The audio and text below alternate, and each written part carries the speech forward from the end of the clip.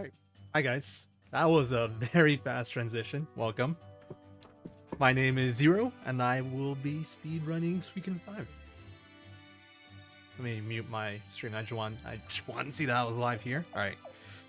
I normally show the intro and stuff. The intro FMV is pretty cool, but since we're a bit behind, I think we'll jump straight into it.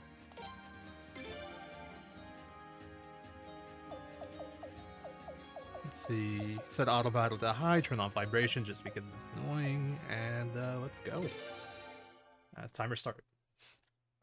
Should maybe give a warning there.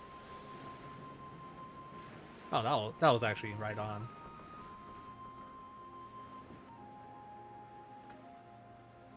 Yeah, any percent's 13 hours. There is like a 100% category where you get the best ending. We will not be doing that, sadly. We'll be getting the worst ending. Well, first actual ending. But the best ending run isn't marathon safe. I'll explain why a little bit later. For now, enjoy the intro. After all we've been through. Yeah. This game doesn't have skippable cutscenes, so we will get a good share of the story just through that. You can kind of follow along through the text matching, but it's some of it goes fast, some of it doesn't. You must feel like your They can kind of keep up. a little, huh? 108 star, the world record. There's only one finished run of it, and it's like 15 hours and 50 minutes by Close to War. You can realistically probably get like a 1530 at least. There were some big mishaps and unlucky stuff that happened in this run, but that run is pretty brutal. It's basically a full day. Yeah, it's not too much longer. There's just one major RNG element to it. There's one character that you need a rumor to appear to recruit, and it's only a 10% chance. And there is a cutoff point. I mean, it's pretty late, but you could just never get that 10% chance, and then you can't get that character, and then you can't get that best ending. I will probably run it at one point, but I'm not ready yet. I still got some routing to do. George may have forgotten, but I am the younger sister of our glorious queen. One's language must always reflect one's social standing. Wouldn't you agree, Sir George Prime of the Queen's Knights? Oh, shut up, Sileads. Let me get my headphones in. I was wondering why everything's so quiet. I gotta go in through my monitor. Well, that's the George we all know and love, so he can get away with it when it's just the three of us. So, Suikoden 5 takes place a little bit before Suikoden 1. I'm actually not sure exactly how long. I'm gonna check that. After all, he's the one who recommended you to the Queen's Knights in the first place. It says 6 years according to the fandom wiki. I've heard conflicting info, honestly, on terms of where it is. But the way it goes is based off Suikoden 1. Suikoden 2 is like 3 years later. Suikoden 3 is like 15. And then 4 is 150 before 1, and 5 is about 6 years before 1.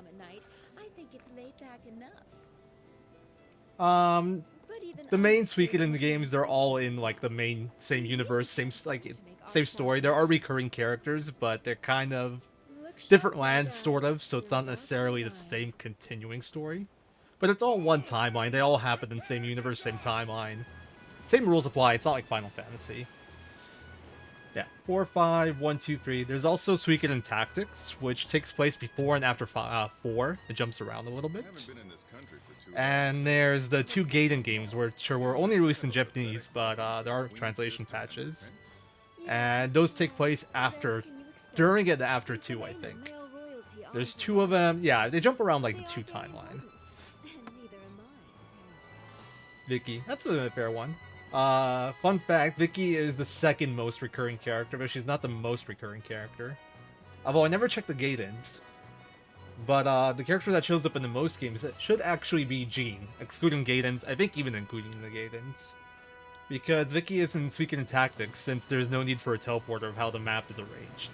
But Jean is in that game, so she's the most recurring character.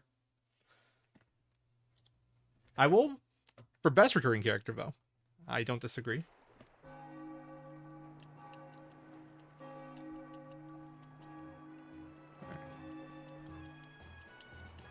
That was the intro. We just got back to Sol Falena, capital of the Queendom of Falena, and we just came back from a trip to Warb Lake. We were just like checking up on it, seeing what was going on. Get a little bit of text mashing here before we get into some more cutscenes.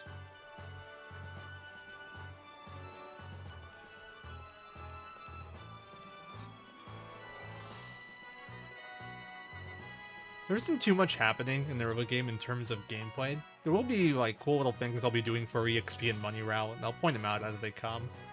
I'll just try to explain general game mechanics as they go, and let the cutscenes do most of the talking for the story. Tier Grease is not part of the universe, it's like its own game. Its own universe, which is one of the biggest complaints with it, with like most people that like Suikoden games. Same, there's actually a PSP Japanese only game called Tales of the Woven Web. Something along those lines. That's also in its own universe. That's not with Tier Grease Cyber, just its own thing. You're back. You're looking well, my boy. That's fair. That's our dad. It's pretty cool. This is nothing, my boy. I'm also deciding how marathon safe I want to do this. Every time I do a 5 run, I kind of want to go for PB records simply because it's so long. And saving would make that harder, but you can't really game over in this game. There's very few places where you can lose and you actually game over. A lot of the time the game gives you a retry dialogue. So I might end up saving, I might not. I'm more worried about hardware failure than I am about my run dying. That's like my biggest concern, just like my hardware. My PS2 freezing or something. It's never happened to me with this game, but you never know. I do have some safety saves though, like pretty scattered around, so we could continue off that. Worst case. But on second thought, though, a little bit of prudence might be in order while you're back in the Imperial capital. More than a few nobles aren't very happy with you, being a newcomer at all. All right, I'll try to watch it. Wouldn't want to get you in trouble, Your Majesty. I do have some new strats I figured out like between my practice run and now. So I do have some new time saves. But it's not that much. It's like maybe 2 random battles worth tops. Yes. You're right. Your mother, I mean her Majesty. And that's like the biggest source of variance because this game has really brutal load times and each battle costs like 15 to 20 seconds. Just on the merit of how long they take to load. So it's kind of like, I guess like a bit like FF10 in that regard. It's just like, it's obviously not the only important thing. But the random battle counts really do matter. His Royal Highness the Prince and Her Royal Highness Cyalides have returned. Blonde? Is Kyle there? I don't think Kyle's in that cutscene. I've been waiting for you. Are the colors right? Come closer. Let me get a good look at you. Ah, Cyalides. Well, she has green hair. That's what threw me off. Like, So worried. makes sense. I can't tell you how relieved I am. I figured it was about Cyalides, but that's definitely not blonde. Cyalides, thank you for all you've done. I wasn't quite so worried about the prince, knowing that you would be with him. Also, if any mods are around, the game name isn't in the title. If I can get fixed, that'd be cool. Thank you. I just noticed that right now. And thank you to I'm watching it. I think it still looks more green. took on this task, hardly worthy of your talents. I think the colors look fine. I don't know. No thanks necessary, Majesty. Yeah, she has green hair. Protecting the royal family is my sworn duty as one of the Queen's knights. And you, Leo, Yes? you're doing a fine job as the prince's Her bodyguard. response saying, "Don't do it, man. Don't start." I'm sure the day will soon come when you'll be promoted to a full-fledged Queen's Knight. But, Your Majesty, I already consider it a great honor, one I hardly deserve, just to be allowed to be His Royal Ah, Highness's is that what it is? Yeah, no problem. Thank you for fixing It it. is such a great relief to me to know that the prince is in such good hands. Please continue to take good care of him. Yes, Your Majesty. Now then, please report on your I didn't point it visit out to there, Warb but Lake. Leon's voice there. Okay, now I'm gonna Google some official art because I actually have time for this. Simply tell me what you witnessed there. What will I find? Archduke. Maybe I'm colorblind. I still see green. Oh, actually, you know what? Some of this I see as like blondish. I could be colorblind. My dad's colorblind. Hi, Simon City Royal. Alright, so this is Warb Lake. It This is Lord Lake? doesn't have a lake One anymore. of the most beautiful towns in the Queendom of Felena, known for its pristine waters and lush woods.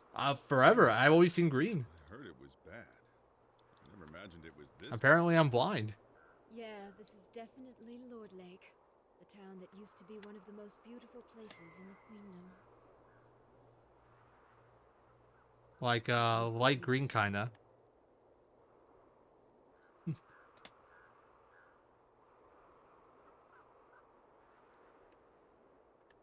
Alright, so pretty soon we'll actually get to start playing the game a bit.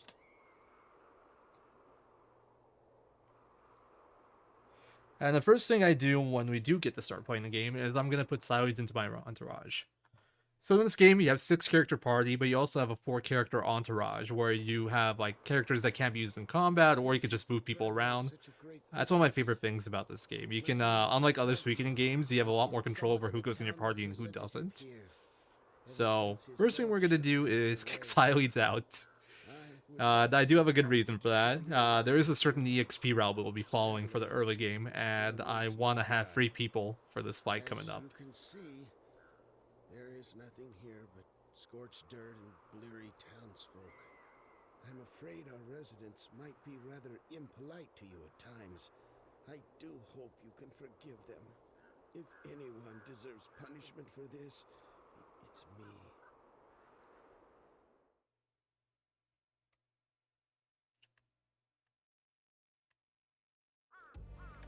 Alright, so here we finally get control, and just so I don't forget, we do that right away. I also always get that lag spike right there. You might have seen that lag for a bit. That was not the stream, that was the game. I don't know if it's my disc or if that happens to everyone, but I get that in a few places. It's actually pretty consistent in where it happens too, interestingly enough. Also zoomed in there. I probably zoomed in a little bit too much, but whenever I zoom in towns or like in any areas where I can move around, it's because I'm trying to reduce lag. This game does get pretty laggy in certain parts, and in some places you can mitigate it with that, just by zooming in the camera. You can't rotate or move the camera around, sadly, but you can control the zoom. There's like 3 levels. And on screens that are a little bit heavier on the PS2, you just zoom in and it helps out a bit. How horrible! So tragic. To see something so magnificent reduced to this. What's this? It's Rovere's mansion. Rovere used to be the lord of this region. Huh. I've heard that name before. That's right. He and his entire family were executed, weren't they?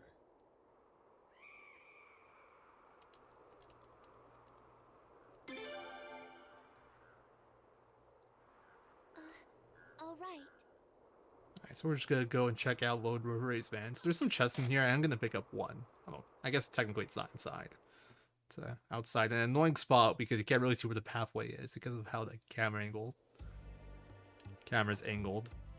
I've played this game a few times now. I should be able to hit that ramp. Alright, there's a medicine. We're ignoring that.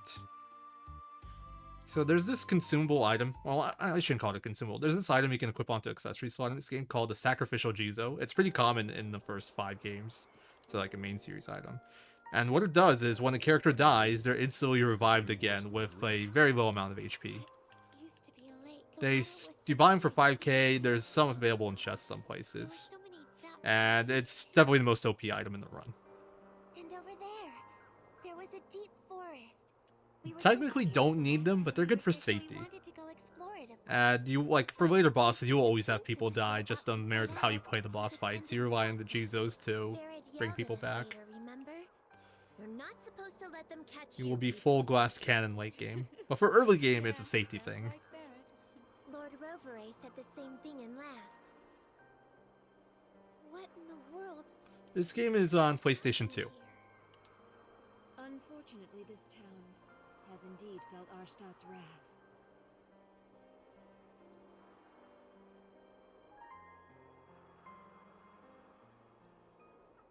What's that about? Huh? Is something wrong? They seem to be panicked about something. Let's go check it out. Alright, so here's where I'm gonna go and make a quick detour, pick up a chest. So I mentioned that Sacrificial Jizos are very overpowered. This one I'm actually not gonna keep. I'm gonna sell it because I want to have money for a segment coming up.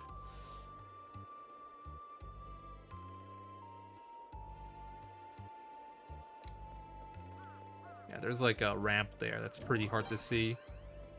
There we go. Like I said, it's you buy them for 5k. Okay, I missed the door. Wow, great play. Everything here, and it's like one building, is just really hard to see. I mentioned you buy them for 5k, which means they sell for 2,500. And for early game, that's a pretty good chunk of money. I think I'm the only runner that actually does that. Picks up that G-Zone and then sells it for money. It's a bit silly because I end up buying more later. But just, it's a quick source of money right now, and later on I'll have more money that I can spend on G-Zones. So I'm going to sell that one, I'm going to buy more later. It's weird. But I believe it's the best way to play that.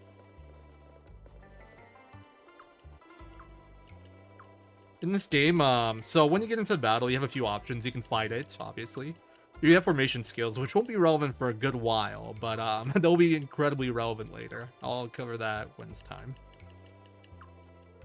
And you also have retreat, bribe, and auto. Auto just auto battles, so it's pretty self-explanatory. Bribe is you pay to escape the battle. It's guaranteed if you can afford it, but you have to pay money, and the exact cost is 3 times whatever the enemies drop, all the enemies combined. So it can get pricey, and that's what I need the money for. For later dungeons, it's safer to bribe stuff than it is to try to run from it. And then there's retreat, which is you just run away and you can fail. I'm gonna try to bribe as much stuff as possible because failing escape sucks and it's slow. I don't need to zoom in that much. Meanwhile, story-wise, Toma, a kid from this town, has gone missing, and he has apparently gone into woods, which are dangerous. So we're gonna go looking for him. And this is our first dungeon in the game. Hey, Contra. Thank you. Yeah, I agree with that. 2,500 early is more valuable than 5k later. Although, it's still, like, very early game when I buy more. It's just that I do have a bit more money. Yeah, I agree. I think bribing is a really cool mechanic. Sadly, I don't have that much money here, though. So, most enemies here, I'm just gonna have to run, hope I get it, which I did not, and they...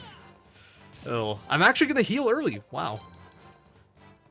There is the opening fight coming up, but there is a very tiny chance they kill Prince, and if that happens, the XP route just gets completely boned. And like if I was doing actual runs, I'd reset, but well, it's a marathon. And I don't have any kind of backup for it, so I'm just gonna heal him. And I don't have medicines on anyone. Equipment. This is so slow. Holy shit. Good language. This is the problem, failing escapes early, but I just don't want to risk it in the marathon setting. And I made the wrong turn. Wait. Where am I? I have never gotten lost here before. What's going on? And I just bribed an enemy that I had a release from. So this game has a preemptive and ambush mechanic. That was preemptive, which means guaranteed flee, and I just bribed it like a dummy. Okay, I made the wrong turn right here. I was a little bit off. This is the worst I've ever played this game. Awesome. There, we got another one. I really was worried about that death. I've only seen it like once when I was routing this still. But it can happen, and if it does, it's just screwed. Wow, I was one step off the loading zone. Yeah, if I actually do have him die here, I will reset, just because it's early enough, and I can still make it underestimate, but I'd rather not. Yeah, it's all good. I did mention earlier that I do like to take these runs as like PB world record attempts if I can. This is making me lean towards the marathon strats where I save constantly, because if I get a PB with that kind of start, I'm just going to feel awful about it. Imagine getting lost in the first area in the run.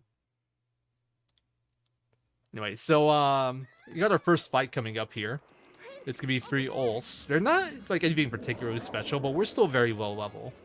Luckily, George comes a lot higher level. He's really strong. He's just gonna one-shot everything. And we're gonna defend with Prince and Leon. There he goes, rushing into things again. So, first fight incoming. I should also mention this game has a very annoying memory cursor system where your cursor position from the previous character moves on to the next character. And it's really awkward because it's like, it's not like you want all your characters to do the same thing. So that's something we'll be contending with throughout the whole run. I don't know why they designed it this way, but yeah. It's not bad here, though. There's other spots where it feels a lot worse. Alright, that was fine. Like, sometimes these also have an attack where they attack, like 5 to 10 times, and the damage fluctuates a lot. That was a crit right there. And if they focus the prince like that, it can get bad. But we made it out just fine, and now it's more cutscene time. I don't think I've ever heard of Ulz attacking people before. They sure looked awfully hungry.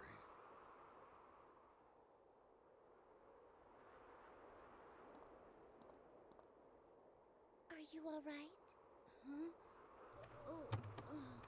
So up until now, every dialogue option we've chosen the first one, which was faster for all of those, but now we actually got some where we're gonna pick other dialogue options. So you're the prince, huh?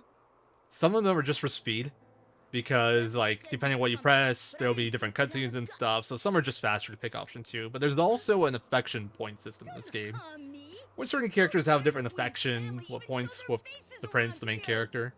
And the dialogue choices you pick affects those affection points. So some of them we'll be picking just to adjust those to whatever we want to do to save as much time as possible. God damn, that child's that's gigantic. Yeah, it's a pretty big hat. And all of it. All of it. It's all the queen's fault.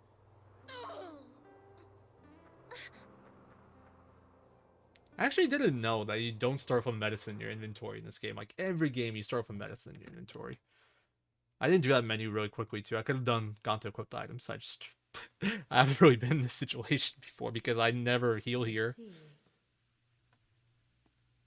The people of that town still cling to that dried up land, living out their pathetic existence.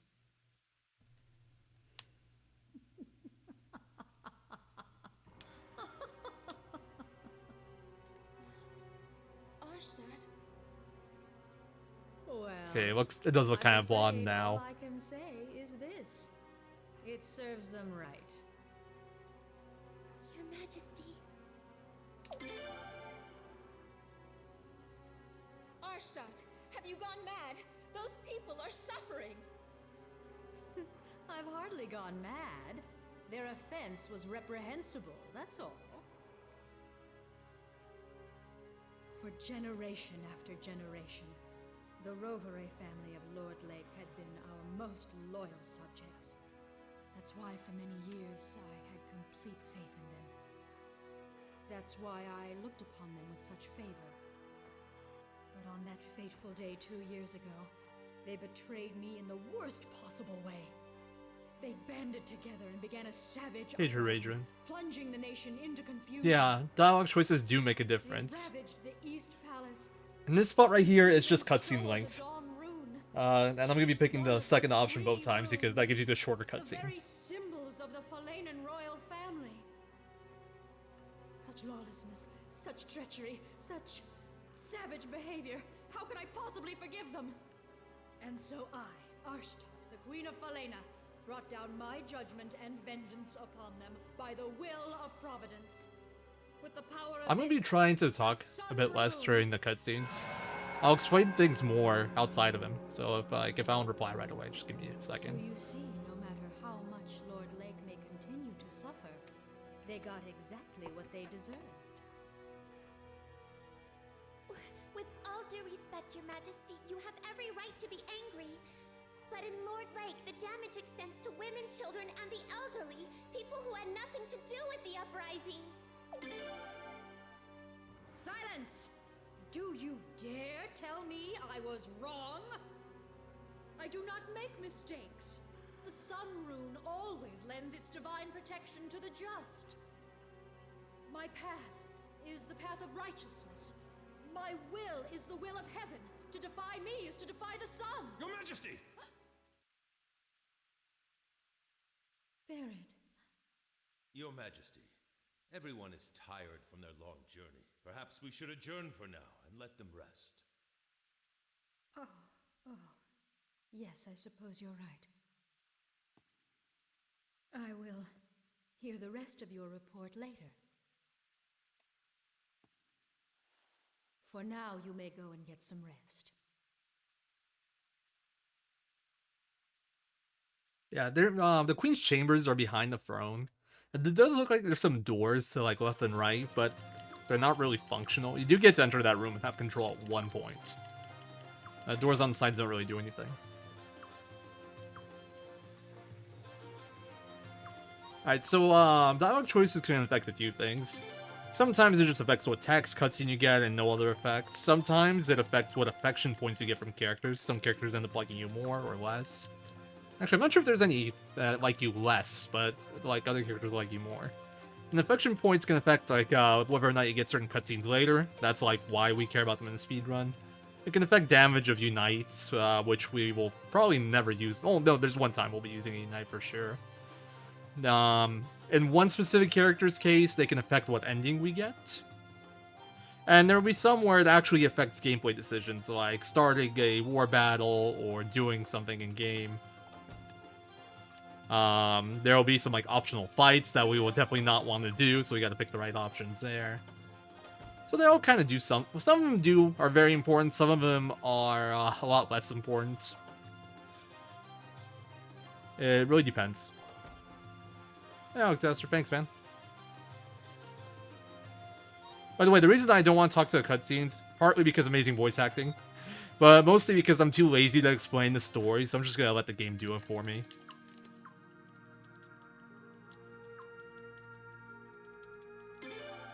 Yeah, 100% runs are crazy. I'm gonna go with, like, under 4. 3 or less chrono.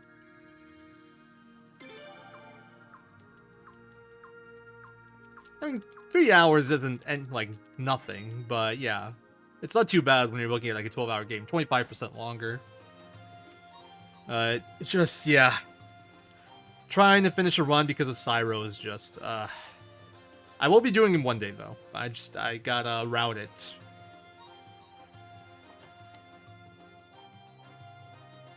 I'm at 0 so far. I'm doing okay. What happened so far in this story? Aw. Were you not here for the cutscenes? Basically, we had to go visit Warb Lake, see what's going on over there. We did that. We presented ourselves to the Queen. We said we should help. She got mad and said they deserved what they got, and that she used the sun rune on it 2 years ago. I don't think it's that 2 years ago yet. You boys look like you're having fun. If you're gonna speak your mind, you should really Yeah, pay Queen got attention mad. to where you are. You never know, some rogue knight might slip out of the guard room and come passing by. Okay? So that's Kyle. He's an awesome character. Big ol' womanizer. Really useful in this run, actually.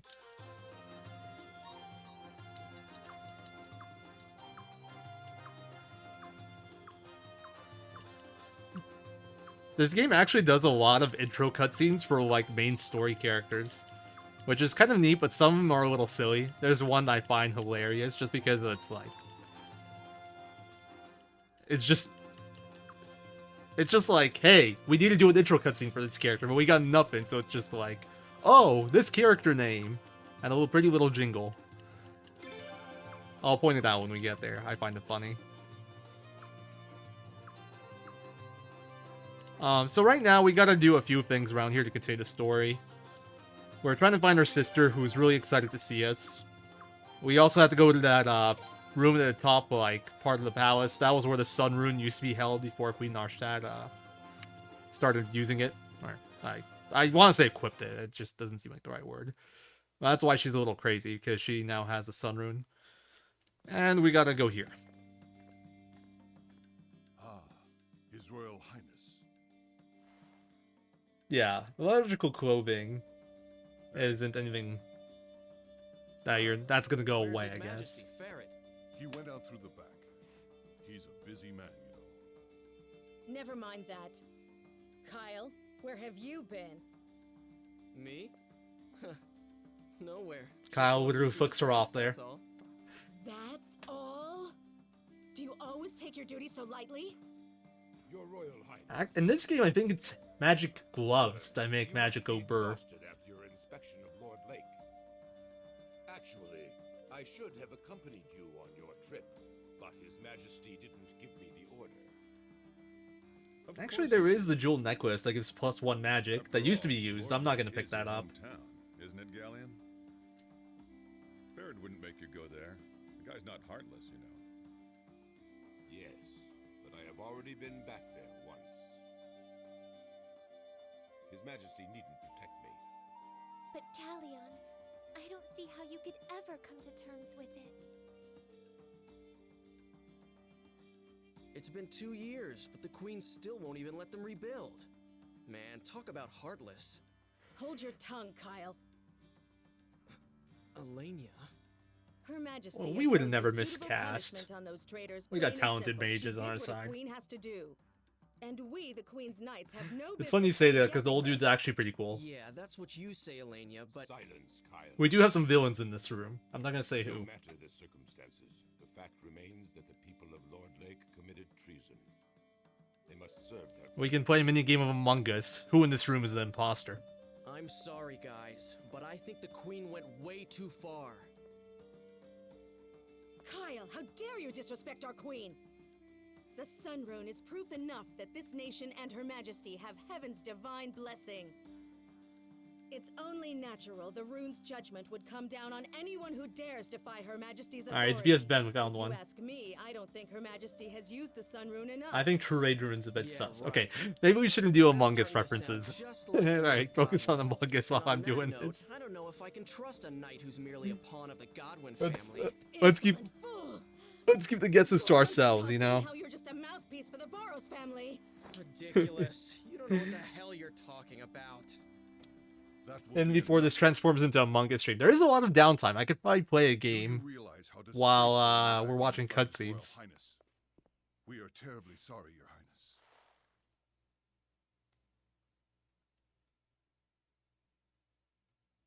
Big zoom in, and then we pick an option. We should be protecting the royal family, not getting involved. This game actually has a ton of downtime because unskippable cutscenes, and there's a lot of fairly long ones. It's one of the things that makes it running bearable. Like, it's a very long speed run. It's over 12 hours, but you have a lot of downtime. You even have time to, like, make a small meal at some point, like a sandwich or something, maybe get some coffee. There's enough time for bathroom breaks, so despite it being incredibly long, it's actually pretty pleasant to run. Commandership. We can do it during your Suikoden 4 run, Alexaster. By me. As you were.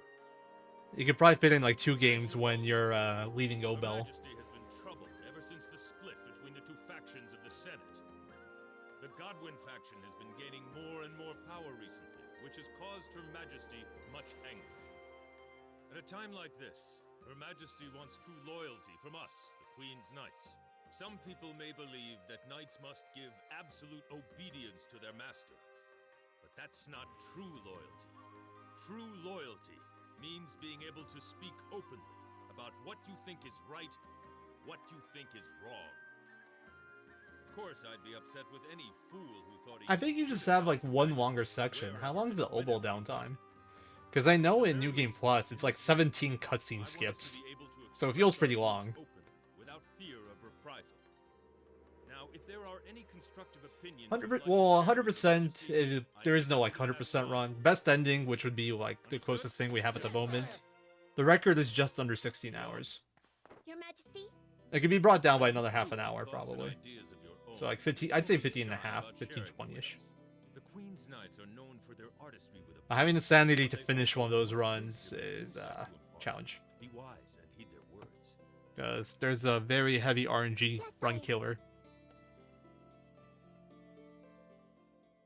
And it's like, to commit that much time and not know if your run's gonna live, kind of blows.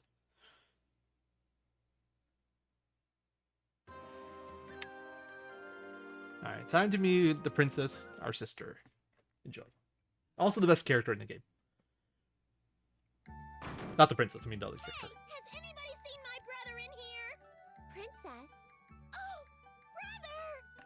Oh, brother! brother! Yikes, quite a welcome there.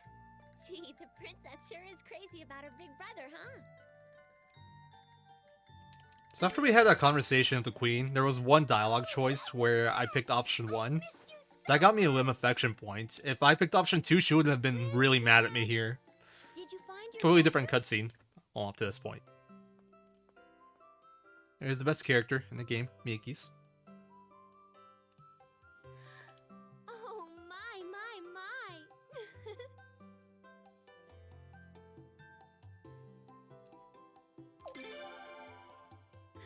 No, thank you. The princess dragged me all over the Sun Palace. I'm so exhausted. You should see firsthand what it's like to deal with the princess's self. I love how she's actually falling asleep as she's hugging you.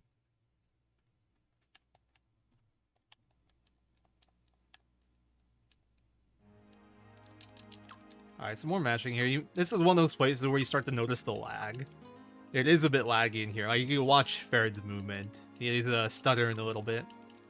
Technically, Solfalena, like Sun Palace, which is where we are now, is the laggiest area. The floors are very shiny. Game can't handle it. But areas with lots of NPCs, or not necessarily NPCs, but characters on screen, lag too. I wish I had people to hug Devour. I probably would.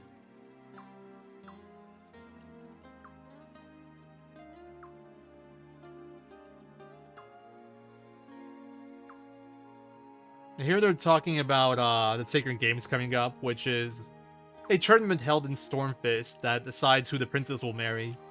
And Ferid's not happy about it. Never are we. But apparently that's happening soon. It's kind of like tradition. The princess is set to become the next queen, so it has to get done, but nobody from the royal family is really happy about it. It ain't the same, Australia. Ain't the same.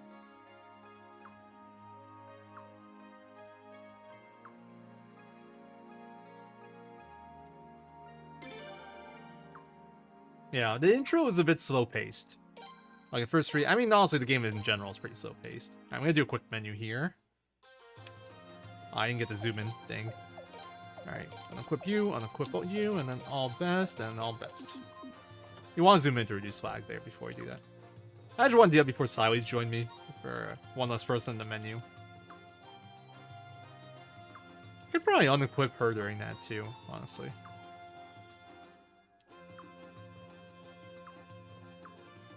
This game does not pick up quick. That is not what I mean. There's an option 2 here I gotta press.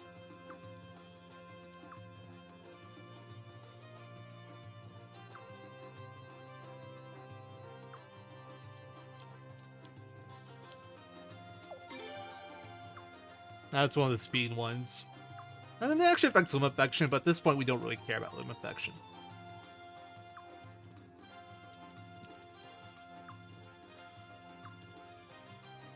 $15 minutes. Not even chrono, it's actually like 20. I have my splits open just so I can kind of know where I am for the estimate. We still got another 20 minutes before we get another fight. I haven't really talked about this game's EXP system, so Suikoden games in general have a very cool XP system. A lot of RPGs, it's like, oh, early on you need 10 XP, then you need 20 XP, then you need 50 XP, and so forth. To keep getting levels, you need more and more EXP. Suikoden games are a bit different. You will always need 1000 EXP per level, but how much EXP you get per fight isn't dependent on like exactly what you're fighting. I mean, it is dependent on what you're fighting against. But it's dependent on the level difference between you and the enemies. So the fights we'll be taking are going to be very specific. They'll be all the forced fights, really. And we'll be doing them all in a certain way to keep the XP route going in the way that we wanted to. The goal is to get level 30 on Prince and level 29 on Leon after the fight in the Gade prison. So we're never going to want to kill a random fight, essentially. Ever in this whole run. Well, actually that's not true. There will be one time where we're going to kill one random fight. I'll point that out when we get to it. It's a long time from now. It's like 8 hours from now. But the XP system is really cool. It's also really abusable in the older games because there was no cap on it. So you can have like a one-person party fight a group of 6 with like... also, watch this guy's movements every time he's on screen. It's hilarious. This guy is the most hilarious character to watch in terms of how they move.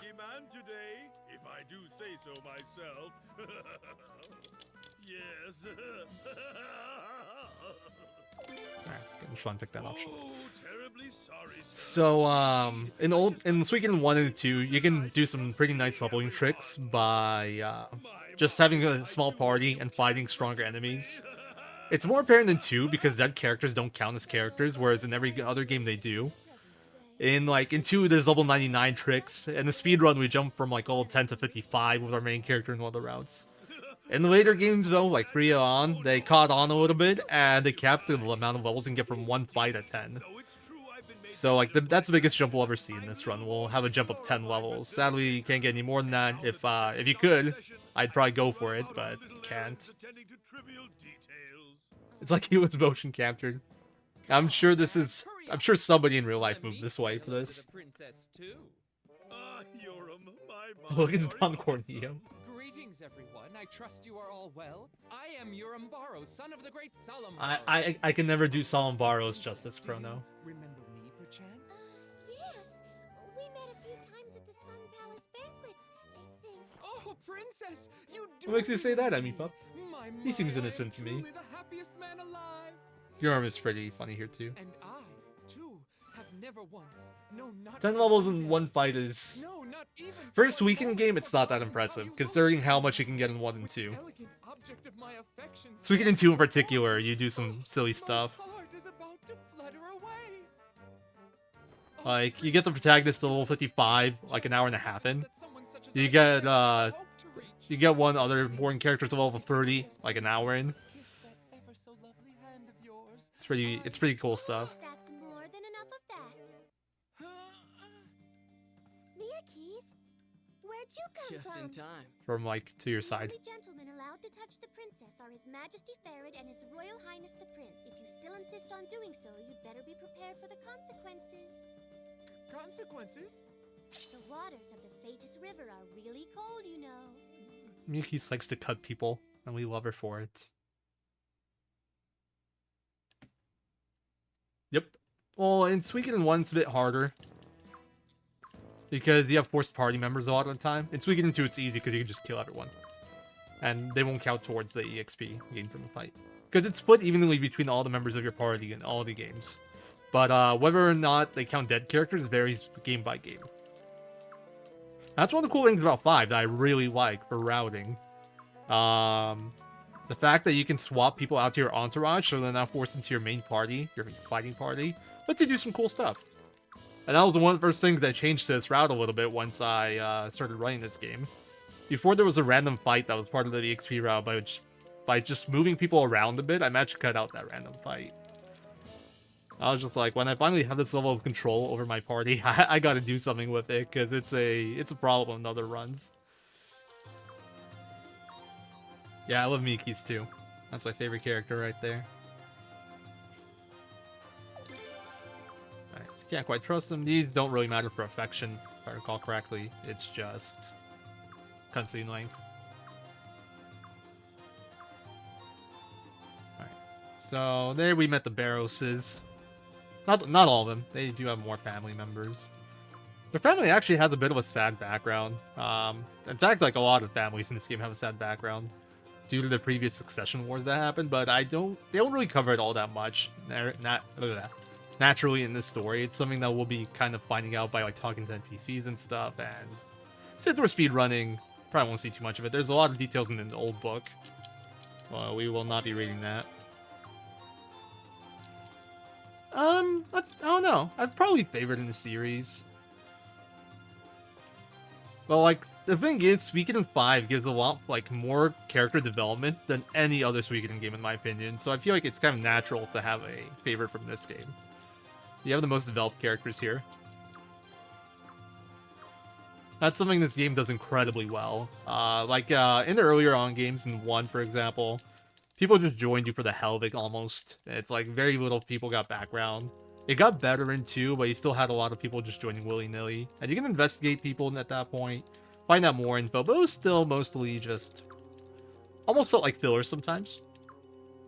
And then, like, I think 3 is actually decent at it too, but 5 is the best one in terms of just, like, giving characters actual background. And giving a reason for joining you, and making them interesting.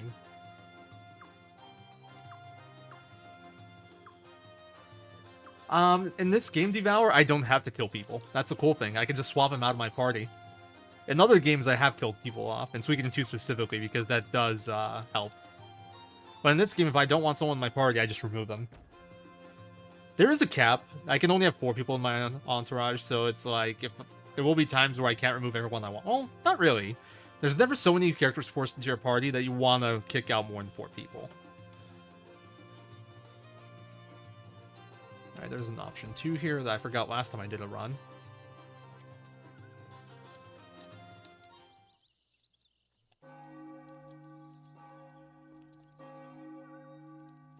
Yeah, I agree with that little A-Roads.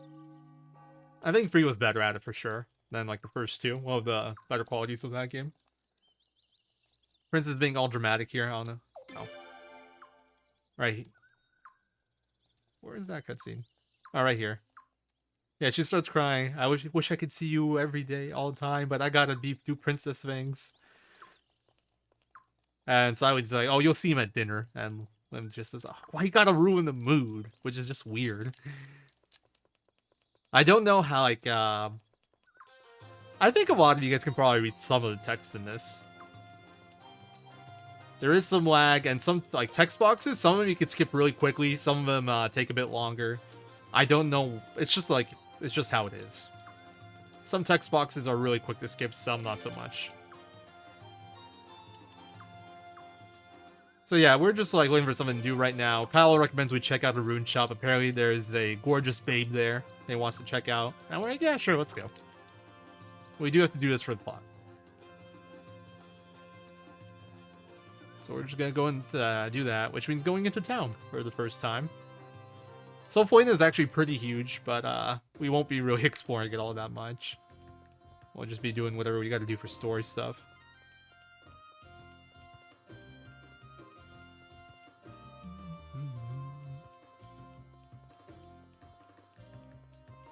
I can probably zoom out a little bit more here so you guys can see more of the town. There isn't too much lag here. I'm into the habit of like always zooming in just to reduce lag, but I'll try to tone it down a little bit for this marathon, so we can enjoy the scenery a bit more.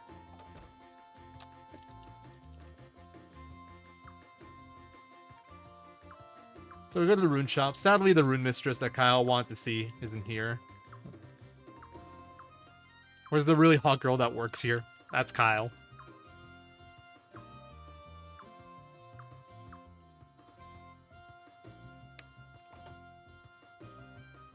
I don't know why it's made. Alright, so there's gonna be some ruckus over by the pub. People, you know, getting drunk and causing fights and stuff, so we're gonna go check that out. And along with that, there's a very important option too that we have to hit. If we pick the wrong option there, I don't even know what to do. I might actually just like have to load a save. And my only save is like 20 minutes from now. In terms of like where the story is, I really don't want to do that. But this is an optional fight right here. We can choose to fight these guys, or we can wait for the patrol guard to show up. And we gotta wait for the patrol guard. We don't want to fight them.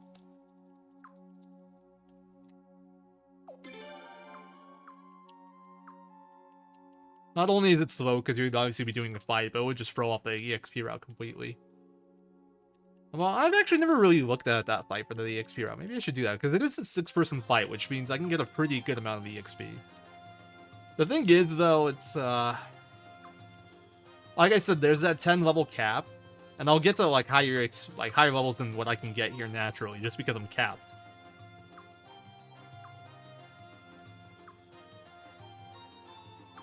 Yeah, I'm sorry, I'm sinning with my any % run. Oh yeah, Kyle's definitely a homie. Like, I would like to hang out with Kyle in real life. I'm sure, like, it'd be great times. It does lag a bit there. Notice the frame drops.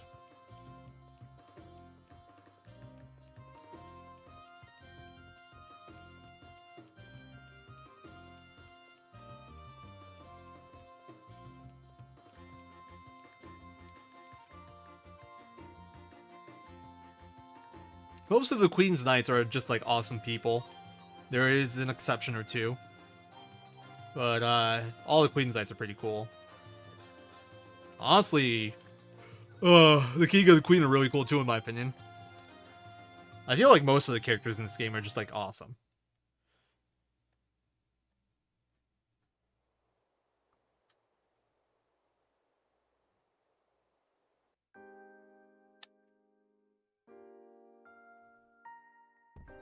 Oh, sire, Her Majesty the Queen is... I know. But until I leave, don't let anybody disturb us, no matter who it is. Oh, yes, certainly, Your Majesty. Arshtat, I'm here.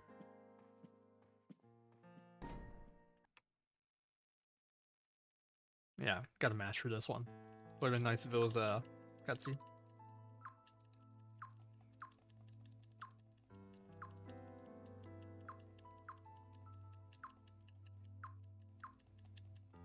I'm kind of renaming my naming choice. I named the main character Zero because that's what I always name him in all my speedruns, but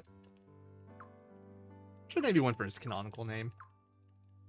Doesn't lose you any time in this game because the text rockets all show up at once as long as you pick show all as the text speed.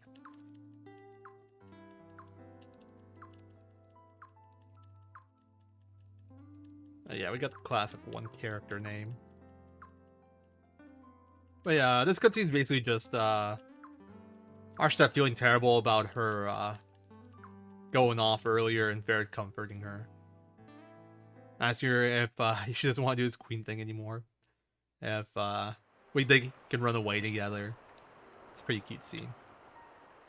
But they can't because then Soulflame wouldn't be in good hands anymore. Since we've seen the sunset from here, hasn't it? I never really explained it. So there is a Senate in this game. It's kind of like, you know, kind of like Senate in real life. It's kind of like broken up into two factions. Kind of like in real life in America. They're run like, the leaders are the Barrows faction and the Godwin faction. We met the head of the Barrows faction, Solemn. And we haven't met Godwin yet. But neither one is particularly good people. And we don't want the country to fall into their hands, essentially. I hope you're right. This game, like, Suikoden games in general are very political based, but this one I feel like is more so than any of the other ones. Or at least like more internal politics, I guess, than any of the other ones. That's one of my favorite things about the Suikoden games. It's not generic villain trying to destroy the world. It's very realistic and like human conflicts almost.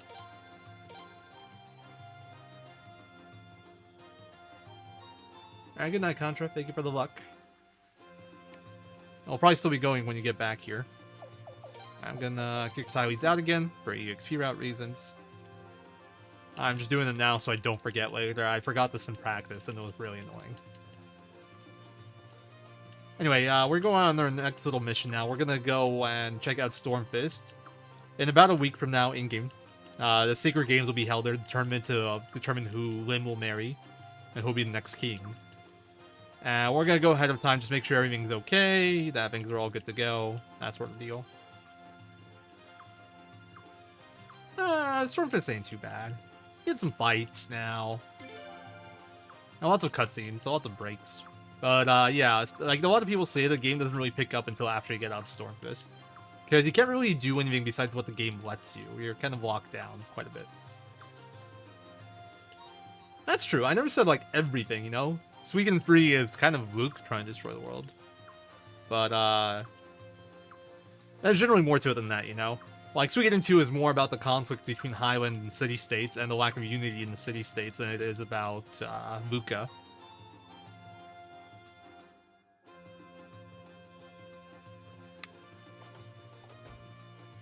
There's still, like, I'd say it's not like villain trying to destroy the world, but there's still very much bad people. That are a big part of why all this stuff goes down. Yep, spoilers. I'm spoiling every Suikoden game for everyone. Good luck, guys. This is not a spoiler-free zone.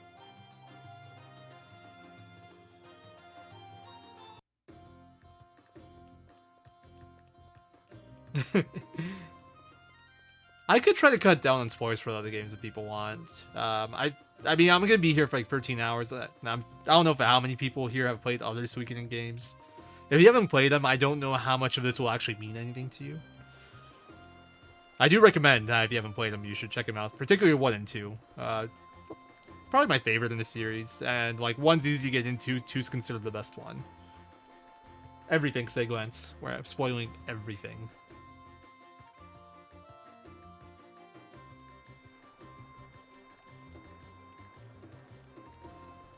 Yeah, I got this long run down to the pier / dock. I don't remember what the game actually calls it.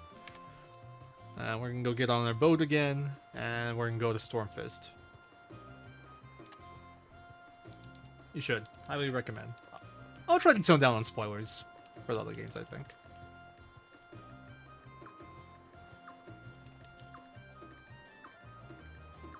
Speaking of 5, it's like the games generally do have connections to each other, but 5 is, for the most part, on its own, kind of.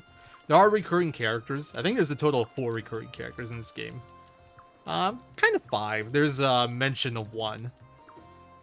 I don't remember if he ever actually shows up, like, if they show the character.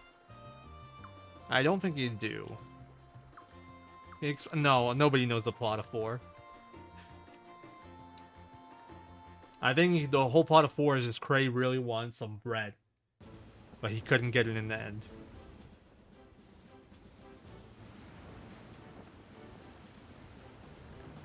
No, that character isn't shown. Okay. Yeah, Chrono knows who I'm talking about. But yeah. So, 1 and 2 kind of had their own style. And then 3 and 4 kind of did their own things. And 5 was kind of like very heavily inspired by the first 2 games. It was a bit of a return to form almost. Where it's like, hey, people didn't really like how we did 3 and 4, so let's go back to what we know that people liked. And there are a lot of like references and nods to older stuff. Yes.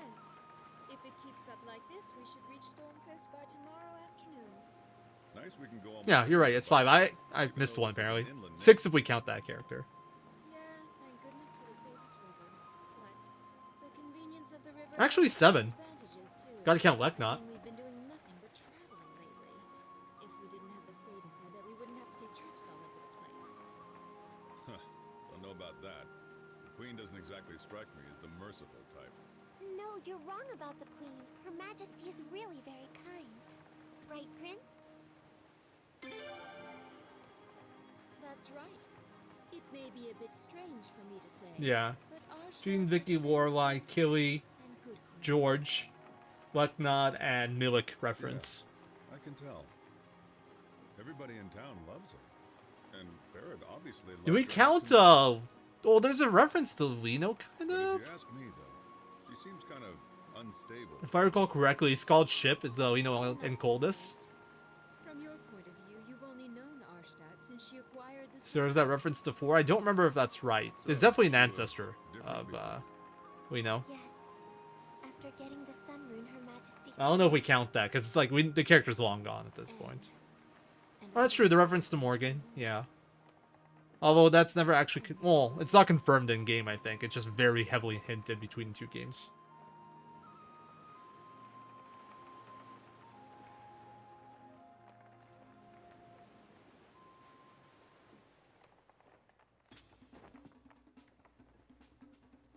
What's wrong, George?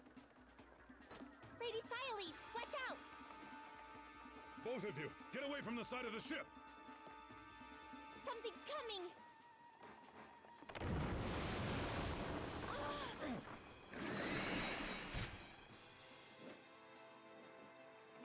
What the hell is that?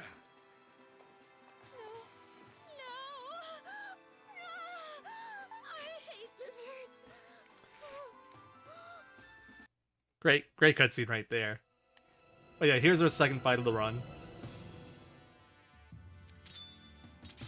Very high execution fight. Ooh, nice crit. That's actually really good. But we just auto this whole fight. And if we can get crits, we can do it with... Wow, I've never seen him miss before. That's new. If we can get crits, we can do it a bit faster. Specifically George crits, because he is by far the best damage dealer here. It's normally a 5-turn fight with no crits. Wow, double crit. I don't think we kill yet, though, even with the double crit, because Prince missed. But right here, George attack should do it. Oh, okay. Well, if you did that earlier, it might have been a 3-turn.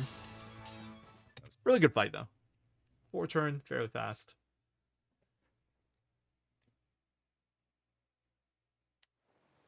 Oh, ugh. That was really disgusting. What's going on? Don't come over yet! Stay out of sight! And tell the crew not to leave their posts! Yes, ma'am! Leon, what do you mean? Damn. I can't take this anymore. That is the way to protect yourself from wizards. You just give up. Look!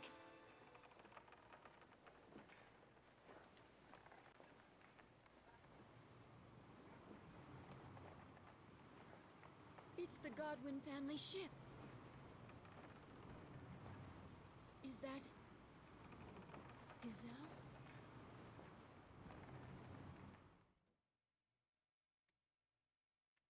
It's funny because that fight like looks really intense, but those show up as normal enemies later, and like they're never threatening at all.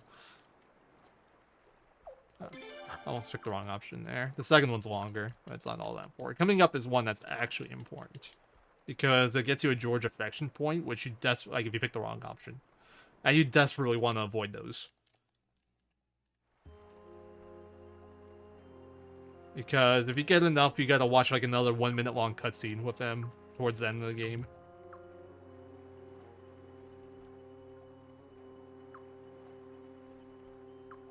Right here, option 2. We're gonna trust Gazelle, even though we don't actually trust Gazelle. We just want to make sure that George doesn't like us too much.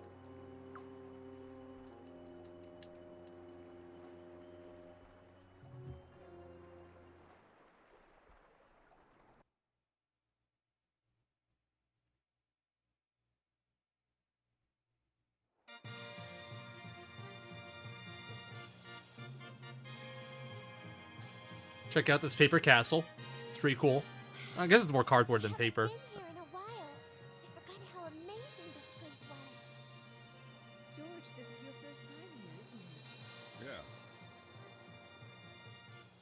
Over there is the arena where the sacred games are going to be held. And this is the Godwin family castle. Nice cardboard Like castle. A tough nut to crack. It'd be hard to attack. Is that all you ever think about?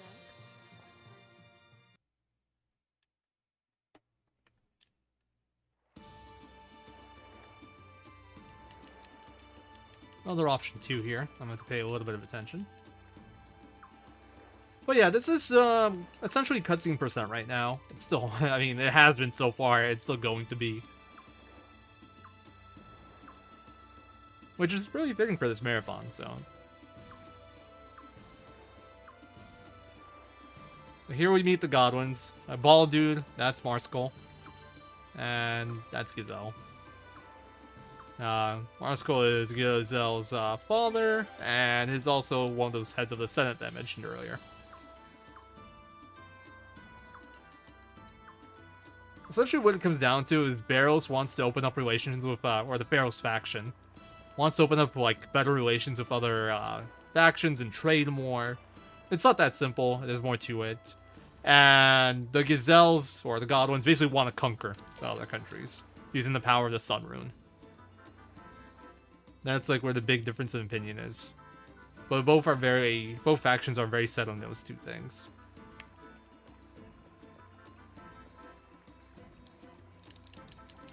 Make one. Follow your dreams, Vanamir. Make your cardboard castle.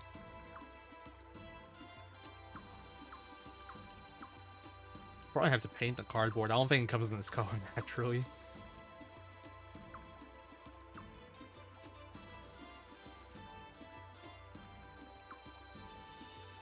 Quick conversation. Drawing some formalities. We didn't mention it earlier, but we found out in that cutscene where we're talking to the clerk about the participants in the Sacred Games that Sileads and Gazelle were actually engaged at some point, but Arshtat essentially made them break off the engagement. I mean, it wasn't just Arshtat that kind of agreed, but the reason is there was a really bad succession war before this game takes place, and they didn't want a repeat of that, so both Hazwar and Sileads agreed to essentially never get married, so there won't be another succession war. Wow.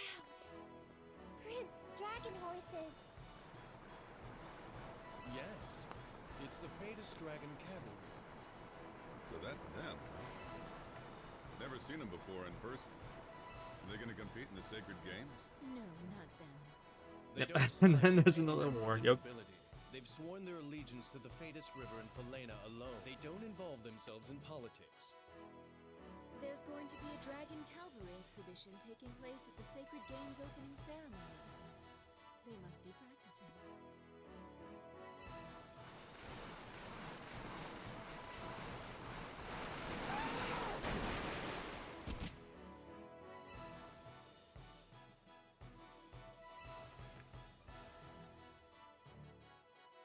Wow, that's incredible.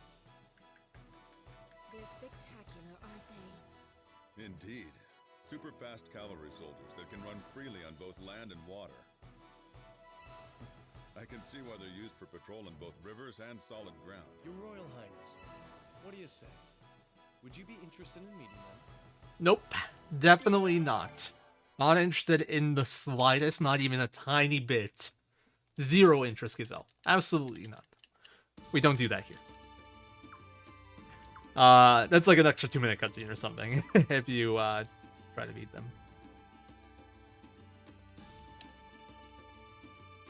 Right now, we essentially have to do like 4 different events in Stormfist before we can continue the story. So we're just doing all those right now. Just gotta check out like 4 areas, kind of. We gotta watch this cutscene, gotta watch the previous cutscene. Gotta go do some more stuff. Doesn't matter what order we do it in, but like this is the fastest order.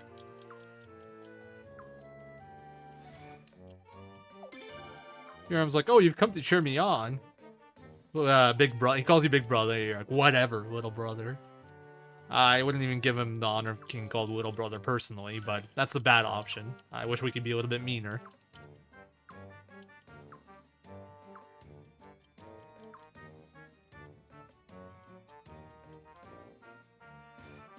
So in the Sacred Games, the contestant fighting for the princesses, not the prince's hand.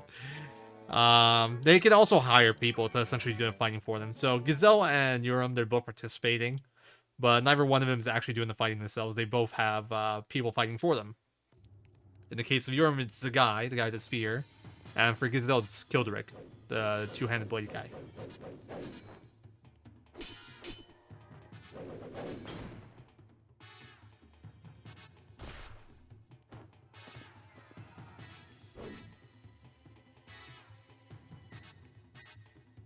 And round 1 goes to the guy.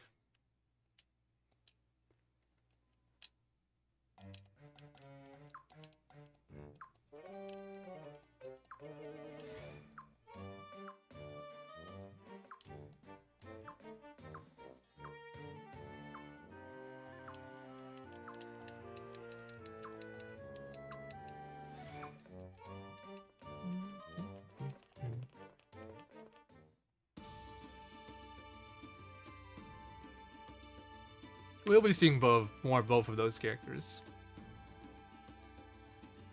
We don't actually recruit the guy in this fight. We have him in our party for a little while, but the guy's actually one of the better fighters in the speedrun sense, even not in the speedrun. So like, gross character stats in this game can kind of be separated by gross, that can be represented by numbers like 1 through 9. The guy has a 6 strength growth, and with how we do the run, we really only care about strength for damage. At least for, like, late game. And 6 is essentially, like, the second highest you'll ever see. I remember there was 1-7. Who was the 7? Oh, it was George, I think. George is a 7. I was remembering 6 on him, but it is actually a 7. For the run, we use a lot of 5s. And 1-6, actually. Kathari is a 6.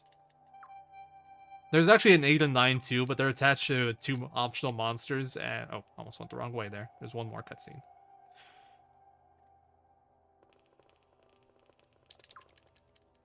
Anyway, this is where the gladiators are kept. They're essentially like slaves that the nobles use for entertainment. Like they have them fight each other. That's their entertainment. Paid very little. Treated poorly. You know, all sorts of bad stuff. And Arstad and Farid actually improved like conditions for gladiators, but they couldn't get rid of like the whole practice altogether. I think they made it so they had to be treated like medically at some point or something like that. I don't remember exactly what they did for him, but gladiators do like Arstad and Farid, the king and queen, for that reason. Meanwhile, the people of Stormfist are just like, yeah, they don't care about these guys. They're just entertainment for him. Hey, Bachan. Thank you for the good luck, and hello. That's true. That is kind of definition of gladiator. I don't know. I've always like, is that actually definition? I've never assumed that gladiators were also slaves. I knew they were like fighters in an arena. I don't know if they were traditionally always slaves as well, and like treated poorly. I really hope not, but I wouldn't be surprised in the slightest.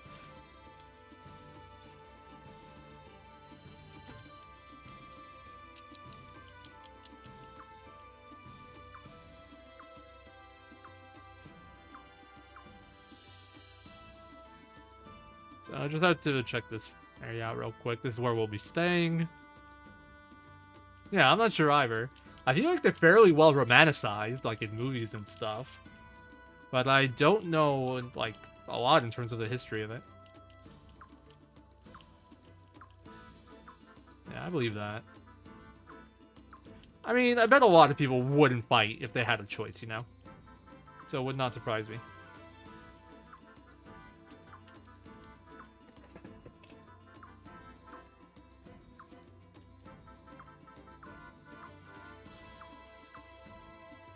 Yeah, there was a conflict between Arms, another nation at some point, and Felena. And that's why the Godwins really want to use the Sun Rune for, like, conquering, to, like, never have that kind of thing happen again. Get rid of, like, take care of Arms, so we never have another war where Felenians are die. That sort of deal. Basically rule by force.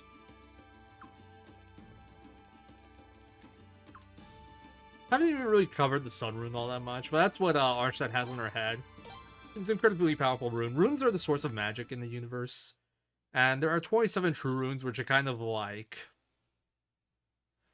I don't want to say that, like, how should I put it? They weren't there. They were like the first things created at the birth of the universe, pretty much. And they're like the most powerful entities in the universe. They're like foundational forces of the universe. And the Sun Rune is one of the more powerful ones. Yes, Stormfist is pretty famous for its guards.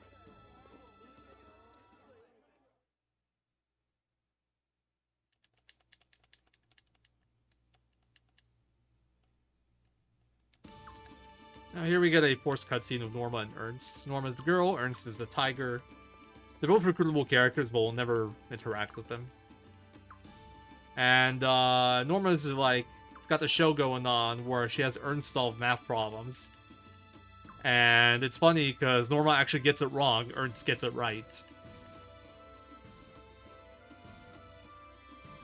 It was like some kind of math questions. If you got like 87 potch or something, how many apples you can buy 17 apples per, something like that. Yeah, 85 potch and apples are 17 potch. How many apples can you buy? Normal thinks it's 6, it's 5. Or 100 potch. You have 15 left over. 85 potch goes towards apples. Fun math problems. Not relevant at all. Just a little bit of backstory there. Like I said, this game does give some decent background to its side characters. A lot of them get their own cutscenes, even you're like forced to watch them, and they're not even optional. Yeah, we're gonna go into this alley here.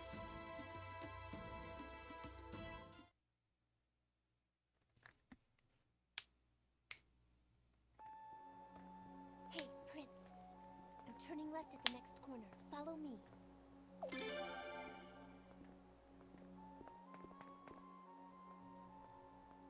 Hello again, Summon City Royal.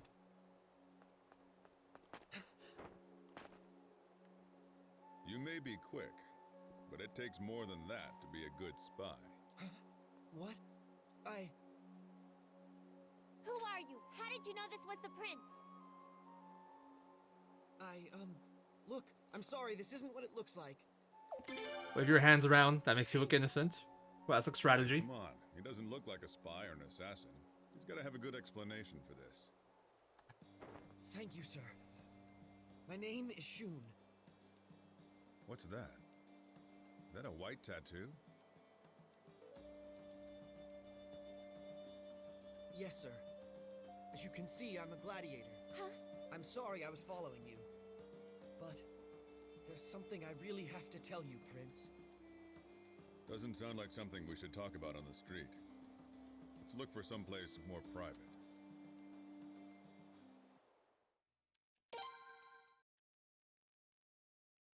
So yeah, we were apparently unhappy with how we saw the gladiators being treated, and Shun was in that cell when we were checking that out, so that's why he kind of trusts us.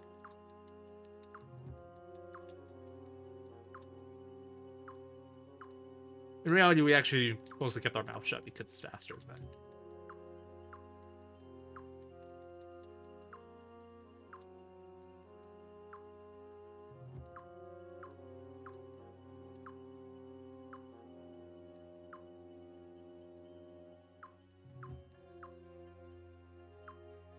Here she mentions that Gazelle lost his mother during the succession war that happened before this.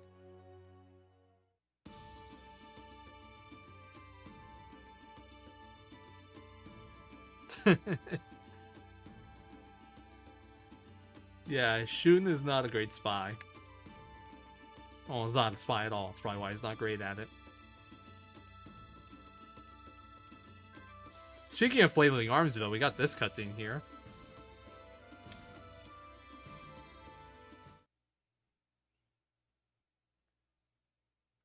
How can I help you? Huh? They're dressed like queens, knights. And don't tell me, the prince? I don't believe it. Oh no, I don't believe it. Oh my, what do I do? What do I do? Oh. So yeah, I personally don't feel like she's very good at her job. She literally drops 6 drinks and starts flailing her arms panicking when 4 customers walk in.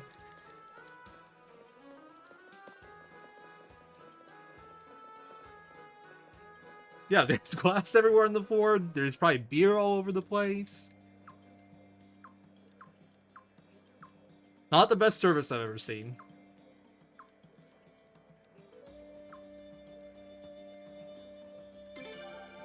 Anyway, Shun tells us that he's heard whispering from, like, the cell door, or not the cell doors, like the dungeon doors. Outside, like, for the walls, rather. And he wanted to, like, check it out. And he wants to keep it on down low because he doesn't want the nobles finding out about the, like, gladiators escaping and, like, asking for this. So we agree to look into it quietly. And before we go, we're gonna go meet up with Siles again because she'd get mad if we left her behind. And yeah, but still, that's no reason to flail your arms around, drop all your drinks. I feel like that's the opposite of what you should do in front of royalty, but...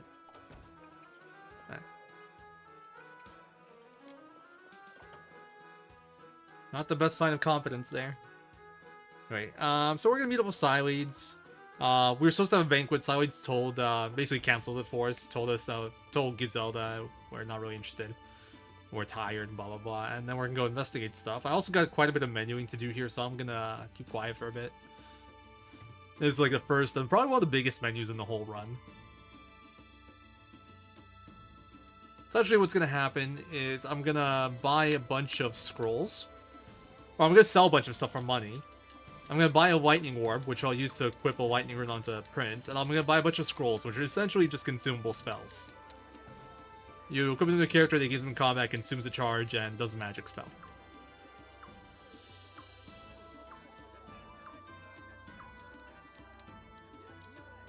Hey, it's not Jesus though. It's like it's the prince. The prince isn't really a big deal in this country. It's a queendom. All right. Oh, those.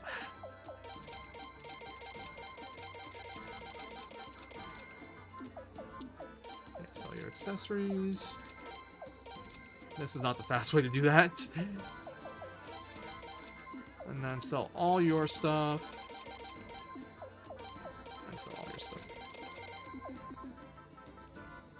And we're gonna buy from you Lightning Orb, Breath of Ice, 1 Berserk Blow, and 2 Dancing Flames. Then equip this to you. Alright, there we go.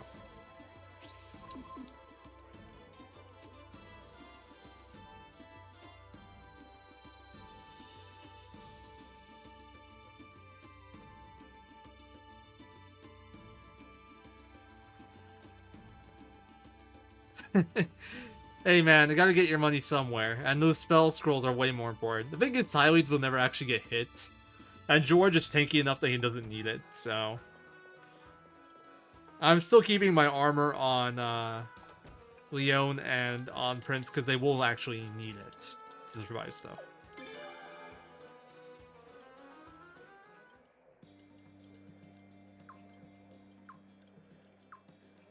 We do use armor a bit in the early game. Eventually, we just like, armor, what's that? We have Jizos. But early game armor does serve a purpose, just not in those characters. Well, there is some that are collectibles. Those, I think, are pretty generic. You can buy them in town, so. It's Prince Zero, not Prince O. Get it straight, man. Come on.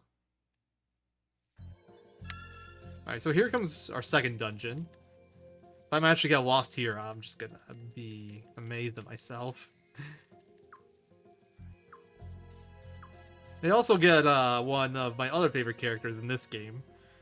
For completely different reasons than Miyagi's, we meet him here. Just amazing comic relief.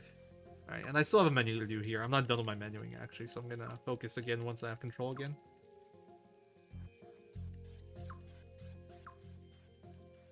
There's also a cool mechanic I'm gonna explain here. I actually fairly recently reverse engineered it. And I'll be doing something to take advantage of it.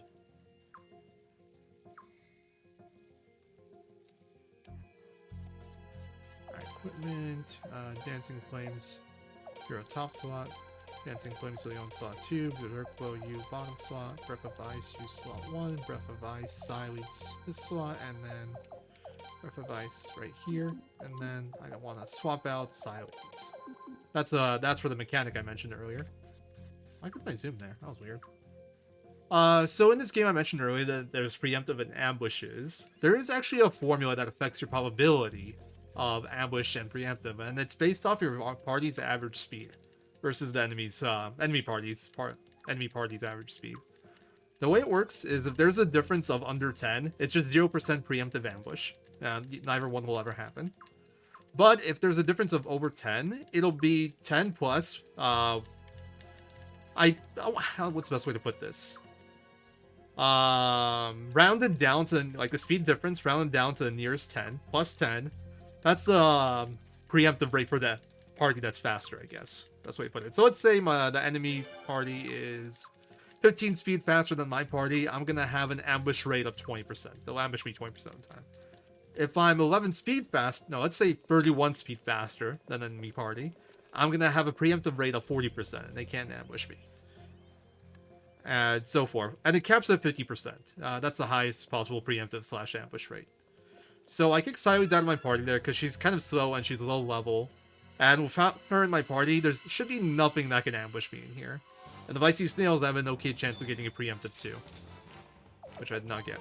And I'm just gonna bribe for that reason. That's why we want that money. I want to be able to bribe stuff in here.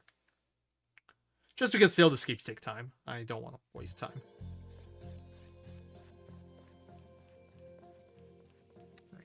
The switch here. So this is like the first instance of encounter RNG as well. You want to see as few encounters as possible. You can get through with 0, it's just unlikely. I'd say 2 to 3 is about average. If I get out of here with 2, I'm generally pretty happy. Okay, no preemptive again. But yeah. This is actually, I have a fight coming up that's forced. This is not the party I'll be using. I'll be swapping Sileads back in and swapping Shu now. But Shu actually has good speed. So for now, I want to keep it like this, just as we're navigating through the dungeon for the preemptive ambush rate. Well, it does cost me a little bit of extra menuing, but in my opinion, it's worth it. It's a runner preference thing.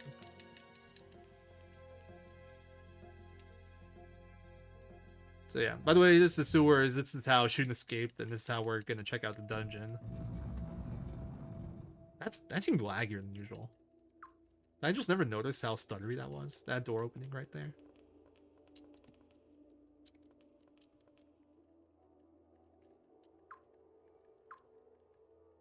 So yeah, here we meet the other gladiators. They tell us about the voices coming from over that way being northwest of here. Gladiators were all actually pretty chill. They all seem to like us because of Baron, who's also...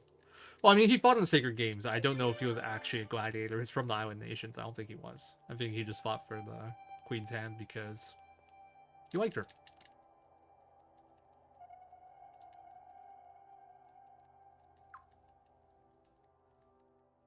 Yeah, we hear some voices here. We go to check it out.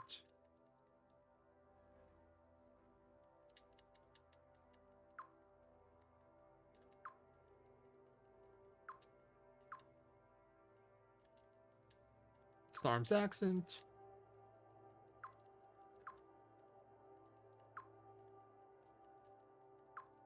It's like, yo, Queen Shun just like, what did they say all loud? And they hear us through the wall. So now we gotta make our move. Which is a real shame. Because this sets off a pretty bad sequence of events. The guy? Hey, withdraw! Right? Prince.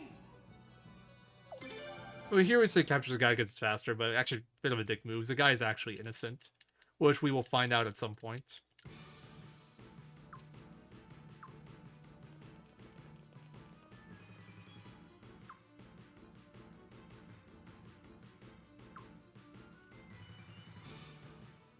Now part 2 of sewers, kind of the same thing as last one. 2 to 3 battles is average. We're hoping for 2 or less. You can get through here with 1, even 0. Whenever I run this game, I actually count battles normally, just so I kind of know where my time's going. I'm not doing that today, though. Man, no preemptives. Although that one, I don't think we can preempt them. The pre-bats, because they're faster. The snails are slow, so we have a decent chance against them. But the bats, there's like no chance. I think there's literally no chance. It's so early. I'm probably gonna have a triple battle, which is pretty awful. A 5 battle overall sewers is pretty bad.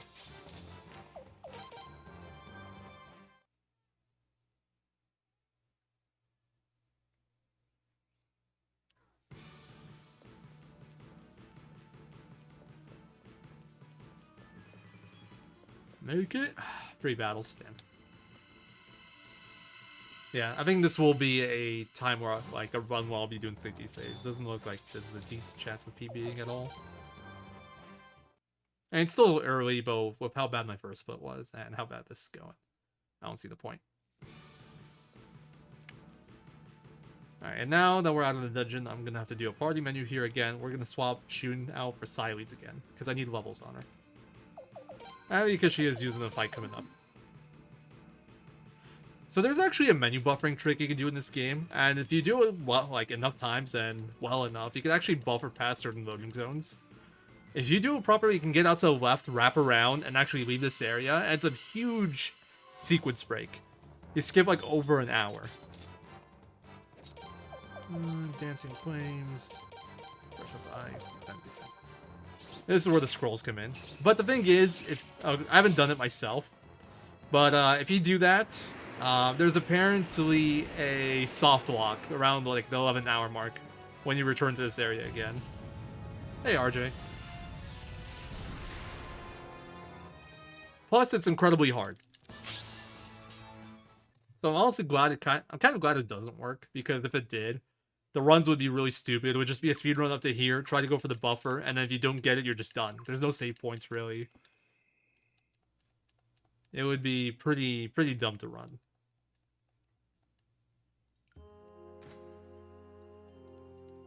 But if you got it to work, you essentially skip the rest of Stormfist. And there's still quite a bit of Stormfist left. There's like another hour.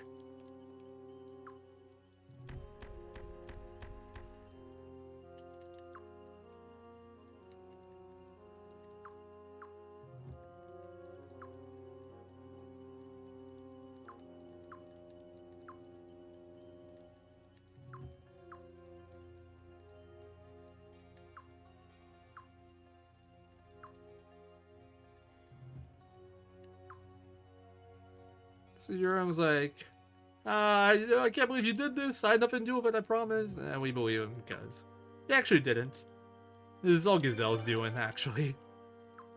Gazelle is a bit of a schemer. Sileeds knows this about him too, but like, it's like they have a pretty good suspicion that Gazelle had something to do with this, but there's no real proof.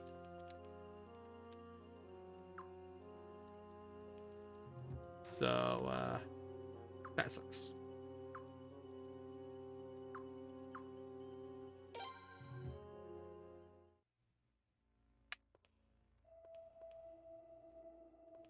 See if going a little bit closer to the center there. It's faster.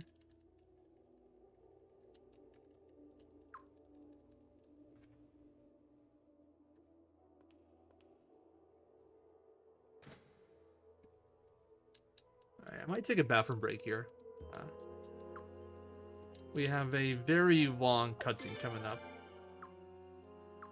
3 minutes and 10 seconds according to my notes. I don't really need to go yet, but I like to take my opportunities where I can.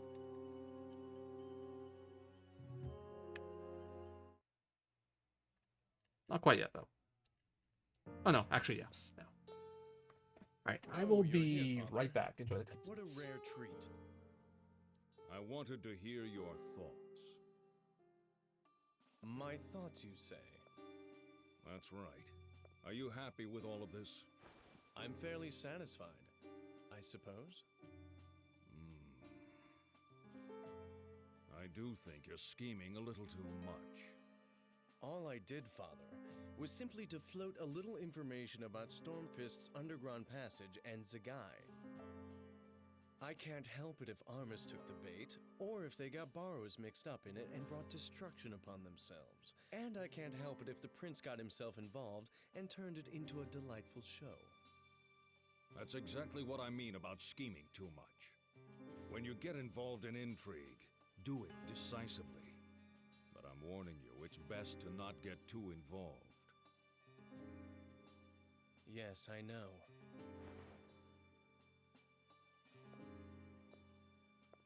All you have to do is wait, Father. Indeed, I'll be ready to reveal our grand cause at the Sacred Games.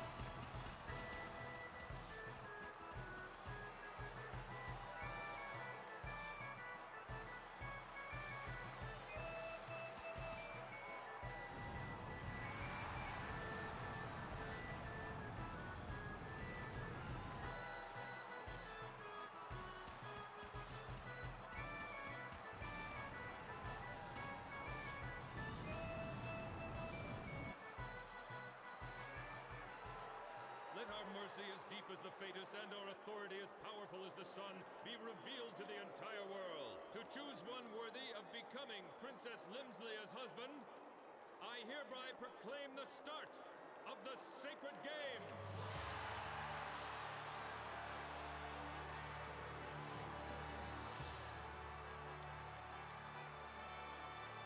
Let there be brave and fair competition in front of our queen. Our prince will now participate in the ceremonial match.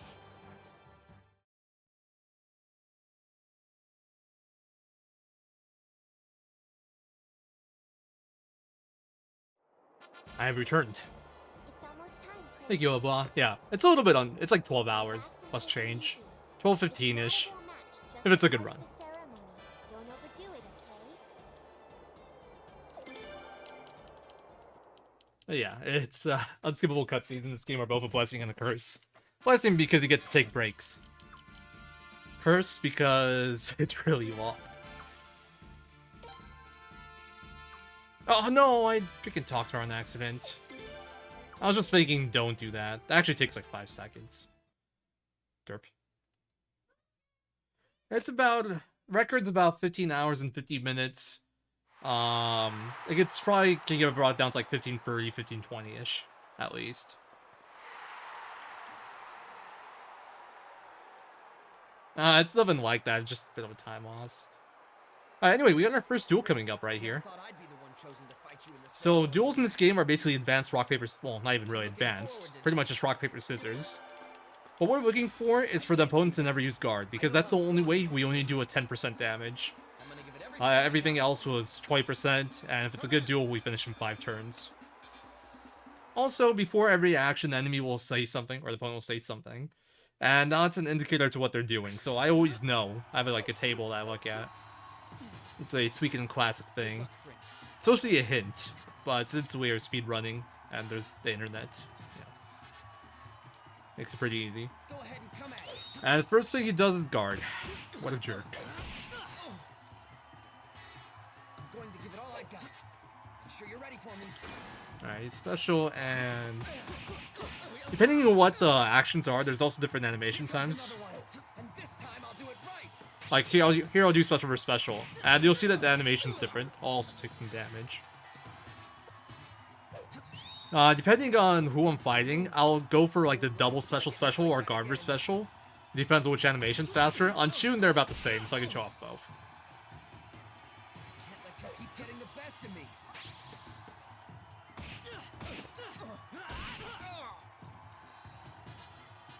Alright, cool. 2 guards. It's not the best, but like guards only matter in odd numbers, kind of. Like 1 guard makes it go from a 5 turn to a 6 turn, but 2 guards it's still a 6 turn. If it goes to a 3 guard, then it's an extra turn. It's 7. 4 guards is still 7. 5 guards is 8, and so forth. So, not optimal, but not that bad. And it's like, to get no guards in the fight, it's kind of lucky. It's not, like, ridiculously lucky, but most of the time you'll be seeing at least, like, 1 guard in the fight. I also think that might be one of the only Japanese, like, English version differences in terms of speedrunning. Because your action doesn't register until, like, the voice line's over. And Japanese voice lines, I think, are shorter. But it's not something I've ever confirmed. I just think it might be like that. So, take my word with a grain of salt.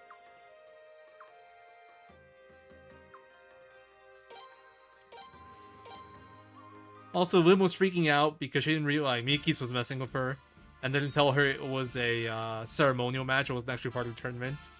She runs in here, freaks out. Brother, you can't keep winning. If you keep winning, we'll have to get married.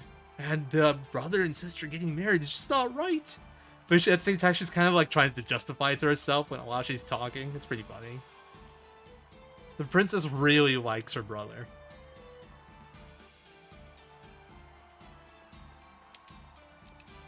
This is one of the laggier floors. I want to zoom in here. I just saw your message there, Stealth. I'm not sure. I never really counted how much of the cutscenes take. I can confidently say over an hour, maybe like 2 hours. Just cutscenes, like where there's no action, not like mashing text. If you include mashing text, definitely over 2 hours. I'll guess an hour and a half. I don't know. For a lot of the cutscenes, I actually do have in my notes how long they take, but I never actually added them all together. And there's some I don't have included because they're not short enough for a break, so I didn't bother. I have them in there for the purposes of knowing how long of a break I have. So I'm not sure. Well, quite a bit. The ceremonial beating of a gladiator slave. I mean, he can beat you too. You can lose that duel as well. It's a losable duel, but it's slower if you lose.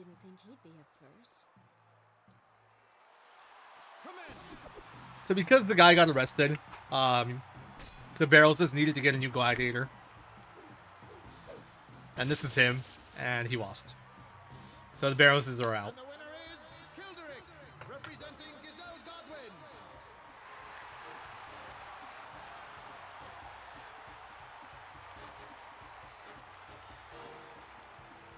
Well, Well, he certainly is strong, Godwin's man. It's also a really long cutscene right here. Over 3 minutes. Princess, After I pick an option here. Before the option, it's like just scary a minute. all these sword matches, that's all. The weapons Yeah, this is like almost 6 are minutes of excellent cutscene right weapons, here. you know. Nobody's going to get hurt too badly. I know, but I have this cold feeling in the pit of my tummy for some reason.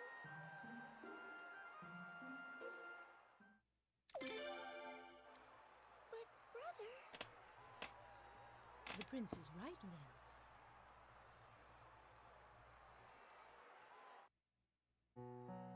Those men down there are fighting for you, dear. You can't just simply walk away. Hey, Sanjan. but mother, I never asked them to fight. Yeah, this game has pretty Need I good voice remind acting. You, you're going to be queen someday, and you have certain responsibilities, whether you like them or not.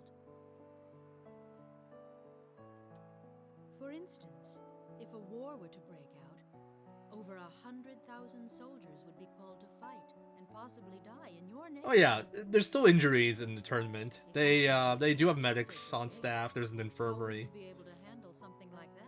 but it's just non-lethal. Supposedly. I understand now, mother. I'm sorry, I was wrong. That's all right, Lim. I knew you would understand.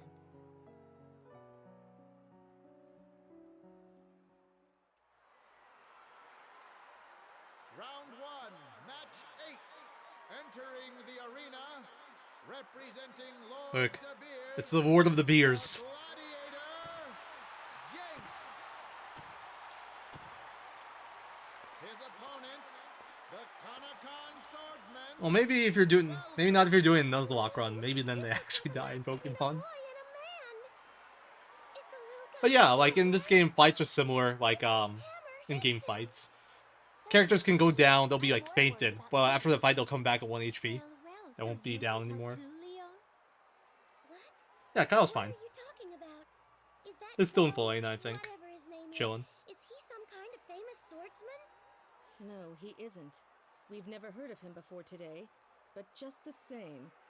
A Queen's Knight can always assess the skills of an opponent, even if he's never seen him before. Just watch. This match ought to be a good one. Commence! And that Valku literally just like cuts his knee, cuts off his tendons. No lethal injuries.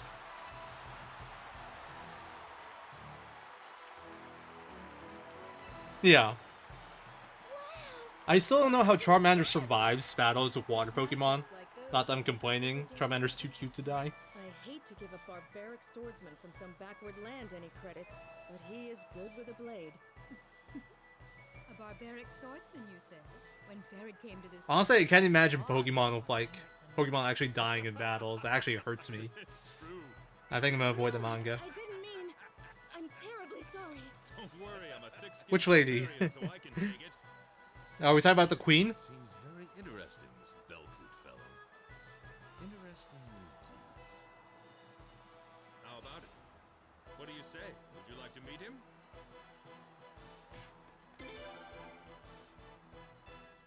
The one in red. Really? So you're curious about him too, huh?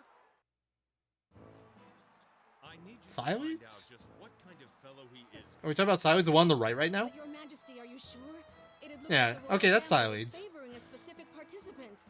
I don't know, but whatever she's wearing, I like it. Probably staying at some place in town, so you can just pretend to run into him by accident. It's settled then. Leon, I want you to go with him. Yes, sire. Xylides, George, I want you two to go too. All right. Sure. I'm quite interested in I'm just like, after the whole mishap at the start, I'm not talking about colors anymore in this stream. Tell me about it later, okay? Oh, this not his outfit's orange. At least it's not orange, at least. In Suikoden 1, there's a character that's actually orange. Girl, Lynn, you really held out. It's hilarious. It's true. You did wonderfully. But, you do change outfits throughout the game with them. So that, I actually don't mind the orange one. The one that you end up on is actually my least favorite one, which annoys me. And you can't ever switch them, it's just story-based. The one that we have, like the one in between, that's my favorite one. All good. Yeah, there's a lot of stacked characters in this game, but John.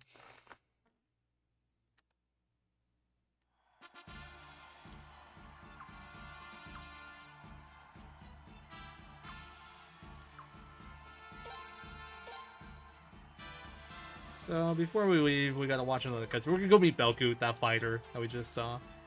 Yeah, I was wondering about this. Does zooming in do anything here? Because we gotta run over here.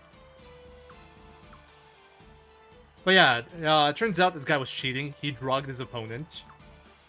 And he got caught by the doctors.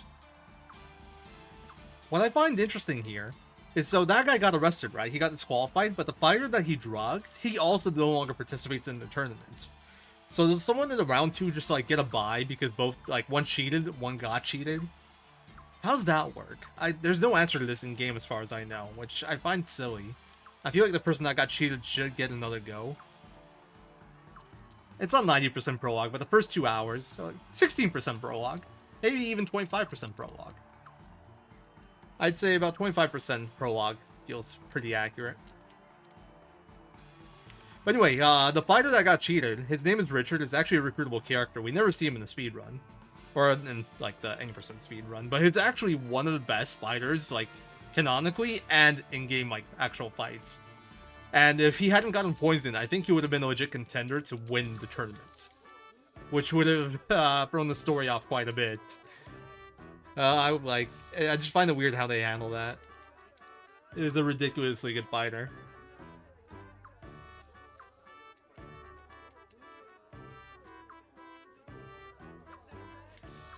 I can answer questions about the story, if you have any stuff, but just like, if you just tell me, hey, Zero, what's the story? I don't know how good I'd be at that, but if you're ever, like, wondering about any details, I'd be happy to explain. Yeah, Richard MVP Blockmaster. It's true, Ezreneef. That's true. Or, like, I still don't count. I don't see how Kildrick got the win at the end.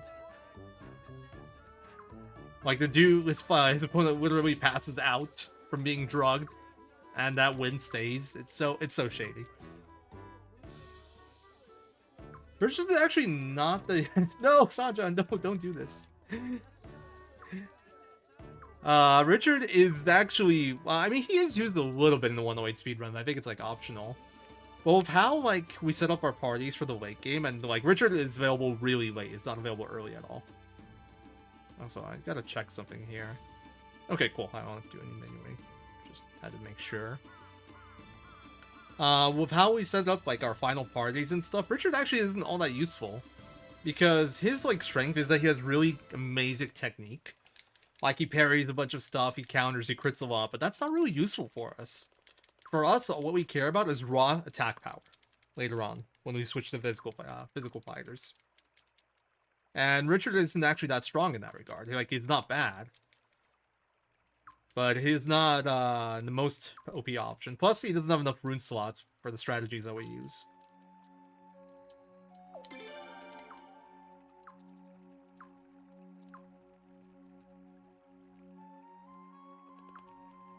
I don't know what you're talking about, Capper, in there.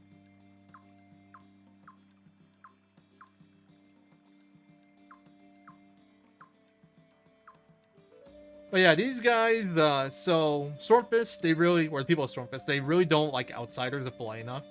So they hear, like, just, these are these bugs that are just, like, gonna beat up Belkut right now. And we're gonna intervene. Belkut doesn't want to defend himself, because if he fights outside of the tournament, he can get disqualified. And so we're gonna go and help him out. Doesn't even bother protecting himself. Kafari, okay, I was wondering. I thought maybe you meant that, but yeah, Kafari is actually really good in this run. She's the only, well, she's one of 3 optional characters we get, and the only one we go out of our way for. There's 2 more technically optional characters that we get, but only costs, like, it costs less than 15 seconds to get them. And one of them is useful. Alright, so we'll be using more scrolls here.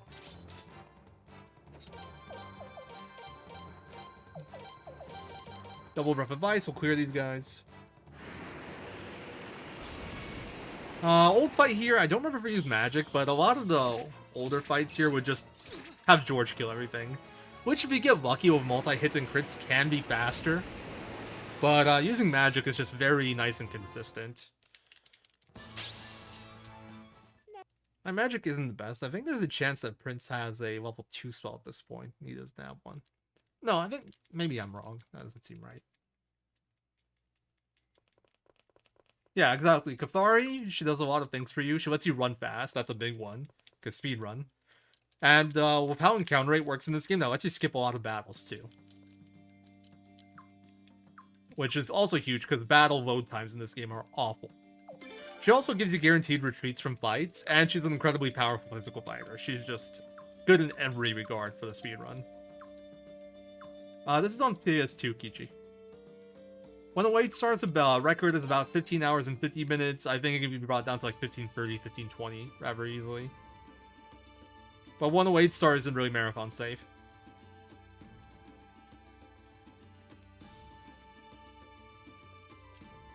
Well, that's not even Monarch suppressing Citizen. Oh, I guess in a way it is, huh? But no, they were about to beat a guy up because of an outsider. They didn't want to win the tournament. We're in the right here. And we tried to break it up. They chose to fight us.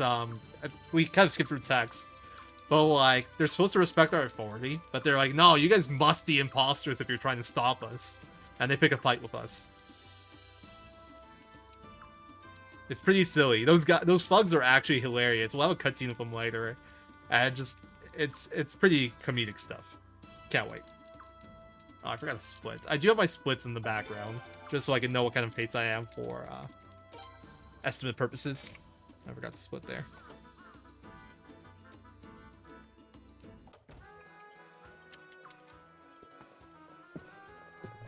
Oh. You'll have to take Marina's job then. She's the in-girl.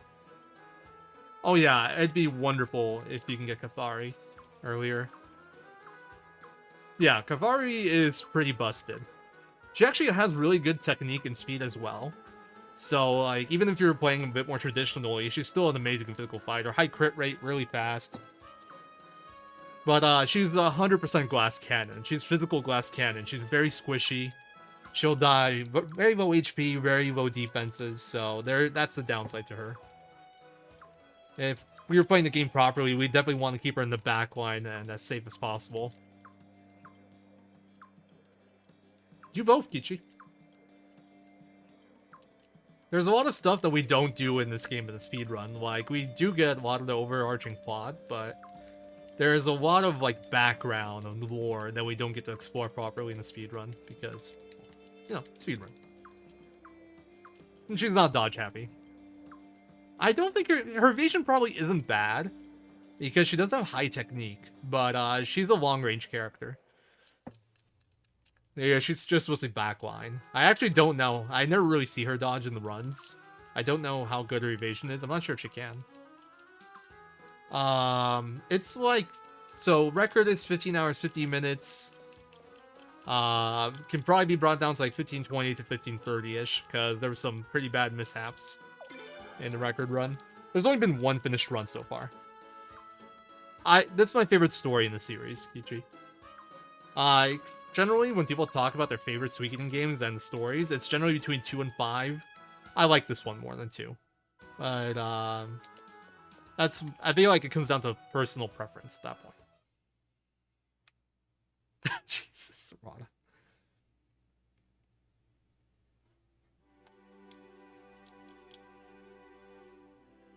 I wouldn't call it a hot take. Some people do like 3 the most.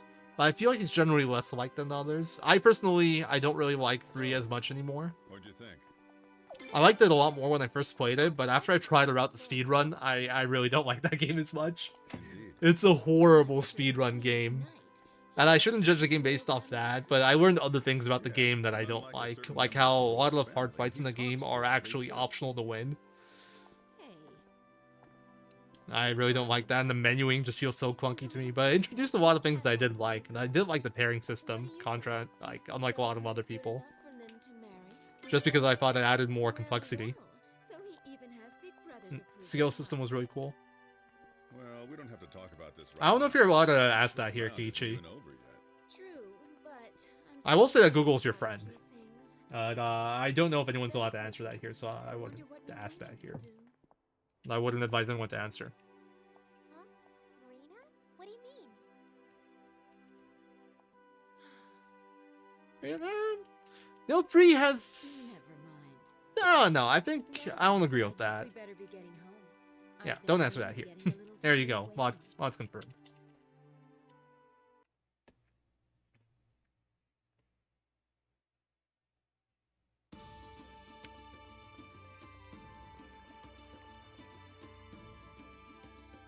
Keep in mind, I'm also not getting the... Well, I mean, the ending's only a small part of the game, obviously, it's the end. But I won't be getting the best ending either. So, there will be more stuff for you to do casually, if you're just, like, trying to learn everything from this run. But, yeah, we'll be covering, like, 99% of the game, so... I can't say I like the castle in this one as much either. I think I actually like Freeze Castle more than the castle in this game. But I think my favorite castles are probably, like, 1 and 2. 2 then 1. 2 is really cool. I feel like for 1, it's mostly nostalgia and the fact that it builds up over time and you can really see it.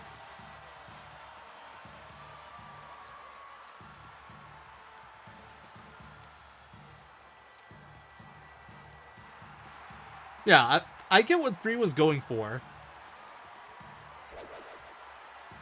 For sure. I feel like it's a game that's like more interesting first playthrough. Once you've played it once, the whole Trinity system isn't as appealing. Oh, I missed it. Oh no, here, look.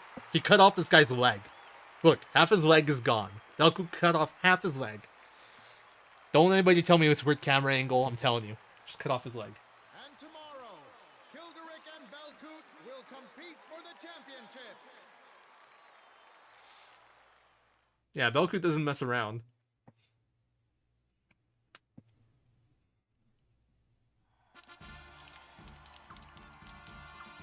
Alright, so, me and Sileads in the speedrun, we don't get along. Here she calls me a wet blanket, which is a weird insult. But, she's like, hey, let's go have a party for Belku. And we're like, nah, that's probably a bad idea.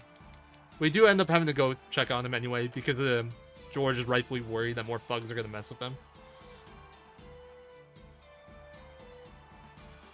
But it's funny because for the speedrun, like, all the options that you pick, Sileads hates. Sileads just doesn't agree with you on anything. And to be fair, like, the player isn't really supposed to pick those options. They're kind of like the bad options.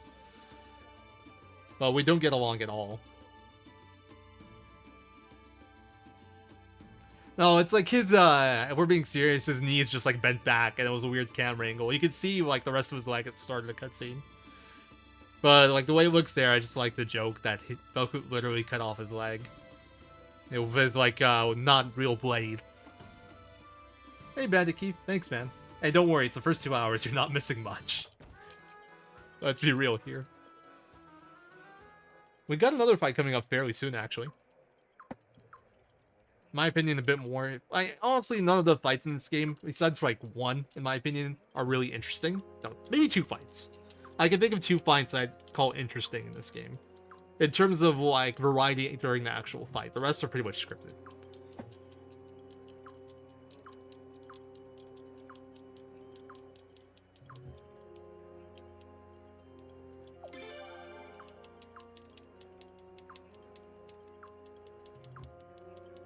Gotta pick that option there. Oh, actually, that one, that one's for speed. If you pick the second option there, you get a George Affection point, which I mentioned earlier that we want to avoid a cutscene. But it saves enough time that we just get that one when we, like, do another one where we would get a George Affection point. We don't pick that option because we lose less time over there. Well, like, the George Affection points are the only affection points we really care about at this point because they're the only ones that really affect the time we get now. In term, like, because those affection points affect one cutscene that we can hopefully skip. Like, if I pick the right options, we'll get to skip it. And it's like it's a minute long. It's a pretty nice cutscene, honestly, but, you know, speedrun. I feel bad because we actually skip a lot of, like, you know, nice cutscenes in this run just because we have to do the speedrun.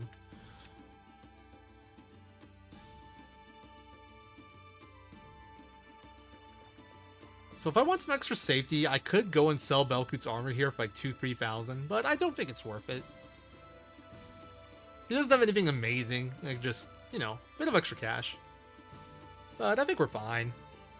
I think if I had to bribe more, I mean, actually bribed a lot. Maybe I should have. But really, it's not necessary. Hey, first time we get to see the world map right here. Finally, we get to explore. And we're done. So this is the Western Woods. I didn't really mention it, but Marina got kidnapped, and they told Belkut to come here alone, or they'll kill her. And Sileeds knows a hidden path around to the cabin, where they think they're keeping her. So we're gonna go and rescue her.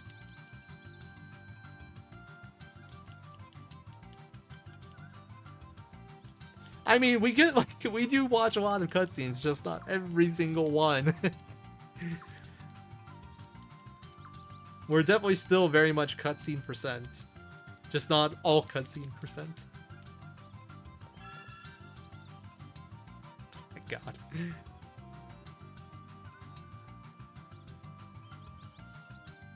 Alright, battle 1. Yep, it's actually a little bit hard to see, but it's very linear. So it's easy to not get lost. Oh, nice. This is a release. These guys are really low. Oh, never mind. Well, I lied, but it was a preemptive, so I got the retreat. I think it's a release after this fight. Speaking of, one battle walk, not bad. If I don't get any more, and I got to do a menu. Ah, damn. I misclicked there. Oh, come on. I'm like steps before the exit. That's unlucky.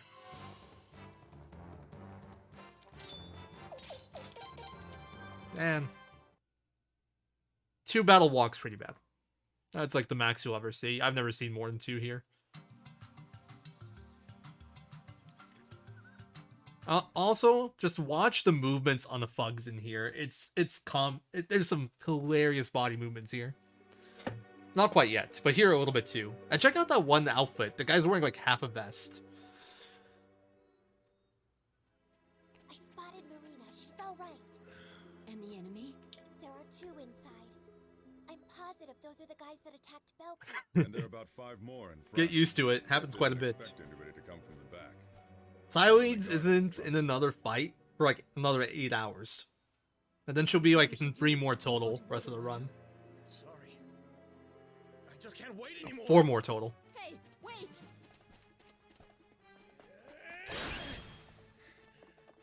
Not quite 8 hours. Like 8 hour mark. 6 hours from now.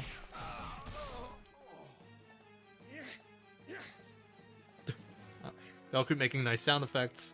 Also has a weird fighting stance with his left arm. Marina, are you alright?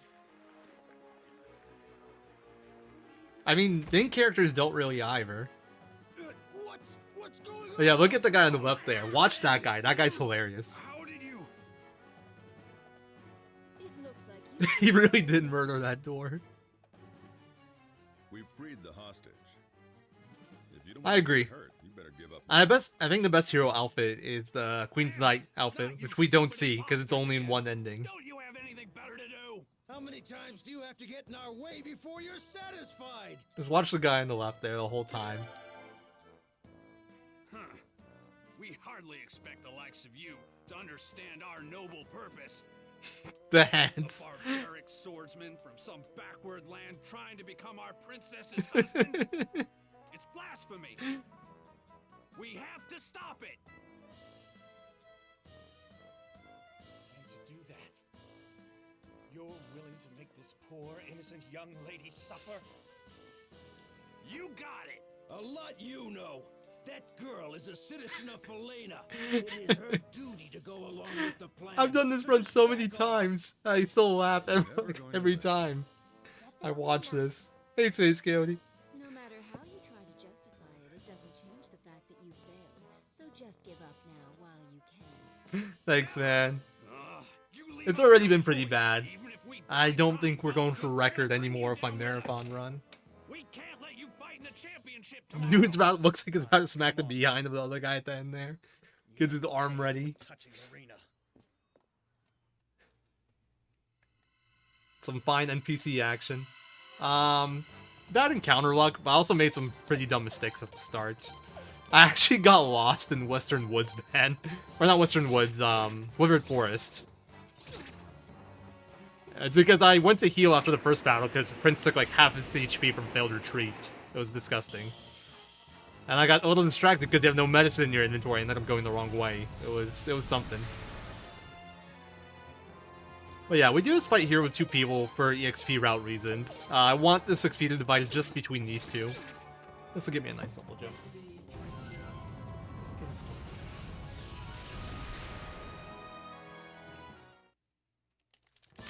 This is also why we got all that armor earlier. Without that armor, we're not surviving this.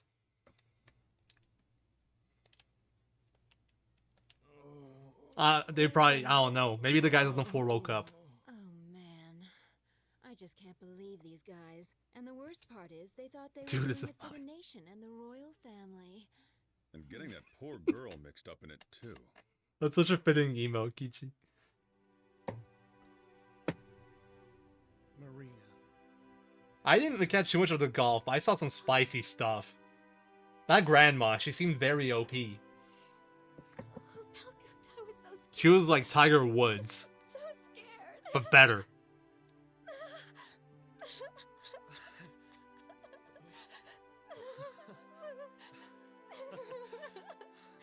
Marina.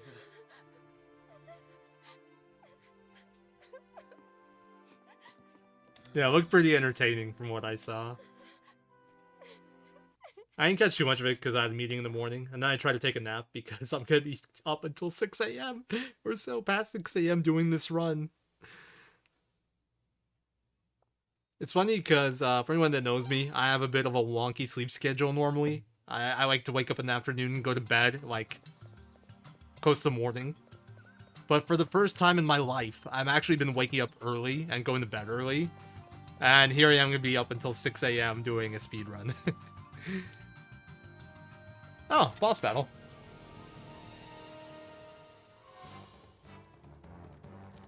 Not actually much of a boss. So, in areas of random battles, there's like boss fights sort of where you get that intense music and it's like a harder fight. But besides that, it doesn't really have any unique behavior. It's just rare. Alright, one battle exit at least. It's not the worst.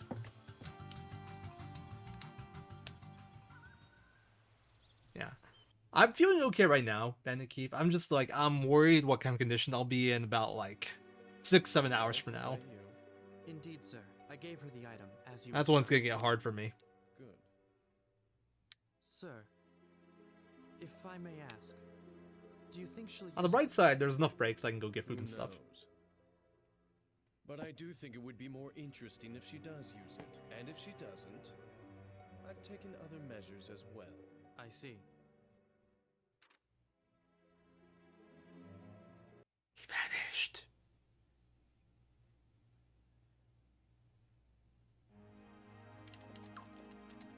I was going to explain the plot point that I thought I forgot to mention, and it just occurred to me that it hasn't happened yet. So I'm gonna wait on that. Oh yeah, Gazelle's a big old schemer. That's his whole thing. He likes to scheme. He's a scheme master. The thing is, they're always kind of like half-baked according to like the main characters. It's kind of like he'll push things in a certain direction, and then he'll have like things planned for each outcome, kind of. But it's never like perfectly planned, you know? It's kind of, I'll do this, and then something interesting will happen.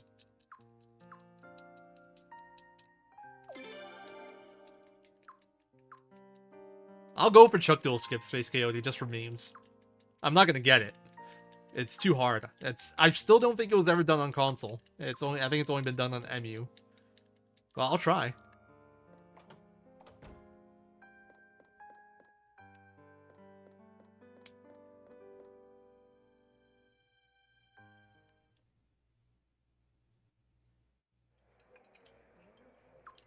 I mean, everybody stands out compared to those thugs. Really. Also, poor Leon, she gets beat up here. So, it came up a few times earlier, but Siley, she's not much of a morning person. And Leon tried to wake her up. That's what happened to Leon. Poor gal. And there's Space KO do my body emote. Totally my creation there. Definitely not ripped from any game.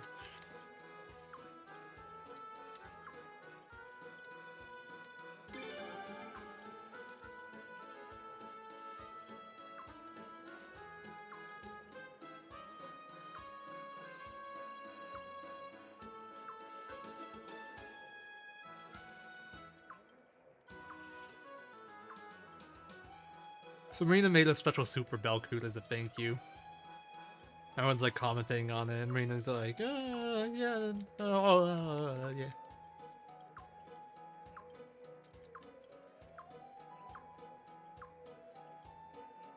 it's also the final. The final is about to happen. It's Belcoot versus Kilderic for the final of the tournament.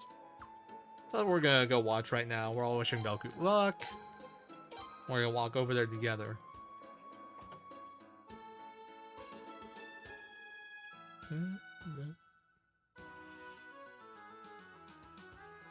Cool thing about Suikoden games is that these cool loading screens of like character running in the bottom right. Bad thing about Suikoden 5 is that we'll be seeing that loading screen a lot.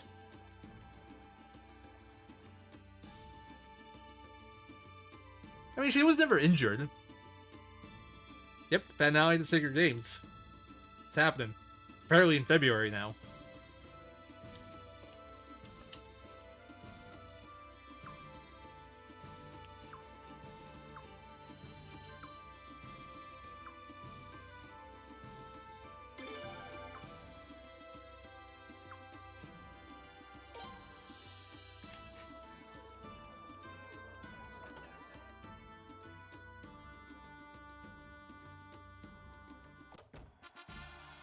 So Belku went off towards the arena, and we're gonna go to our royal stands. Just thinking I might want to get a coffee again sometime soon. I'm starting to feel a little tired already, which is really bad because it's only 8.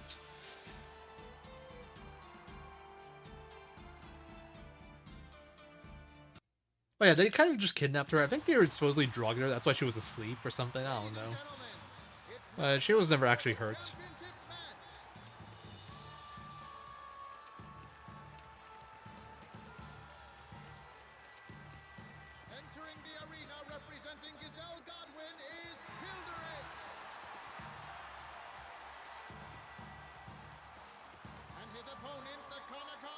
Belku, you okay there, bud?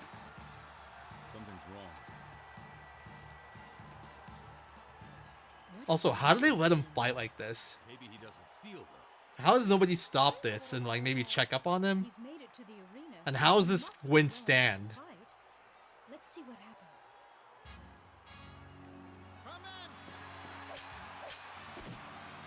Damn, he can barely defend himself. He's nothing like he was yesterday. What's the meaning of this?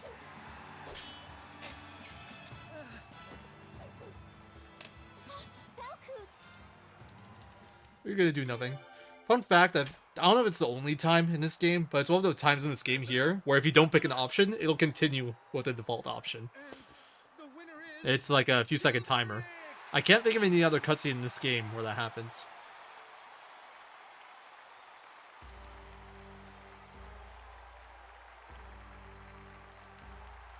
There's a very notable place where that happens in Suikoden 2. Anyone that's played that game knows what I'm talking about. But here it has no real impact.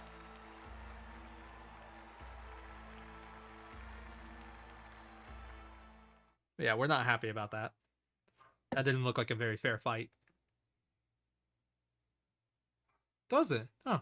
That one I didn't know about. That makes 2. I know of 2 in Suikoden 2. There's the obvious one. I'm not going to give any endgame spoilers. But there's one fairly early on in the fort when Luca attacks the mercenary fortress, where you can also time out an option.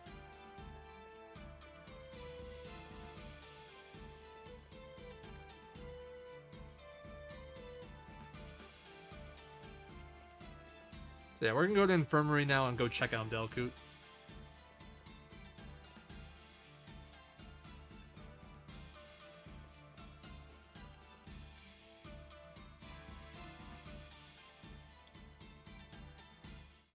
This is another cutscene right here. Is he all right? I said, how is he? Is he going to be all right? Please, calm down. Have you no manners? You shouldn't be shouting at an injured man's bedside. Right. Sorry. His injuries look worse than they are. It seems they're all superficial, nothing life-threatening. I see. Thank goodness. But it looks like he was put to sleep with magic or a drug. What? Is that why he was so unsteady? But it couldn't have been magic. True. The rune keepers keep a close watch, so if magic was used, they'd know right away. So the only possibility left is a drug. But I don't see any evidence of that either. What do you mean? Aren't doctors supposed to be able to spot something like that? I'm just as confused as you are. He doesn't show any of the typical signs of being drugged to sleep at all. Even if it was a drug, who gave it to him? And when? Belkut was with us all morning. It couldn't be. Let go of me! Leon thinks that something's up. Wait! Hold on, you! Recognize something. Belkut!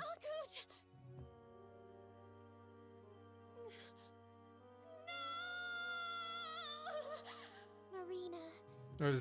That's a great no scream. Hey! You're not allowed in here! Guards, stand down! Oh, yes, Your Highness. Pardon me.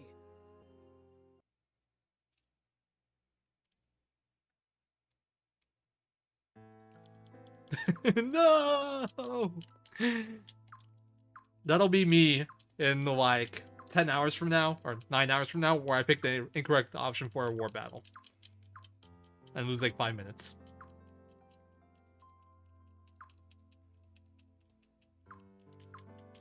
But yeah, it was Marina. She drugged him. But here's the interesting line right here. I got it all wrong. I did it on my own honest. Please believe me. If you don't, the proprietor and proprietress of the inn will be. So she's like, yeah, if I didn't do it, then they would have hurt the innkeepers. Like the guy, the man woman that owned the inn. So she did poison him, but she was kind of like blackmailed into it, threatened into it, whatever you want to say. Plus, she also has a thing for Belkut, so she doesn't really want him to win and marry the princess, because she likes him. By the way, the whole reason that Belkut wants to win, I kind of glossed over that cutscene, but he told us this when we first had dinner with him. He used to be a gladiator, and the reason he wants to win is because he wants to abolish the gladiator system. So it's like when he becomes king, that's like something he's gonna do.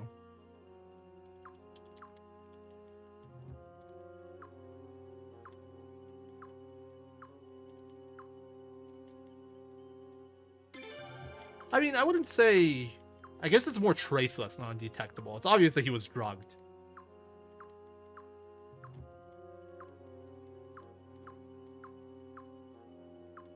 Here we got some option 2s and stuff. These actually matter for Zagai affection points. We don't care about that in any percent. But they matter towards the recruitment. So in 108 star, these options do matter. Well, not that one, actually. I don't think that one does anything. But this one. I actually picked the wrong one there. That was an extra text box. We got unnecessary Zagai points. My first incorrect option of the run. I'm surprised we made it this far. It wasn't a bad one. It's like half a second or something. Yeah, she was definitely under duress.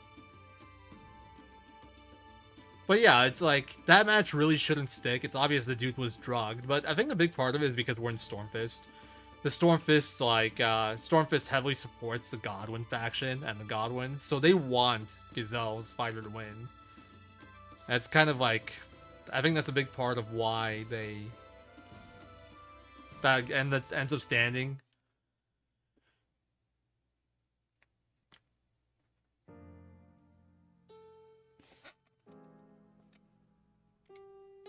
Welcome back. So, how was Belkut? This looks like it's going to be a long story. Kind of glossed over it there too. Thank you for I'll telling explain us. after. But everything you've said is just conjecture, is it not? But We understand. Your guesses are probably correct. Thank you for finding out so much in such a short amount of time, but there's still no proof of who was behind all of this. Isn't that right? That's true, but... But even if it is the truth, we can't take action based on conjecture. Arstad? Oops. I am not a god. I might be able to make accusations, but without proof, there's no chance for justice. If I could punish certain senators, I would have done it long ago. Arstad.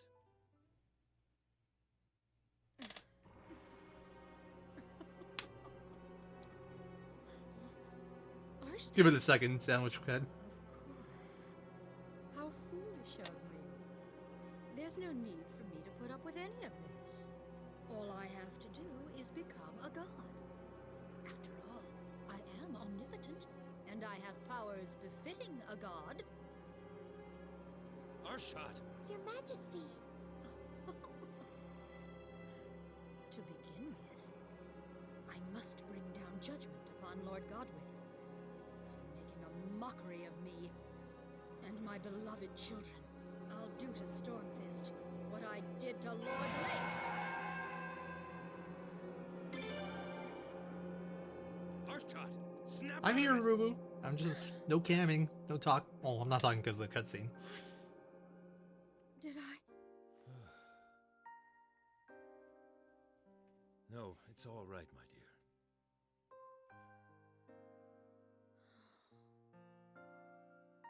We're gonna try to disband the Senate.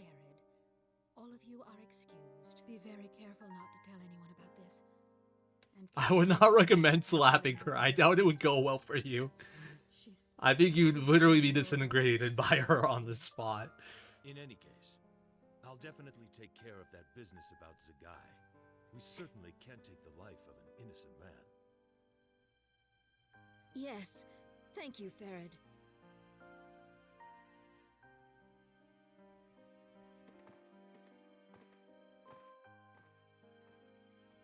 Your Majesty, about that dark arcanum. Yes, I know. I'll see what I can do. Yes, thank you, Your Majesty.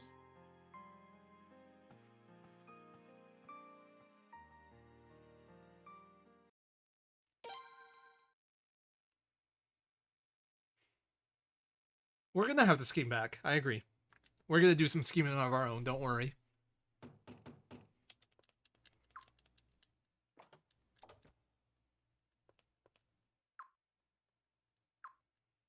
I mean, it makes sense that she's hot. She wields the sun rune. I imagine that makes things pretty hot.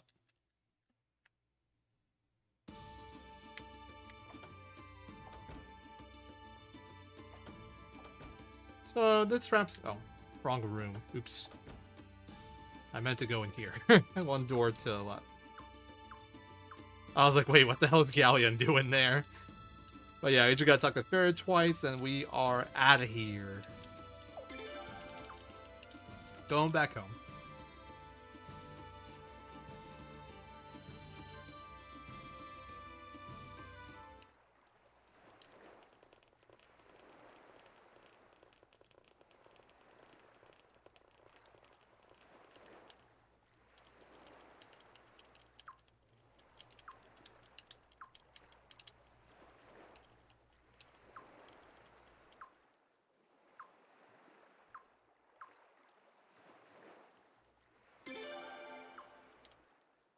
Because I was like, I have a feeling we're gonna be the best of brothers. But anyway, I glossed over it earlier, but this is just them saying that we'll meet up soon, you know, formalities and stuff. When Rutan's the guy in the president, basically told us that those guys just approached him and started to talk to him. He had no idea why. He had he basically wasn't involved in the slightest in that scheme to kill the queen. He was set up. The dude's completely innocent, and we believe him. Even though we told him we didn't believe him because Faster and Siley is like, we believe you though. I believe you though. Like I said, me and Sileads, we disagree at every step of this run, just because it's always faster to disagree. To be fair, it's like we can jump in the water if there's a fire. All we have to do is Just wait swim for our back. opportunity and seize it. You did well. But you know, Gazelle,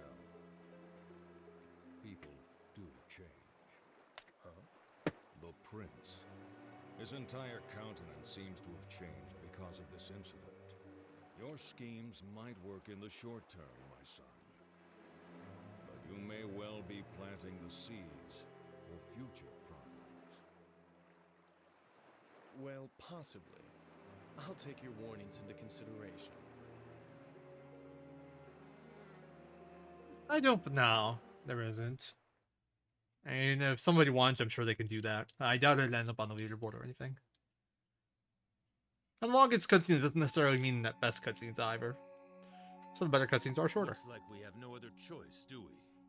When we decided to hold the Sacred Games, we were both well aware Godwin could emerge victorious. Yeah, It's not like you to no such hesitate thing. now.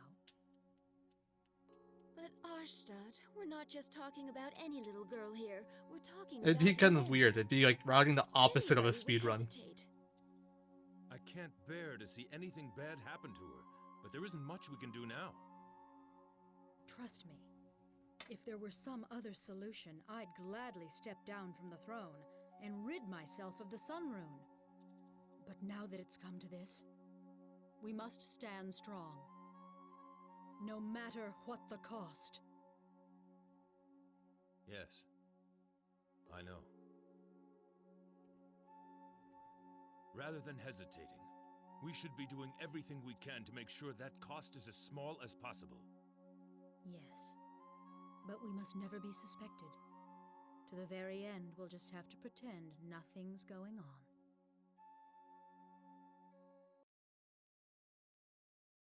That's fair. But I would have to do it just for this marathon. It's not the crown, it's the thing on her head. Like, you might notice something that kind of looks like a tattoo. That's the sun rune.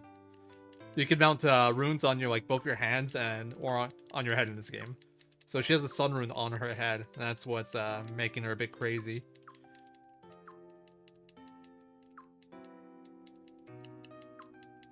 It's the power of the sun rune.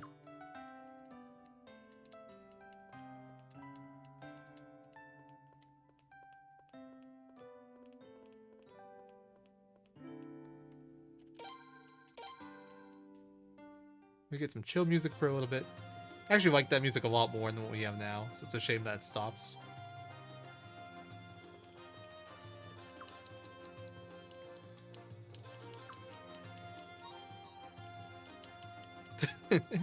I mean, there actually is, we haven't really mentioned it all that much, but there are two runes that are supposed to kind of, like, control the Sun Rune. The Dawn Rune and the Twilight Rune. And the Dawn Rune was stolen 2 years ago in a rebellion. So that's part of why, like, that rebellion is when she's buried aboard the Sun Rune. Kind of like so, I think it wouldn't get stolen as well. I don't remember the exact details of why she put it on. But, like, she would probably have a lot more control if the Dawn Rune wasn't stolen.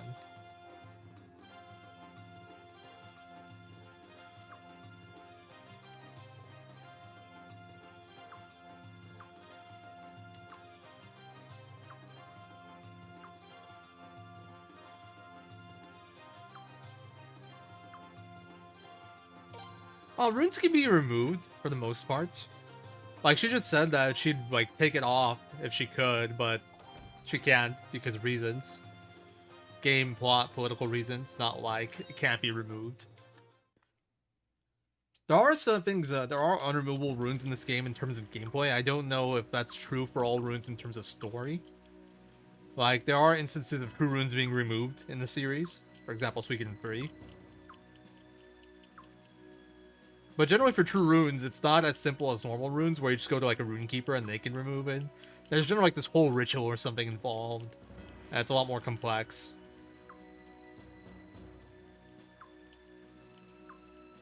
Yeah, something along those lines.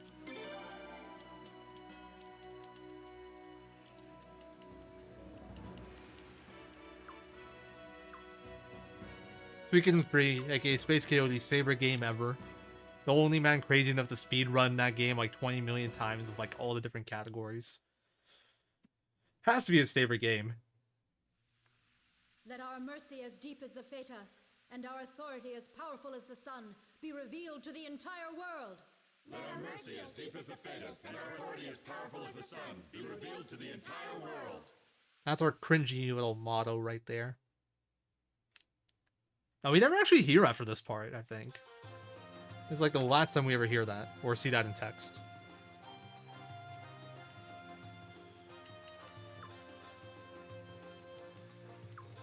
Kyle's sad because Farrad wouldn't let him come with us. So we're gonna go and do some rituals now. We're gonna go to the East Palace and get the blessing of the Dawn Rune. Which is weird because the Dawn Rune's no longer there. I mentioned earlier that was stolen, but we still gotta go and do it.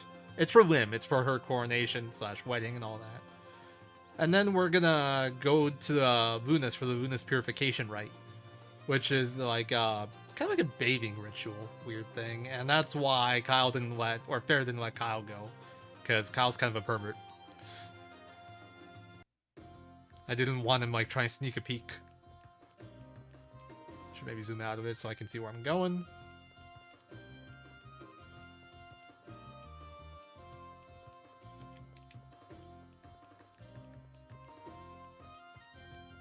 This is the faster way to exit. I could also exit by going all the way like on that dock and exiting to the right, but it's way longer of a walk. This is a closer exit. It's not only you can't exit to the left. If you could, you'd be able to access like Stormfist and the West Palace, which would have been interesting, but no such luck. So now we get to go back in the world map, except we actually get to... Oh, come on! That's such an unlucky battle. That's so early. Getting a battle before East Palace is just kind of cringe. Oh, this is a release. And a preemptive. Sacrifice Kyle to some god. Can we sacrifice the one less useful, please? This place also has my favorite OST in the game. So peaceful. So pleasant. Not right now. This is just birds chirping. A lot of areas get this like little intro cutscene when you first go into them. Or just like kind of pans over with the camera. Well, you can take him from my game. You can start with those 6 because I don't want them.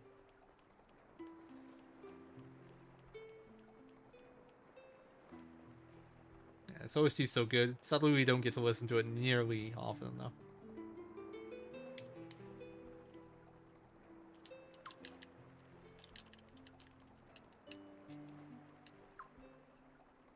So this is like where we're going to get the blessing of the Dawn Rune. The official's like, yeah, you gotta go get the blessing of the Dawn Rune, but Dawn Rune's not there. And then we're like, what's the point? Does it even do anything? And they're like, of course it does.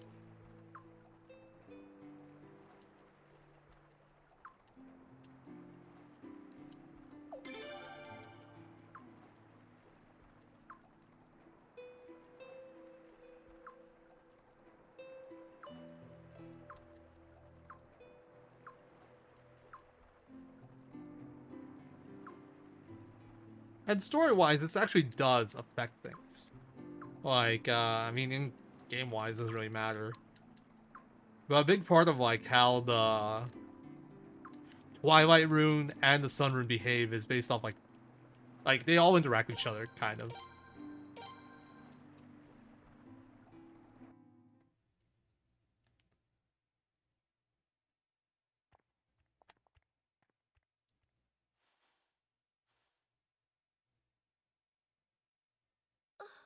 The Dawn Rune used to be here. You know, now that I think about it, it seems like a lot of things started going haywire after the Dawn Rune disappeared. If only we knew where... Have you still not found it? The Dawn Rune.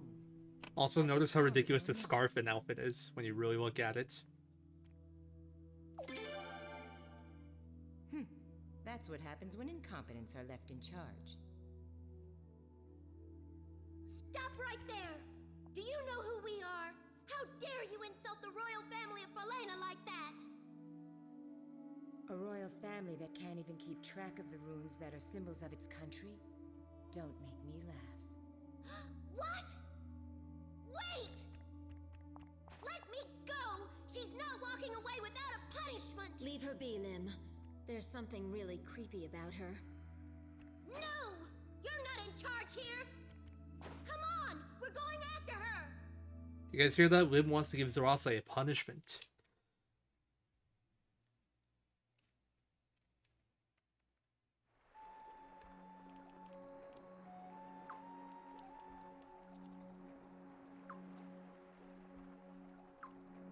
But yeah, nobody saw her go in or come out, so everyone's like freaking out. Wait, what the hell?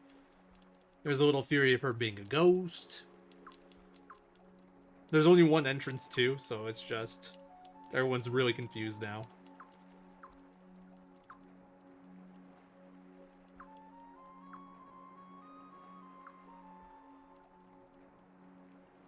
And then the officials are like, hey, we'll look into it, we'll keep an eye out.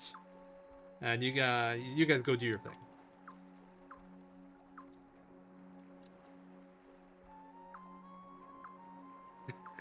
Disaster.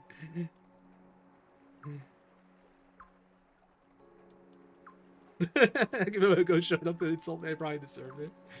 Oh man. I mean, to be fair, like the three of us in there aren't the ones responsible for losing the Dawn Room per se. We had nothing to do with it. Sile's the only one that could have, really.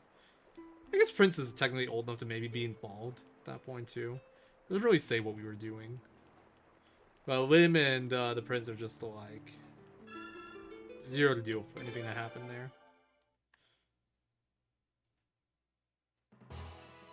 Alright, now we go north to Venus. That's an early battle. So for this segment, I'd say 5 battles is kind of average, 6 battles is unlucky. If you see more than 6, the game is actually actively sabotaging you. We're at 2 already. I generally don't want to be at... I want to be at 2 when I enter Venus. And we'll probably get at least 1 more before we get there. It doesn't really matter for a marathon setting, it's just, it costs time. And I could potentially fail retreats on some of them. The hairballs are guaranteed flee, but other battles aren't. And if I fail a retreat, then that's time lost to, like, trying to run away. Like this. Thank you, game, for demonstrating. Also, rip Sileads. Oh, she dodged. I never see her dodge. Wow. Well done. I always fail at least 1 retreat on the segment every time, even though it's pretty unlikely. I guess it's not that unlikely, but every run I always fail at least 1. Even when I think I've made it and I'm clear, I still manage to fail 1, like the last few steps of like where you can get a battle. Wow! This is amazing! It sure is. So, this is the holy land of Lunas, huh? I haven't been here since Arstad became queen, but it's just as beautiful as ever. Hey, take a look at this! The water's so sparkly here. Is there something in the water? It's gold dust. You can find deposits of gold up the river from here. I've been waiting for you. Allow me to introduce myself. My name is Isato. I'm the Oracle's assistant. The Oracle instructed me to come meet you. I like this little like cutscene here. It's like a nice group photo, except, you know, there's no camera.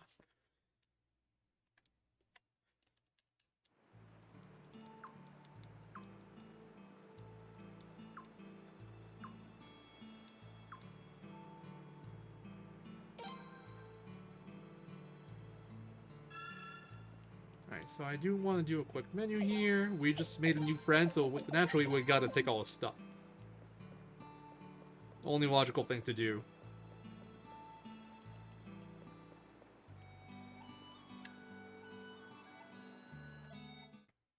The item I really want there is Sacrificial Jizo. Covered it earlier. We can use those to get safety in battles. They revive a character when they die. That one I won't be selling though. That one I'll be using. Oh my goodness! I can't believe it! Oh, look how big you've gotten!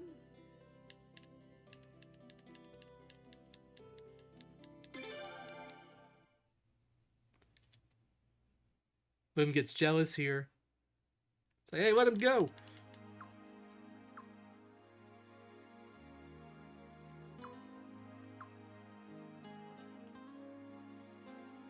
And then she does the same thing to her.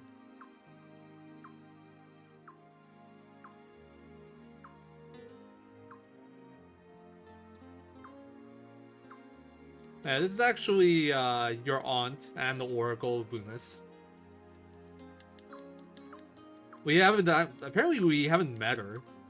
Like Frey or Zero, main character, and Lim have never met her, except like as kids, or at least Frey as a kid.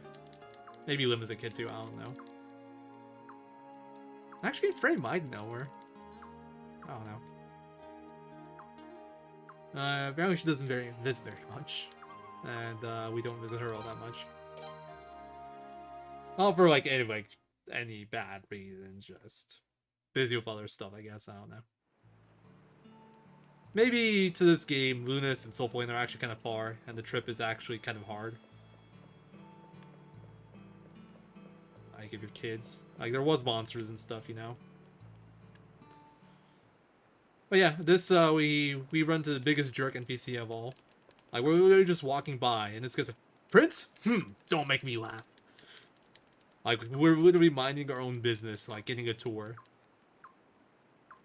Don't talk to this guy at all, and then it's like, "Prince, don't make me laugh." Biggest jerk.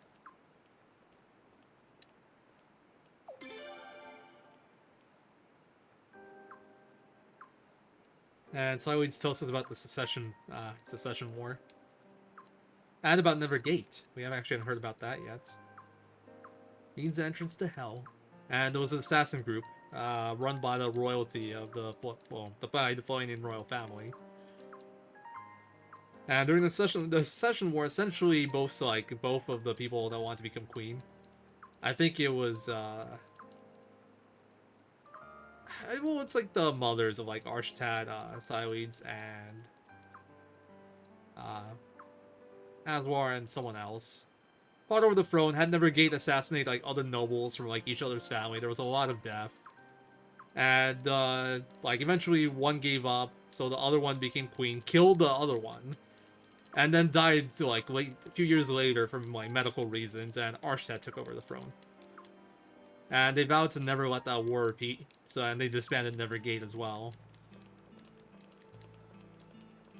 Yeah, the printed gasp. I'm amazed he caught that. Leon gasped when she heard the mention of Nevergate. So she has heard of it before.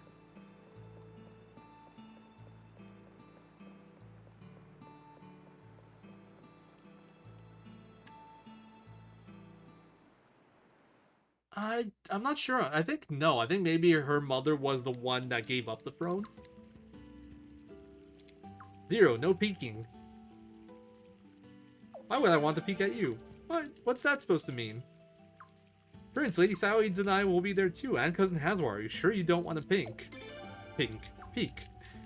Right, ... Leon's Prince. And then we're like, aren't you going to be here? Aren't you going to be there, Leon? And she was like, she has like one angry text box. She's like, I'll be guarding you, and then she's back to happy again. I probably should have went slower there. This cutscene's pretty funny.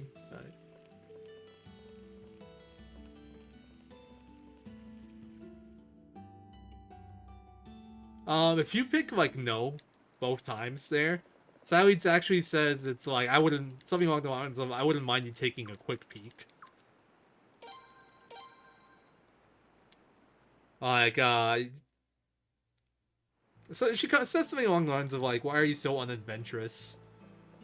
Or you're supposed to be more adventurous. I wouldn't mind you taking a quick peek. Something along those lines. So, Cleric hears some noises. Or Leon hears some noises. Oh, that was the Cleric, I misremembered.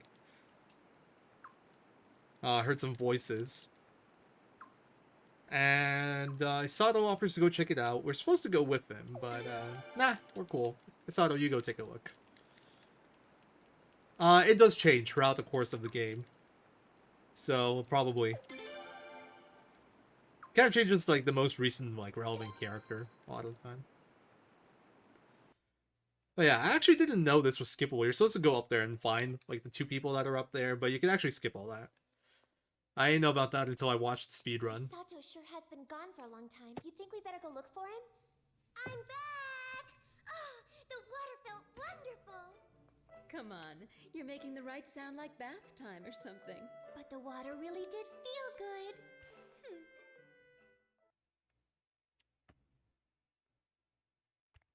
Huh? Where's Isato? Well, he... Hey! We didn't mean to do no wrong. Just let me explain. That's right! This is so unfair! Save your excuses for the Oracle. Also, Now look at how shut hard up Isato and bodied him.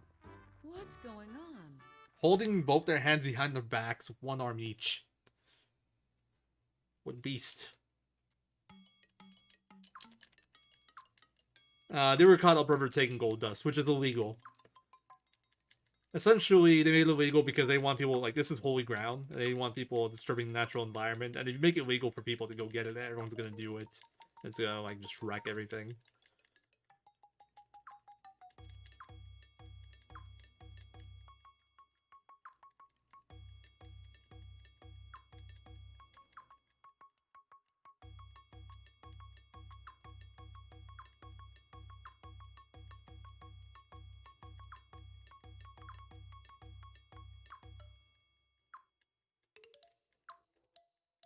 Log's defense is like, oh, but we didn't mean anything by it. You committed a serious crime. But I didn't mean anything by it. Obviously, we're going to punish them severely. And Xyloids, as always, disagrees with us. And, she recognizes him from Rathfleet, and she knows Raja, the Admiral of Rathfleet. So she decided that, hey, let's just take him back there. Instead of punishing them ourselves.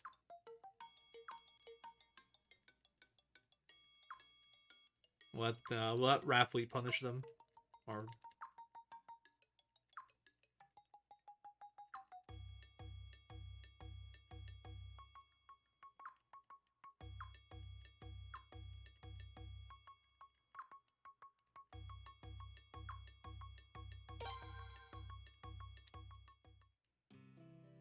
So this is another case of very pleasant music that we don't get to listen to nearly long enough.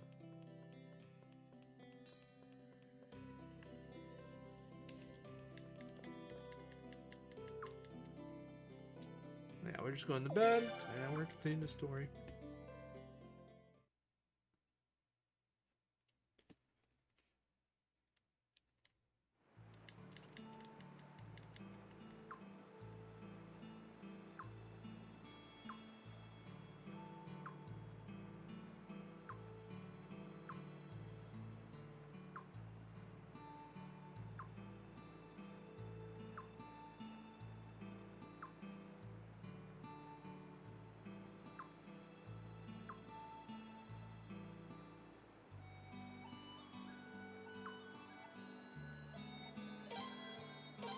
So we're technically done with all the stuff we were asked to do by the Queen, but we are going to make a side trip.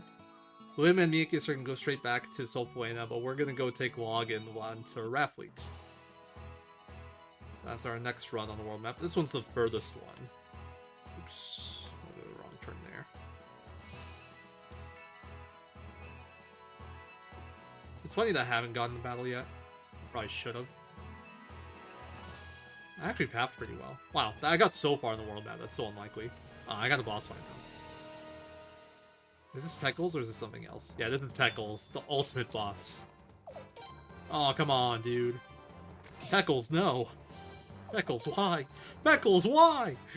I haven't covered retreat rate. Wait, George actually took so much damage there because he has no armor. So I haven't covered retreat rate yet. Retreat rate starts off at what was it? Either 51 or 50%. I think it was 51. It could be 50. It's 1%. Doesn't really matter. Then you add your fastest character's speed divided by 10 to that. And that's your retreat rate for the first retreat. But every retreat after that, you add another 10% chance of success. So even if you have your characters with like 0 speed, which is impossible, 5th retreat is always guaranteed. So if you ever see me fail even like 3, that's really unlikely. 4 is like, wow. 5, the game is actually broken. That should be impossible.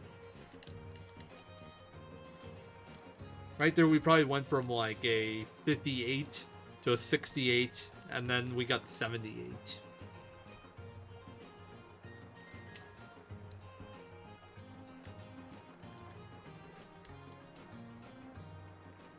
get a quick intro on Rampfleet. Rampfleet is essentially a floating town.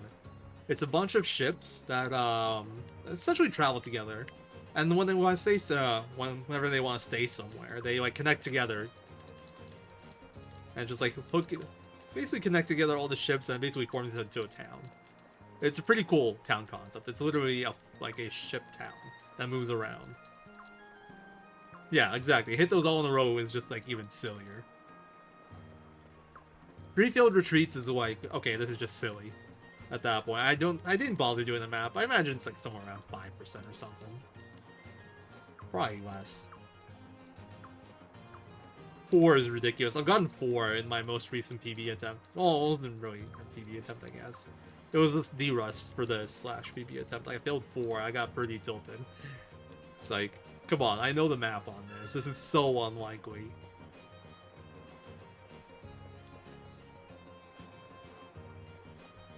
It was definitely the worst Agate prison segment I've ever had, just because the failed retreats were brutal. And my encounter rate was bad too.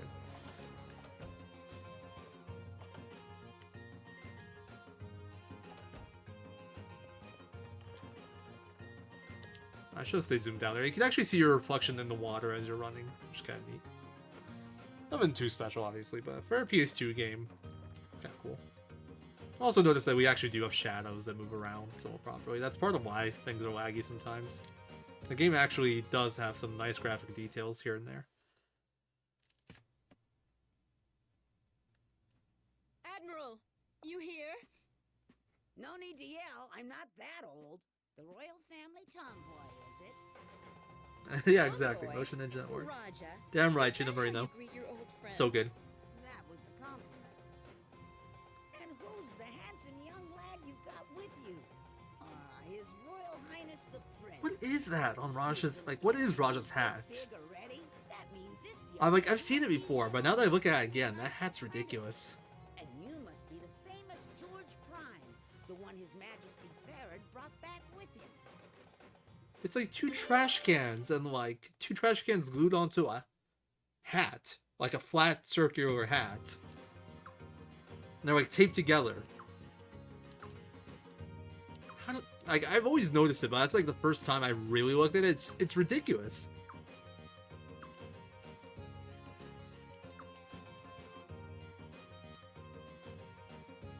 It's a boomerang. You can kind of see a boomerang on the back of it. Maybe.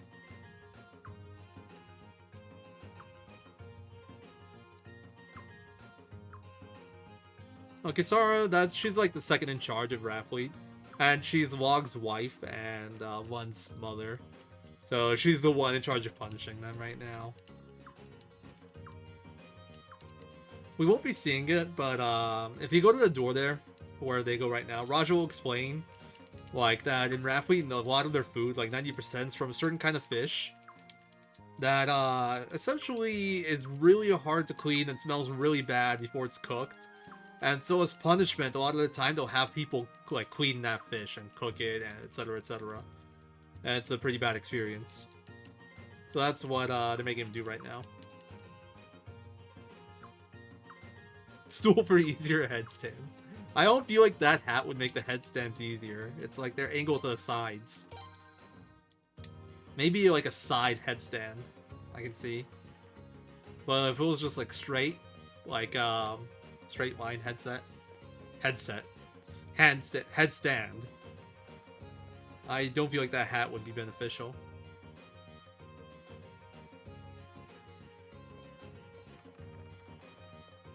I don't know. I'm not sure.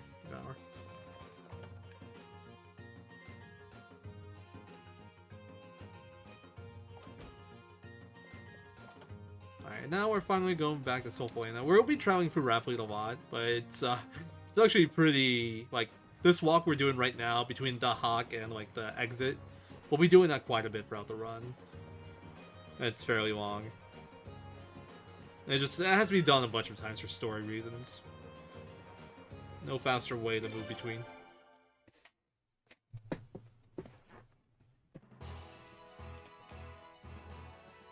Oh, it's the 5 in Suikoden 5. I like that. Best lore explanation I've heard so far. Alright, that's my 5th battle, and this is now average at best. I've already failed 3 retreats, so it's not average at best, it's below average. It's a pretty bad segment so far. We have to... That was actually a boss fight in Western Woods, but here it's just a normal fight.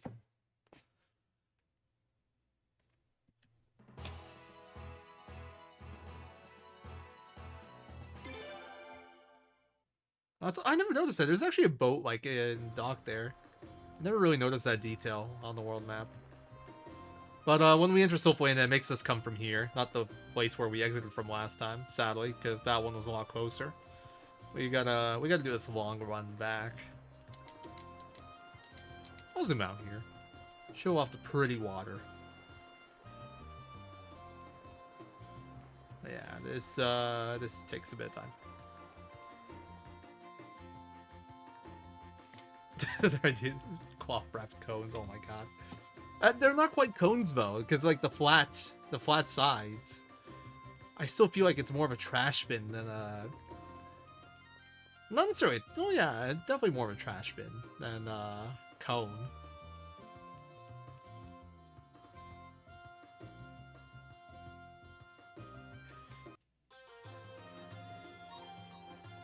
Oh, zoom in a bit more here because the screen can be laggy. Not this one isn't too bad, but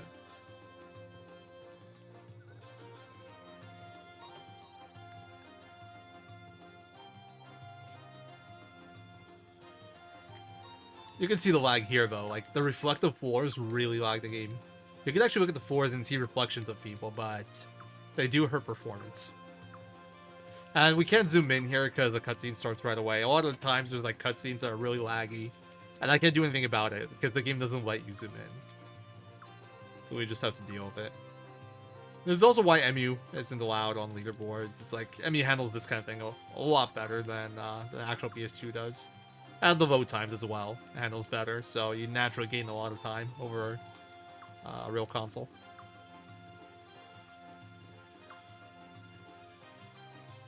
Cupheads. It was a Cuphead reference all along.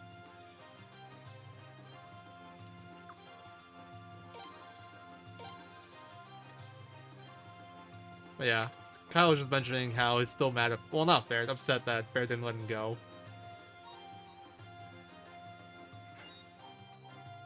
And then, like, Side's like, well, I'm tired, I'm gonna go take a bath. Kyle's like, oh, I'm gonna go with you, and everybody just looks at him.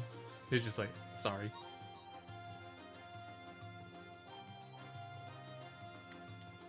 And so I'll wait here, and we're like, okay, sure.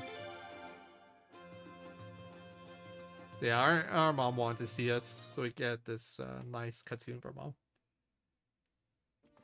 Oh, welcome home. Isn't Leon with you? I see. She wanted to give us some time alone, did she? Come on. It's like the loading screens before and after the battle that does faster, supposedly. I never timed it out, but I'm pretty sure it's faster. The battle start animation, I think, is probably the same. They're nice people, aren't they? But like stuff with lag, it would handle better too.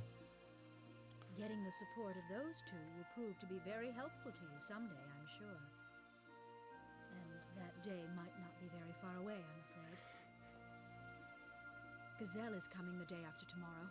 I want you to know we're not just waiting around without any plan. We're taking every measure we can. We're certainly not going to let Godwin have everything his way. I wanted to tell you at least that much. I'm gonna take a food break sometime soon. Some rest, okay?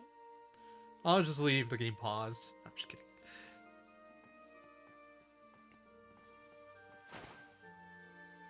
You've grown so much. This part feels really awkward just because, like, since you can pick your name, she never says your name. Than I am. A great big man like your father Farid. I've really been blessed with wonderful children. Both you and Lynn. I want you both to know how truly... I mean, it'd be illegal, but it would make the game run faster. It just wouldn't be allowed on the leaderboard. There's also, like, you could use HD Loader on PS2 or just run it on PS3. There's no official PSN release, but there are backwards compatible PS2s, and there's also ways to play PS2 games on non-backwards compatible PS2s, so those are all options as well, but wouldn't be legitimate. because not official releases.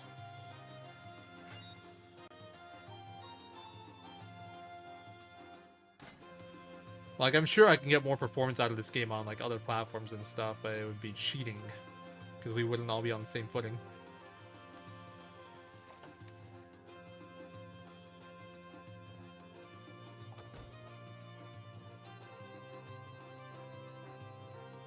Alright, I think I'm going to go get the food right now, and then I'll eat it during the next cutscene.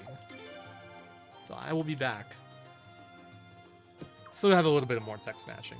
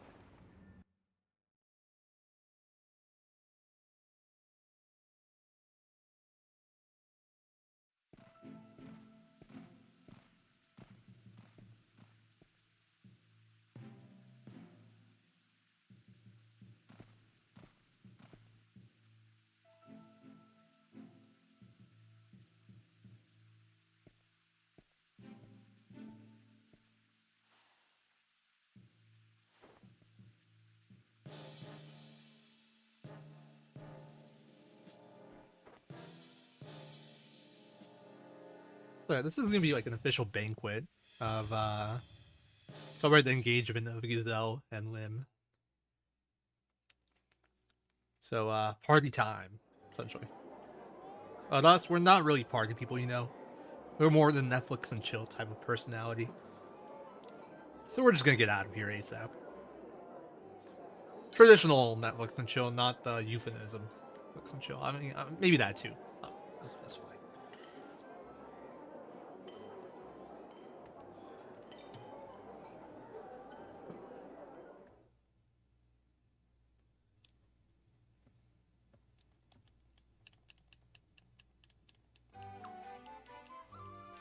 I just got some food right now. I'm feeling pretty good. Also got an... Well, I guess it's not even that important of a menu, but there is one thing I want to do for EXP route. And it actually saves me time as well. But before we book it, we want to do another party swap. What are you doing that, man? I just want to remove Leon and Sideways from my party. We're gonna be solo for the next fight. Alright, I'm gonna eat a little bit more, enjoy the cutscene.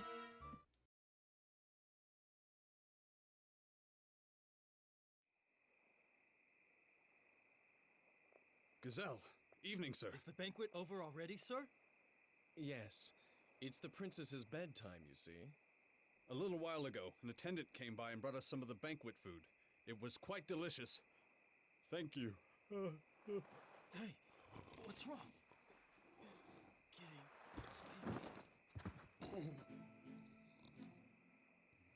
Gazelle, sir. Please wait aboard the ship, sir. We'll come see you when it's over. Very well. The scholars have arrived. I want you to take them to the sealed room right away. Yes, I know. That man in red. Something about his manner disturbs me. I want him watched. I'll put someone on him. You can rest assured. Fine. Do that. Gazelle, sir. What about Lady Siledes? Worried about the lady, are we? How sentimental of you. You have your orders. Just do as instructed. Yes, sir.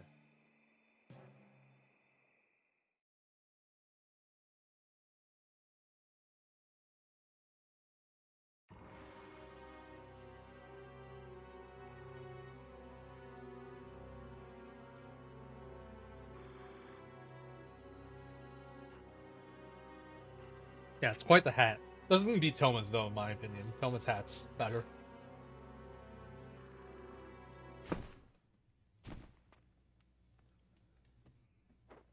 Aha!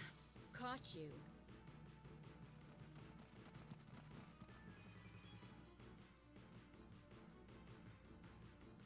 I don't know that reference, but I'm not gonna argue with it. We knew you guys would put Dark Arcanum in the banquet food. And that's why we all took an antidote beforehand. We've got you all now. Don't even try to make any excuses. Godwin didn't see this coming, I bet. What did you say? Fools. We used that cloak so we wouldn't have to sacrifice so many of you. Now there's only going to be more unnecessary bloodshed. Give up! You have no chance! Is that so? I haven't played Silent Hill games, so yeah, it's lost on me. Sorry. Alright, so we're gonna do this fight solo with Prince. The reason we do a solo with Prince is because we want to try to get another extra level. And if I want it for both Leon and Prince, but if I have them both, the XP would be split between them, so only one of them, none of them would level up. But if it's just solo Prince, I do get the level up here. Oh my god, my menuing's all over the place. Okay, Berserk, I think you don't get the speed nerf if you use a scroll. There's a hidden speed nerf whenever you use magic in this game. The game actually reduces your speed a little bit based off the spell. And I've noticed that I always get outsped turns 1, 2, and then when I use the scroll turn 3, I don't get outsped. I think there's no speed reduction when you use a scroll. But at the same time, that doesn't match up with some other fights. So I don't know, maybe it's just RNG, because there is a speed roll for enemies, and I think maybe for party members too in this game. Where it just like, it kind of RNG rolls some, like multiple, like a percentage between 1 and 10, or 0 and 10 in both directions, and applies that to your speed. Alright, please no fight game. Would appreciate it. You can get a fight in here. But, so the fight would have been faster if I had just, like, Leon and Prince, or, like, someone else. Oh my god, this happened again. The second floor fight, this one's tilting, because you gotta walk, like, 10 steps here. Oh, whatever. It loses a good chunk of time, just because, you know, load times. But yeah, it's like, it would be faster if I had more characters because I can get the kill faster, but I have another fight coming up. In this fight, you definitely just want to lose it. You don't game over if you lose this fight. And it's way faster to lose it than to try to win it. It would be a very hard fight to try to win. Too late. So having an injured Prince by himself makes this fight really quick too. We're not dealing with any amateurs here. That's 2 runs in a row, by the way, Space Coyote. I think I got the battle last time in the exact same spot. Like, actually exact same position. Hello there. I'm glad to see you saved us. Oh yeah, that's a 6 battle walk. That's pretty awful. But why are you... I get it now. 1, you 2, never were a 1, gladiator 1. in the first place, were 6 you? battle segment. Pretty bad. Very perceptive of you. Back off! Now I see. You're the reason our Dark Arcanum didn't work, aren't you?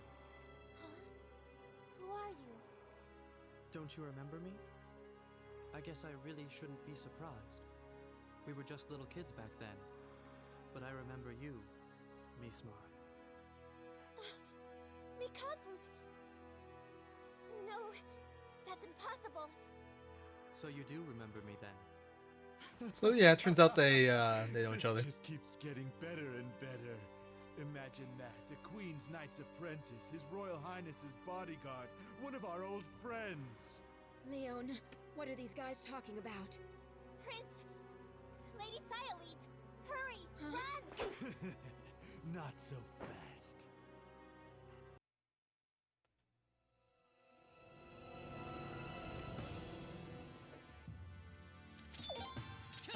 Why am I fast all of a sudden?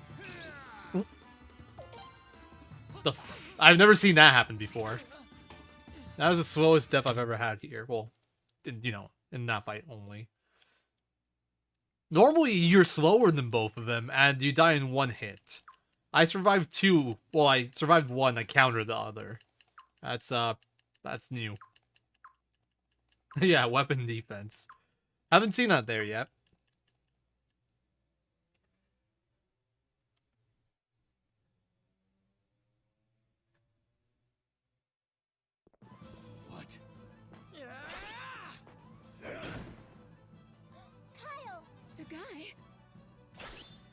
Hey, the guy's back.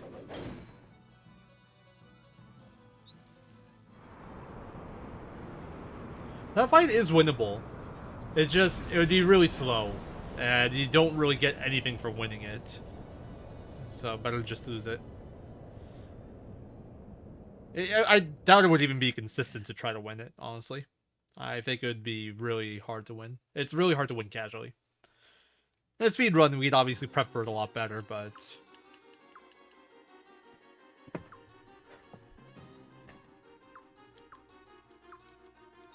yeah, you're expected to die there, normally. The winning is like a bonus, and you get a pretty rare drop. I've covered runes, they like give you magic. There's also runes that do other things, like bonus effects. There's one that gives you, I think, double XP or 50% more XP, I don't remember which, called the Fortune Rune, but it's not an item you can get on its own. This game has a mechanic called Rune Pieces, where like you can get pieces of a rune, and if you get 4, you can combine them into a full rune. So all the rewards for winning that fight, I think, was a Fortune Rune piece, if I recall correctly. Which is really rare, but doesn't give you the Fortune Rune. You need 3 more pieces, so it's not really useful to us. And it doesn't sell for anything, it sells for 1 potch, so there's like 0 reason to try to win. At least in speedrun. Casually, you might want to try to get that Fortune Rune assembled at some point. But in this run, we don't combine any rune pieces. Space KOD might have some spicy strats one day when he eventually runs this game in 2023. What about you? If we're lucky. Where he goes for 2 boost rune pieces and combines a boost rune, which is like basically a double damage multiplier for physical fighters. I will not be going for that. Probably ever. The Queen. Ha. See what you did there, Ruru. They're dead. Boost rune. If you get it in 1 run, I'd be actually so hype. But Farron, no. How can that be? George, you were with them. You'd have to get 2 random enemy drops to complete a boost rune, for reference. I'd get 1 chest that's a bit out of the way. The upside is it's a guaranteed drop from 1 like random world map boss, kind of. So that helps, but I'm sorry. It's still unlikely to complete one. January 2021? Alright, waiting for it, man. You gotta get out. So we can 5 all battles when. Wait. Just a minute. If Arstad is dead... Are you talking about the Rafleet one, Azir, with the glitch? That means if Godwin gets a hold of it... Because definitely not, but that gets you a flowing piece, I think. All you have to do is concentrate on getting the hell out of here.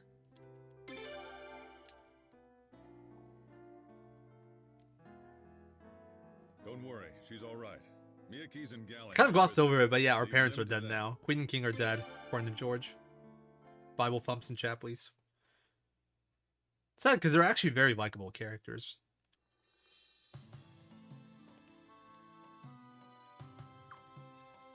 Yeah, definitely not doing that.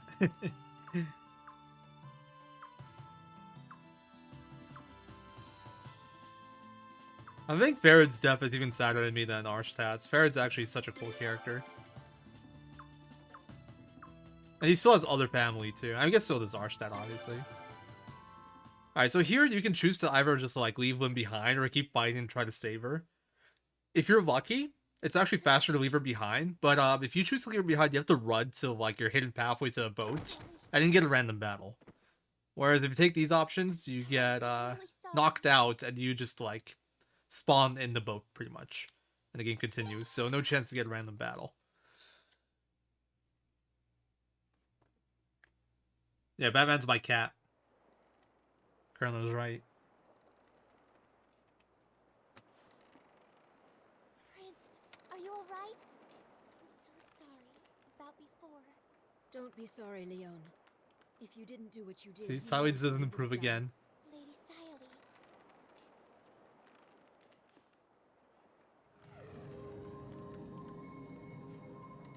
That light. You should have submitted a Suikoden free run to really, really long on Space KOD. All chapters run. Why didn't you do it, man? It would have been perfect.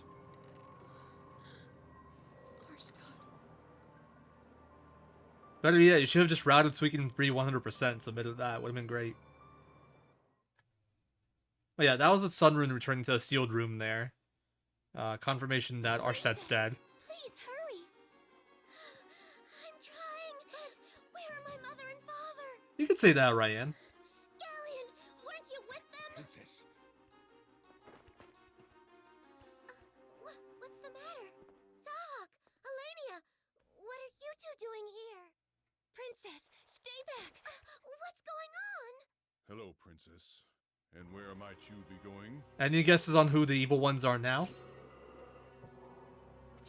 Oh no. There. What? Tell me what's going on here. You're the ruler of Sun Palace now, Princess. We can't Definitely not let you leave Miyake's. now, can we? How dare you? Why are you? The kid? No, not the kid. Women Leon. Wow. Yeah, this is basically a coup by the Godwins. In game, it's at some point they called it a rebellion in game. I'm just like, that was not a rebellion. That was like they drugged everyone, killed the king and queen, took control. That's not quite the people rebelling. That was definitely a coup.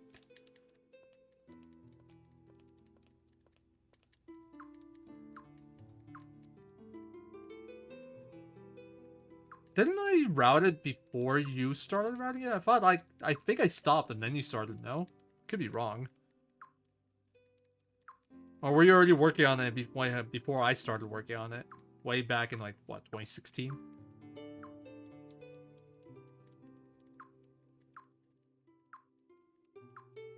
I gave up on it fairly quickly because that run sucks. It's such a bad speed run. I was doing practice, and I died in Chapter 5 to a random battle, failed retreat like 3 times. I was just like, you know what? I don't think I ever want to run this. This is horrible. Okay. Fair enough. Alright, 1 battle already. This segment, between now and the war battle, I'd say 3 battles is like average. Really? I couldn't freaking run from the Armadillon? Come on. I'm surprised that's not a release. Yuck.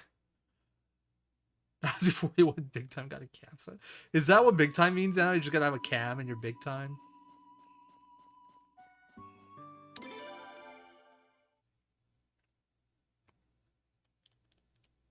Seems accurate. Yeah, this is my favorite outfit, Ryan. And everyone else. Sadly, we don't keep this one a lot. We use it like a few times. It's our like undercover, like stealth outfit. We don't want people to recognize this in this one. It's a throwback to Suikoden 1. This looks very similar to Suikoden 1 hero's outfit.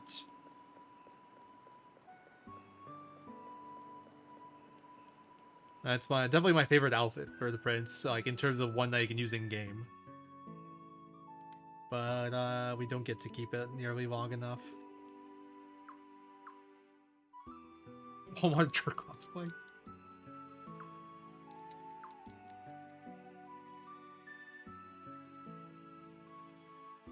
Yeah, I agree with that, Space Coyote.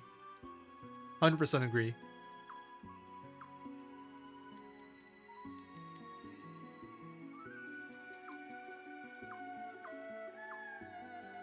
This guy dropping wisdom is like, use a blade when it's on use for something where it'll get dull. Basically rest while you can. No sense in worrying.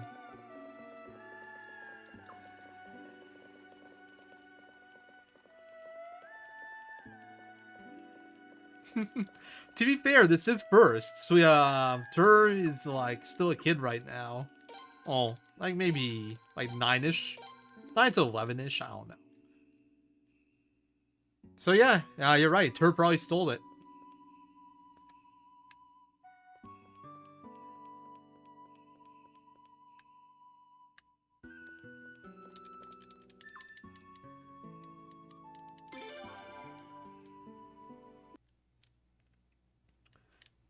Yeah, Leon really does look like she's running around in her PJs. I like her hair in this outfit, though. Her hair's cute. It's actually not that different, actually, now that I think about it. I really like Sileid's George's on the run outfit too. I mean, George's outfit's just like his outfit from now on.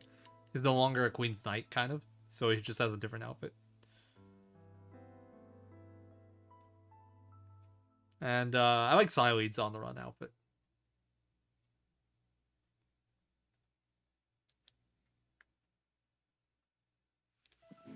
We all know the best running animation is Suikoden 4 Lino. That's the one thing that game wins on. Best running animation by far. We know running animation. There's no need to worry. As you can see, we have complete control of the Sun Palace. Yeah, this is like his normal outfit. The Queen's Knight thing was kind of like, I guess, a uniform for him for work. This is like standard clothing for him, I guess. Crucial is such a strong word. There may have been a few I can get behind this Devour. But it all turned out fine. The only thing worth noting is that the Prince and Lady Sileid's managed to slip away. But thanks to that, we were able to make George take the blame, so, in the end, it wasn't a complete loss. I see. Yeah, like Solemn has a running animation. Like Solemn has a walking animation even. Do we ever even see Solemn walk?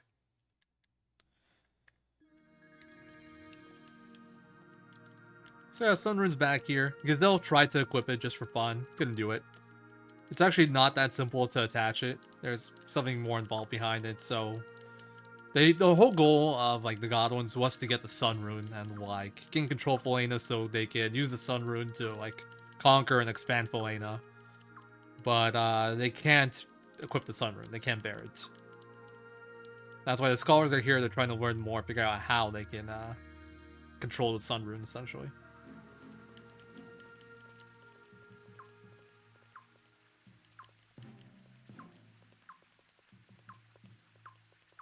Yeah, I feel like it would be a lot like a penguin waddling, but I feel like that's insulting to penguins.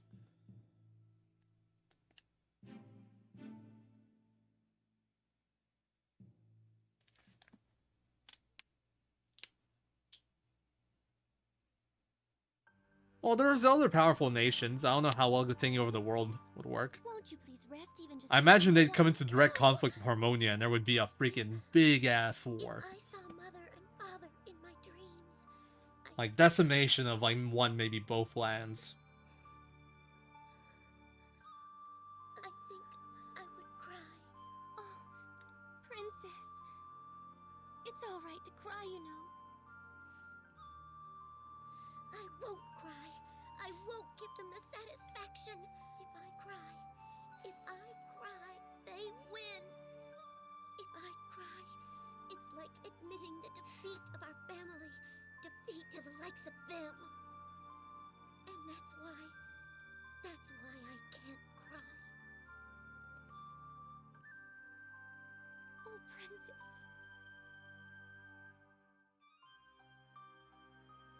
Princess. Please save me.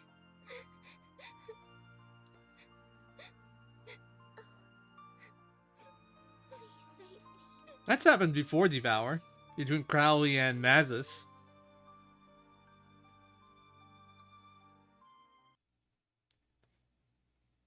Also, Bible Pump's in chat for Lim, because she can't Bible Pump.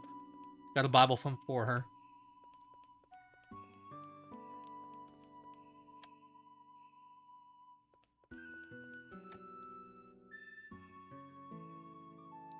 Pretty much.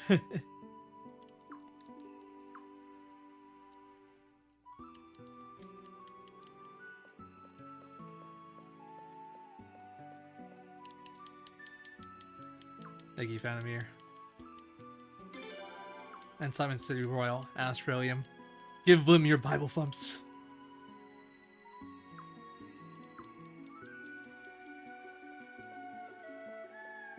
I never sleep well when I'm sober anyway. Turns out Sileid's alcoholic.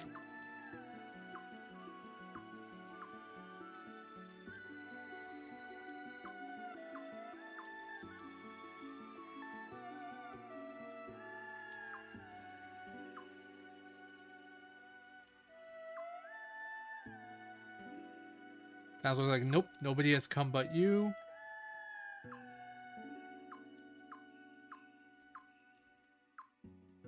Oh yeah, Arshta took the Sun Runes so the God Ones couldn't, essentially. That just tells you right there why she bore the Sun Rune. Well, I don't know how the Goblins would have taken it, too.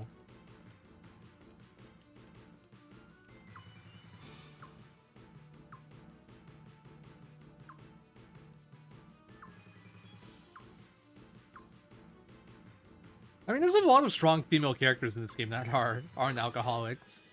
I'd say I wouldn't call. I mean, Sally did a strong female character, but she's gone through so much shit. It's like drinking problem would be reasonable. But this game has no shortage of strong female characters. Like, this is a queendom. It's like, I'd say the females are generally presented as stronger than the men in a lot of ways.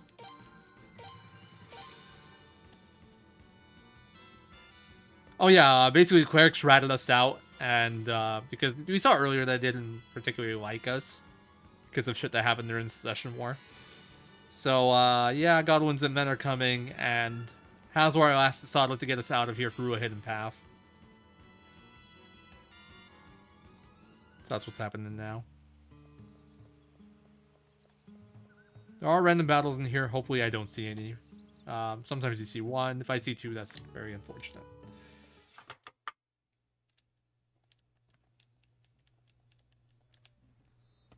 This way. That way? But that's a dead end. Just follow me. Quickly.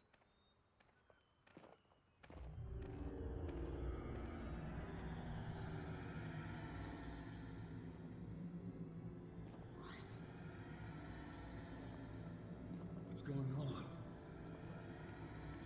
Remember what the Oracle said. It's a path only the elves know about. Come on now, let us hurry. This is quite actually a somewhat common theme. Well, I don't know about common. This happens in Suikoden 1 too, but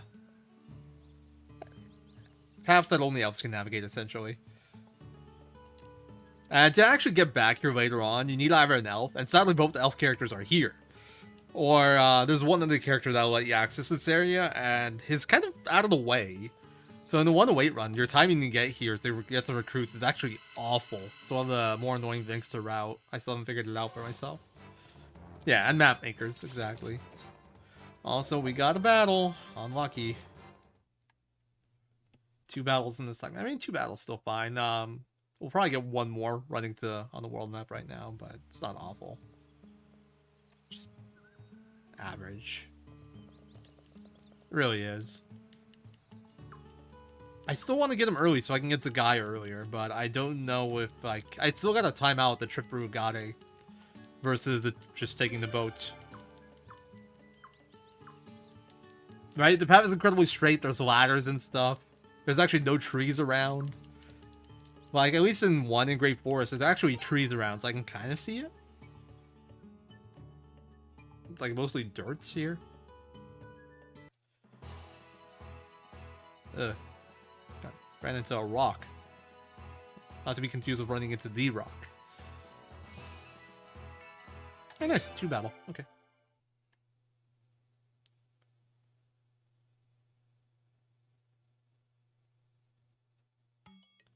And welcome to the biggest eyesore / earsore in this game.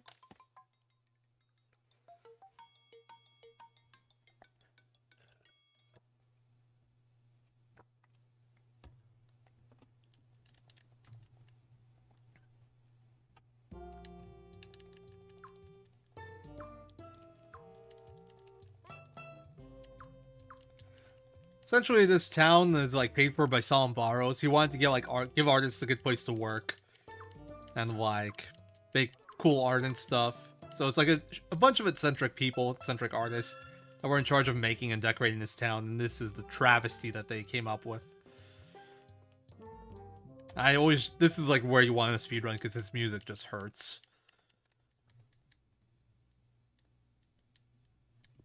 Shut up, you guys. Hey, it's the prince! It's them! It's the prince and Lady Sialeeds! I'm sure of it! Uh-oh. Prince, let's run! Hey, wait! What you running for? Hey, wait, what you running for? Okay, we'll stop running now.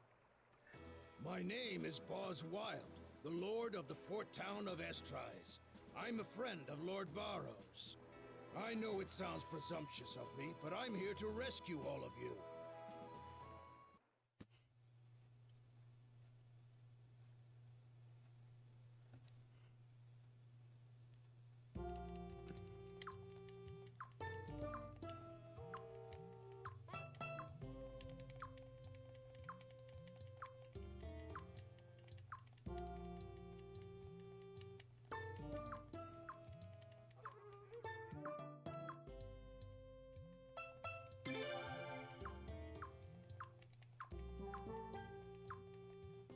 So, Bob's here to take us to Rainwall. He's gonna go get the bone ready. This is sadly where we part ways with the guy, which is a shame, because the guy is really good. We won't be seeing him after this anymore. He doesn't want to go with us to Rainwall because he was a gladiator for Barrows, which are like the lords of Rainwall. And he got arrested, you know, shamefully. Thought they accused him of plotting to kill the queen and stuff, so he figured he wouldn't be welcome there. And we wouldn't be welcome there if he was with us. So he decided to part ways with us.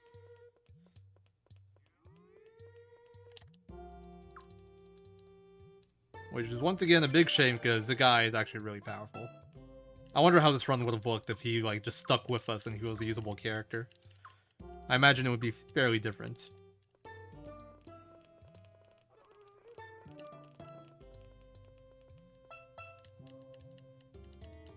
I feel like it's just like they want to do intros for characters and towns a lot. Like you always get that pan over a town whenever you go there for the first time. And you get like these cutscenes for like main story characters that are a lot of the time really short. They're just like an intro.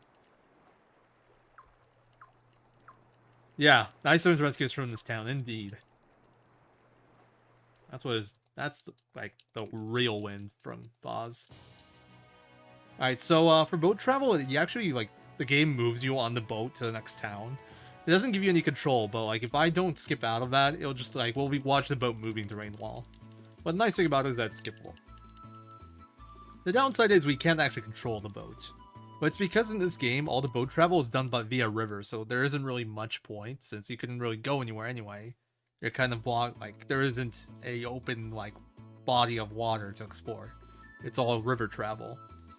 And since it's, like, you wouldn't want to go into places ahead of time, there's no real point in making it something you can control. Oh, you missed like a big event, man. You missed like the biggest event. The coup on the Sun Palace, our parent Queen and King and Queen are dead, we're on the run. George got accused of killing the Queen, the Godwins took over. The Sun Rune is back on the bust in the Sun Palace. You missed like the biggest event in the run probably in the game. Or at least one of them.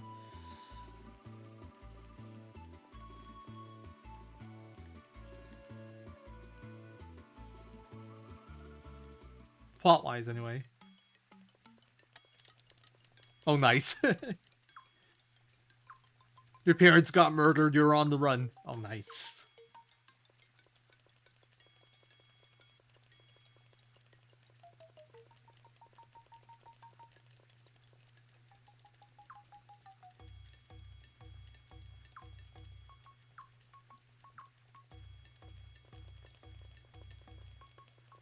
Well, it's right here.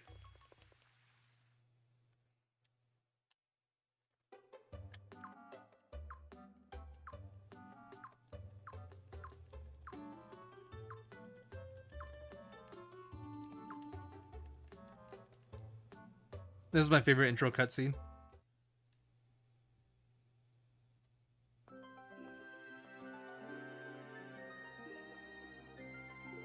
Oh, Lucerina. Just because it gives you like no background, it's just literally her walking, and then Salam going, "Oh, Lucerina." It's I don't know, it's like the most shoehorned in intro cutscene.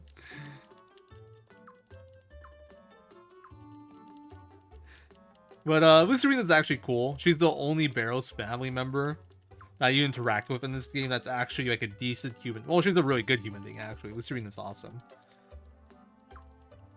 Complete contrast from Solemn and Urim. What a babe. Not wrong. Lucerina's great. But that cutscene just, like, makes me laugh. It's so silly.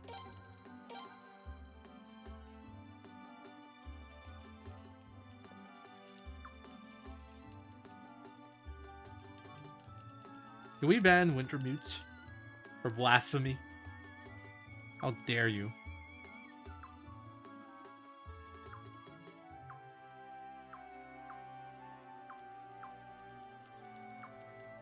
That's Chuck. He's gonna be the storage guy.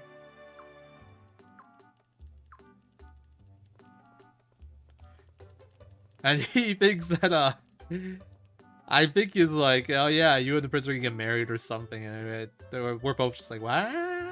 What's going on? I don't remember. It's alright. It's still be like her eyes were soulless. I don't know, I never got that impression. But she suffers from being like a secondary character. She only has like 2 different portraits. And I think the color, I can see what you mean about the coloring. I think like her palette's just kind of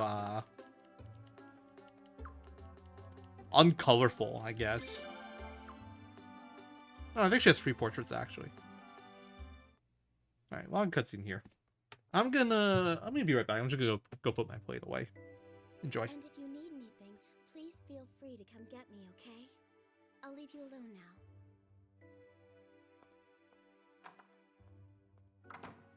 I can't believe it. Is that girl really Lord Barrows' daughter? Yeah, I know what you mean. But as unlikely as it may seem, they really are related. How could someone as shady as Lord Barrows?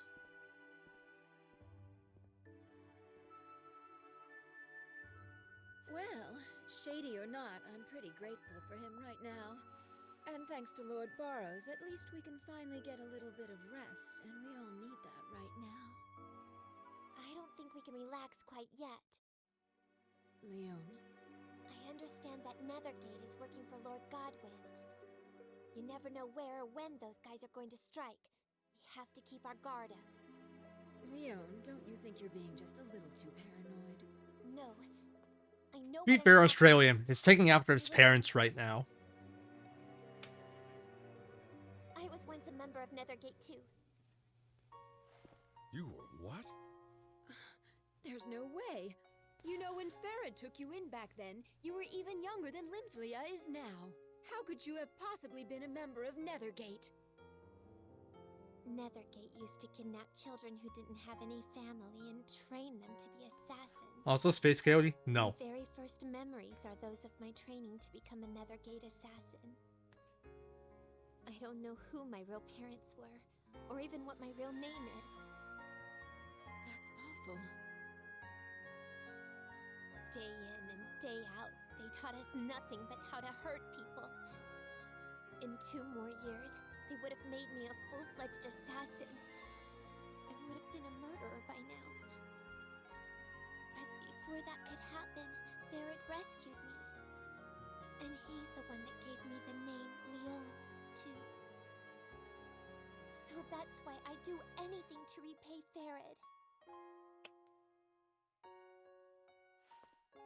Prince, I'm sorry I never told you. Do you think you can still trust me even though you know about my past? Hey, never see her coming, Australian. Oh, this is a cute girl. That.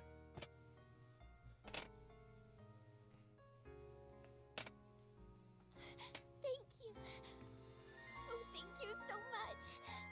Oh, I'll go for Chuck Skip. There's no way I'm gonna get it. I'll try.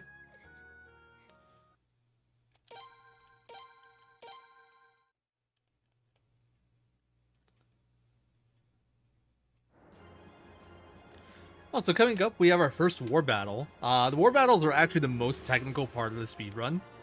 And this is my favorite part of, like, this game, in terms of speedrunning, because all the war battles in the other Suikoden games are kind of horrible for speedrunning.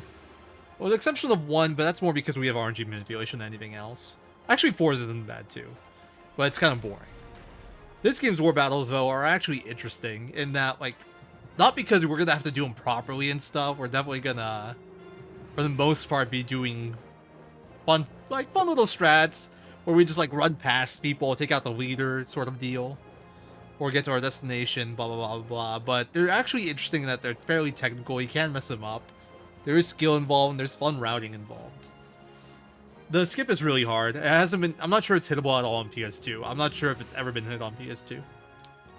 It's been done on MU with save states. I don't know about MU without save states. But the thing about it is there's no save point anywhere nearby during that segment either. So it's like every time you'd want to retry, you'd have to do like another war battle. Probably be like 15 minutes each attempt. Not including like PS2 boot time, because there is no soft reset as well. So yeah, it ain't happening, but I'll try for fun. You'll have to find out, Sipes. I can agree with that. I think these are my favorite war battles in the series as well. StarCraft, yeah, time for StarCraft levels of APM. Hey, Devons. This is actually one of the higher APM battles, memes aside. You actually do have to do things in this one. Last time I did this, by the way, I switched controllers since then, but last time I did this, my analog stick on my controller got stuck, and it completely screwed this fight up. Like, I was trying to go left, and like, my analog stick was stuck going right. I just threw off all the timings in the battles and just messed everything up. I lost like 40 seconds, or 50 seconds here, in my like D-Rush run. Because of that analog stick. I mean, it was literally holding right as I'm like trying to go left. It's 100% the controller's fault. What else would it be? My god. People never give me any credit when I say it's the controller's fault. Sometimes it's the controller's fault. It happens. Alright, so we can set up our war units there. We don't need to do anything for this fight though. We'll only be using 2 units in this fight, but this is one of the few fights where you actually have to take out all the enemies. I think it's actually the only fight where we have to take out all the enemies. Yeah, it's the first one, funnily enough. But, yeah, we won't need too much for that. Oops.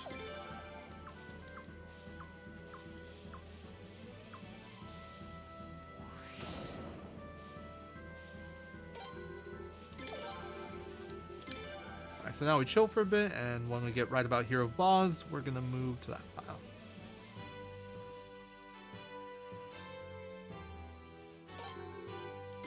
I really hope that's not too early. It looks okay.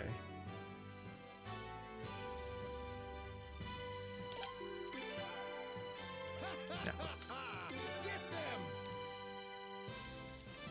that was actually a little early, but that should be fine. It's supposed to happen a little bit later than that. So if this is done right, it'll push him towards Boz's unit and then Boz will finish. This also actually uses a bit of rock, paper, scissors system. Infantry beats archers, archers beat cavalry, cavalry beats infantry. And I could also lose time here to damage rolls. Yeah, that spacing was a bit off.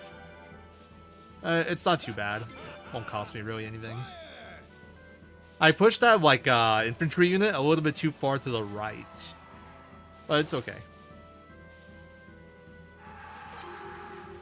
There's a 20% chance that I missed the kill on these two guys. That's like my biggest concern. Do I target him directly up? I couldn't remember.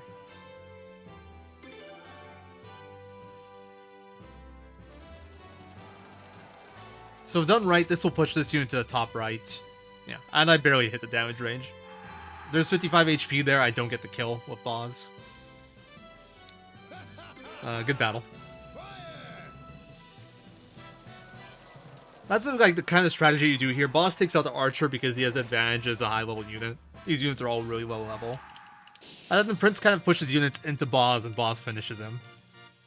So that was good. That was clean.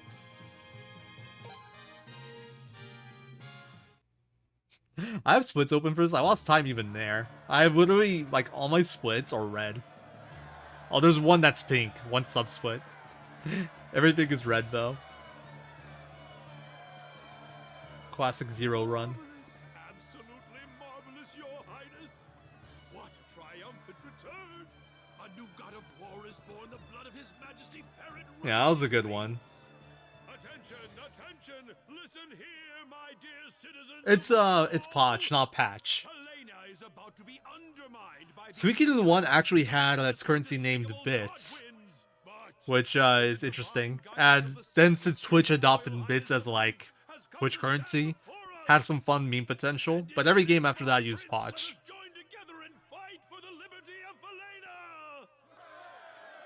Oh, well, I think it's fine for fictional currency. Must deal a crushing blow to Godwin, who murdered our queen and the Oh yeah, I feel the retreat to the Armadillo. That's, I mean, that doesn't explain all the time. Also, explain some of it. We shall restore our beloved homeland to all its former glory.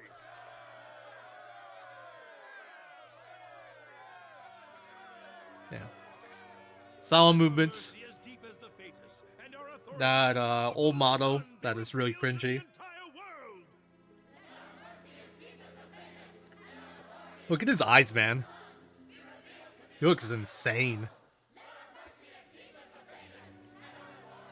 I'm 3 minutes and 40 seconds behind right now. A minute of which was lost in the first split because I'm bad. But the rest has just been RNG. Or at least I think. I don't know where I'm losing time. Also, we get this annoying pan over the Sun Palace. That gives... There's no real info or anything of interest. This happens a few times through the run, and it's so pointless, and it bugs me. All you get out of this is that you missed a chest right there on the right side. And there's nothing good in that. That's all you get from this freaking long 20-second pan. It's not even rip record, honestly. There's enough time save later on that if my splits go well, I can still record. But it's not looking likely, that's for sure.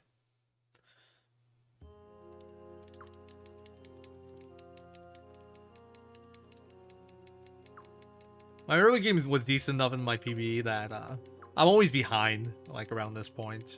I haven't been ahead of it since I got it.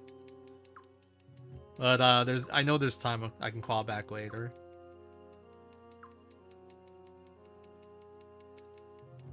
I mean, they do that a few times.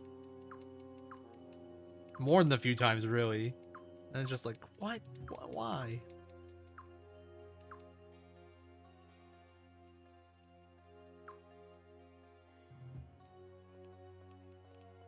I might do that, Devons, actually. It depends on what kind of pace we're on.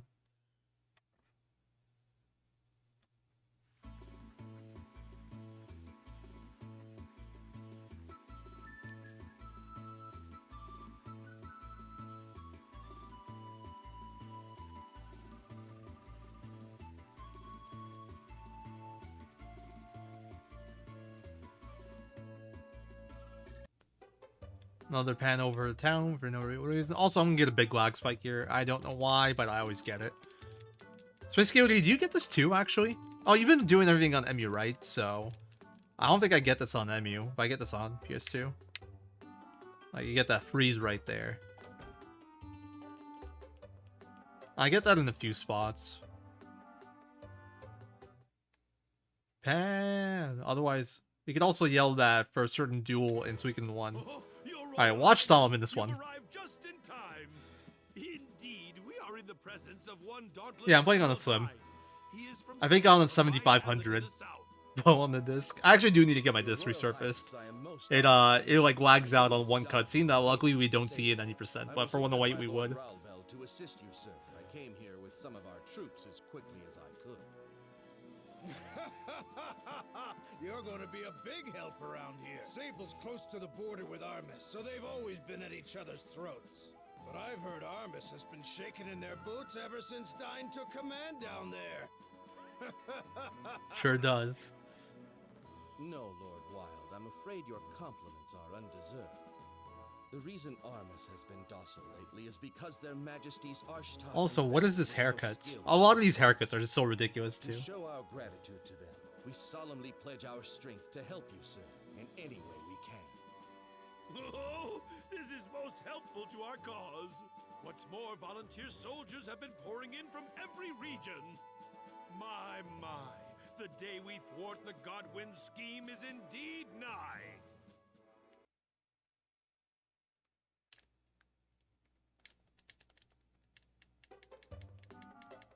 Yeah, Dober is pretty weird too. You have that haircut? Do you actually? Now I want to see a cam, Alexaster.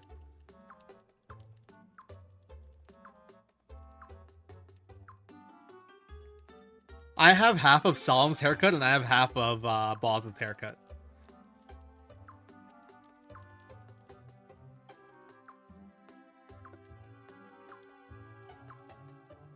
Aw, now I'm disappointed. I wanted to see it.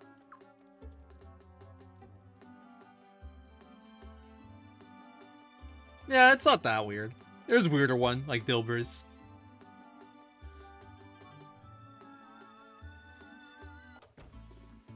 Hey man, you gotta skip Dying's Vote. Gotta save the frames.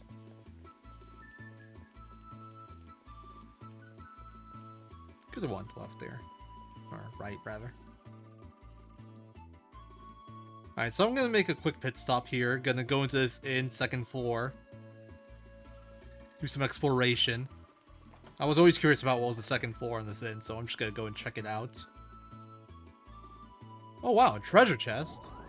Prosperity ring. Cool, cool, cool. So there's armor in this game called Prosperity Armor, and what it does is it increases the amount of pots you get from like each battle. Each piece of gear gives you 10% more. If you have the full set equipped, you get double. But you can equip a bunch of pieces without equipping the set and get over double. You can get like massive amounts of extra money. That one in particular, the Prosperity Ring, you can buy it for 50,000. The other ones you can't buy at all. They're like unique items. Because you can buy it for 50k, you can sell it for 25k. So that's a 25k accessory. And before I sell it, I'll be equipping it for a few fights. I'll be getting 10% more money. And that'll get me like an extra 4k or so. Look, hey, Space Goody, look at what I found here. If I kill this guy, I get a booster in peace. I'm not going to, though, because I'm not doing that strat. Also, nice double failed retreat game, thanks. Nope, not fighting it. Not happening. I don't need no booster in pieces.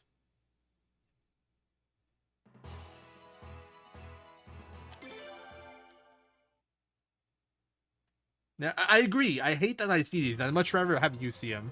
Because you actually plan on using them. I don't intend to ever use those.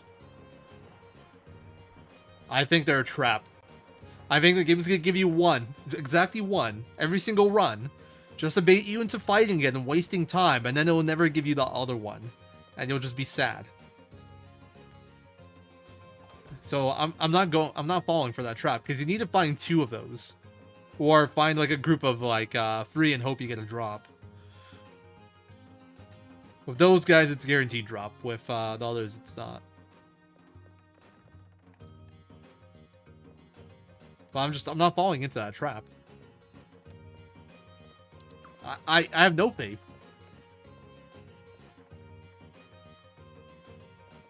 Anyway, yeah, at this point in the game, we just fought off the Godwins, and as they were trying to capture us, that was what that war battle was about. We used Solemn's forces, but we led them. For morale reasons, and so I kind of destroyed the narrative. They're claiming we're rebels, we're like... I don't remember exactly everything. The point is, Solomon recommends that we get more allies, which we agree with. So we're going to meet with Raja again, see if she wants to help join us in our fight. And Raja, she wants to help us, but she doesn't want to join up with Solomon. Like, she thinks she's shady as fuck. Calls him an old snake. And she's not wrong. So she's like, sorry, we can't, but, be careful around that guy.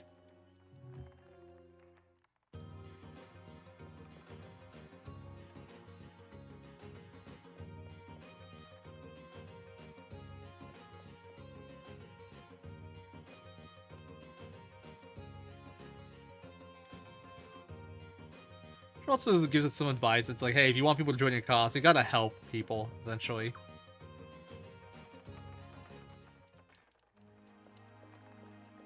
What did I even say? Did I curse?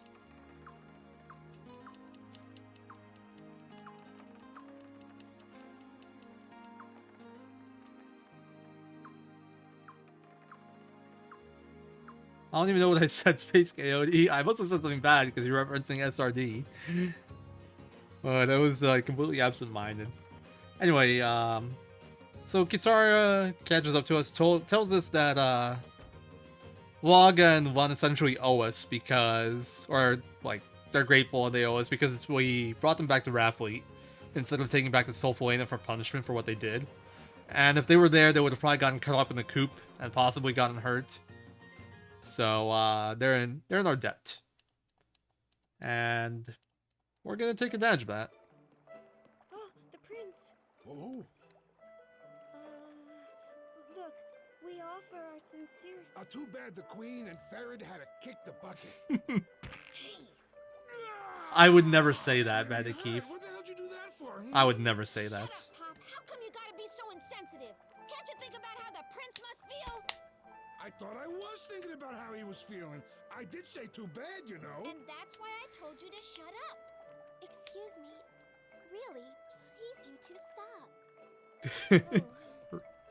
Sorry about that, Prince. Yeah, Log's a well-spoken guy. I heard from the wife about this already. If it weren't for you guys, Prince, me and Pop would have probably been in big trouble. So we want to get the chance to repay you. Sorry, I mean let us repay you, Your Highness. Please. All right. Please, sir. Prince? You gotta get your ears checked then, Bandit Keith, because that never happened. Yes! Really? I don't think I know anyone quite like that. Repay our debts twice over, you know? We're gonna do our best. All right, then. You gotta let us know if there be anything we can do to help you, okay? Well, I'm thinking Check out this cute look that they give each other here, too. We're gonna do it. Yeah. Both, like, arms at their hips. Just give each other, like, this look and a nod. It's kind of cute.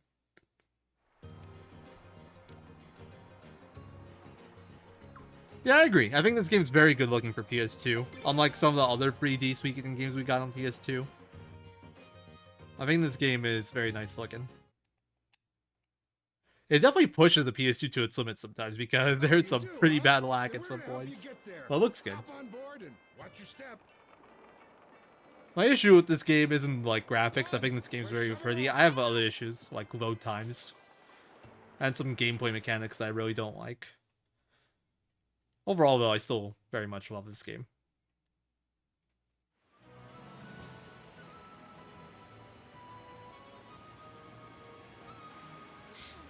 Is that the flow room? This is the most recent one in the main universe. After this, Tear Christ and the PSP one were released, but they're all like in their own separate universe. It's its own thing. It's essentially using like the Suikoden name to try to get sales for something that's completely different, in my opinion. Well, at least Tear Christ was kind of inspired. It had the whole Mark of the Stars thing, but yeah, ain't the same. So, in my opinion, this is the most recent one.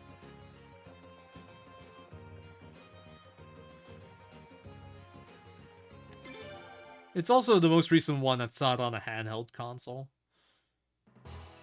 The other two are handhelds, so. That first weekend, yeah. But hey, we got Aiden Chronicles in 2022 to look forward to. Still not a Suikoden, but might be the closest thing we get to it. One battle already. This world map block can be done with one. Well, I mean, any world map block can technically be done with 0 battles. But I'd say 0 is like what? That's I've never seen that before. 1 is wow, that was lucky. 2 is average. 3 is oh man, that's rude. And I think we're gonna get 3. Yeah, Tactics came out before this. I think. I'm not exactly sure, but I'm pretty sure. Because Tactics came out like kind of before, I think. I just don't know exactly when. I got 4 Tactics and 5 like Waypost release, so I'm not sure exactly when they were all released. Yeah, this is a triple battle. Yep, unlucky.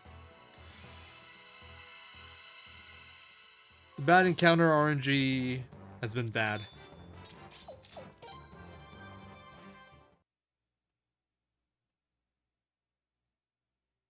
Yeah, this game is really good.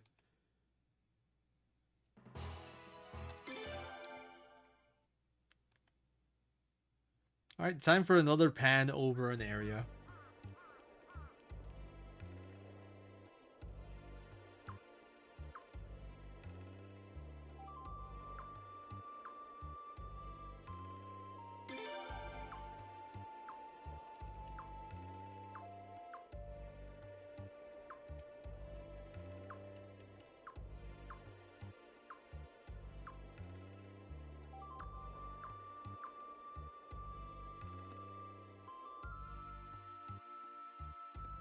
So this is going back to, oh, you can kind of read what it says here.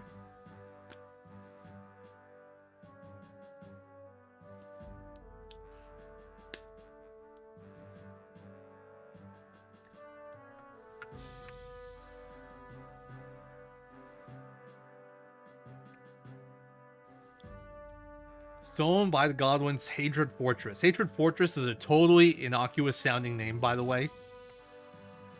Definitely nothing evil behind that.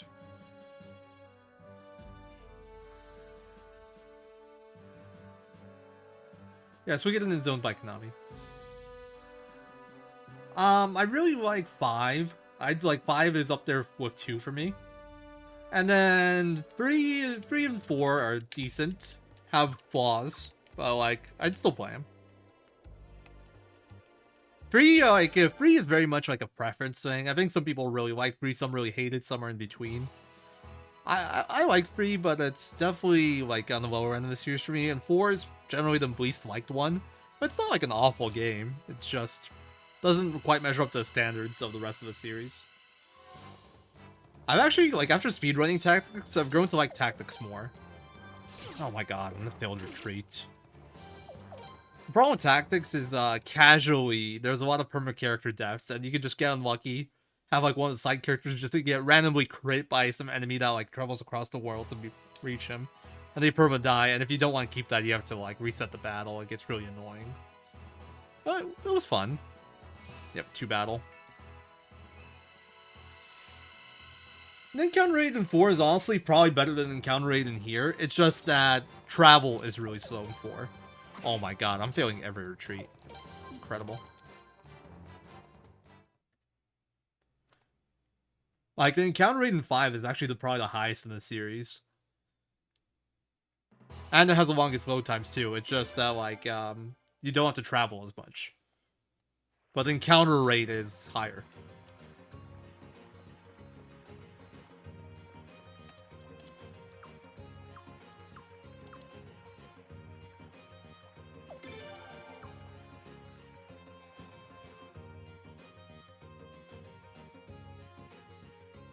Yeah.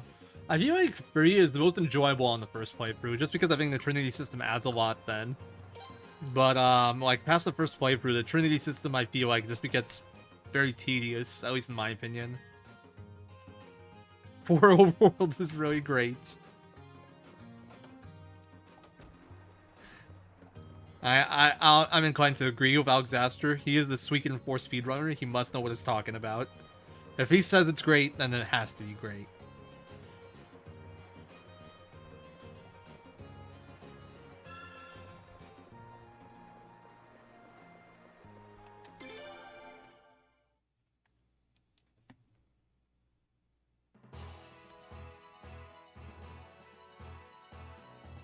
Yeah, this segment... That's early, too. This segment's not going well. I was about to say. The encounter rate's been bad, the retreat rate's been bad. And actually, like, my segment in my PV here is my gold. So... yeah, and I'm still feeling stuff, man. I mean, if we were playing Among Us and Alexander said that, we'd know he was an imposter instantly.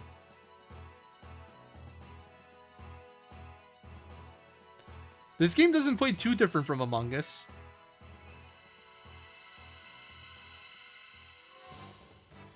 Yeah, the whole, like, the idea behind a sea-based map ain't bad, but the execution is awful, where you have no world map, everything is, like, very far apart, and it's just, like, random islands, there's no indication of where to go. Like, the idea behind an ocean map isn't bad, the execution was just horrible. If they made the map half the size, or maybe gave the map of no fog, I think it'd be okay. Just like, no fog, you can see exactly where you can go. I think it'd be better then.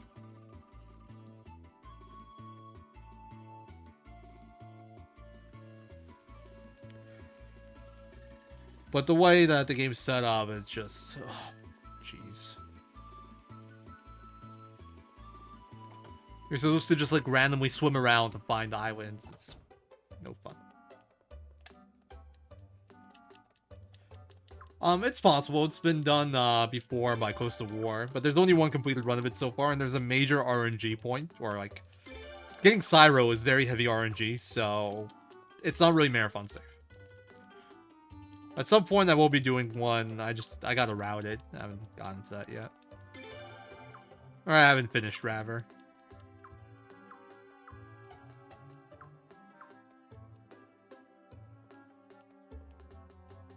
$24-hour, no. No. I think no over read upon, honestly, I think, but still no.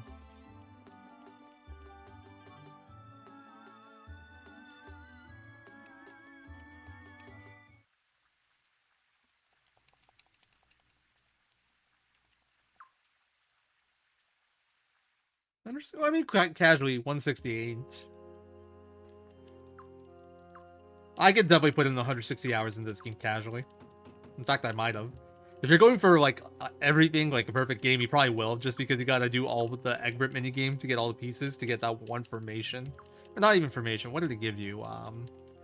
It gave you, like, an epic skill, I think. And, yeah, that would be a hell of a grind to get all those.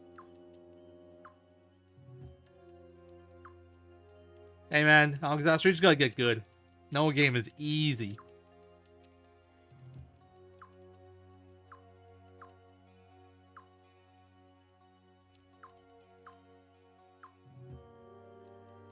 So yeah, Solomon kind of hints that he wants you to marry Lucerina. It's kind of like his way to get into power.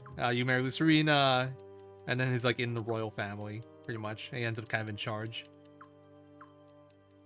And we're just like, what the hell? This is messed up. What are we really doing? And we mentioned a strategist by the name of Lucretia, who was being held prisoner and then got in prison. And like, it would be really helpful if we had a proper strategist. Sileeds does not like Lucretia. That's why she bounces right now. But that's going to be the next thing we do. We're going to try to go and get Lucretia on our side. Because we're not very smart. We don't know what we're doing. So we're going to need somebody to do all the thinking for us. Come up with all our plays and stuff, you know?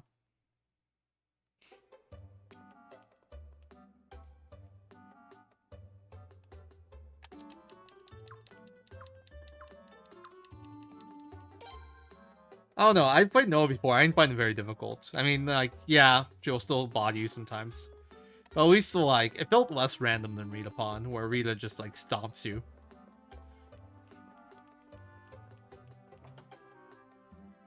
No lights on. Duh. I think there was only natural light coming from outside.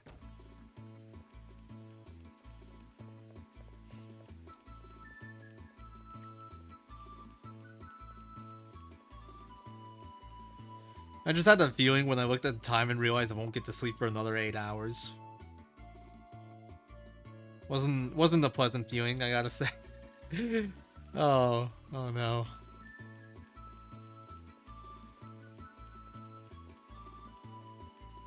Yeah.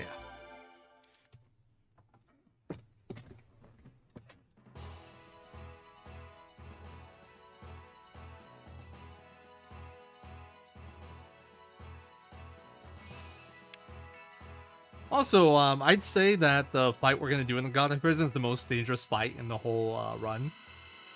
I will pick up a few extra safety things just to prevent me getting murdered, hopefully.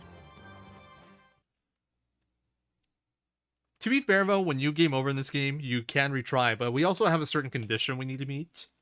We'll be taking our full party into that battle with us, and we need only Prince and Leona alive at the end, but we need them both alive. So we're gonna have a four-person party, and we're gonna need 2 of our party members to die. Which we have setups for, so it's not too bad. But if we get unlucky, they can avoid targeting one person, and then get a little bit wonky. Appreciate that, Bandit Keith. Really do. I don't want to be lonely. Yay! People that'll stay with me for 12 hours. Let's go.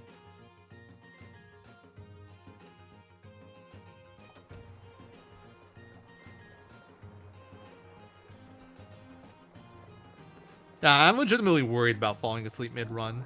Ah, got the wrong chest. Whatever. Extra Mega Medicine ain't gonna hurt. Yeah, I'm just gonna grab those 2 chests. Extra Mega Medicine, extra Sacrificial Jizo. I mentioned Sacrificial Jizo a few times now, but they're just like, you equip him, and if you die, you get revived. Don't blame me, Space Coyote. Don't blame me at all.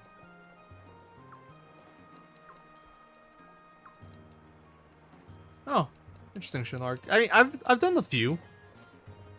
But I haven't done any in a while until like this marathon. I got sidetracked because we found a really big RNG manip discovery in Suikoden 1, so I've been doing runs of that. Yeah, Ghost of War is now down the FF7 remake rabbit hole.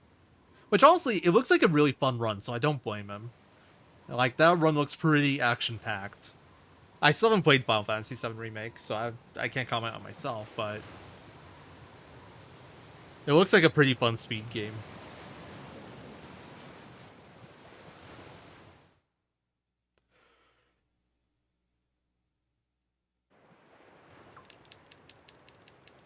I see here, Vanamir. I feel like this run, it's a lot more fun for people to watch, especially like just because the music is always really pleasant.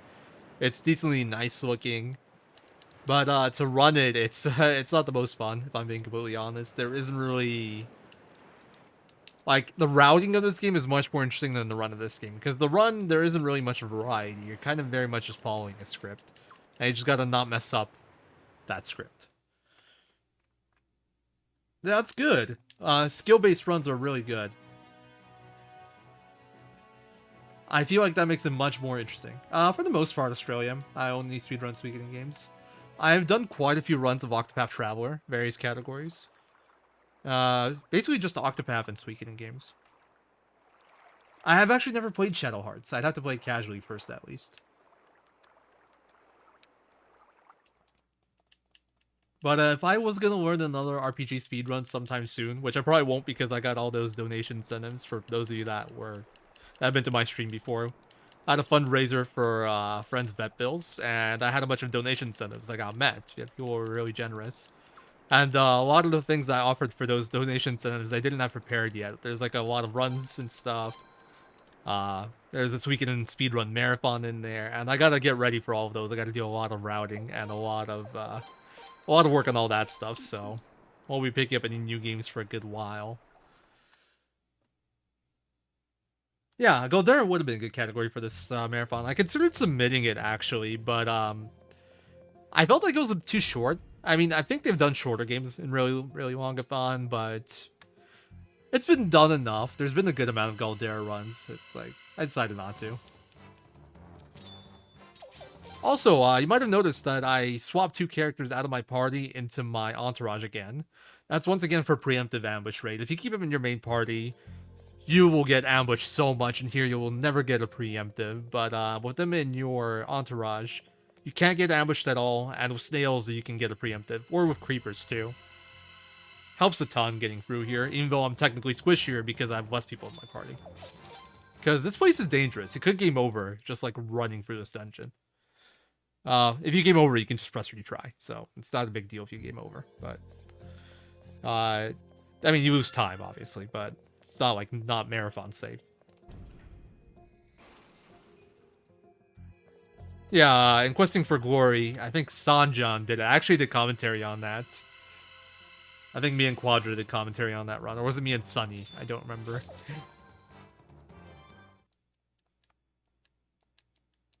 And there was another one that Quadra did not that long ago. I forgot which marathon. Oh, it was like on Speedruns Live, or Speed Gaming did a marathon. And Quadriceps did a run, Goldera run there. I did a Goldera run at a marathon not that long ago too. It was a smaller one. So there's been a lot of Goldera at marathons lately. Oh yeah, the puzzle. You gotta push the minecarts. You can only push them one way. It's not much of a puzzle. I still don't know why they have this. But it's very complicated. Much skill. Yo, do I make this? Ah, so close. This is actually a really good basket mine so far. Also, at this point, I don't have enough money to really bribe stuff. Like, the enemies are expensive enough now that I can't really afford to bribe things anymore. So it's just YOLO retreats for now. We've done this weekend marathon before, actually, Bandit Keith. I'll be doing one solo, which is going to be interesting.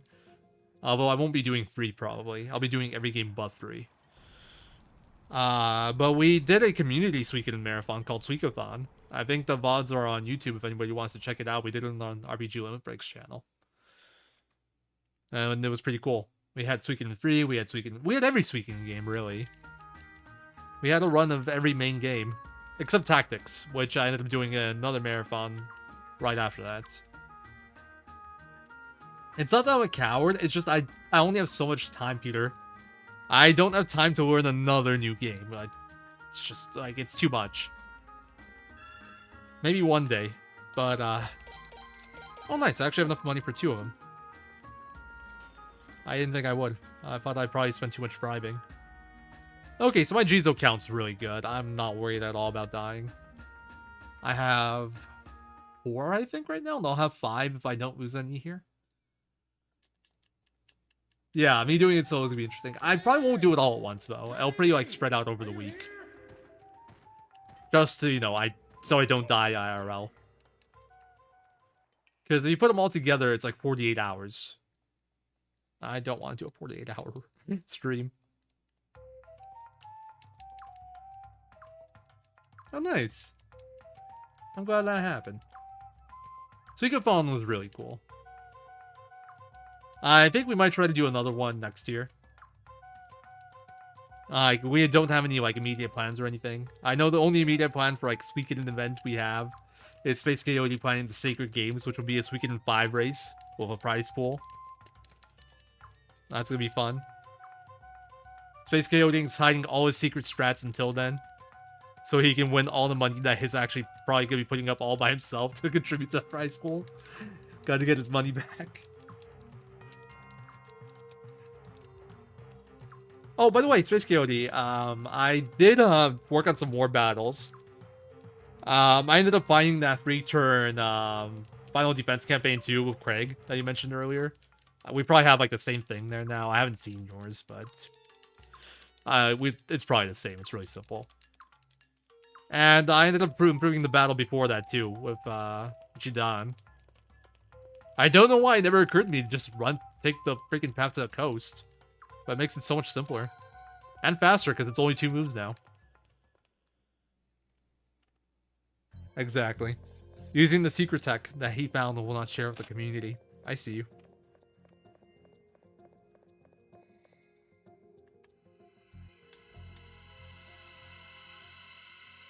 Anyway, this is part 2. Sadly, we can now get ambushed by bats again. Because Gunday oh wow. Oh, unlucky. It is what it is. Because Gunday joins our party, and Gunday's really slow, so it's bringing our average speed down. But we'll still get, we won't get ambushed by anything but bats ever, and bats are only a 20% chance, I believe.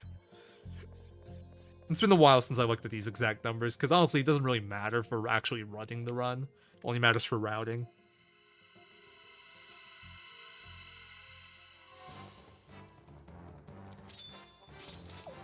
I mean, I try to do the same thing, obviously. It's just sometimes you overlook things. That's why it's always nice to have more runners of a game. People miss, like, things that other people... Or people miss things and other things people catch them.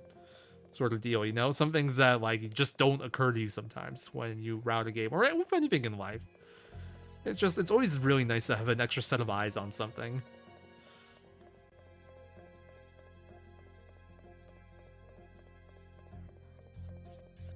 Wow, that was a ridiculous... I was literally quiet there because I didn't want to jinx it. That was a very good walk. I think this was 2 battles only. Yeah, exactly. Like using Blinking Mirror when you finish Ranro Mountain instead of running back to Sable and getting 2 battles and failing escapes. Like I did in World Record.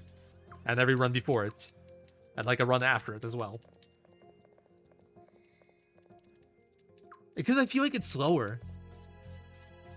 I could be imagining it, but I've had instances where, like, I've mashed both X and Triangle, and Triangle didn't skip certain text boxes as fast as X.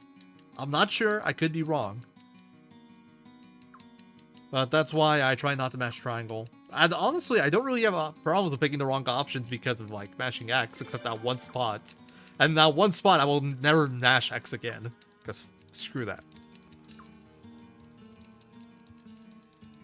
Understandable. It takes quite a time commitment, Australian, so like be able to speed run. So completely get you. I'm fortunate that I have the time to do stuff like this, really. Yeah, I mean, Tai-Ho in Suikoden 1 isn't that bad anymore, because we have RNG Manipurm now. In Suikoden 2, I actually want to do some reverse engineering, because we found in Suikoden 1 that, like, where you throw the dice in the bowl actually influences how good the roll is, kind of. I'm not going to go too deep into it, but the cursor position, it does make a difference, and you want to throw as close to the middle as possible. And I want to see if there's a similar mechanic in Suikoden 2. There's a guy in the Suikoden community by the name of Pyrio. Shoutouts to him. He's done a lot of like reverse engineering and like cheat finding, mechanic finding for Suikoden games. And he said he looked at Suikoden 2 dice game and he couldn't find like any abusable, like interesting stuff about it. So I'm not sure if Suikoden 2 will work the same way as 1 in that regard, but I still want to look at it myself just in case. I feel ya. I mean, you don't need a powerful PC, but you would need a capture card. And that does cost money. Alright, menu time. I should have maybe scrolled down my notes at some point, so I can see what the menu is. Alright, guard ring. Jizo. Prosperity ring. And I'll give you one more over that. Items, party. I want to do that real quick, and then swap. That's supposed to be you.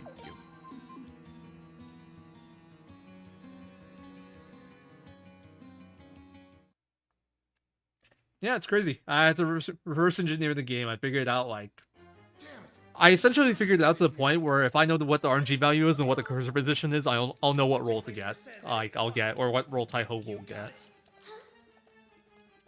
Figured out the whole algorithm for the dice game in one. Also, wow, in 20 seconds I'm supposed to finish this split.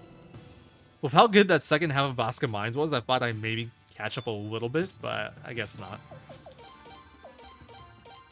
Dancing Flames. Ben, I should maybe have her heal Leon.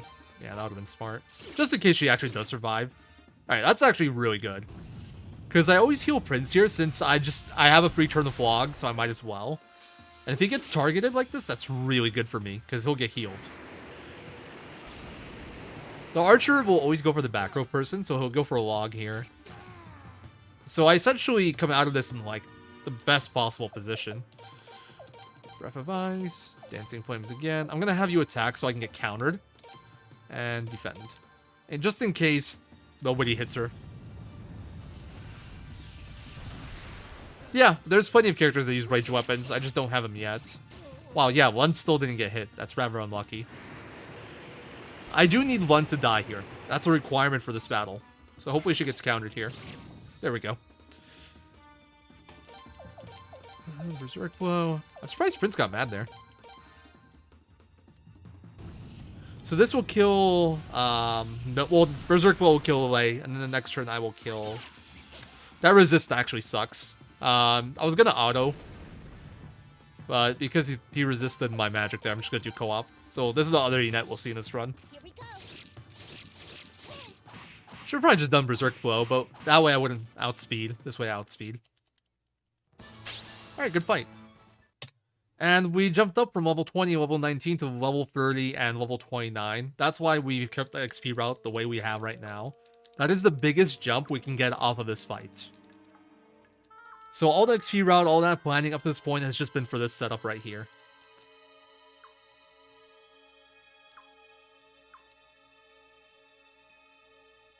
Yeah, I guess they did. They really hit it off. Also, there was something I should have taken, I should have looked at after that battle that I missed. So I'm gonna have to check their next menu. But I wanted to see how many spells both Leon and McDole, the Prince have. Wrong game. You can see it in the after battle screens, and then you can see it during equipment menus or like just pause menus. I want the Prince to have 2 Soaring Bolts or 2 level 3 spells, and I want Leon to have 1 level 3 spell. If they don't, I'm gonna equip the magic skill on them to up their magic. MP in this game is based off the magic stat. And it's the only game where buffing the skill, like buffing magic via equipment or skills, actually gives you more MP.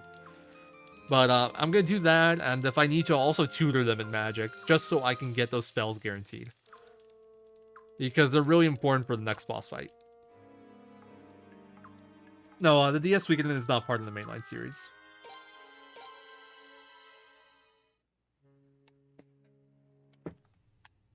The music changes from when you're instantly thrown into a cutscene. Kind of funny. Lady Mercedes. But yeah, that was a very nice CS of Life fight. Sadly, my walk here wasn't good, so even though that fight was great, I still lost a minute and a half. We've brought His Royal Highness the Prince.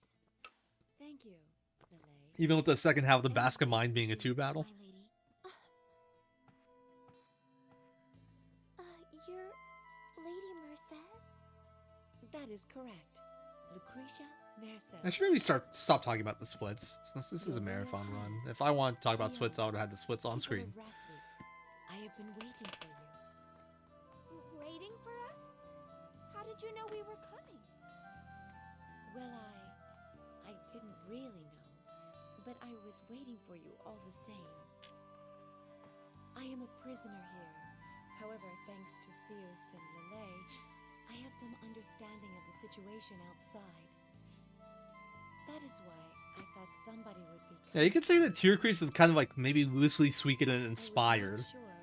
But it's definitely not same universe, definitely not like a traditional Suikoden game. Who wished to slay me. But now I see the prince It takes some like inspirations from Suikoden at best. just like a princess. Like later on in this marathon, SRD will be running a game called Exit Fate. That game, in my opinion, is more like a Suikoden game than Tear Crease is. And that's like a fan-made game, heavily inspired by like Suikoden and just like in general PS1 RPG, PS2 RPGs. It's really cool. Completely free. You guys can go and download it online. It's a PC game. Yeah, the Gaidens are actually pretty cool too. I recommend checking those out. But you'll, unless you speak Japanese, you'll need to get the English patch as well.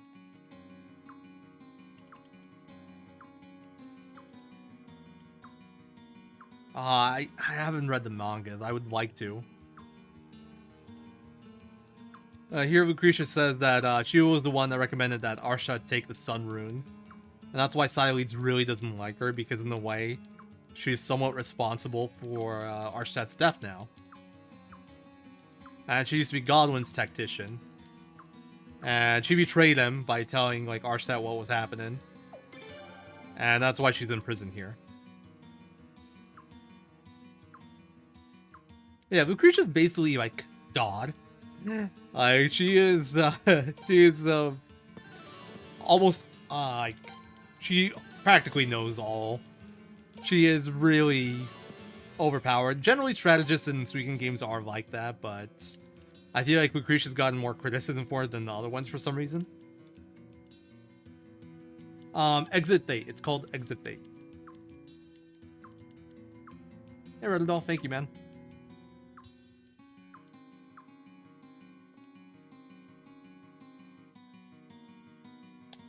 Alright, we gotta do some unequipping. Okay, I gotta give Leon magic. I'm just gonna do it now before I forget. Alright, that's good enough.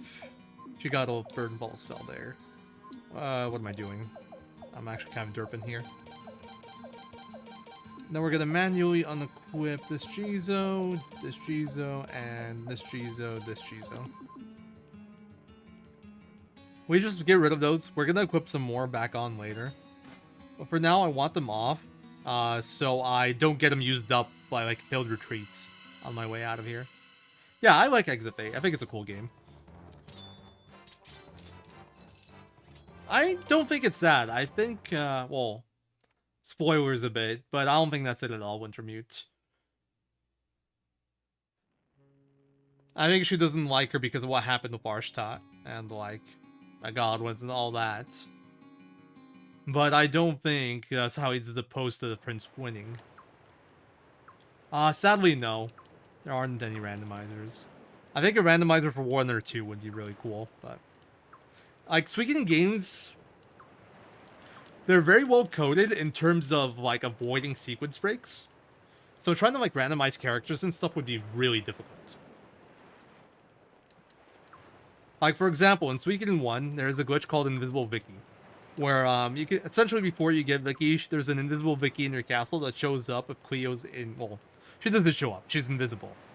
But if you go to a certain tile in your basement with Cleo as the last character in your formation, you can talk to a Vicky that's not actually there, and she can teleport you. So there's one point where Kirkus joins your party, and you got to go to the village of the elves, and you're supposed to like go to the Great Forest. And the game intends for you to take the boat. So there's like a cutscene before you get on the boat. If you skip that cutscene and you go and talk to Invisible Vicky and teleport to Great Forest, you'll actually soft lock there because you didn't watch that one tiny cutscene by the boat. Like the sequence coding in Suikoden games is really hardcore. They really don't want you to do sequence breaks. So randomizer would be kind of hard to set up just off that merit, let alone the actual randomization stuff.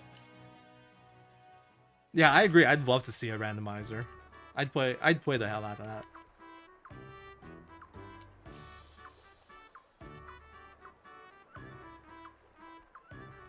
Story-wise, Lucretia predicted that Rathfleet's in trouble. We run into some people from Rathfleet that think we're with the fleet attacking Rathfleet because Rathfleet's under attack by the Godwins and Luger fleet. Very much a if you're not with us, you're against us kind of deal with the Godwins. And Rathfleet doesn't want to side with them. It doesn't want to side with anyone at the moment, really, so they attack. Also, this, in my opinion, is the hardest war battle to execute optimally. I'm not sure. I think I've gotten it once in the real run. Super precise if you're going for the optimal war battle. And I am going to go for it. Because there's no real reason not to, but you have to adjust if you miss it. Yeah, basically.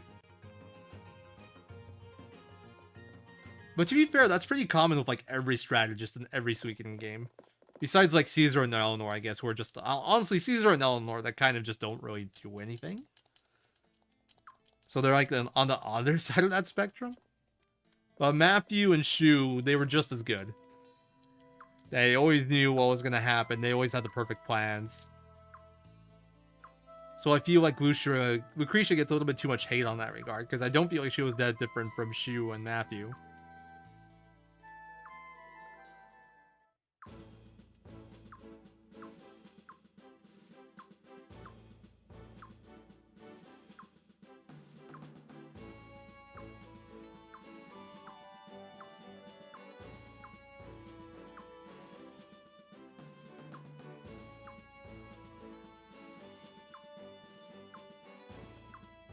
Yeah.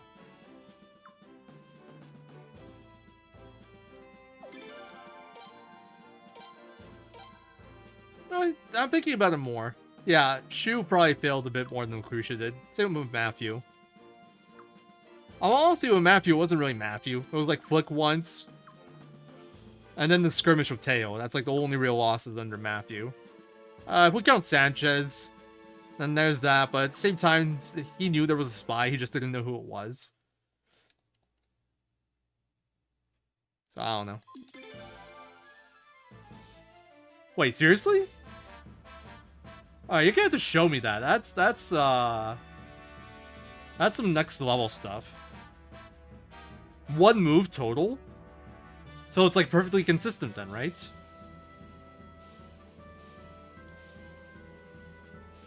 No Silverberg in this game. Alright, you're gonna have to share that tech with me. That's crazy.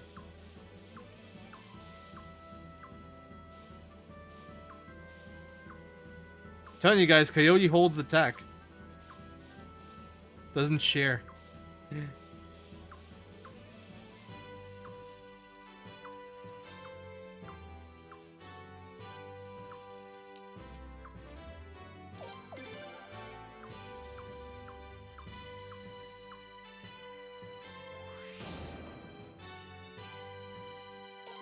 Oh, that's sweet. Now I feel special.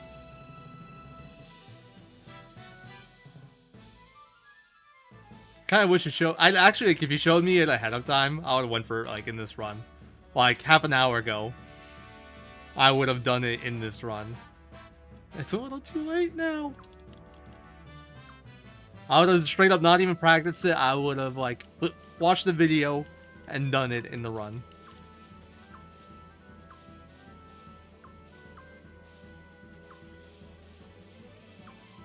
Peyote really is the god of long speaking games. Peyote is actually just like incredibly thorough with games, which I respect. He goes really in depth. Much more than me. Oh.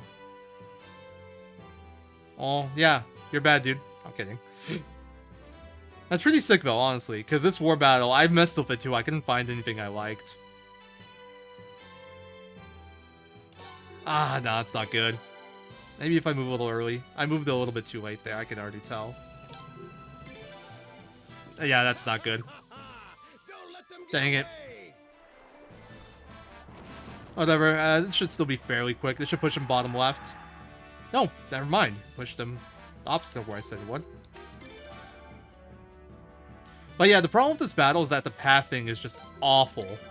So it's like, if they do this kind of stuff, I have to adjust constantly.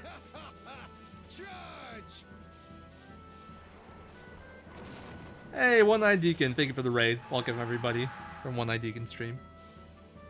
Yeah, this one in the live run's really hard. I've hit it in practice, but there's some really precise movements that you have to do here. It's so difficult. Thank you. Thank you for the good luck. And have fun.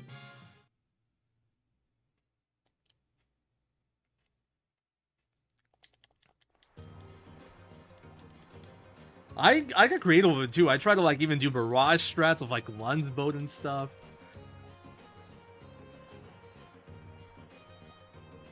Maybe if I give up on the pin. I'm guessing you don't pin him to the wall then, if it's one move. Like, I can't think of that being possible if you don't, like, if you pin him to a wall as well. What? Hell, for one move, I still think it's worth.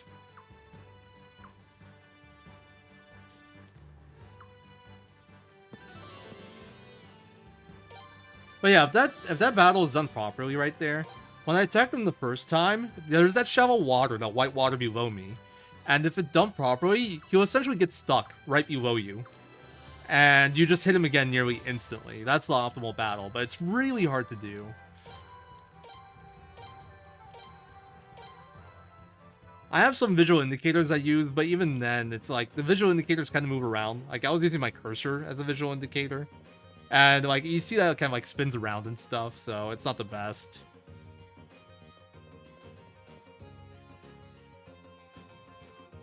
And then my other visual indicators of, like, various parts of each boat. I'm not sure. I'd have to see it. It depends on, like, pathing and stuff, but, I imagine it'd be faster than what I got there, for example. Maybe, I don't know if it'd be faster than the optimal battle for this, which I failed. It would have to be timed out. But just for consistency, it'd be really great, because that battle is really difficult to do the same way every time, the way I currently do it. An optimal battle is just, like, even harder. So here, when you leave Raffleet, you actually get teleported back to Raffleet, which is nice. After some cutscenes, of course. Oh, really? Wow. Okay, now I really want to see it.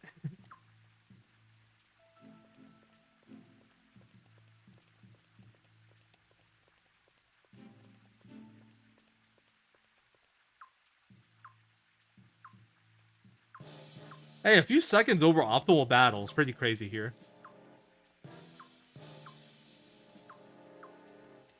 Like, if it was a few seconds over what I just got now, I wouldn't be that impressed. Or, like, even the cleaner version, but just, like, not pinning to a wall. But a few seconds faster than pinning him to a wall, or to shallow water, is very, very good there.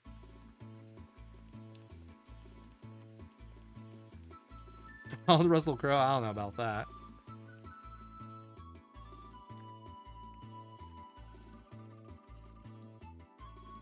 No, I still have an old image in my notes. For all these war battles, I have images in my notes of, like, which tile to move to and stuff.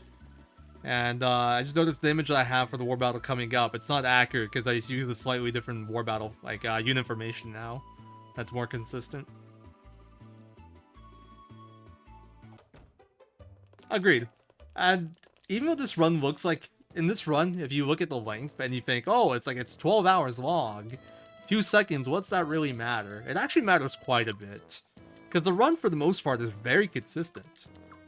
It's just like, it's long because there's a lot of cutscene and like, just like, text, lots of waiting, etc, etc. But in terms of like the variance in the run, there isn't that much.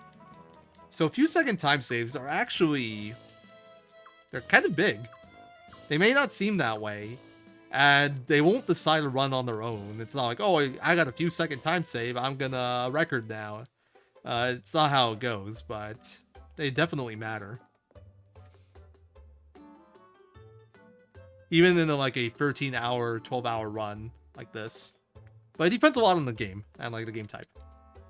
Yeah, those random battle modes are by far the biggest source of variance in the run. They really do add up. That's why my pace is pretty bad right now. I've had a lot of random battles and a lot of failed retreats. But for a marathon run, this is just fine.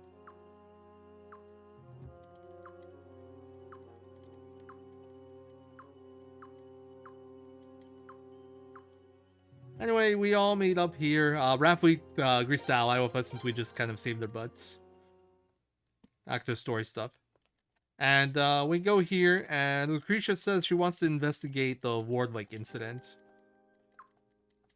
which happened 2 years ago. So we're gonna go and hire a detective named Oboro, who has a very nice theme, very nice OST.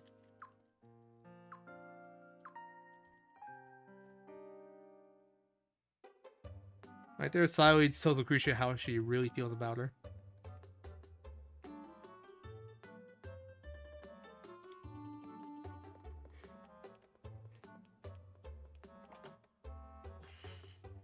Oh man, I'm starting to get sleepy. I should probably go and make some coffee soon.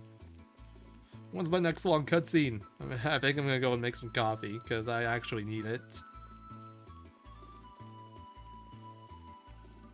Actually, I need like 2 cutscenes together, I think.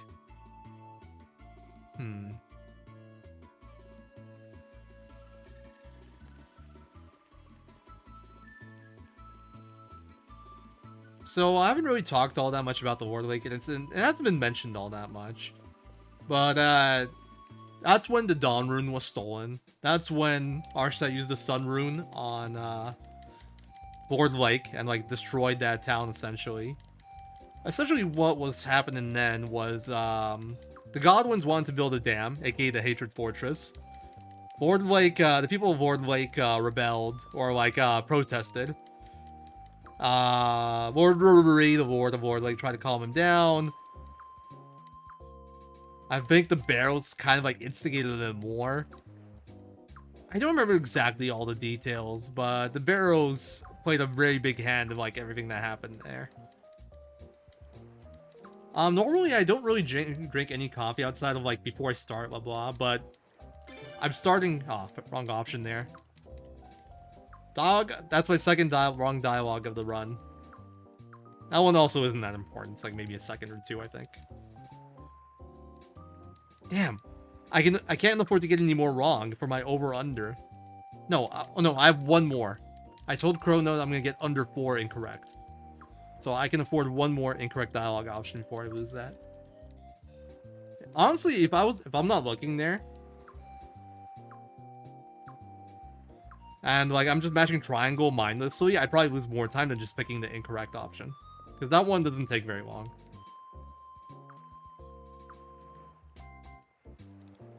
But yeah, I was saying I normally don't need too much coffee for these runs. It just, since I'm starting kind of late, I kind of need some coffee. Normally when I do a Suikoden 5 run, I try to start it right like in the morning. Alright, so Obro's not there right now, so we gotta go and wait for him to come back. 3 things we can do. We can go wait at the we could go stay at the inn. We can leave town, or we could try to leave town and decide we're not going to leave town like that, and he'll show back up.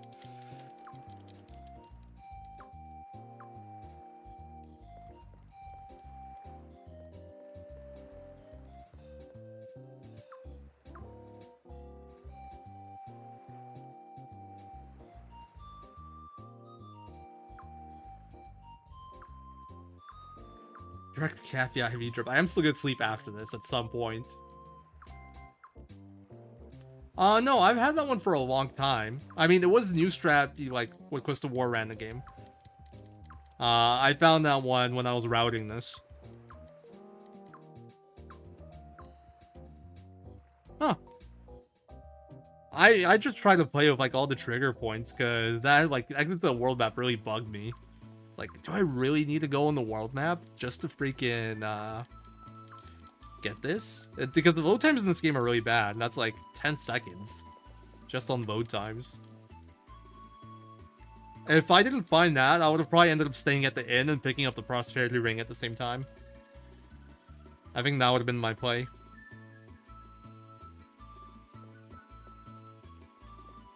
Still a bit laggy. I'm gonna zoom in some more. I feel like my PS2 is getting slower constantly. I feel like I don't remember this being laggy before. I feel like with every Suikoden 5 run I do, my PS2 just gets slower and slower and lags more and more. I don't know if it's in my head or not, but it definitely feels that way. Yeah, when it works, definitely. That one's a cool strat too. Now the question is, should I save before Zahak Space Coyote? I still haven't saved this whole run. By the way, look who's back. It's Kyle. Yay, Kyle's back. Yeah, my PS2's been on for like... I foolishly had it on before the run started. Since I wanted to set up my OBS and stuff for the stream. So I had it on since like 11 or 12. It's been on for like almost 11 hours now, ignoring one quick reset. It's a slim. I have a fat too, but the disk drive on my fat doesn't work anymore. Or rather the laser doesn't work. And my slim, it only reads DVDs. It doesn't read CDs anymore.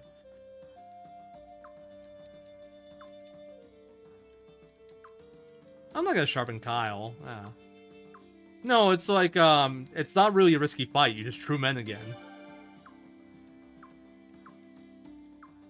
I derped, because I didn't realize.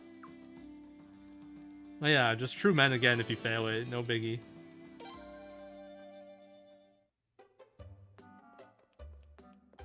Alright, so yeah, Kyle's back. We had a nice conversation, caught up a bit. Solemn's was a bit shifty and just like left. Oh, I got business I gotta attend to. Oh, oops. Well, that was... Do you actually have to leave the room when that happens? Okay, I'm at 3 now. God damn it. I can't afford any more. Can't afford any more wrong options, or Chrono wins the bet.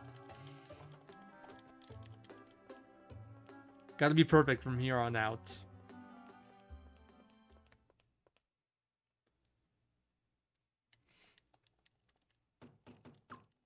So actually right here is where you can get one of the bad endings.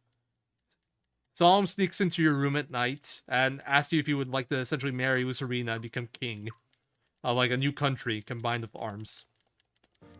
And essentially if you agree, Leon will like run in and tell you it's a horrible idea. And if you keep going, if you say you want to be king, the game ends. Basically Solemn has you executed once you take power. And like takes over. I'm just saying, Solemn, if you want to go through it, this would have been much more effective sending Lucerina in here. Into my room. You want me to marry Lucerina? Send Lucerina into my room. Although Lucerina wouldn't go for this ever. Not because she doesn't like you or anything, but she knows, like, she knows what Solemn's trying to do.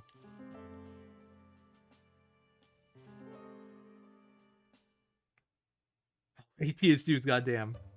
I need to get myself a few more a few more. I need to get myself, like, one more PS2 that works well.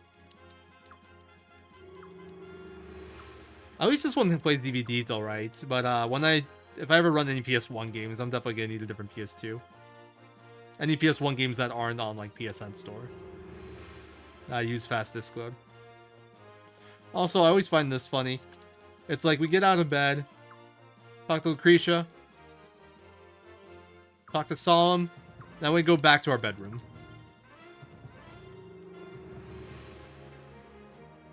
I have 2 PSTVs, okay? So does Tom. Why does Tom not get any hate over his PSTV collection?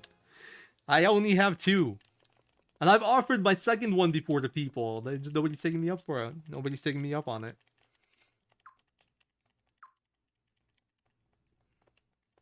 To be fair, I do kind of want to keep it as a spare in case mine ever breaks, because like all my main speed games are on PSTV, but... And I have 2 PS2s. I just said I have 2 PS2s. Space Coyote, you're just like all sorts of incorrect.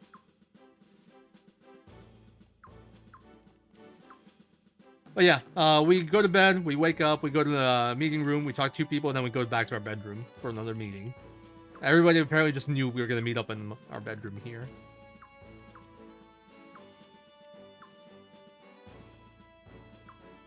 But yeah, here George does some investigating. He finds out there's armed troops waiting in the forest, and Urim's there with him.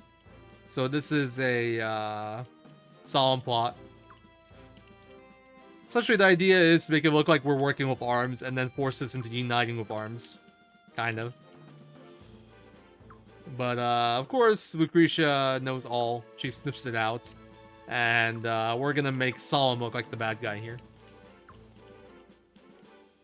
Alright. Have a good night, Space Coyote. Thanks for coming by and chatting. It's not quite like that. I think it's like... Oh, actually, I don't know. Last time I checked, I think it was like at $150 or so for PSTV. Oh, it sent me... I want to see that battle. Alright, Chuck Duel. That's not too far from now. I want to see that war battle. Even though I won't get to use it in this run now.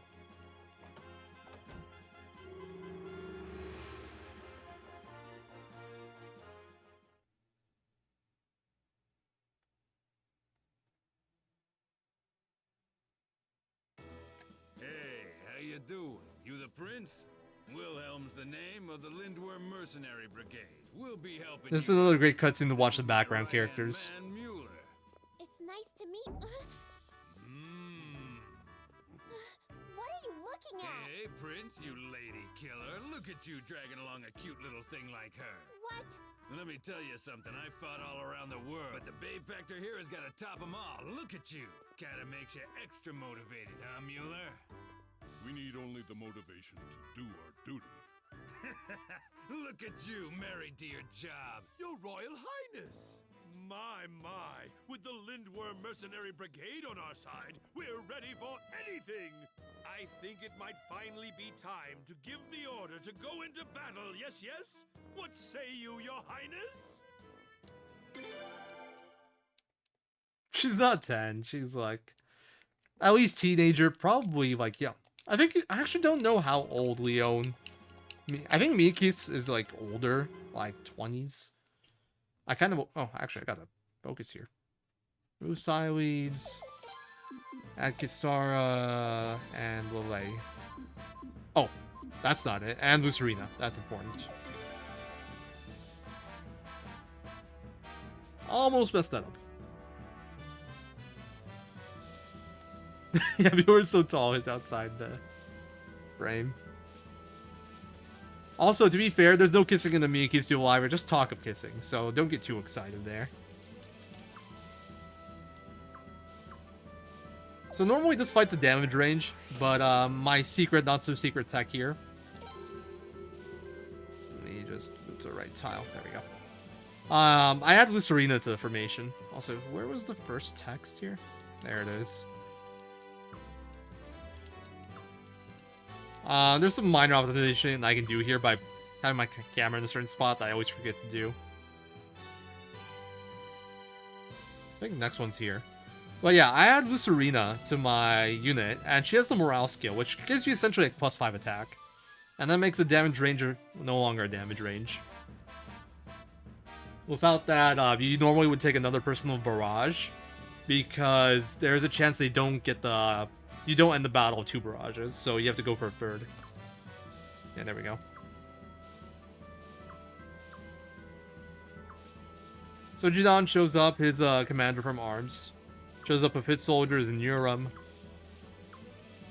And we're like, hey, Dilber, we found armed soldiers in the woods. Let's go for a truce and drive these guys away.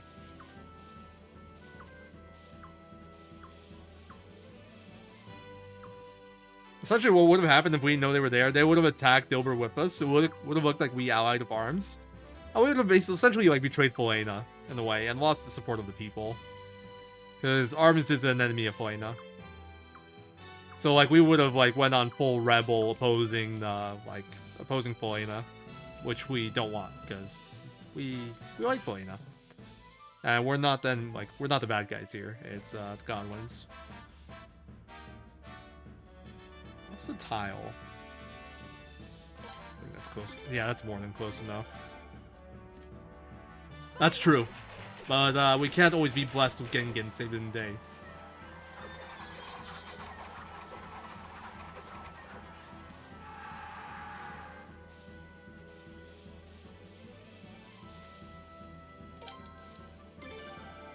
Bit of an awkward spacing.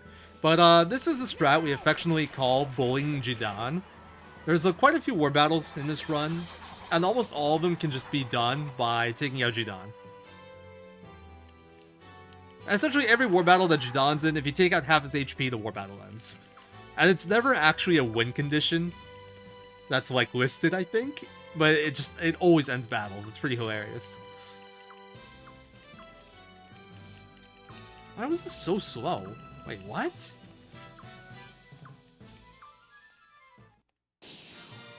I'm confused. I'm looking at my splits right now. I lost 50 seconds here. And nothing happens here. I'm not sure why. Why did I lose 50 here? I'm so confused. I think that happened last time too. It's weird. Well, like my last sub-split was after the war battle. There's no random battles or anything in between. So where did that time go? I gotta watch this at some point. Oh yeah, that's a pretty good one. Gotta escape that meteor, man.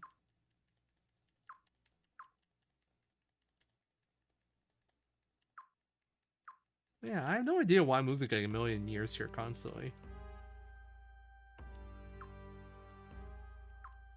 I kind of glossed over it, but Durham's like, how dare they? We should use the Dawn Rune on them. Which, yeah, remember Dawn Rune was stolen 2 years ago. Nobody knows where it went. Well, we kind of got a hint here. So, we haven't been to that room on the left there, but if we ever tried to go there, Chuck would have blocked this thing. We're not allowed to, essentially. So now Lucerina is like, hey, let's go look over there, because this is pretty sus. That's too early. I don't even remember the right...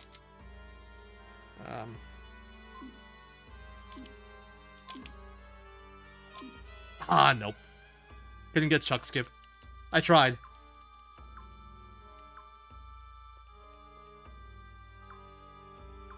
Dude, we all knew I wasn't getting it. This is way too hard.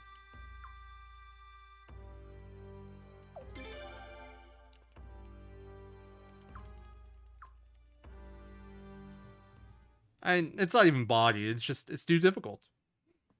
Yeah, I got 2 buffers in. I was close. Totally. Prince, there's no way I'm gonna lose, you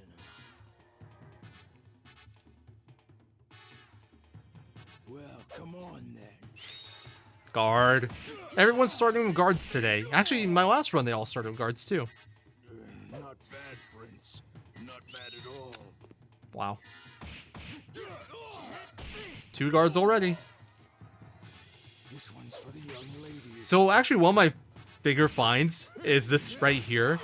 If you can guard there, or you can special. They both have the same effect on damage, but special versus special actually saves like 5 seconds compared to guard versus special. So you always want to go for that special there. Yeah, keep doing that.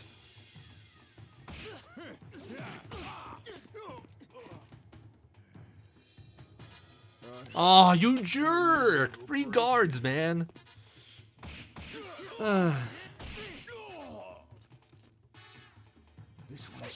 Yeah. My frames!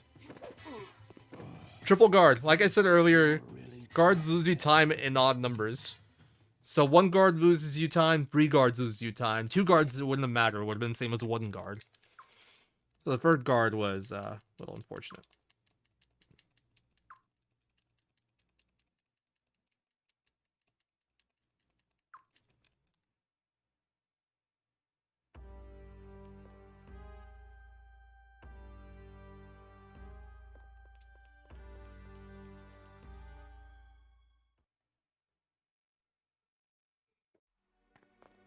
A wardrobe. Definitely looks suspicious.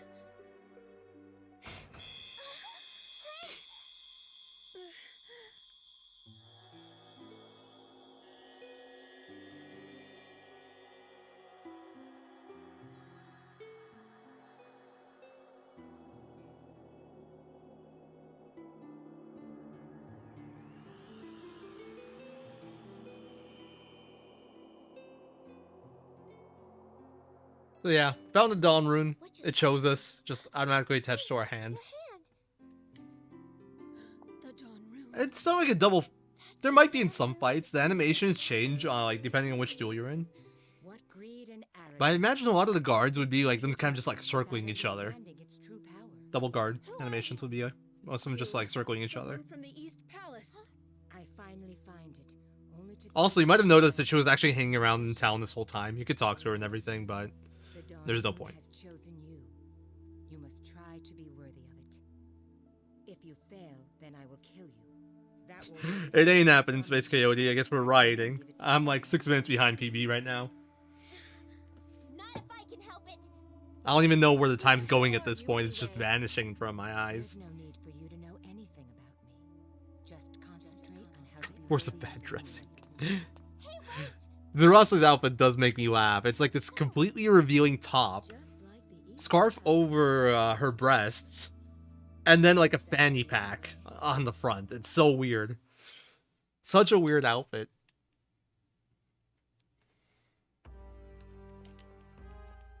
Just floating away like Zerase, man. I don't know where it's going. Legitimately, I'm actually going to probably watch the VOD at some point compared to my PB. Because I lost 50 seconds on a split where nothing happens. I have no idea why. I'm very confused.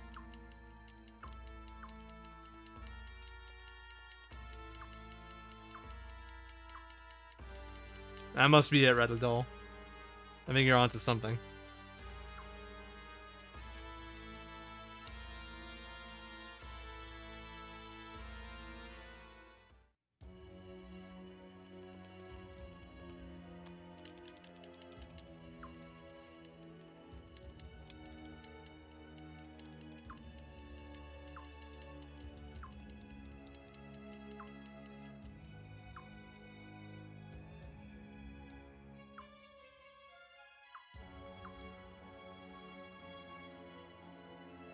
So Obero finally makes his big entrance after conducting his investigation. Also, you could actually do the whole Obero investigation. It's like a side quest you could do. You get to learn a lot more about the events that happen, and you get Obero points, which are used to recruit. I mean, you need 5 Obero points to get them. And you get like 1 point per part of the investigation. If you do the whole thing, you get 5 Obero points. If you don't get enough Obero points, you're gonna have to like visit Raffleet in certain points in the story to get more points. And if you don't get enough in time, you can actually permanently miss them. And if you permanently miss them, you permanently miss another character. But we don't care since it's any percent. We're just not gonna get them. Mikis.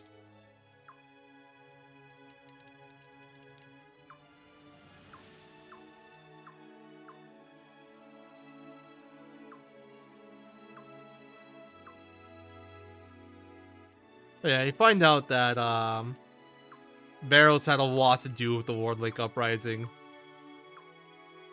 and stole the Dawn rune. Also like how Obero and Norden's outfits kind of match.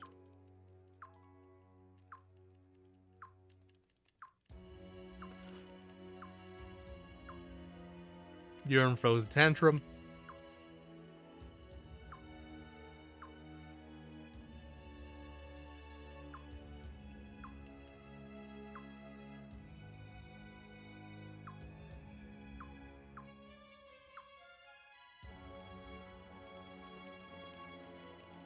Does he even walk here, Al?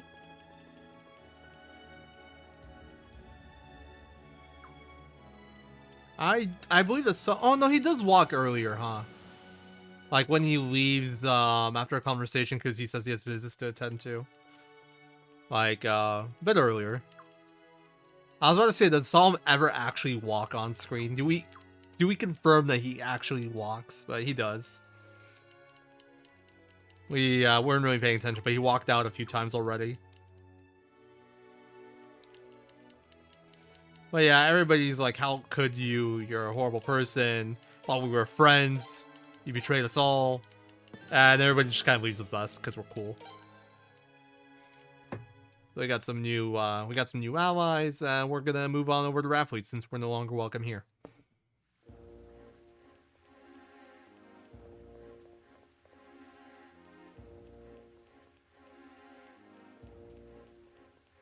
Also, it's time to get, in my opinion, the worst outfit. Feels bad, man. Yeah, sadly, Urim is faster. Space Coyote had the timings down. It's like, I think 3 minutes faster to get Urim, or something like that.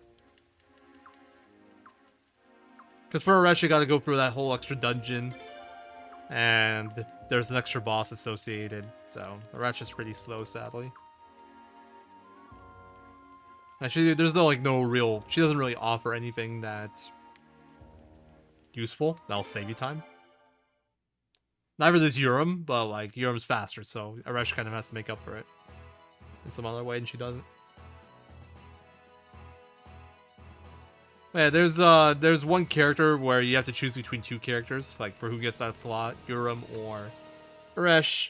Arash is definitely the more interesting one, but Urim's faster. Wow, I actually got two of these. Space Coyote needs to be tilted if it's, I didn't feel the retreat again. Come on, dude. So, if this was Space Coyote and he was running this... Oh, he's still here. I got double Grey Ulse, man. And I failed retreat on it twice, both times. This is rude. We'll never see this again.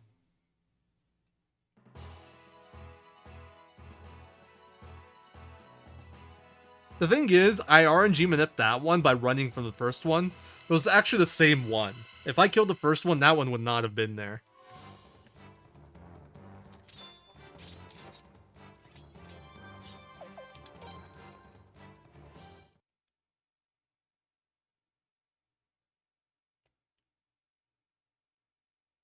I don't have booster in strats, man.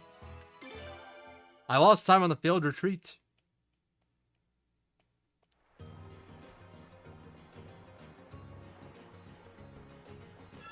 I don't plan on having booster in strats either, because the odds of seeing what we saw there are really unlikely. And if you kill one, you waste time unless you get the second kill. I'm sorry, man. I'm sorry, Space Coyote.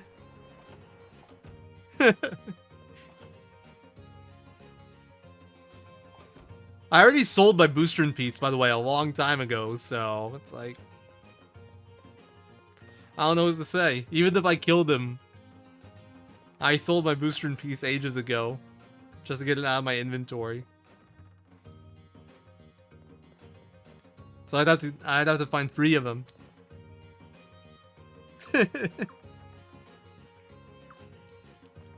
Alright, there's option 2 I gotta pick here.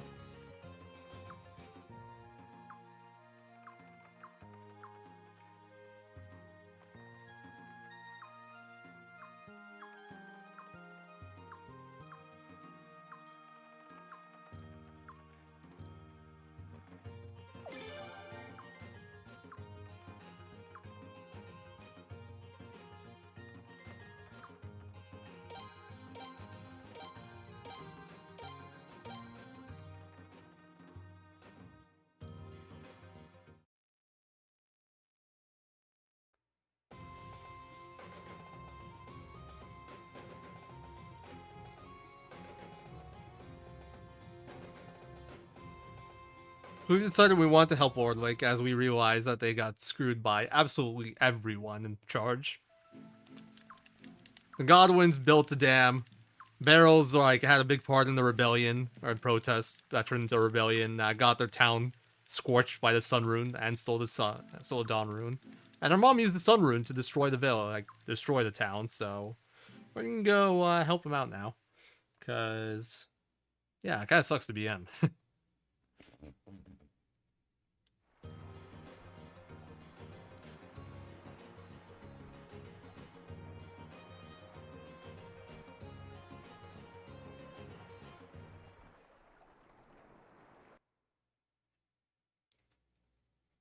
It's time.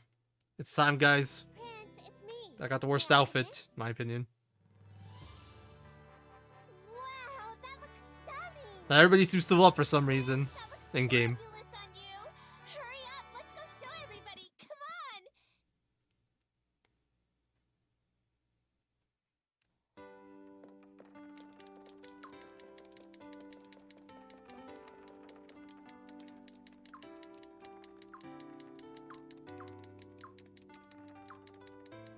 Anime girl outfit. Alright, so it's also time to name our army. I've got a great one. I had to create a thought for the first time in my life. I suck at naming things normally.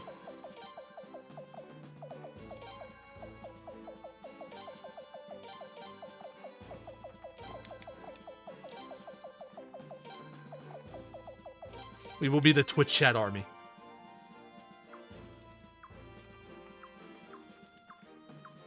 It's you guys. You guys are the army. I believe in you all.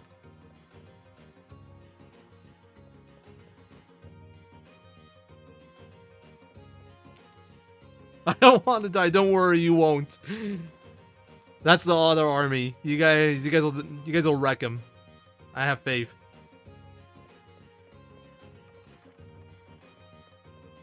Don't worry, you won't need them. You will actually be doing very little fighting, and the fighting we will be doing will be like using runes in long range. We pretty much never lose units. I'm trying to think of a battle where we actually lose units. I'm not sure there are any. After like what we've done so far.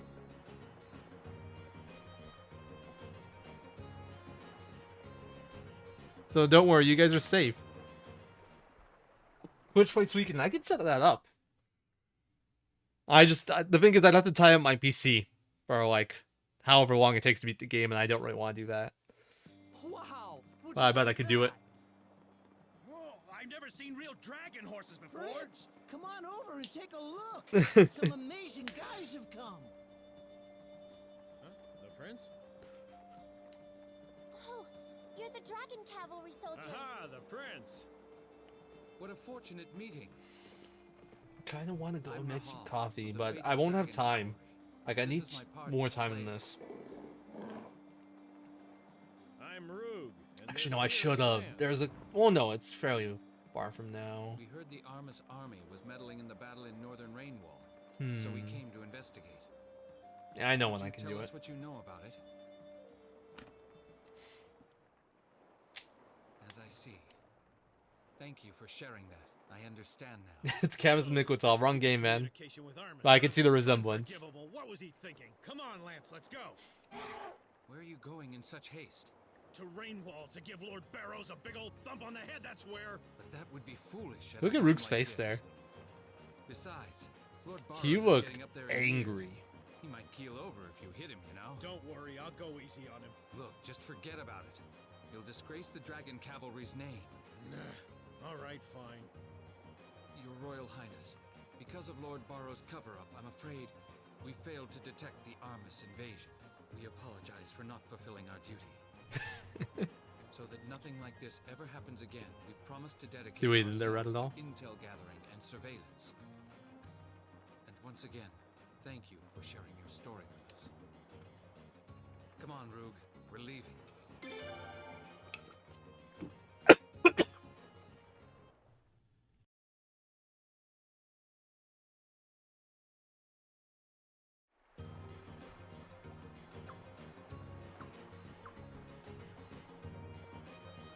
Excuse me. Choked on my drink there.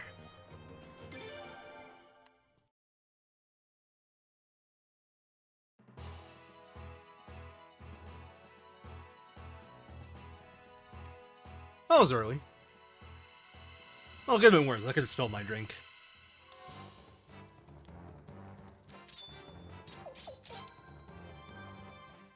I could actually take an extra party member, but here. But I should get releases with Prince of Leon anyway.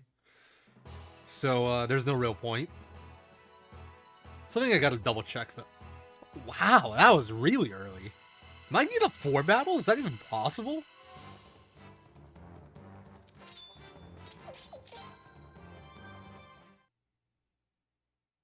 That's the earliest 2 battles I think I've ever seen here.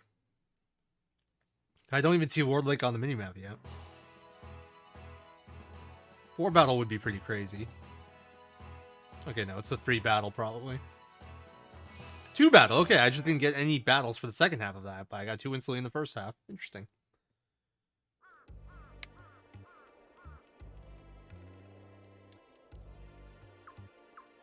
There aren't really domesticated animals all that often in this game, really, or in the series. There's animals just like chilling around town and stuff a lot of the time, but I can't think of any really pets. Well, this part's kind of fun. So we're gonna go into the clinic now. Dr. Silva's gonna yell at us. I told you not to come here. When we have never met her before. Literally have never met her. But I asked you not to come here. It's because when we were doing the intro where we like checked out Lord Lake, we were supposed to go in here and then she tells us not to come here. But we never did that because, you know, speedrunning. So the game just assumes we came in here. Oh yeah, Lucretia's cat, huh? True. The pigs I wouldn't really count. I mean, I guess we're doing that. But that's more like livestock than pets. There's Mina in Suikoden 1, Mina the cat, owned by Lot, who was actually really bad for speedruns. He's like, we thought we got rid of all the really bad RNG when we got Tai-Ho out of the way, but no, Mina actually throws things off pretty badly in that game. Prince, it looks like the only way Are you talking about the Nate Kobold dogs, Astrid? That's speciesist. It's you. Hey, did you just say something about helping this town? Don't make me laugh. Oh yeah, dragons. I feel like dragon's kind of like a horse. You guys. What are you looking at? You can collect cats in 4? Am I blanking here? I don't know what you're talking about. We want to help. We feel we should help, and so that's what we're gonna do. I don't understand. Why do you guys care so much? Whatever. If you really want to help that bad, go ahead. But there's just one thing. I'm gonna keep an eye on you. Make sure you do it right. I can't have you guys messing up everything, can I? Are you saying you want to come with us? Of course, that's what I'm saying. How am I supposed to keep an eye on you if I don't come with you? Like that little stomp. That sounds pretty pleasant to be dragon. I was just imagining a party with 150 cats now. That seems like my kind of party. I'm gonna disagree with you. I think it's an awesome hat just because of how ridiculous it is. But you totally won't get banned for sharing your opinion on the hat.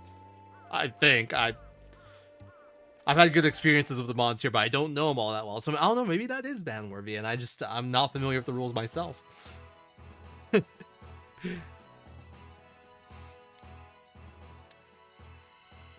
I don't know, like, I was wondering what you're thinking of.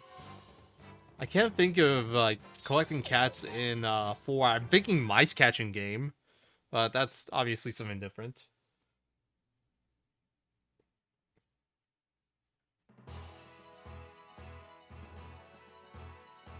Yo. You get protection from the sun and cheese storage? That sounds like a pretty sick hat to me.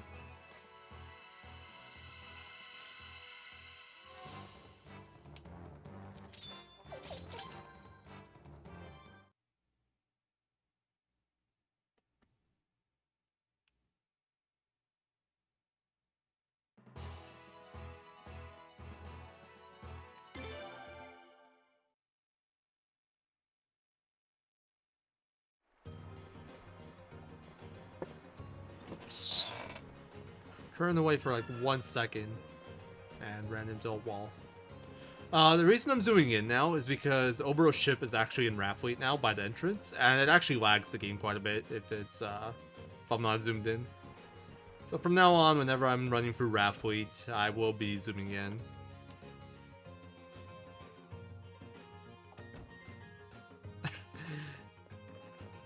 I mean, if it's dripping all over you and not into your mouth, I can see why he'd be upset.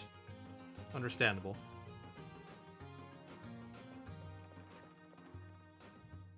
I didn't know about that. Are like they're collectible, or like you can just talk to them? Are they like just kind of like random NPCs? Because I don't remember being able to like pick up cats or anything, but I'm sure there's like cats around and stuff. I think some give you items. Great menuing. You want to get Kyle now. We're gonna be using him in like the dungeon coming up, but you want to do it now because we're gonna get kicked past this screen, like next coming up part. Game will throw you outside the ship after the next cutscenes. You can actually talk to Cat in 4 for an item. I don't remember. I think you actually get something fairly decent in 4 for talking to Cat. There's a cat in Razrel that you can talk to get an item. There's one in 5 too. There's a cat in your castle they can talk to get a medicine.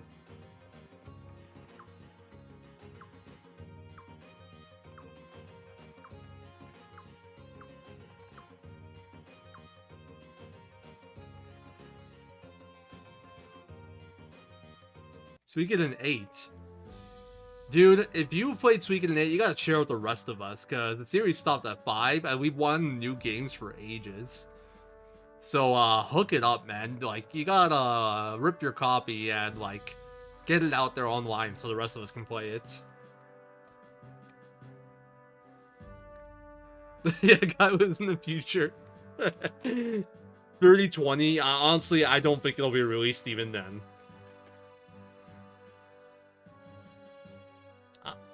I'm hoping it comes out before Heat Death of the Universe, but no expectations, really.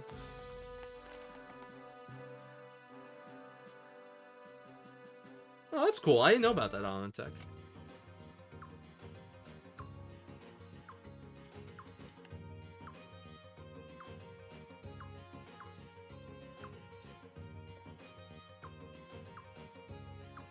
TLDR, it's like, hey, we gotta destroy the Hatred Fortress to get water back to Warb Lake.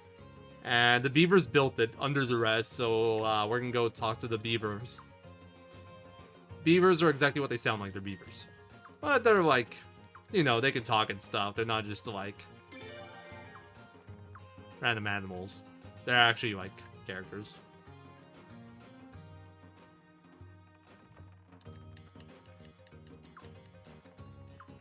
Yeah, there's been 4 games on PS2. There's 3, 4, 5, and Tactics. There's no 8, that's for sure. There's no 6 even. I wish it was a 6. Lifelong dream, Suikoden 6. Also, really important that you talk to Lucretia there, or Raja, after that cutscene. Because that's what unlocks Yushuna Village, which we need access to now. If we don't do that, we exit, we get all these cutscenes, and we have to run all the way back into that meeting room just to talk to Raja. Or Lucretia. I don't remember if she's still there. I don't think she is. To unlock Yushuna.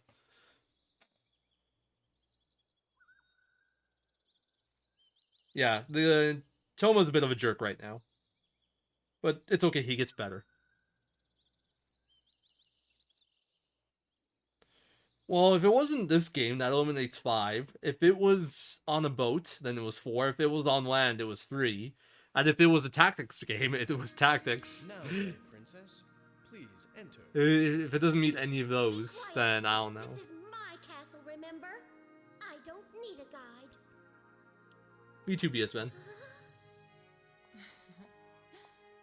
Welcome. I've been waiting for you.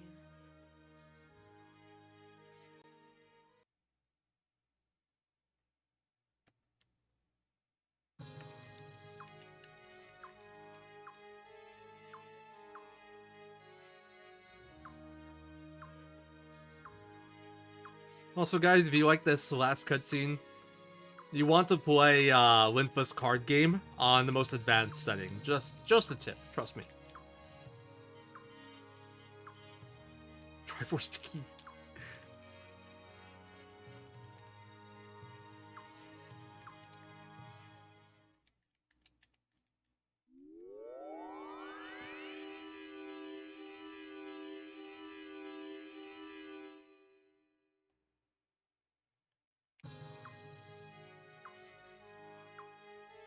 Anyway, this is Jean. She's a rune mistress, and she's actually the most recurring character in the whole series. That's a fun fact for you. Shows up in every Suikoden game. Always looking young and fine. So, and never really explains why. We just know that something's up. But they never actually tell you exactly what, or how, or why. I don't know, Reddit. It could be none of those, it could be all of those. Maybe it's all free. She definitely has connections to Sindar because of her recruitment quest in this game. For sure, some connection to Sindar. What connection? I don't know. I wouldn't say she's a mascot character. I wouldn't even really know what that means, honestly. Alright, so we're gonna go to the second rune shop we're visiting in this run. I guess technically third, but like second we're doing business in. I have exactly enough money. Lightning on Leon. And then lightning on Kyle over the water rune. And I'm down to 588 potch. I actually would like to have a little bit more, but... Oops. I'm actually considering selling some stuff here, because there's one enemy that's fairly cheap to bribe on the next, like, area. And it'd be nice. It'd be nice to bribe it. But I'd have to sell, like, a lot of my junk right now. Well, let's do it. I also don't know how many bribes I can get away with if I do this. So, like, sell this, sell this, sell this, sell this, sell this. Also kind of gotta be careful here because I gotta keep some of this stuff. Actually, I probably sold too much there. Oh, whatever, that'll be fine. I should have just sold like one thing. Yeah, Suikoden 4 takes place 150 years before this game, and she's in that one too.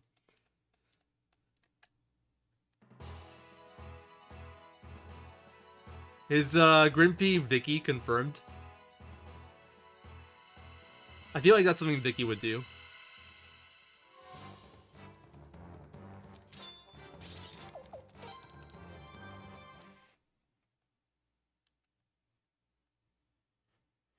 Yeah, Vicky is also very cool, excuse me. And we'll be seeing her soon enough, actually. Like half an hour or so. A little over half an hour.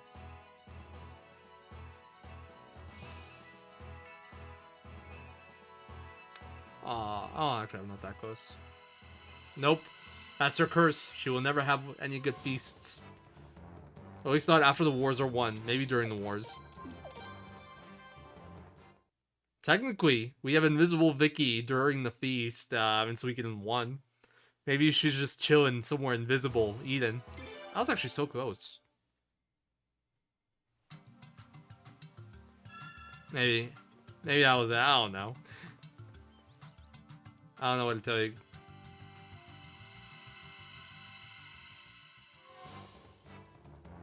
Oh, that's the worst battle in here. And I failed to retreat instantly. Good RNG. So, in the bottom left corner there, I picked up a chest real quick, and that was the arrow stance formation. So I haven't done it at all this game. But you can change formations in this game. It doesn't have to be standard free, like free front row, free back row. You get a bit more variety. There's also something called formation skills, which is like generally 1 time use per battle, like thing you could do, and it's different depending on what formation you're in. There are exceptions to that. There are some formation skills you can use multiple times. We'll be seeing one quite a bit later. But the cool thing about the arrow stance formation is that even though the game says, like, it puts your formation kind of into an arrow, and the game says the front person gets plus 20 defense and magic defense, but it's actually every character gets plus 20 defense and magic defense. So it helps a lot in just surviving certain battles and some dungeons where you can get enough failed retreats to actually kill you. So pretty nice. Well, it was one of Space Coyote's suggestions, and it panned out way better than I expected it to. The cool thing is it changes the targeting to be a lot more consistent in like certain fights as well, and it makes them all very safe. compared to the previous versions with like normal formations. I'll let you skip some other stuff they would do for safety in those fights. For example, Zerasa used to get a Jizo and a Master Robe to protect her in one fight. Doesn't need that anymore.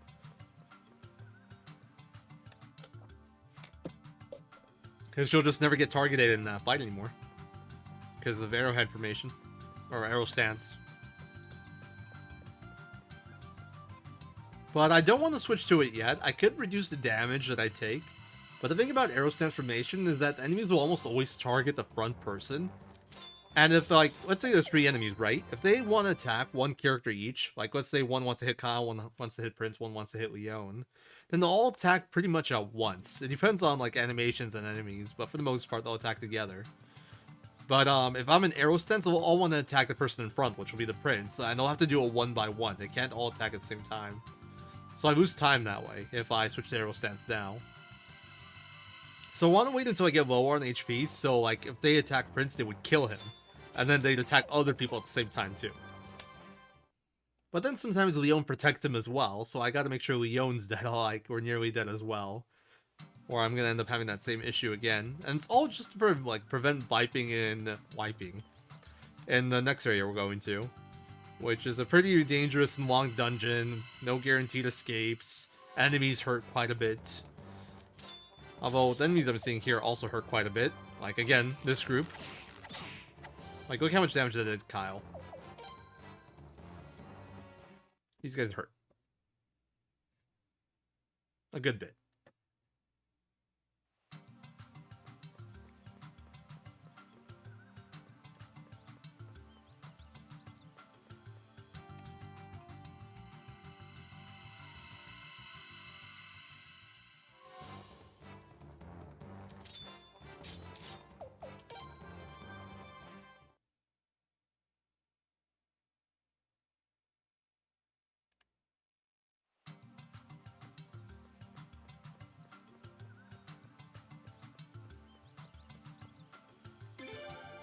Overall, that wasn't actually the worst walkthrough here.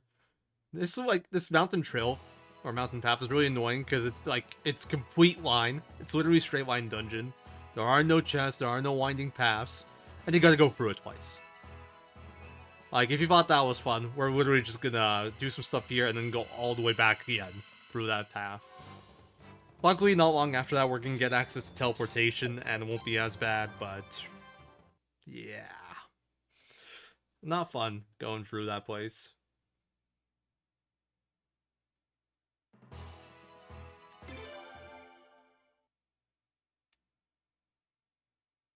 Alright, so this is Beaver Lodge. We get a bit of a pan, but no fancy cutscene for this town. Or you shoot them for that matter. Also, the beavers saw humans, all ran away. They are scared of humans.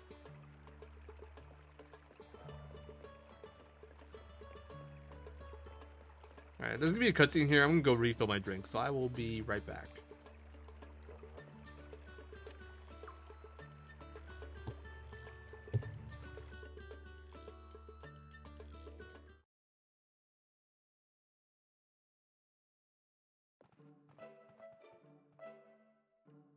What's this ball of fur? Hello. Welcome, everyone. Wow, the ball of fur talks. I am the head of Beaver Lodge. Fuwalu is my name. No, that's all right. I really don't need to know who you are, where you're from, or what you came here to do. I don't want to have to be involved, you see. Except, young man there, you're from Lord Lake, aren't you? Yeah, that's right. I see. I guess I really do have to speak then.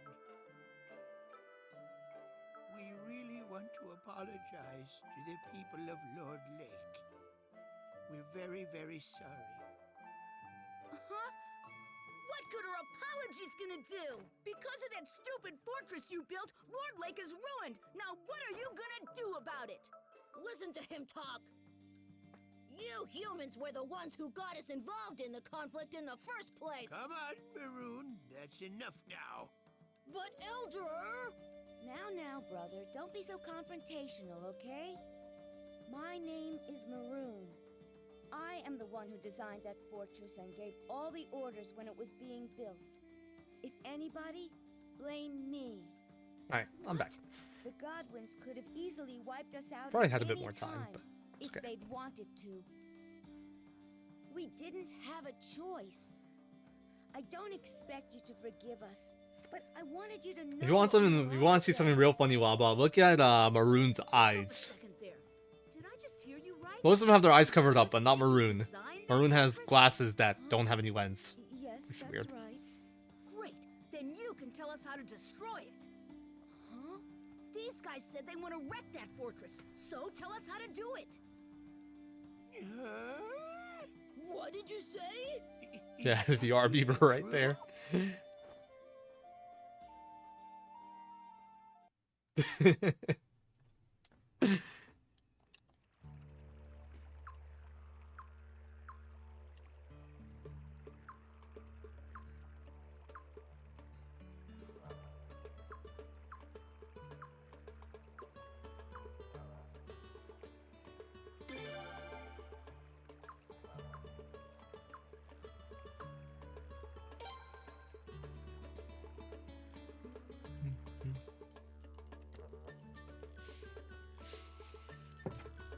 Alright, so we just got our first beaver. We're gonna instantly throw him into our entourage because he's low level and is slow, so it's gonna bring down our retreat rate. Well, no, he won't.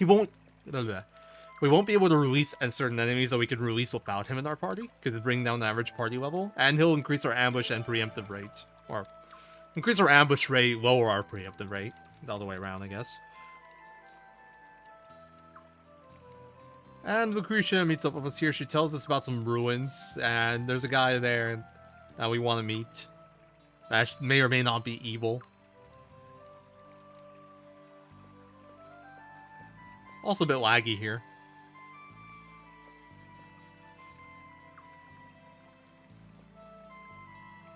I actually have no idea how they got here so quick.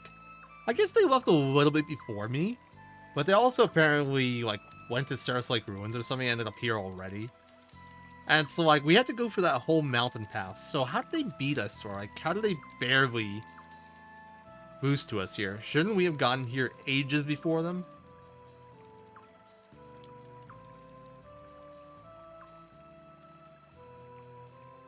Well, if there's secret beaver tunnels, how come she didn't tell us about them? I would love to take in. These are the beavers. They're good builders.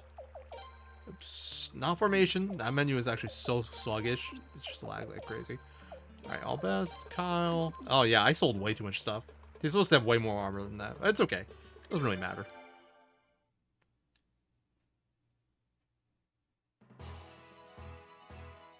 It means my Saros Lake Ruins will be a little bit less safe, but it's fine.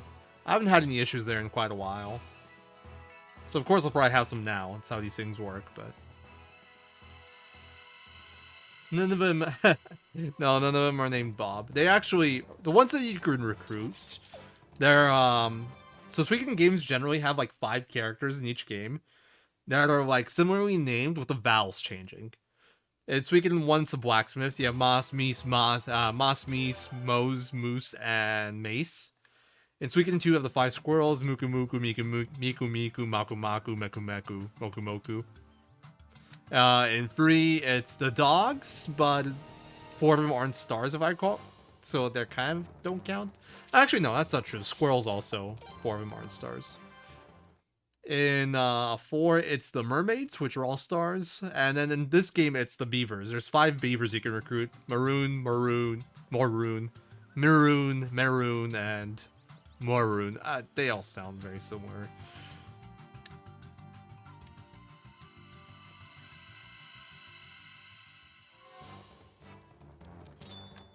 True. Yeah, they're not very sharing with info. By the way, this is the one bribe we can do here. That's why I sold some stuff. This bribe's pretty cheap. It only costs 1,050. That enemy can actually preemptive you as well. I mean, if it ambushes you, that bribe doesn't really do much about that, but it gets rid of it guaranteed, which is nice.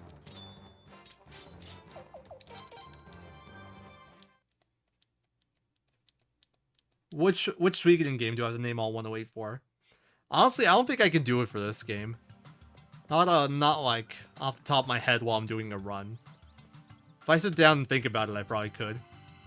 And like make a list or a spreadsheet.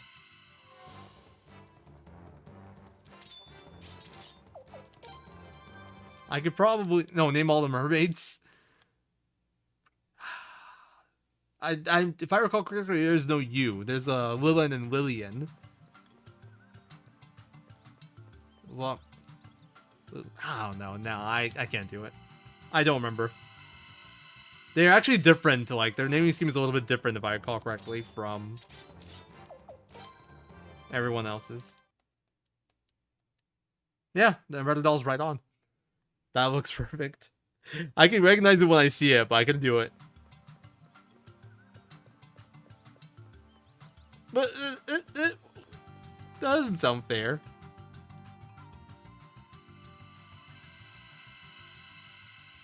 Song request is not on. What are you doing, dude? It's a marathon. Song request will never be on during this.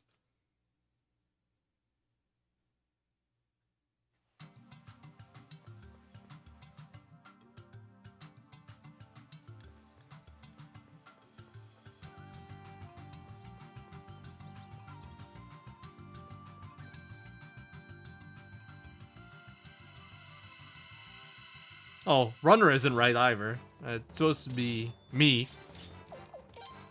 No, Nightbot, you have betrayed me. Incorrect, runner. Feels bad, man.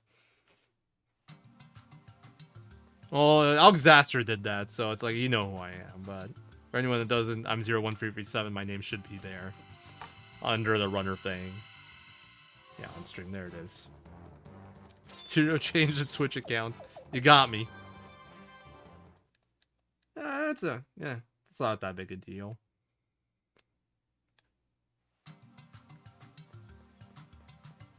If someone's around, they can fix that. Be great. If not, then it is what it is.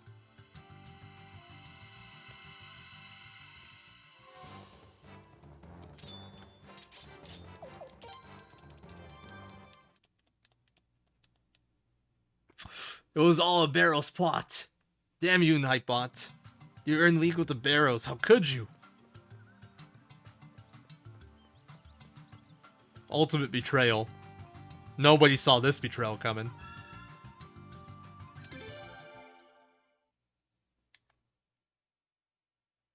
Man, I'm actually really tired already, and we're not even halfway. Oh no.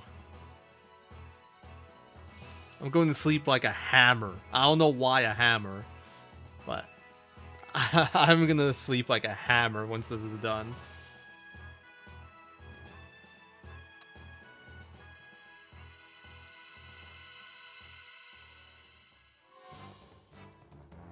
Actually, I'm having a really good walk here. My first trip for Mountain Trail wasn't great, but this trip went pretty decently, and my trip on the world map so far is good. I made it really far right now. This might be the first time all run that I save a decent amount of time over my PB. Not that it really matters.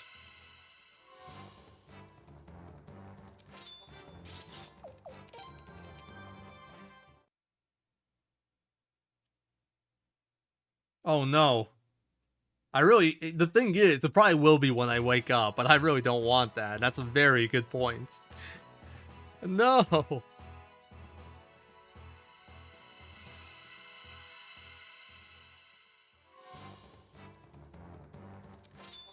Alright, remember how I said the battle count was good? I take it back. We did really good for a good while, and then I got like 3 battles near instantly. I did like the first third of the trip, maybe even like 2/5 with no battles, or like 1 battle, I guess. And then like in the next part, I got 2. Actually, no, that's fine. 3 battle walk here is pretty good. Yeah, it very much is. definitely commentary curse. But I am gonna save time here, and I even did some extra selling, so this ain't bad. Questionable decision making though on my part. I probably shouldn't have sold, or at least not as much as I did.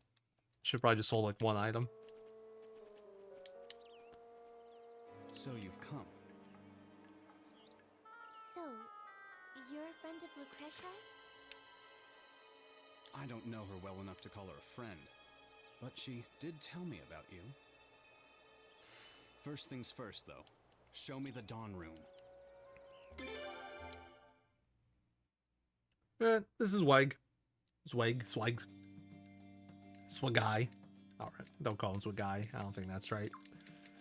He's a scholar. He studies Sindar ruins, and we're gonna go check out some Sindar ruins right now. Let's go.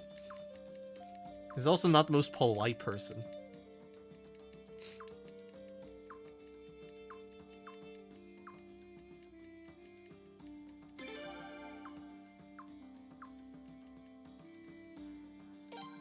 Sadly, he's also not that useful in combat.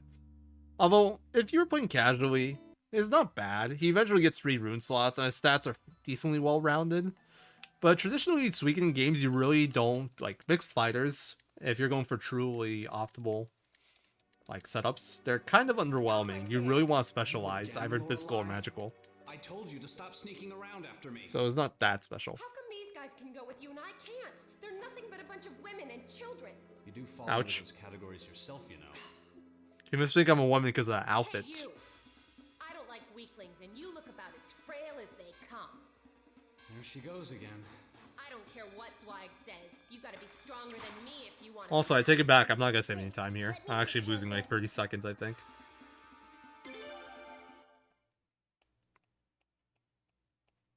Hopefully, only 30.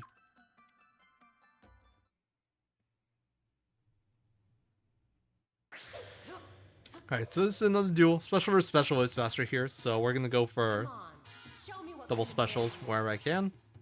I guess I'll just settle this thing right here. Alright, I don't know which one that is, but no matter what, special works for me.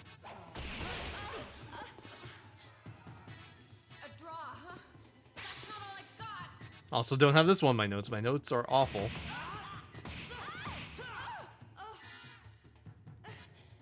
You're stronger than I thought. There's the guard. Dang it. Oh well. Hey, you'll pay for that. Here comes another one.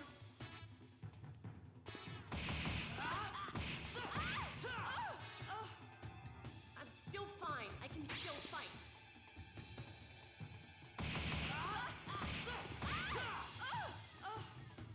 I'm still fine. Alright, well that was simple at least.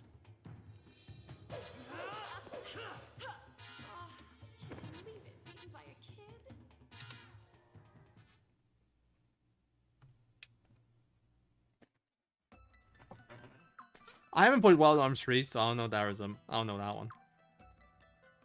I'll take your word for it though.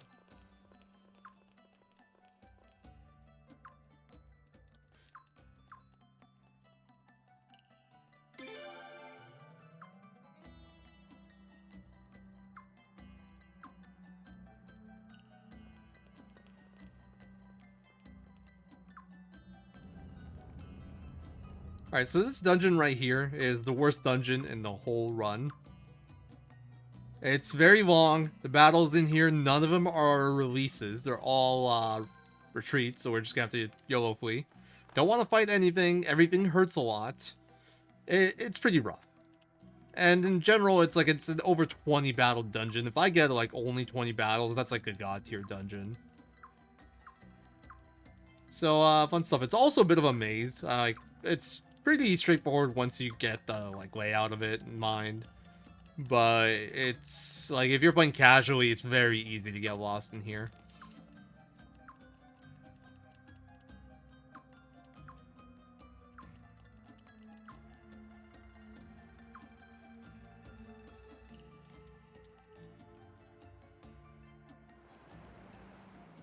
We'll just hope for the best. Okay, so first switch, it's possible to make without a battle, but it's unlikely. I feel like I've made it way too often now. But maybe we'll get lucky and make it before the first battle. Nice, we actually did. Sick.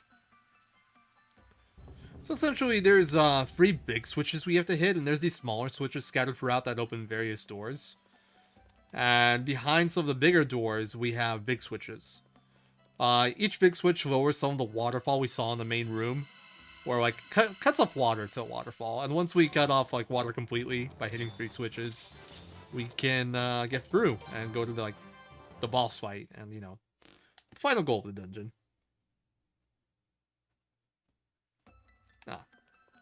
I did say Zwagai at some point for me, as a joke.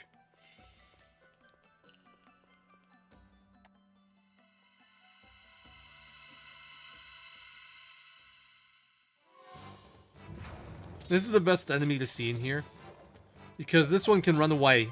Like, it has 2 attacks. It can either do a lightning attack on one character, or it can run away.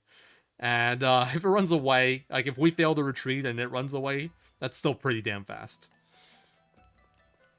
So we want to see one of those on their own as often as possible. It's really good for us, because we can't really fail, really, against it. I mean, we could.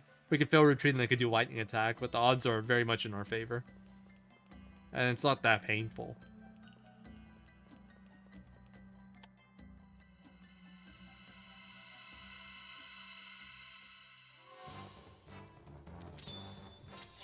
We also, I think we can only get ambushed in here by that wheel on its own.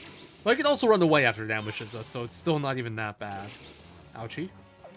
Alright, well, you're a bit closer to death now. That's fine. There are a few battles we can preemptive, I think. I don't remember if we can preempt the free skeleton battle. But there's a battle of 2 skeletons and a mummy that we can preemptive. And preemptives are nice just because they're a guaranteed retreat. Guaranteed retreats are obviously good, and battles right when you enter screens are not good. That was instant. Sometimes, like, when you do a screen transition, if you're holding a direction right away, you'll just instantly get a battle. So I've noticed that, and I stop holding a direction during screen transitions, or like after screen transitions. I give it a little pause. And I just got the battle after moving it like 2 steps now. It's like, did I really accomplish anything? I have no idea. But there's that first big switch I mentioned before. There's also 6 treasure chests in this dungeon. Some of them are actually kind of decent. There's like 1 formation that's not bad. 1 formation to rearrange your party in. There's a few, I think 2 items that sell for quite a bit. But you really don't want to pick anything up in here, just because the more you walk, the more chances of battles, and the battles in here are bad. And any extra battles in general are really bad. So like any treasure chest you pick up in a like dungeon area that you have to go out of your way for, it has to be really worth it. There'll be like 1 I can think of off the top of my head that we'll be going for. Like it'll be very late in the run. But in general, it's like, if you're in the dungeon, you really don't want to go out of your way to pick anything up. You just want to take the shortest path. Because load times on battles are brutal, and you want to minimize battles as much as you can.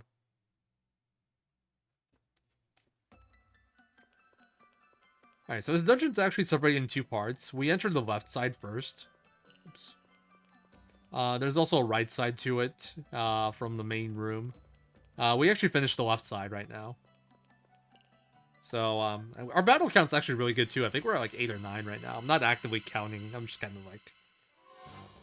I have a bit of a mental count going. I usually have them at around like 10 or 11 here. But I've also had quite a few failed retreats, which is not good. Kyle's taken a lot of damage already. This is a bit of a weird situation. I think I'm going to switch to Arrow Stance now. Next battle. I normally like to wait until he owns lower HP before I switch to Arrow Stance, but I think I'm going to do it now because Kyle's way lower than he usually would be. The idea is you gear up Kyle all best, you switch to Arrow Stance, and he becomes essentially unkillable. He takes under 10 damage per hit. But I sold a little bit too much gear, so he doesn't have all the gear he would normally have. And is getting beat up a little bit more than usual. These skeletons are the enemies in here that hurt the most as well, so you don't really want to see these. But you also have a chance to preempt them, so... I think. I'm not 100% sure anymore. So it's not that bad, and they have fairly fast animations at least.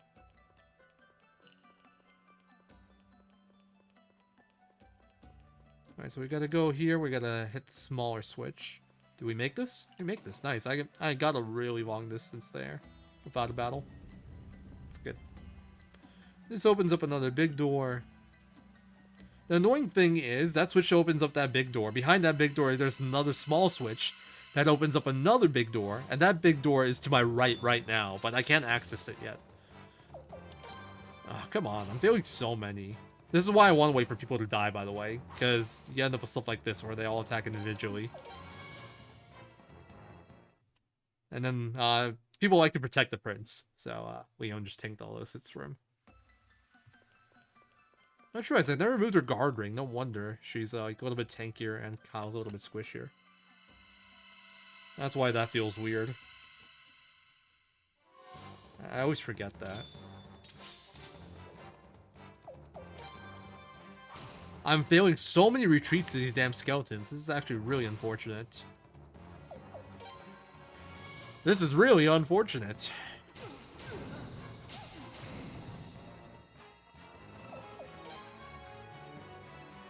At this point, I have probably somewhere around like a 62% base retreat chance, if I had to guess. Somewhere around there. Kyle and Leon are both pretty fast. I don't know who the fastest is and what speed they're at, but I think Leon's probably faster, even though she's like 7 levels down. Speaking of, I never mentioned that. There's a very specific reason I want to like Prince level 30. I want Prince as high as possible. The reason is characters, there's certain characters that join, and the level that they join at is based off the Prince's level. It's not like exactly his level, it's just like, hey, maybe it's a few levels below whatever the Prince's level is, maybe it's a few levels above. Kyle joins at +6 or +7, the Prince's level, I don't remember, I can check when I open the menu. So, leveling him up to 30 before we get Kyle is actually huge, because we get a level 37 Kyle.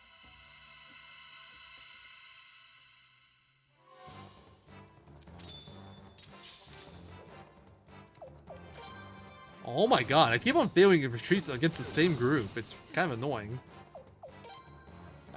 My god. They really don't like me. This is actually kind of dangerous now. I should maybe consider healing. But I'm not gonna. Game overs in this game aren't actually game overs outside of a few very rare fights, like story fights.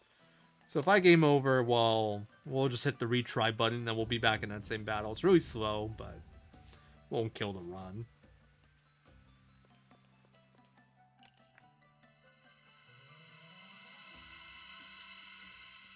If I feel like 2 retreats here, wow, it's the same group again. Oh my god, it's like I'm in a loop. The same thing keeps repeating itself over and over again. It's actually amazing. Alright. If Zweig and Warlock get hit, I'm gonna heal then. Yeah, spooky skellies indeed. I feel like I'm like in Groundhog Day right now. Every fight is 3 skeletons with at least 1 failed retreat. So yeah, my battle count has been good, but my retreat rate has been horrible, so it's not that good of a segment, sadly. Yeah, there was switch number 2, and now we gotta backtrack. Still on the right side, but to the other half of the right side, and gotta go hit the last switch. Oh, I wonder what enemies these could be. Wonder what's gonna oh, preemptive. We finally got a preemptive. Cool. So we can't preemptive them. I wasn't sure. That has to be a 20% chance then. But finally, we get to escape something.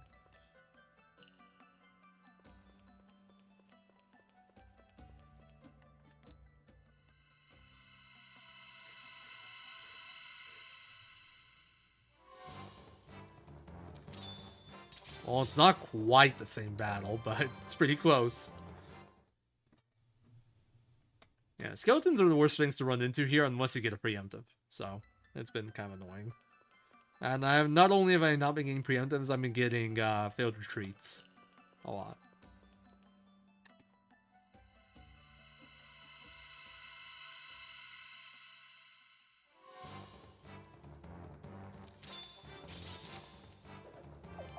Oh, there's a preemptive, nice. Do I have the preemptive rate for this area somewhere in my notes? I'm curious.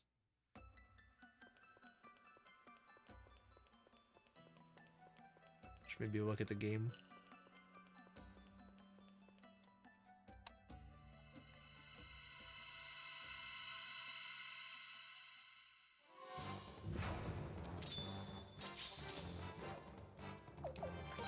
Nice, I didn't even know I could preempt that one. Oh, I have some preempt notes in my notes, but not for this area. I might have them somewhere. I'm not gonna dig through. And yeah, I think my encounter rate also kind of turned bad. Like, the first half of this dungeon was really good, but I've been getting a lot in the second half. I think I'm at like 21 battles already. Oh my god. Who would have guessed? Skelly's failed retreat. Okay, I'm healing after this one now, if I survive this one. Barely survived that. One more hit, he was down. Okay, early heal.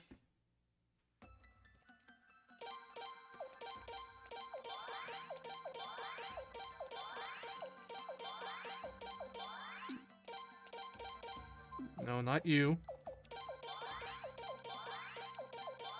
That early heal just feels really awkward menuing-wise. I'm gonna have to do more menuing later, but I don't want to do it yet, because I have to clip Jesus to people. And I also don't like early healing, because I can still take damage. Like when I fail the retreat right here, inevitably. God, it's nothing but skeletons all the way down.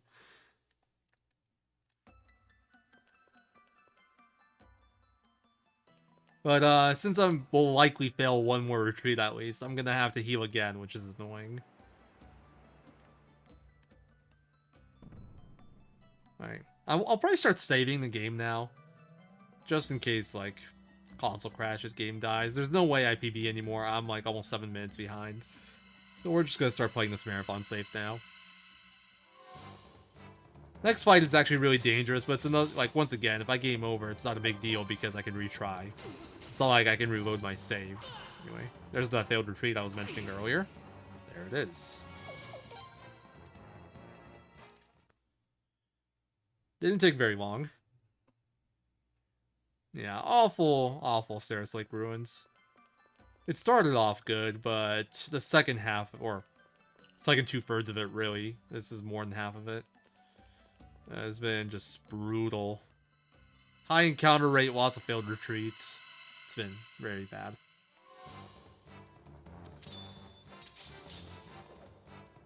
Hey, preemptive, nice. Worst one I've had in quite a while. I don't know if it's my worst one ever, but definitely up there.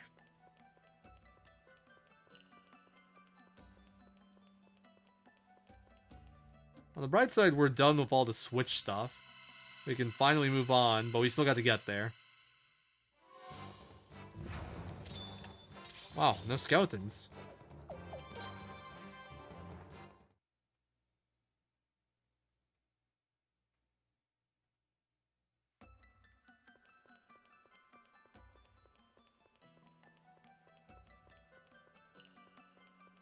Oh, I was hoping we'd make this.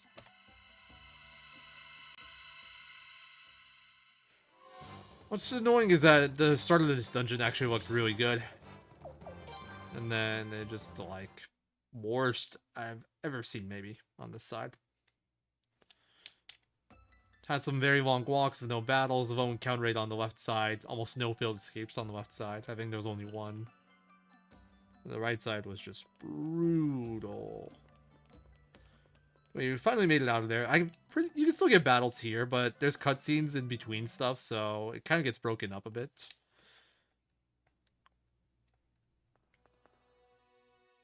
Actually, no, I won't bother with saves. I couldn't get this door to budge. I think there's like one place where I want to make a save, and that's it. The problem making saves in this game is that if I actually do end up needing one, I'm still going to lose like half an hour of progress, probably. Unless I'm saving absolutely constantly. And I made some backups ahead of time, so we'll probably just use those if something bad happens. Yeah, marathon luck. Definitely.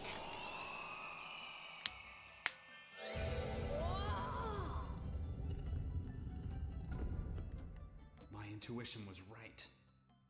I don't believe it. These ruins are still alive? Wait. You promised you'd do what you were told. Oh.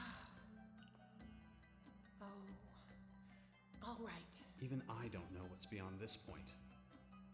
You better be careful.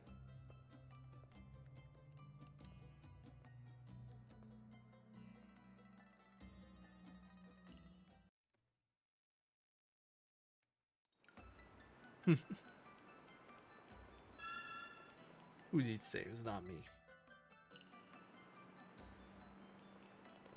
More cutscenes, and we actually have the worst boss fight in the run, probably, coming up right here. It's a pretty damn hard fight, probably one of the hardest fights hardest fights in the run, probably. I'll explain why in a second. But before we do that, we gotta do some equipment. And some healing, because I got absolutely wrecked by failed retreats.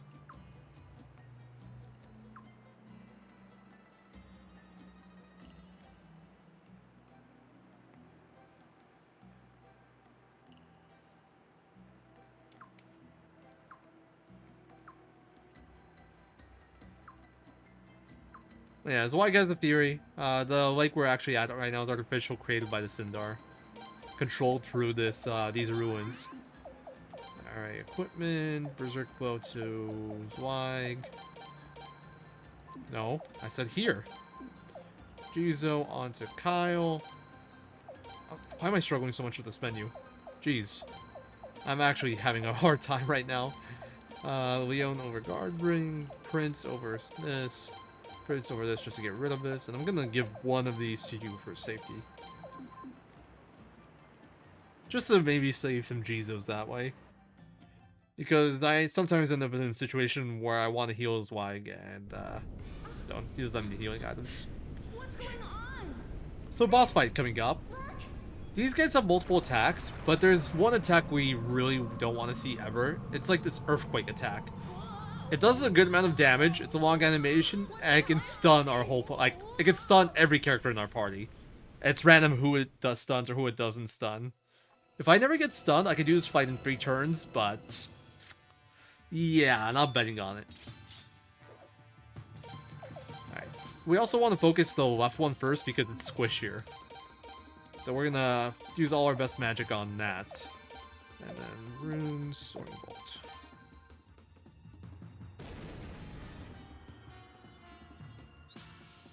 I actually have like no coffee jitters right now. I never got any coffee. I probably should have. But I decided to do the rest of this run coffee-less. I think it's more the exhaustion catching up with me than the coffee jitters.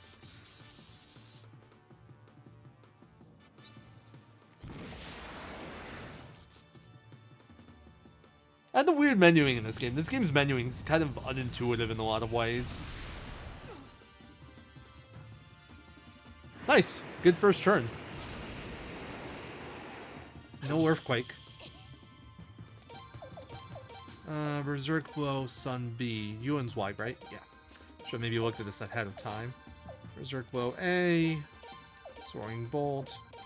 Berserk Blow B. And use Soaring Bolt. So this will take out the left sun. And do some damage to the right one. And then if it doesn't do Earthquake, and as long as Prince outspeeds it, I should finish it off turn 3 with the rest of my spells. Yeah, coffee less %. I had some before the run, but it was a good bit before. It definitely should have had it later. Nice, no Earthquakes. He has one more chance, but it's not really too impactful even if he does it, so... Oops. Lightning, Soaring Bolt, Berserk Blow, Lightning, Soaring Bolt, items used, Dancing Flames, and Lightning, Berserk Blow. So this will barely kill it. It will... There is a chance it outspeeds Prince, and if it does and uses Earthquake and stuns Prince, it'll take me 1 extra turn. Actually, it'll be a pretty big time loss, because I'll be missing a Soaring Bolt, which I can't replace right now. I'd have to do multiple spells instead, like 3 more spells. Oh, it did not speed. Cool. Well, that's basically a perfect fight. Sadly, my dungeon was awful, but the fight was really clean. That was good. Not that. Should I just unequip that at this point? I'll use 1 Jizo, and yeah, that's it. Thanks. All skill. We just got lucky that we never saw the earthquake attack. It's just RNG. Now if I can turn really bad if you get earthquake multiple times. I've gotten earthquake like 4 or 5 times before. It's awful. But that was smooth. My last two were actually... My last one I did like in D-Rust was also really smooth. Looked just like that one. This one was even better actually because I didn't get outsped turn free.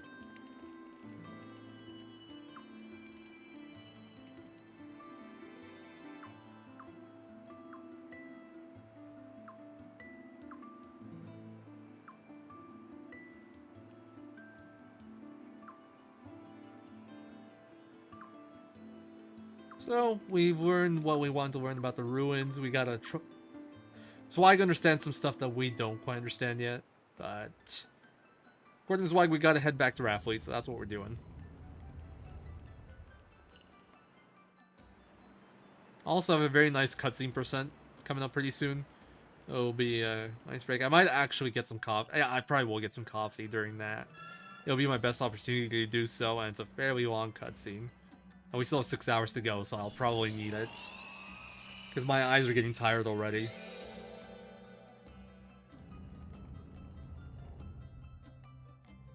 That'll be the time for coffee. Alright.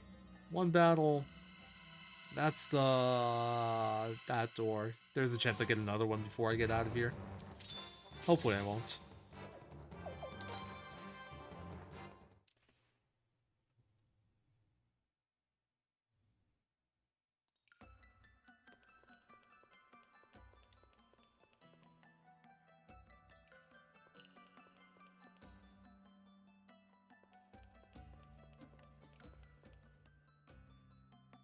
Get a nice like 1 minute long cutscene here. This is where we meet Vicky in this game. Yay, Vicky. Let's go.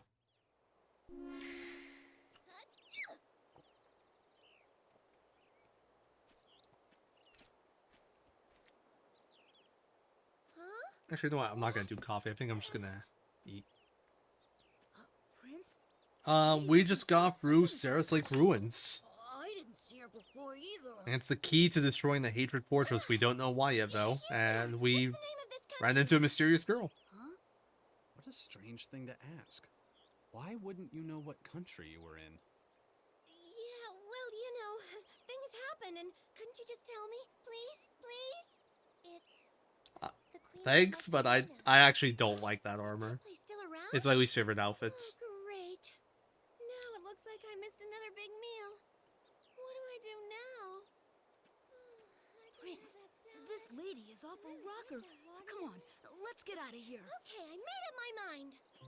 I'm Vicky. It must be fate us running into each other like this. Would you mind watching over me? I actually tell her that, sorry, we're in a hurry. And she's like, oh, no problem. I'll get you where you want to go.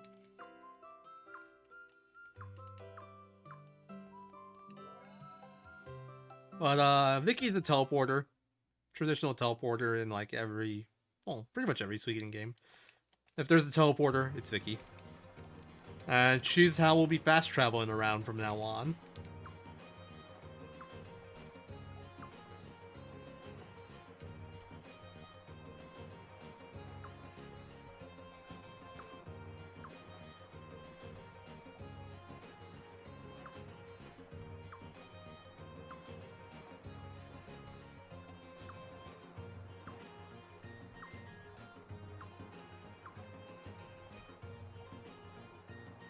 No, don't go away, Vicky. Vicky, stay with me forever and ever. Actually, she used to be used in the route a bit as a mage. I cut her out. I'm sorry. The thing is, if you wanted to use her, you needed to get one more lightning rune to attach to her, and that 8k is actually kind of tight money-wise. Or 6k, it's 6k in this game, I always forget. It's cheaper. But I did not want to spend that money. And honestly, you don't need her, so it's just like, it makes sense to not bring an extra character too.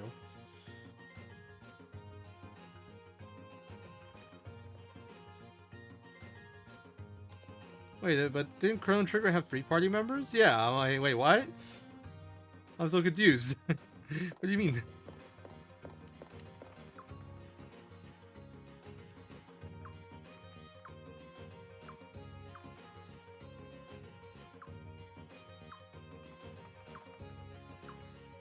Gotcha, gotcha.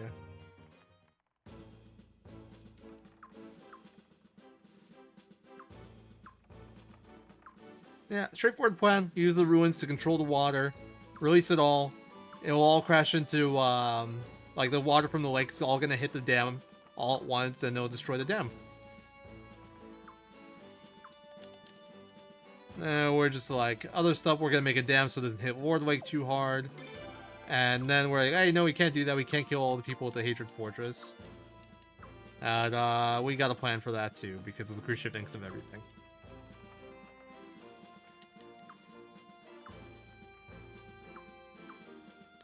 And we got a war battle coming up. Let's go, Twitch chat. We can do this.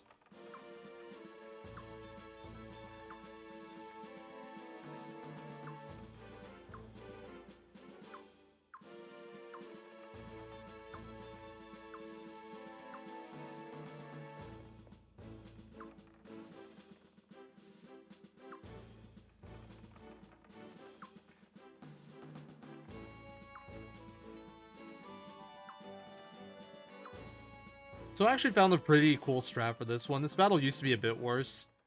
The strat I have now is more consistent and it's a bit faster, so that's neat. So essentially what you want to do here is you want to push people towards the dam. Their ships towards the dam. Which, now that I think about it, is a little bit weird. I feel like you want to pull them away with what's going on plot-wise. Maybe I don't remember the exact reason why. But there's 4 ships we gotta push back, essentially, and we're gonna do with 3 attacks. It used to be a bit more complicated. I think it was like a 5-attack fight. And I've heard of people failing it. I never failed it myself, but... And if you failed it, it just becomes horrible. It's just a mess. Alright, where's the tile? Was it this one? Yeah, right here. Let's go, Twitch chat. We got this. Don't worry, nobody will get hurt, I promise. Unless I mess up and have to reset the fight, in which case I'm sacrificing you guys.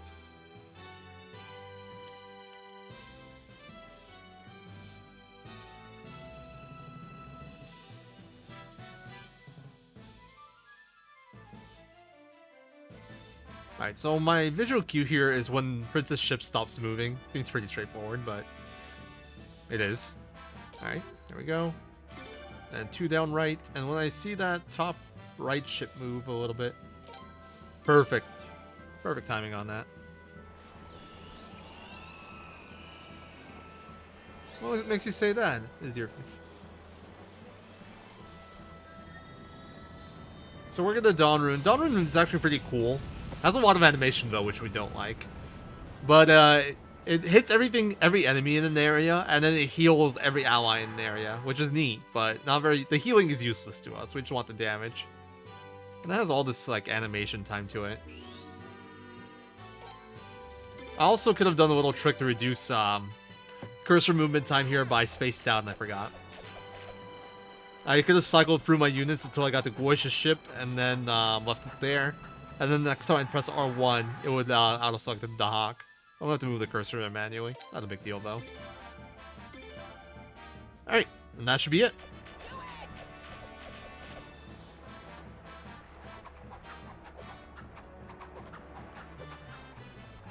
So we pushed all the ships back behind this imaginary invisible line that the game doesn't show up and show us. And we win. We did it. See, Twitch chat, nobody got hurt. Got this. We got this. Easy fight.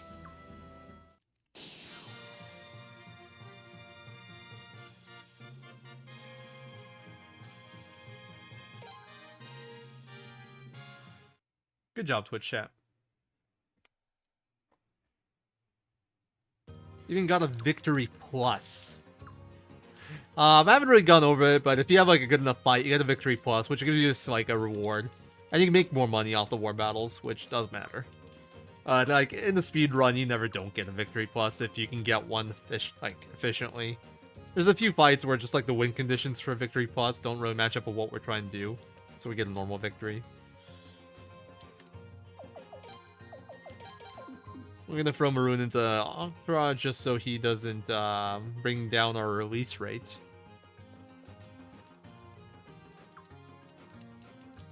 Could probably just talk to Vicky. Yep, more punch. Well, sadly, no. I don't really have much for bribing anymore. Feels bad, man. Money route now revolves around buying certain runes. There's 2 runes I'm gonna buy in like the next town that we kind of have like stuff going on in, and each one of them costs 150,000. So we're saving money for that now.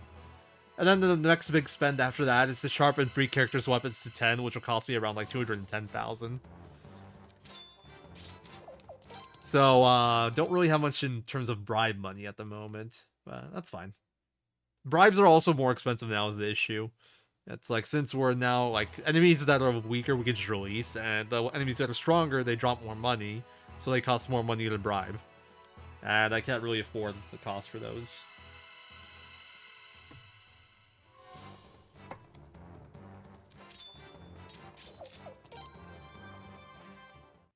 Alright, you know what, I've decided I am gonna go and get some coffee. I've made my decision. I need it. And this will be a perfect opportunity to do so. I don't know, Azir Fneef. That is one of my biggest gripes with this game.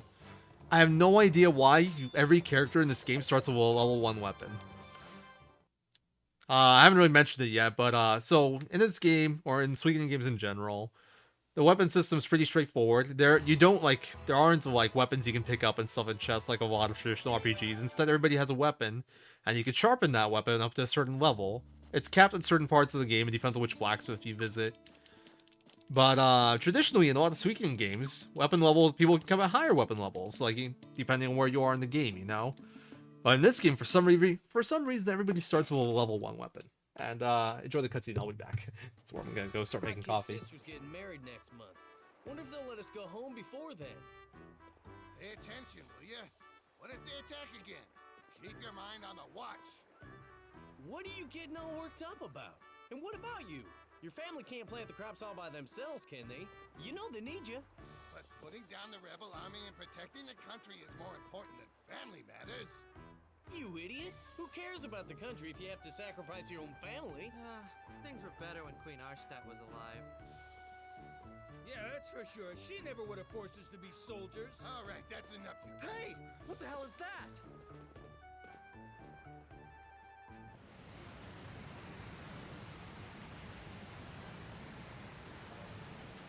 Hey! They're not stopping! Are they gonna ram us?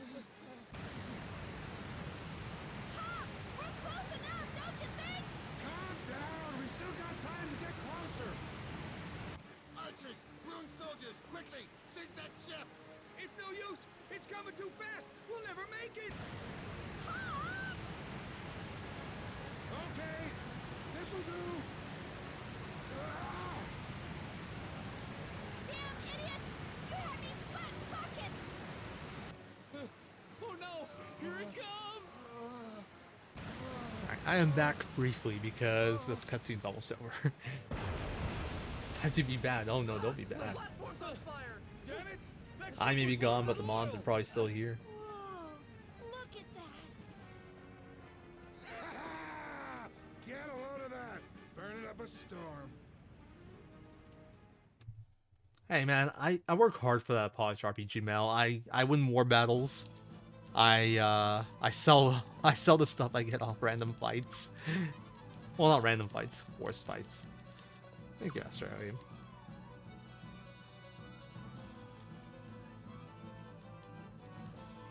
So we bombard them with ships here to scare them away from the fortress.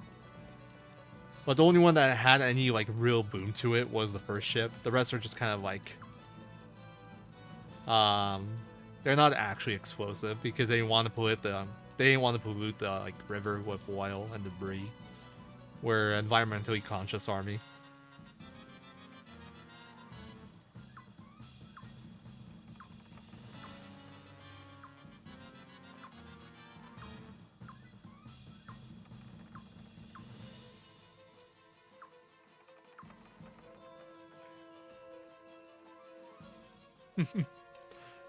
Generally well, I want to say generally, there's like a game in Suikoden games, but that really likes his pyro. This fire. That's a bit of a pyromaniac. But now that I think about it, it's not necessarily a recurring theme that there's a pyromaniac. It's just one character in the first two games named Victor. Same character, he recurs in both. Has a habit of setting things on fire in both games. So, I was gonna make a reference to that, but this isn't quite what it is. I think that's the only time Log really plays with fire.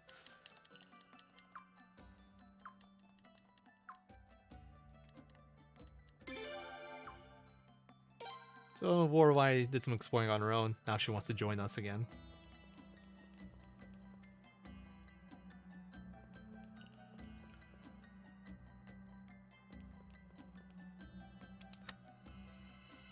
What is it? 2 battles so far?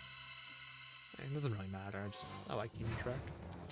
Yeah, I wish we saw more of these guys when we're exploring these ruins. They're completely harmless. Well, not completely, but they ain't no skellies.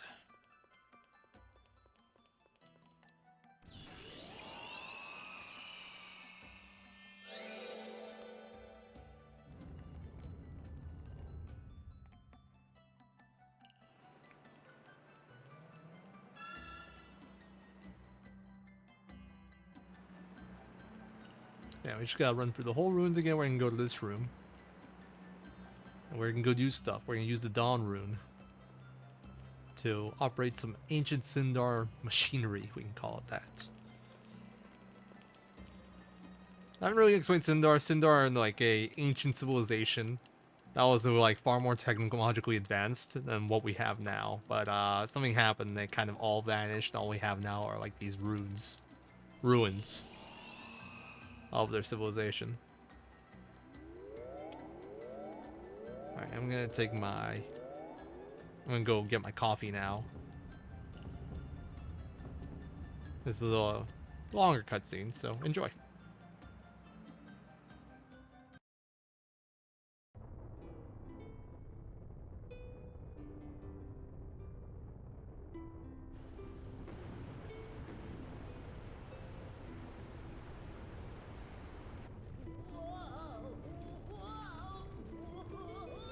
Here we go!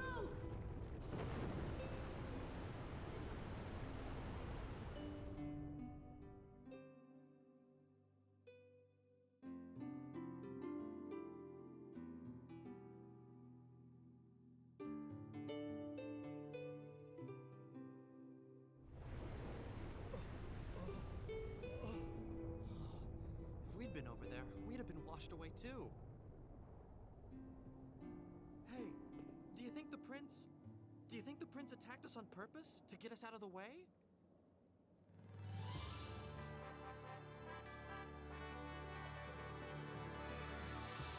Great, it's working. If it slows down the water this much, everything should be fine.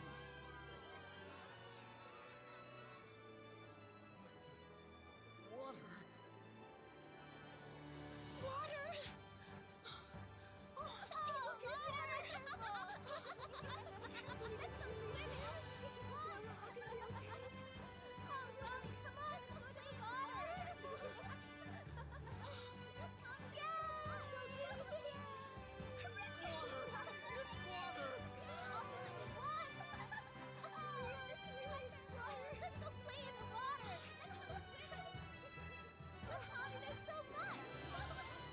I thought that boy was just a little spoiled brat.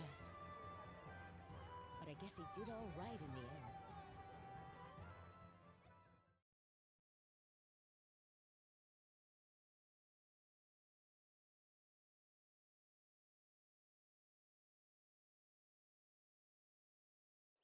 Yes! Oh, yeah!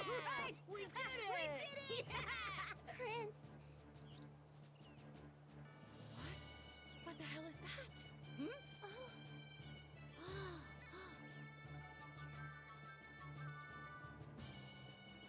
Now I see.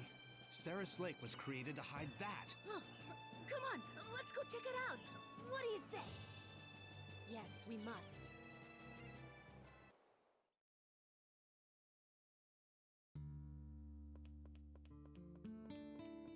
I actually made it back just in time. Wow, my timing was so good.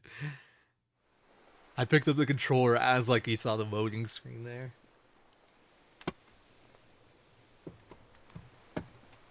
It could be Red Adult. They never actually like confirmed it, but that's a pretty popular theory that the Rune of Change was like possessed by the Sindar ruins and that was responsible for the disappearance.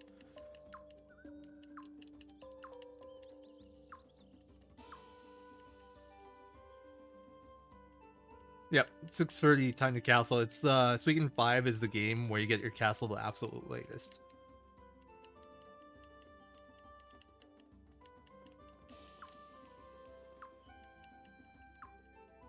I think in Suikoden 1 we get it in like 50 minutes now. Like you've gotten that run's gotten very fast. Suikoden 2 it's like 2-hour mark. Well, not even 2 hours, a little bit over 2 hours. Depends which route you're running to, like 108 star or 90% and like some route variants, but and actually no, 3 is, what am I saying? Well, it depends on perspective. In a way, I'd say 3 is later because 3 is technically in chapter 4, but you kind of have access to the castle earlier with most characters. So 3 is weird, and 4 is not quick. I haven't done a new game run of that. I've only done New Game Plus, which is different because you can cutscene skip. But I'm sure it's not 6.5 hours in because that run is like 7.5 hours long. So, yeah, it's definitely not this late. But it'd be difficult now that they've made it their base. And tactics, you don't get a castle. With the investigation So, after we suppress the rebellion. That is, unless we stay one step behind them like we have been. You know, I've been reflecting on our recent course of action. It's just like you said before, Father. I suppose I did plant seeds to make the prince into what he is today. You seem to be enjoying it, though. Do I? We must not lose sight of our goals. The only things that can guarantee Falena centuries of prosperity are unrivaled strength and absolute order. The future of Falena depends on our success. Yep. Yes, of course. Definitely not looking evil having this meeting in darkness.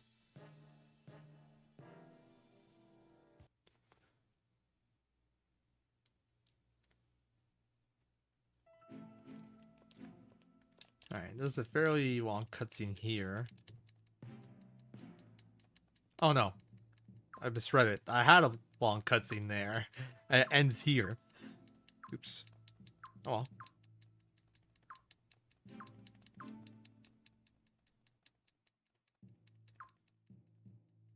Hey man, that ain't easy. I happen to be bald as well. I cannot get my head that shiny, man. It's impressive. Props. I wish I can get my head that shiny looking.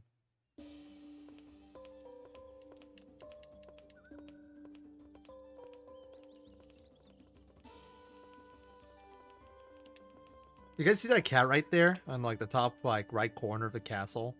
On the like the highest floor? Talk to that cat, that actually gives you a medicine.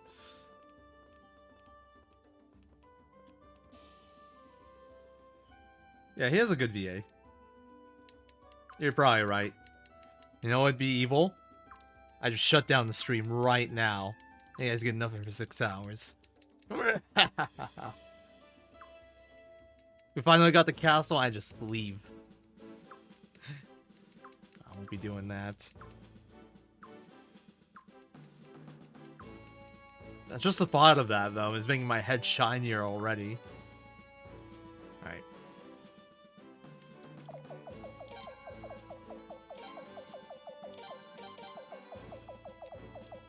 Really? Really? Oh, it fits perfectly too. Perfect. I actually haven't tried this one. Perfect. Really, really long castle. I was gonna go with really longathon. I know that one you have like one character left. But the capitalization, I just don't like how it works out. So we're going really, really long. Well, the Sindar were smart enough that they never needed guardrails. That's how you know we're not as advanced. We actually need guardrails.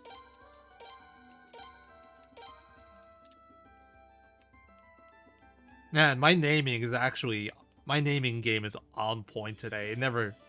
I never have good name ideas, but it's been working out perfectly so far. That was actually the last thing we named too, so we're done with naming stuff.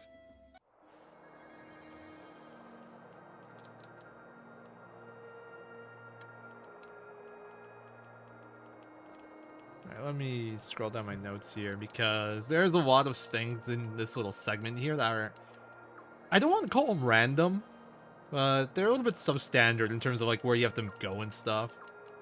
So notes are actually useful for me here. Bit of a cutscene here. I can drink my coffee. Just long enough of Thon.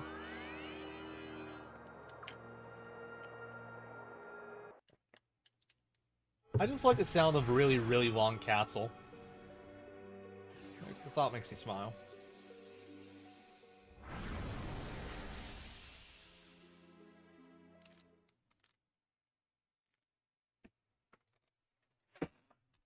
Yeah, halfway through the run. This is the more interesting half as well. This is like the cutscene time goes down quite a bit, although we still have plenty. But there's a lot more gameplay now. And a lot less exposition. It's funny because like the first half of the game moves like really slow and not much happens. The second half of the game moves way faster in the speed run, and like I guess more stuff happens. I don't know. It's like it's weird pacing kind of in the speed run. It feels like the next half of the game should be like twice as long as what we did now, but it's not.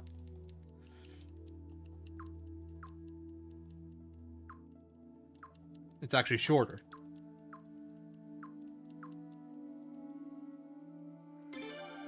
Yeah, Z3R01337 joins us. And then Leon's like, wait, are you nuts? She's crazy. Z3R01337 is Black Rope Girl. She's actually incredibly useful too. While I'm still using magic, she's gonna be in my party.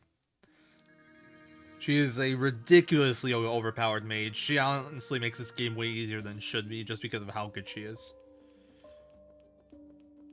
Yeah, you're 100% right. That's probably why the pacing feels so weird. It's because there's so much, like, the world's open now, and you can do a bunch of different stuff, but since we're speedrunning, we're going to be blazing through all that, so even though there's a lot more to do now, the run's actually, like, this half of the run's actually shorter, because we're just going to be speeding through the story. Very valid point. Oh. That door doesn't work yet. Dumb. So we talked to Vicky there to get the Blinking Mirror. Blinking Mirror is the most useful item in the game. It essentially lets you teleport back to your castle from the world map. So from now on, I don't really have to run places unless I've never been there. Every place that you visited before, you can teleport to. So, it's either first visit or teleport, pretty much. Well, I guess very few exceptions here and there. I'm straight up getting lost. Like I said, this segment feels very substandard in terms of like the pathing you take. Actually, when I replayed this game casually again before speedrunning it, I actually got lost right here. I couldn't figure out how to get to Warb Lake. You have to go to the Beaver Dam here, which is just weird. Hey, scenario. It's going alright. It's kicking.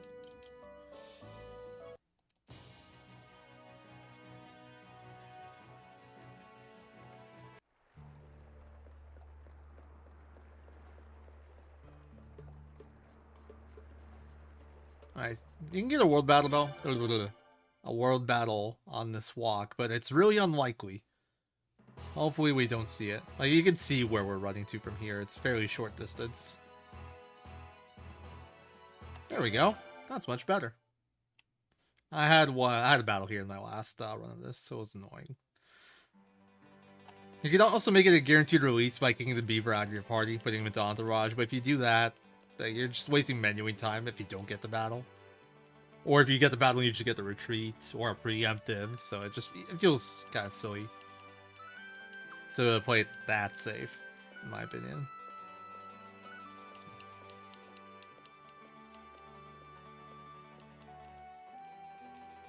Hey, Warb Lake's got water now. We did it.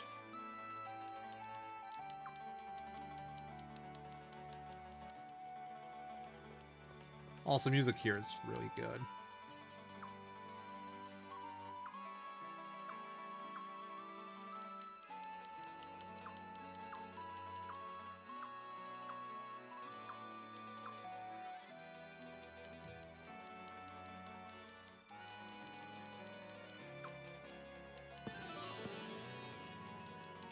Made some new friends.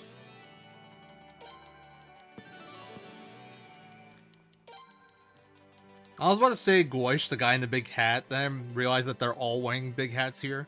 But the guy in green is actually going to be one of our main fighters later on too. There's nothing like too amazing, he just has the requirements that we want. 2 open rune slots and 5 strength growth. There's other characters that meet those requirements. Goish we get fairly early. He's never really walked out of our party because of story events. We can start setting him up early, so he becomes the main fighter for the rest of the run. Hey, Kumatora. Hey, SRD. I bet. Which game do you like more? This game or Exit Fate?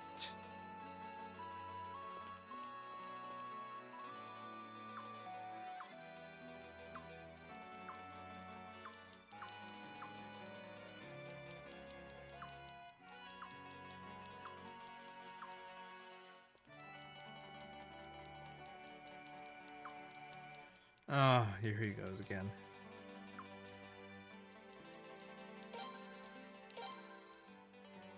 Oh. It's not quite how it ranks, but... it would make sense. We haven't got Miyuki yet, Kumatora. We gotta wait a bit, sadly. She's not that easy to get. Can I press up ahead of time? Can I do the menu before it opens? Because that's what that felt like. That was weird. I always do this. I always think the teleport puts me on the right side of town, but it's on the left side of town. And then I try to exit on accident.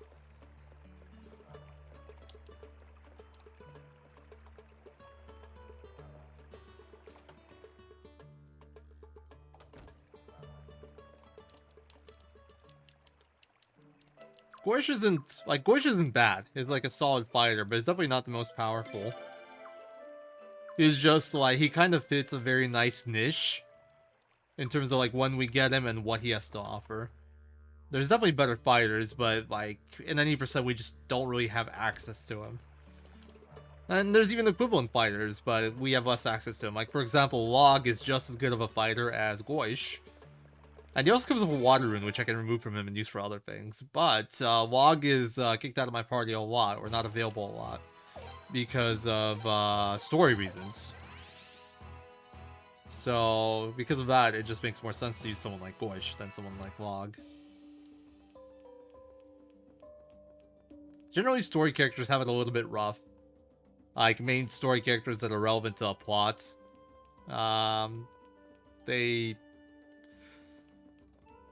They kind of like get locked out fairly often, so you kind of want to try to avoid using them. Well, since it's 70%, we also don't get a lot of optional characters, so we kind of do just use only story characters.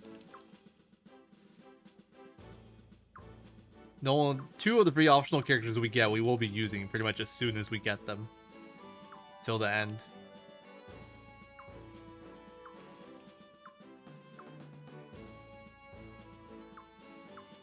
So anyway, we got Warb Lake to join us. We went to Beaver Lodge, see if they wanted to join up with us. They're like, yeah, we're glad we helped Warb Lake, but we don't really want to be involved in the conflict. And then there's issues in Sable, so Boss could go check that out. And we're just like, okay, meeting adjourned. What do now?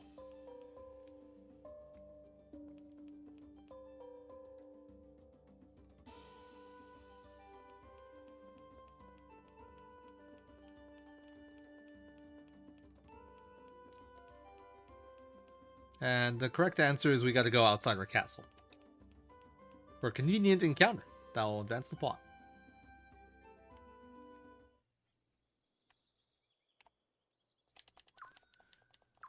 So that's the suspicious man right there. That's Taylor. That's a reporter. Oh. I want to say the reporter, because it's like the only one in the game.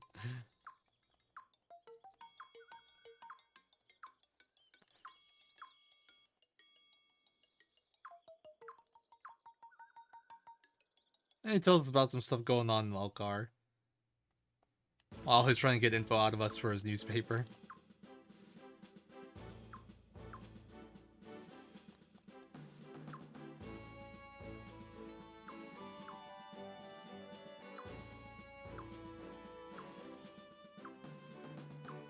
Lord of the Beers, the Lord of the Beers. He was like the Lord of Melkar, and he fled. Because he's also apparently a coward. Lord of Cowards and the Lord of Beers. It's not great, SRD. It's like 7 minutes behind my PB. And I haven't been saving really or doing marathon safe stuff for the most part, so not good. But not too bad for the marathon setting.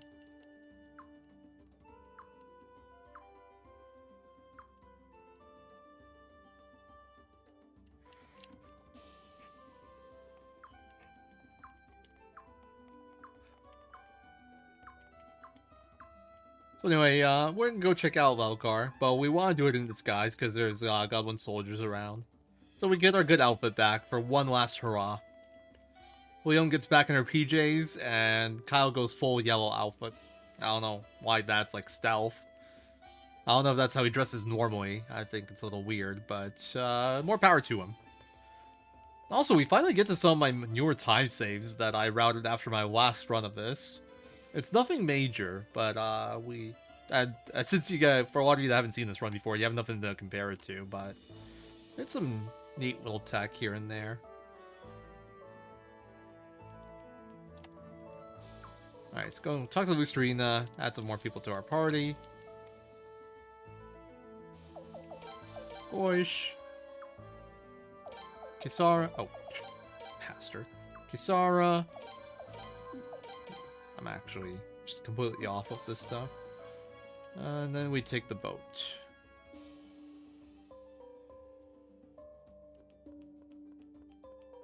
Can I do that menu earlier?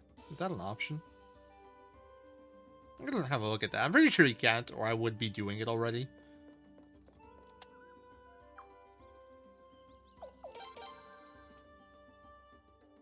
Yeah, temporary, sadly, costume change.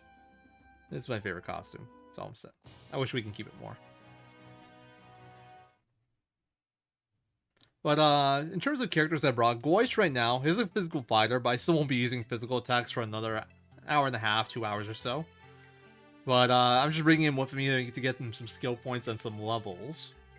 Kisara is gonna be a mage, but she's still only level 8 at the moment. She has very good magic, but level 8 she's not gonna do much, so she's just here to get some levels too. And Zorase will be the person that's doing most of the heavy lifting here. She's a very, very powerful mage. And she comes with a Star Rune. It's the only Star Rune in the game. And it's very, very strong. You'll see soon enough. Kyle yells at Wasio to shut up. He recognized all of us, and we're supposed to be like in incognito. And then it's like, oh, sorry. Oh, hello, non-Prince and non-Leon who look exactly like the Prince and Leon. Wow, you guys are like completely lookalikes, and you know, just like completely terrible about it. It's pretty good cutscene. All right, skills, equip, Goish, attack. And you get agility. Neither of those are necessary, but they're really good for safety. I do them in actual runs of this too. It's not just a marathon thing. And the 2 treasure chests I pick up here are both pretty decent in armor, but I'm just picking them up to sell them. The White Rose Brooch is actually a really nice speed item. It's speed plus 10, but I'd rather just sell it, because it sells for like 20,000 or something. And the Guardian Cask is like 15k. Suddenly in Boggers of Lucio, definitely. Like, he didn't know we were incognito at first. It's just, it's funny. Alright, so according to my notes, I should have 237,000 after this. I should have more than that, though. Yeah, I'm selling the Water Rune, too, now. I'm gonna have plenty of cash.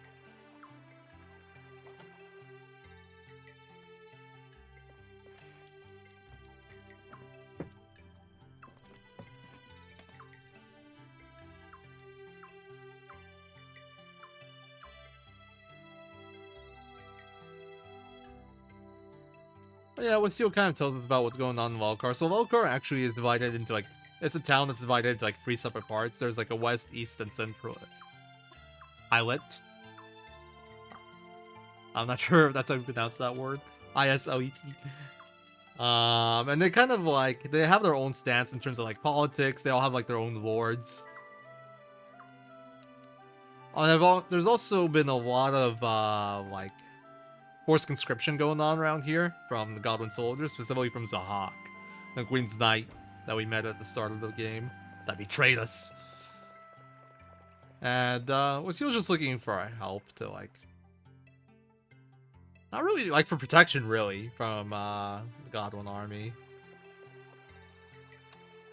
And to stop the forced conscription if possible.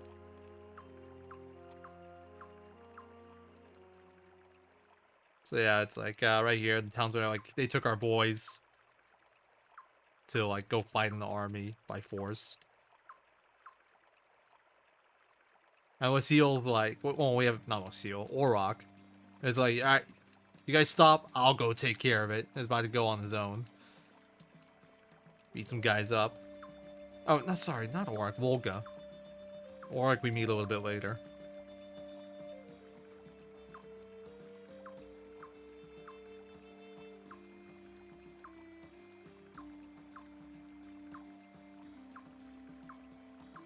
And then Kyle's like, hey, we got this, don't you worry. We're not very good at this whole stealth thing, but we can take care of this.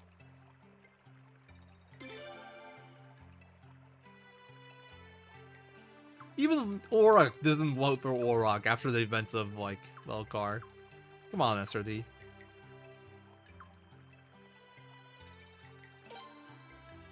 And we're gonna do a pretty big shop menu here. We're gonna sell a ton of stuff. Not this. I don't think on this.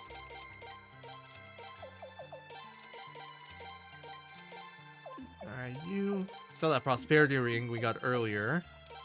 Sell everything but the lightning amulet and that, and sell the star rope. Yeah, I'm gonna keep the water rune. I have enough money.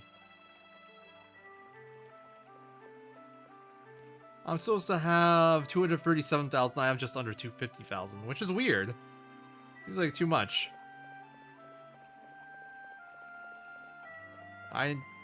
Yeah, that's strange.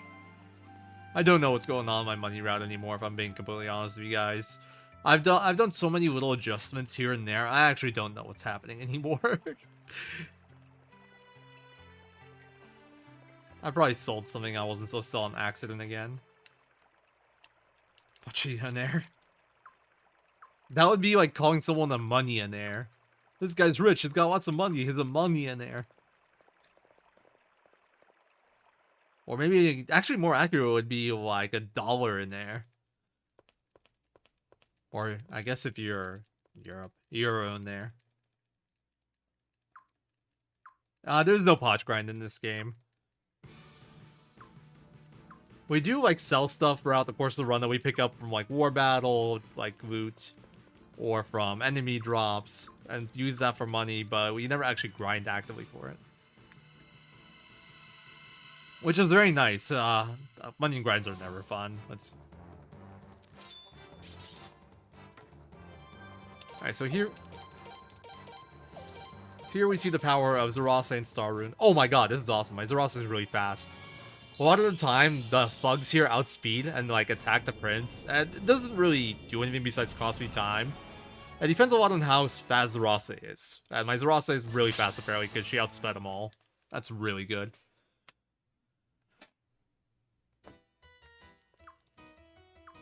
By the way, the reason they recognize Kyle is because apparently Kyle stole one of their girls while he lived here. Kyle's from Velkar. And Kyle can't even figure out which girl it was. Well, some of it is like the prosperity ring, which we equipped and stuff. The luck ring, which gets auto-equipped on Kyle. The big one is Rossi's Star Robe, which sells for like 28,000. That one's the one that's like worth a lot of money, and that comes on Zarase.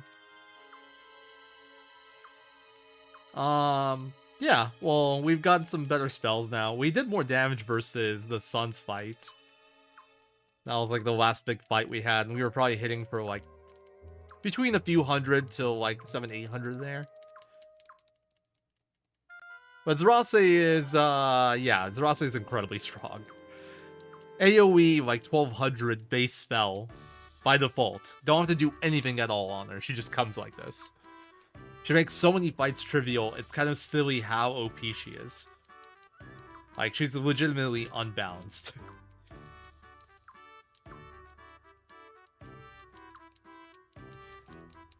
This is Nakia. We ran into her during the Sacred Games. She wanted to participate. She didn't realize that the winner had to marry the princess. I kind of glossed over that cutscene. I was just explaining something else. But Kyle's like, hey, you know her? What's the scoop? Tell me about her. She's like trying to kill us, or fight us. She's not really trying to kill us. That's a little bit of a strong word.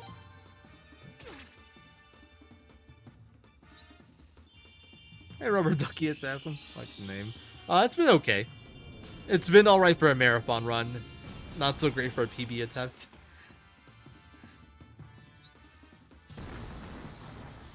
I never mentioned it earlier, but at the start of the... Well, not the start of the run, like... a few hours ago, when we got Lele and Cius, I unequipped everything from Cius, and one of the items I got there was a lightning amulet. What that does is it's an accessory you can equip onto someone that increases that character's lightning affinity, which means their lightning spells essentially do a percentage more damage. So there's a few fights in the run where you can either sell the lightning amulet early or hold on to it, and if you sell it early, you do less damage, you have to do extra spells. This is one of them. If I don't have the lightning amulet on Kyle, I would have to do at least one more spell here. But because I have it, I can 2-spell it. And there's a few fights like that. It sells for a good amount of money. It's like 17,500. So selling it's kind of like the back of Bunny Strap, but we have enough money that we never really have to worry about that. I have my splits open compared to my PB, which is record, and I'm 7 minutes behind right now. Yeah. We do pretty good damage with spells. We actually barely won, like, we barely get the kill there on Nakia. She has 2k HP. We hit for like 20-30. Also, new strat right here. I'm gonna kick those two out of my party.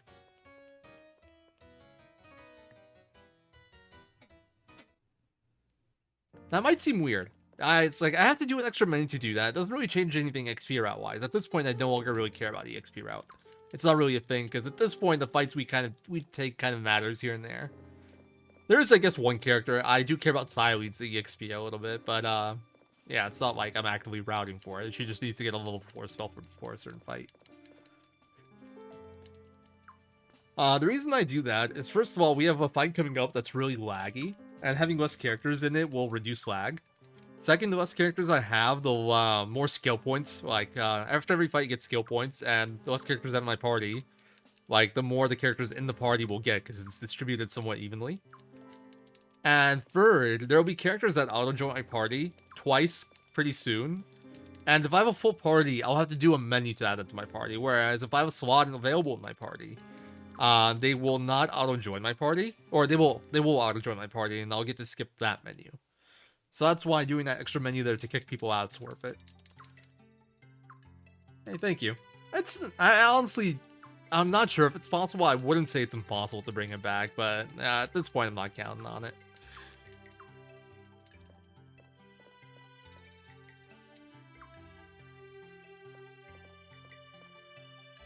Seven-minute deficit halfway into the run's a little bit too much. It's all good. I'm having fun playing video games. I'm glad that you're enjoying it. I hope everyone else is too. Alright, so we got another war battle coming up. Another fight for Twitch chat. I believe in Twitch chat.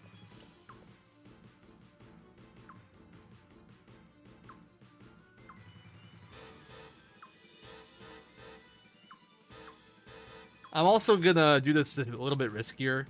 I might grow to regret this because this is something that's like... costs very little time to make it a little bit safer, but as long as I don't mess up, there's no real risk. And then... I'm doing only Kisara. You generally have one more unit in there just in case you mess up and need one more barrage. But this is an interesting battle. Essentially, the hidden goal is to push, or the goal is to push the enemy army back. And trigger point for that is on like one specific bridge. So you're just gonna push them off that bridge. Which is funny because they don't actually start on that bridge. But it's pretty funny script. So like this bridge right here, I need to push the enemies off this bridge once they get to this bridge. Weird win condition because they don't start here, but... So we're gonna do it with just one unit, one attack. Exactly, easy game, don't mess up. That's what I'm thinking. I also have a very nice visual cue for this. When the infantry unit turns southeast, that's when I barrage. There it is. See, like, right on the line there.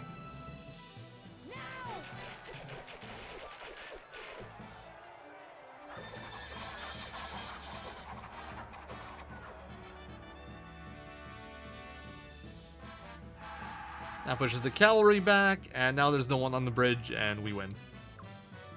Great work. I lost type here too. I lost type. Oh, I named the castle. That's probably why. That actually does cost a decent amount of time when I do a full character name.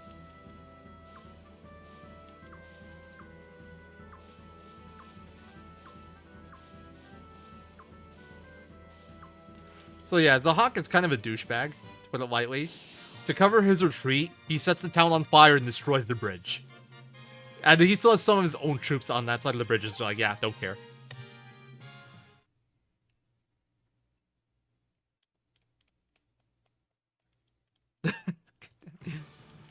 I'd say if anyone's cheating here, it's Zahak.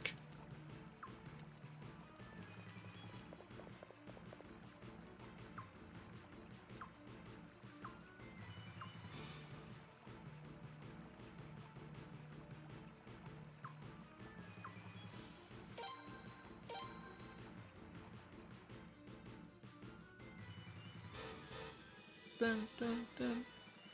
So here we have a forced fight. The soldiers like, we gotta fight you right now, it's the rebel leader, even though their own army just trapped them on this side and burned the place down. They're not the brightest tools. Leon's like, you guys shut the hell up and get out of the way, like, either help or get out of the way, and they're like, no, we will fight you. As the village is burning, or town is burning. Keep in mind, Godwin soldiers, or like soldiers in general, they're not evil. They're just like, they're soldiers. Their side tells them to fight, and they fight, kind of, you know? They think they're doing the right thing. But it's like, after this, it's like, how do you not see that you're maybe on the wrong side here? Those are like some of the dumber soldiers that I think in their army.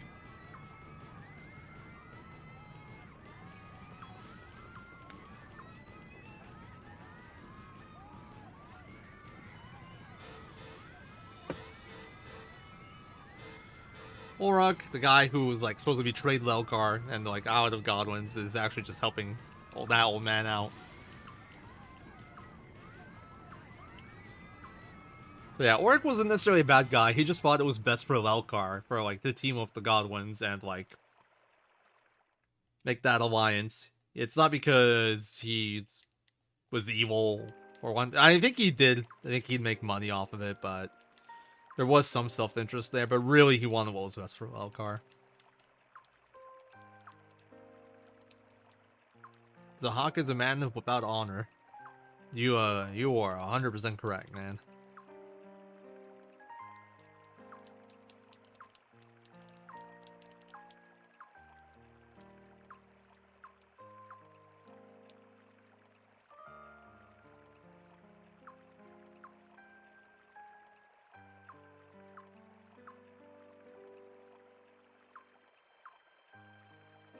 And here Orok offers all his henchmen, which we gladly take.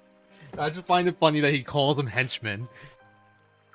Like, he is like really grateful to us for saving his town and showing him like how messed up everything was. So it's like, from now on, I want to help you. You can have all my henchmen. I just hope they're more competent than the ones that we ran into in Stormfist that kidnapped Marina. I'm hoping they're wearing full vests, not half vests. And here we're gonna do some shopping before we leave.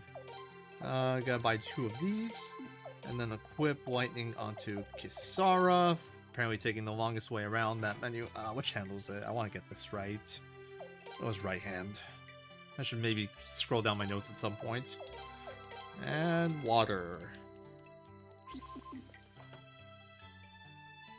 The amount of time I lost just like looking at my notes there to see which hand it was more than the time that getting it on the right hand would save, but I think it's important to develop good like habits and muscle memory, so I'd rather just check.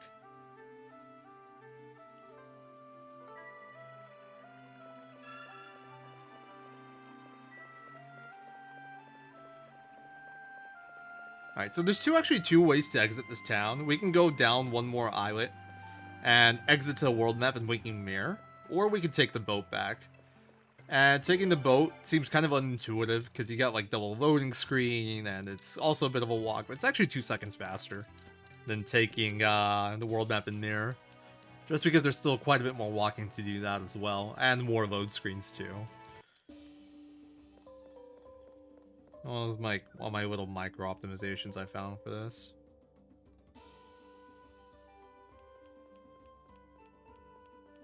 I had 8k more than I needed. That's interesting. I had 250,000. My notes it says I'm supposed to have 237,000, which doesn't seem correct. I gotta maybe look at that.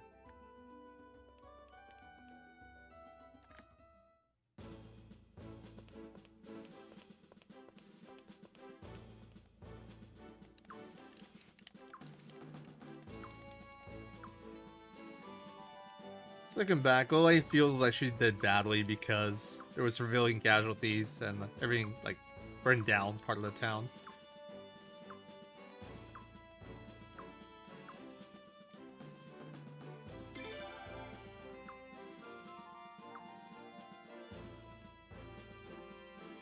Well, Olay did okay as a stand-in strategist.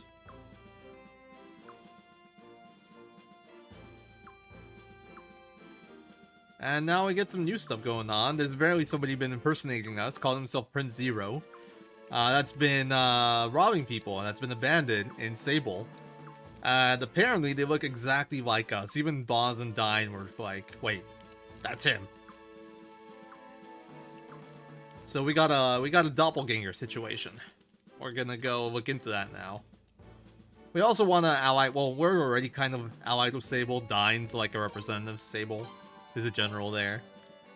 But they're not fans of us at the moment because of those bandits impersonating us. So we're gonna go and look into that.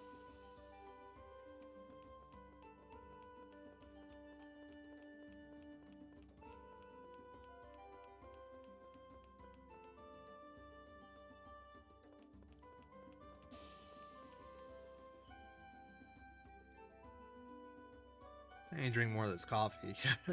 We still got like 5 hours left. And I'm tired. Ow. I just like hit my teeth with my coffee cup. God damn it.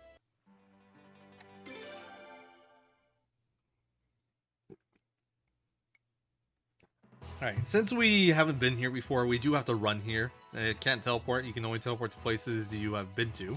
That was a very early world map battle. Getting one battle on this run's pretty common. You'll see it most of the time. If you ever get 2 though, that's some cursed stuff. I've never seen 2.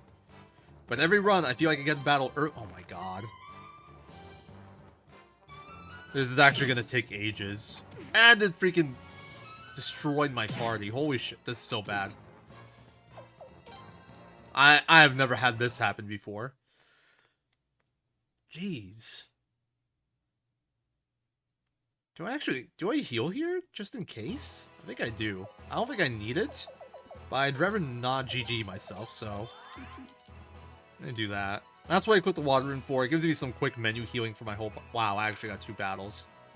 And the boss one. That is actually so cursed. I didn't even know it was possible to get 2 battles on this walk. That's incredible. I have never seen this before. This is so bad.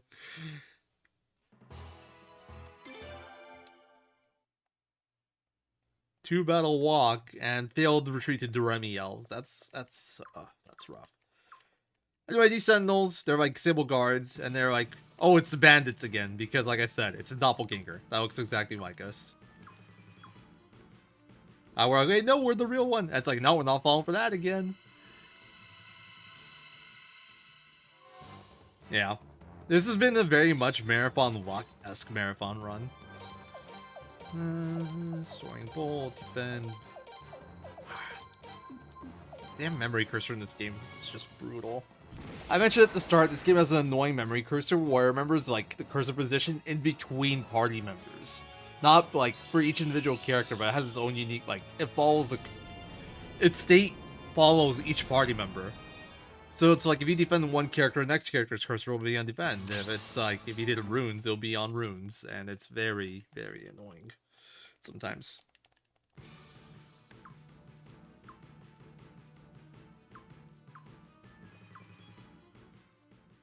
Yeah. Another straightforward fight. We just magic it. Those guys actually have 1200 HP. So Zarasa gets really close to killing them, but she can't, like, there's no way that we found to actually get enough damage to kill him there, sadly. And cut out that soaring bolt. Would have been nice. But I am lucky in that my Zarasa is really fast this run. I don't think they even attacked me, so I probably didn't need to heal. I just... Safety. I think even if they did get a chance to attack me, I don't think I had to heal, but I just did it just in case.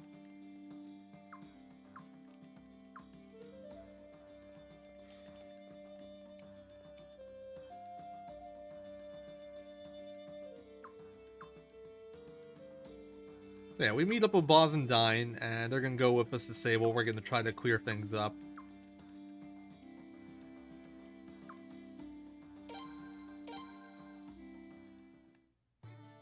I'm also gonna do some more swaps here. We're gonna kick Sileens and Dine out of the party. Reason for that is because of the mechanic I mentioned earlier of how preemptive and ambushes work. The higher my average speed, the higher my chances of getting preempted, the lower the chance of getting ambushed. And Sileens and Dine are both slow, pretty much. The downside is the enemies here are actually pretty strong, and if I fail retreats enough, I could actually wipe. Oh, we got far there. That's a good walk. And this is the worst group in the area, by the way. In both the areas we'll be in. This is the worst one by far. All these are like, those bugs, wasp things, they're called Evolopestis, and they hurt way too much for an enemy their size. They do some serious damage. Although the bigger threat's the bird, honestly, because it has a pretty bad, it has a pretty strong AoE. It can do that does like 100 to everyone.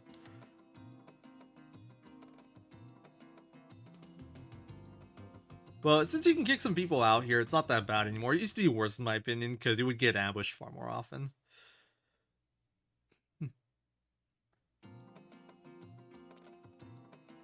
Now it's, the only thing that can ambush you is just one bird by itself. One of those big birds. And it's only a 20% chance. Everything else, you either have 0% chance or like 30-40% chance to preempt it, which is pretty nice.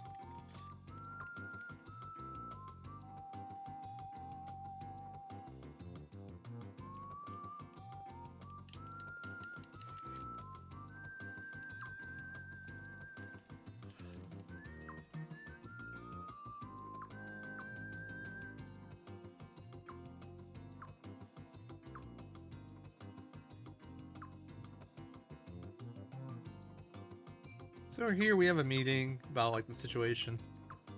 Also, I like it, like none of the people, like Bell doesn't, like, thinks that it is an imposter. He's not falling for it.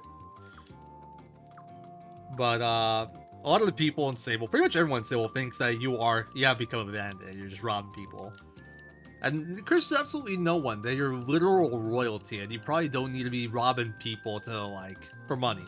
But everyone's convinced, so we decide the best solution is just to catch the imposter, and that'll prove that we're not the bandits.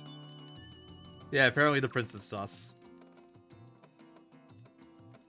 Obviously, the other people are not very good at Among Us.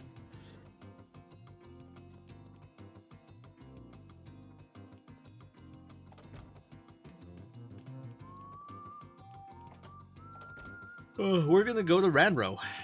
That's where the bandit hideout is, presumably.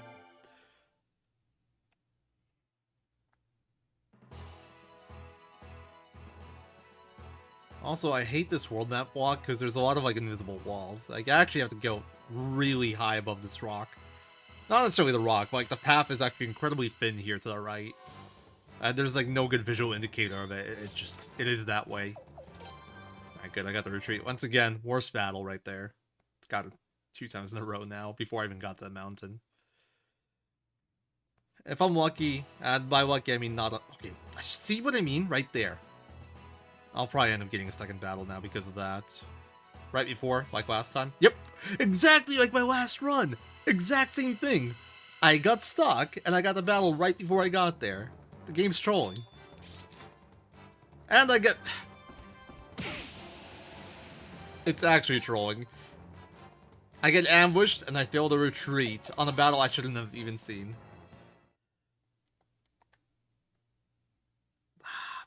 I'm being trolled. Again, in the same spot. 2 runs in a row now. This is how far away I was. That was rude, man. Oh shit. I forgot to do something important. Oh, we're gonna leave right now, and we're gonna come back. I don't think I can teleport to Ranro, can I? Well, to be fair, I made a pretty big oopsie there. I forgot to do something that I definitely had to do. Yeah. I forgot to state the inn, because I need to recharge my magic spells. It just occurred to me because I was thinking about healing, and I'm like, I could use some healing magic. Oh wait. I'm not full. Yeah, I can't teleport to Ranro. So we're gonna have to do that walk again, annoyingly enough.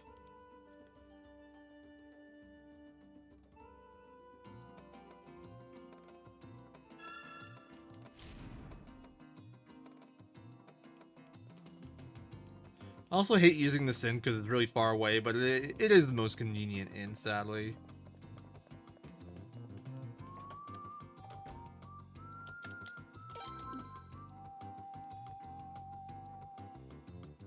I've considered trying to use an inn in like Lelcar or something, but it doesn't do anything for you. This inn's the best option. Yep, this is definitely the walk of shame. 100%. I mean, it's a long run. I'm doing this way later than I should be. Mistakes are bound to happen. I'm surprised it's taken this long to make a really bad one. And this definitely qualifies as a really bad mistake.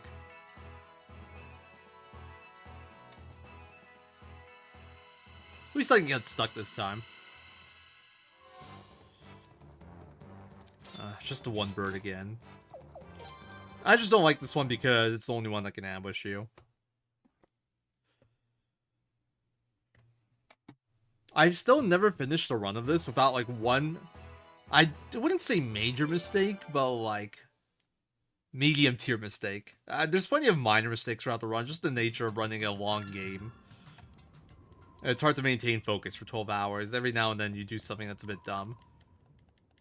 But I haven't had a run of this yet where I don't make at least one mistake that costs me like half a minute.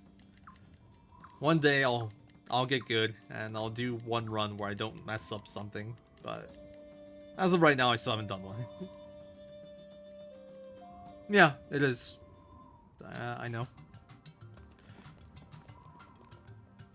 Like, when the battle loads in, like, each character and enemy loads in individually. So the less characters you have in your party, the faster it loads.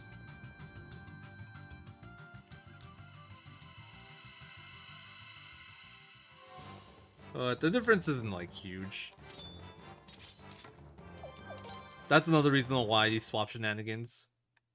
Yeah, exactly. It's just, it's too long to not mess up unless you're running the game very consistently. Or you're used to, like, long runs. And, I'm used to pretty long runs, but 12 hours is something else.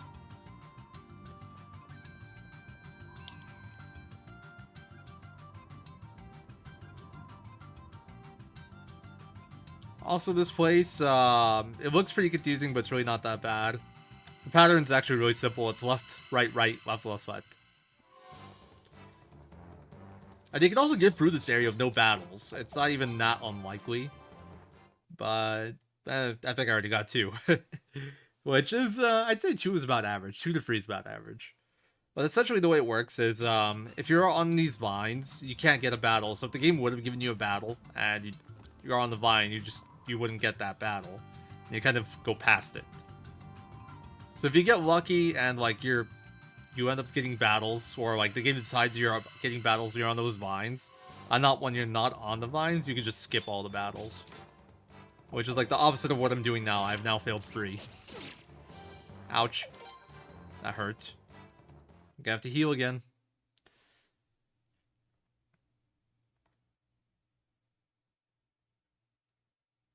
I think this is the last vine.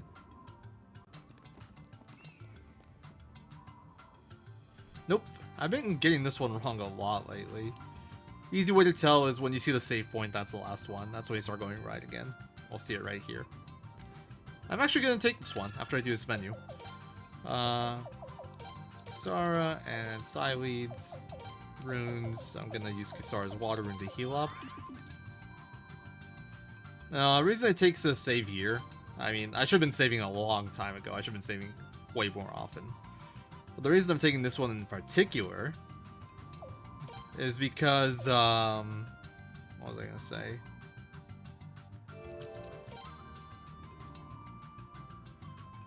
Is because we have a duel coming up, and it's really hard to lose a duel in this game, but if I do somehow happen to lose it, it's a game over where you can't, like, retry. It's a bad ending, essentially. So, just in case, I'm gonna make a quick save here. Plus, you know, 7 hours in, maybe we should save at least once in a marathon setting. Might not be a bad idea.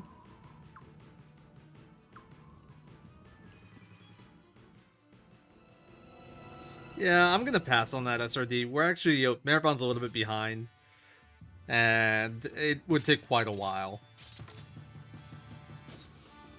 Defend, rune, soaring bolt, defend, runes. Meteor shower, defend, rune, lightning, furious whip. So this is another battle where Arrow's transformation actually helps a ton. Because Fei Len can't target my 3 mages. She'll always target Leon and Goish. And then everybody else will only target Prince. One of the things you really want to avoid here is Psyleads dying. And she gets one-shot by Fei Len. Actually, she might not with my little route change I'm doing. But normally she would. It's like, it's close. And Psyleads needs to get the EXP from this battle for a fight coming up. So she cannot die. Because she needs a level 4 spell.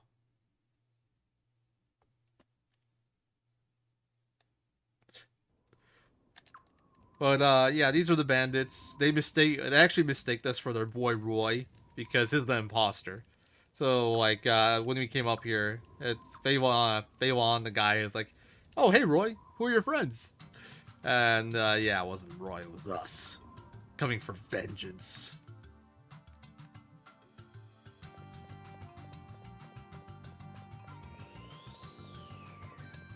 I get no battles. You can get battle on that screen too. Alright, then the long cutscene. Are you Roy? Oh, man. Guess the jig's up, huh? Just when it was starting to get good, too. Relax. I'm not gonna put up a fight. Wouldn't want to wear myself out, you know? Ah, looks like the real thing showed up, huh? Yeah, a lot of people told me we looked alike, but geez, we're like 2 peas in a pod. Kinda scary, huh?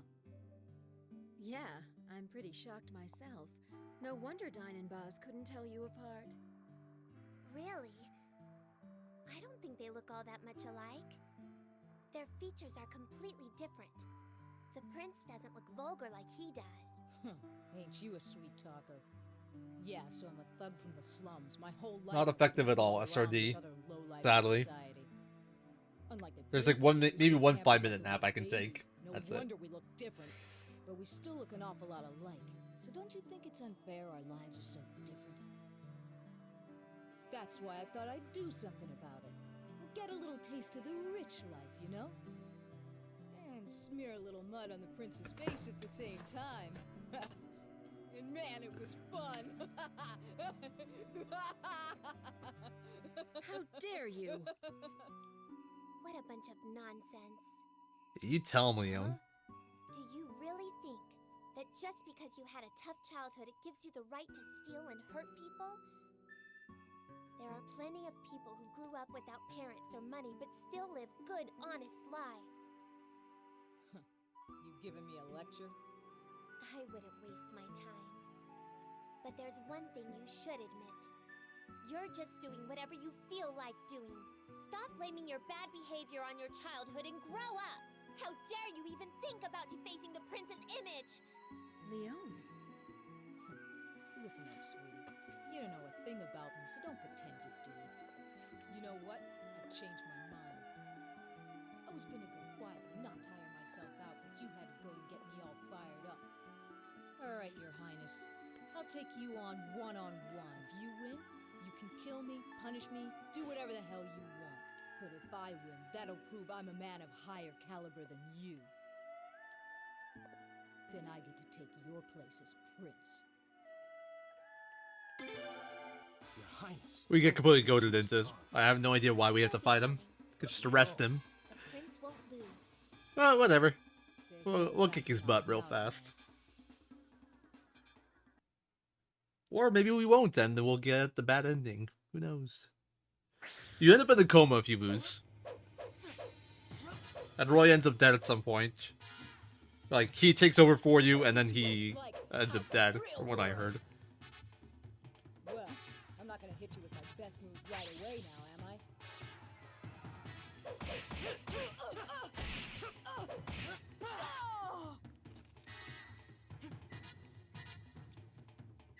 You got me!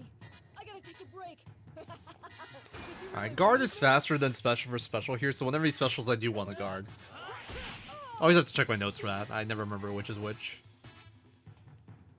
Damn you! That really hurt!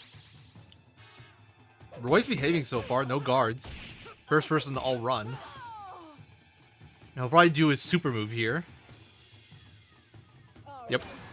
So, Roy's the first character we run into as a super move, which is basically a more powerful special. You have to guard it, and so you can't special versus special it. What do we have? Good. Good duel. And I think if it hits, it does like 40% damage. And they won't ever do their super move until they're below 50% HP or below. So I kind of know to look out for it once we hit them at least 3 times. It also only comes with exactly 1 line. So it's really easy to spot.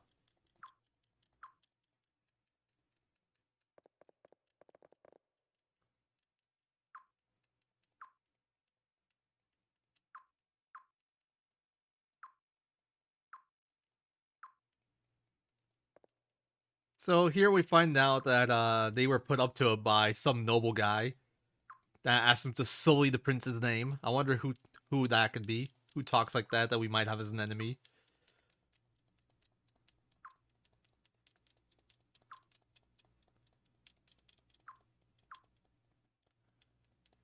And we gotta pick this option here. So we gotta pick certain options for Fei Wen and Fei Lan to auto-join. They are 2 of the 3 optional recruits that we will be getting in the run. In total, it costs like maybe 15 seconds to get them, and Fei Lan is very useful for fights. It's gonna be our second physical fighter. The Jink, of course. No one suspects. The Jink. So here they join us. We're gonna throw them all into Entourage. And I'm gonna really quickly strip Roy, because he comes with a yellow scarf, and I think it's a nice scarf. I want it for myself. Real reason is it actually sells for a lot of money. It sells for like 25,000 or something. I don't remember the exact numbers, but Roy's armor altogether sells for like 30-something thousand. Most of that being the yellow scarf. So, we just use that for some weapon sharpening money.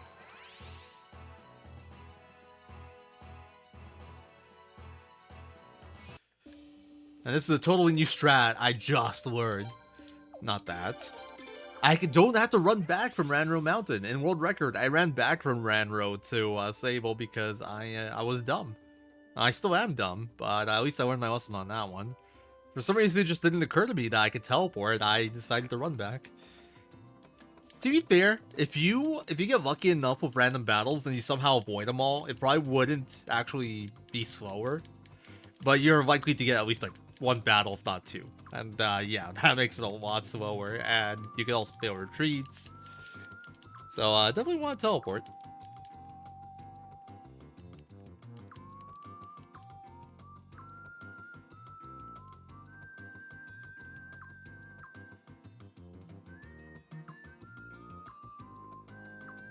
And so Sileid said the perfect plan to expose the person that put him up to it. And get everything cleared up. We have one of the best cutscenes in the game coming up. I'm definitely not gonna talk during this one. It's great.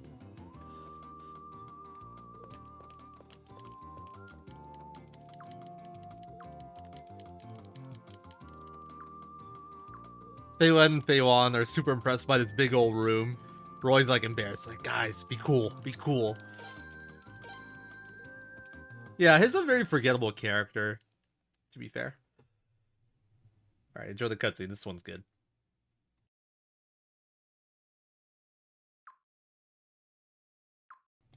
I forgot there's a little bit more text before it starts.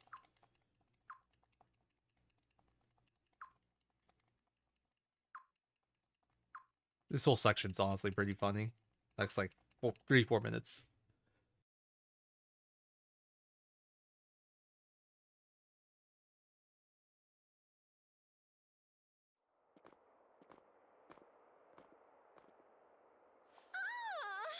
Bandits!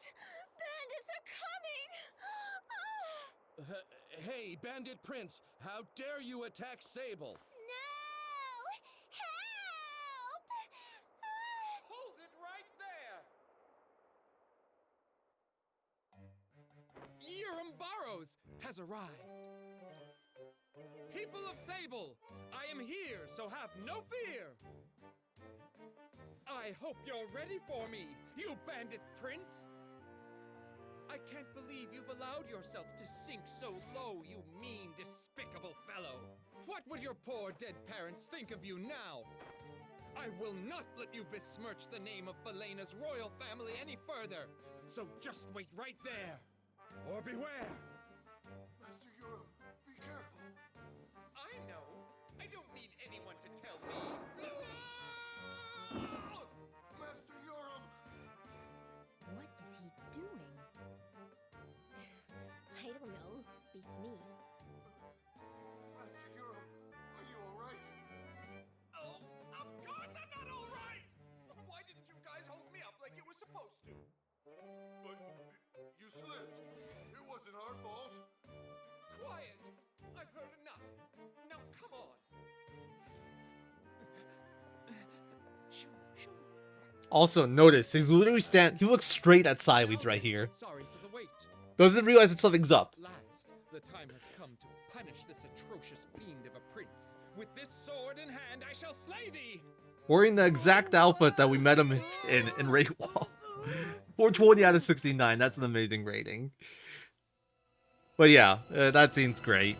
This fight actually is pretty funny too. We'll be using a co-op attack that we only use once in this whole run, and it's also pretty funny. Please let me do lightning and don't lag during the menu, thank you. Soaring Bolt. Co-op attack, brotherly love, go.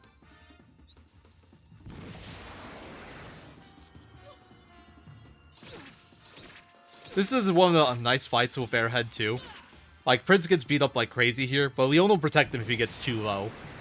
And, like, if you have him attacking whoever, Phelan and Sileid have a decent chance of dying. Also, this is so close to killing them. They're like 60 damage off here. I wish I had a better, faster way to do this. But yeah, Phelan literally throws his sister at him. That's how we handle that.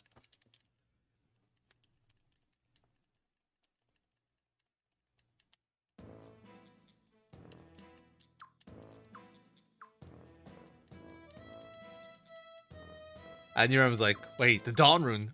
Oh no, it's the real one. Still didn't notice Silead standing there this whole time and fighting against him. Like,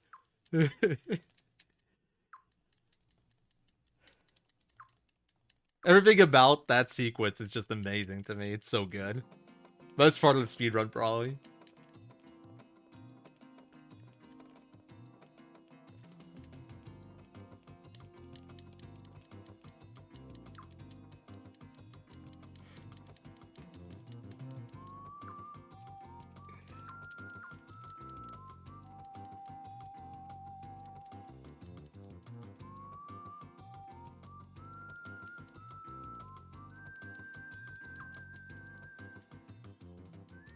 I just noticed this Silead's wearing like red heels. I gotta say, for her incognito outfit, which is what that outfit is, she definitely grabs attention.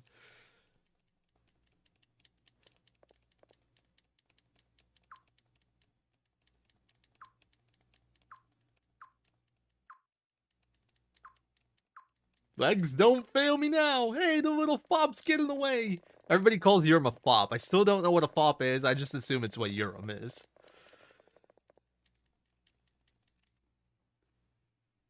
There we go. That's done now. Got like one more important option too. We got to pick here because we need to get Phelan and Phelan to join us, and that's all the requirements. If you do pick the wrong options, you can still get them, but you essentially have to go back up Ranro Mountain and talk to him again. Story-wise, Roy asked him to return everything they stole. And they're like, if you don't pick the right options, they'll be like, yeah, okay. But if you pick the right options, they'll be like, no! Well, Phelan will be like, no, I'm coming with you. Roy agreed to join us. As long as we, let Phelan go. Essentially.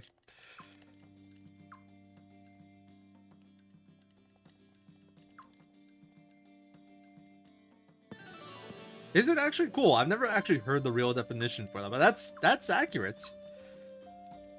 Oh, to be fair, Europe doesn't even really looks. This is like mostly no looks and no substance. So I don't know.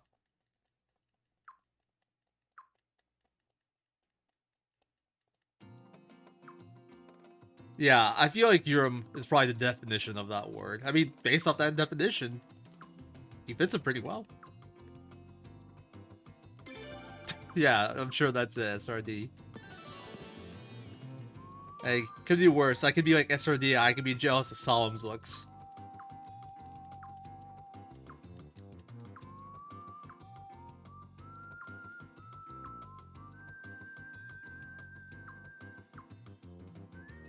And here they all join us, which is nice. Also, gotta like the little bird that chills on Phelan's head. I think it's like a toy bird or something. I don't think it's a real bird, but I'm not sure.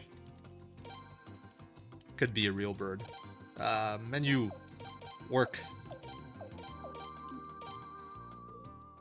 Do I gotta add Dine in there? Can I just like skip him? I don't think I can. I think I have to add them all.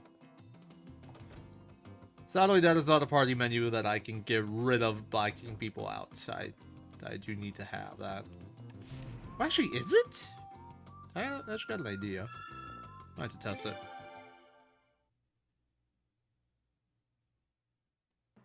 I'm thinking I can maybe replace some main party members with Phelan, Roy when they join me. I doubt they'd be faster.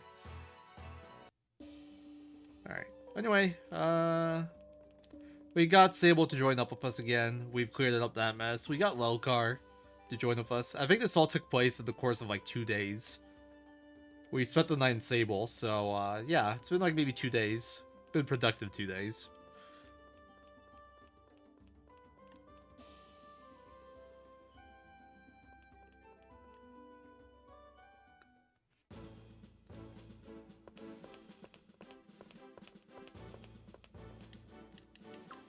There was an option 2 in here, right? Nope. Okay, just option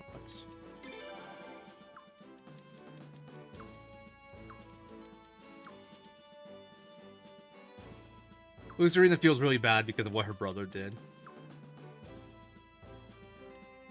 But we don't judge her off Europe's actions because Serena's actually cool.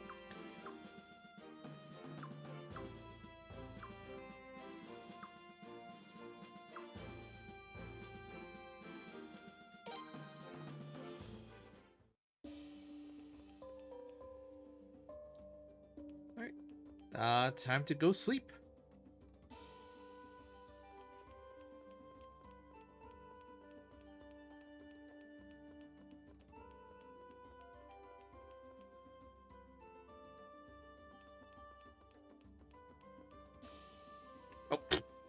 Time to go sleep as I run past my bedroom and go downstairs. I don't know. I think it's time for me to go to sleep. Oops.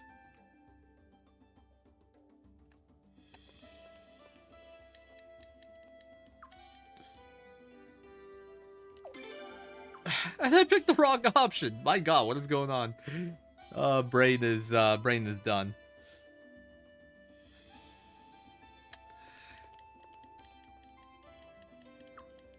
That's the second time I've done this run. I've never actually done that before today. Like these dialogue choices to end the day. I've never messed those up. I've now passed that dialogue choice counter. I think that was my 4th one. RIP.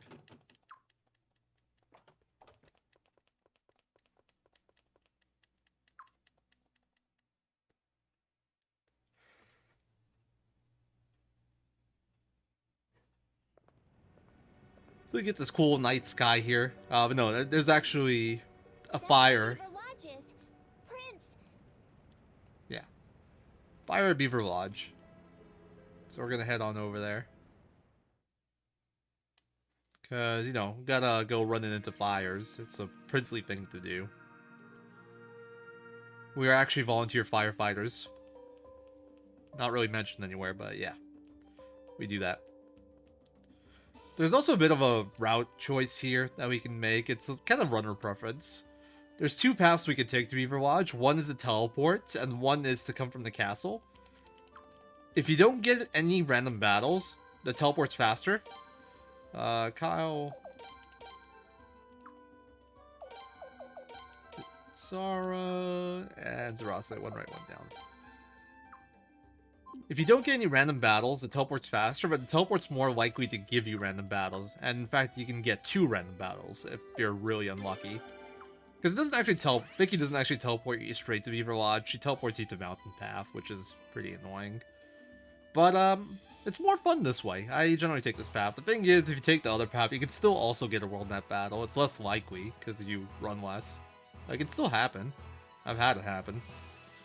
So I just like to take this path because I just assume I'll get at least 1 battle either way, and I'd rather just take the shorter path at that point. Nice, got the retreat. Not guaranteed. The party I choose here is just based off magic. These are all my good mages. We're gonna have 3 fights in here. This is also the area where I'll be taking 1 random fight intentionally, and we will be killing it. We'll be doing that to get a certain drop. So if I don't get it naturally, I will just like run in the circle until I get it.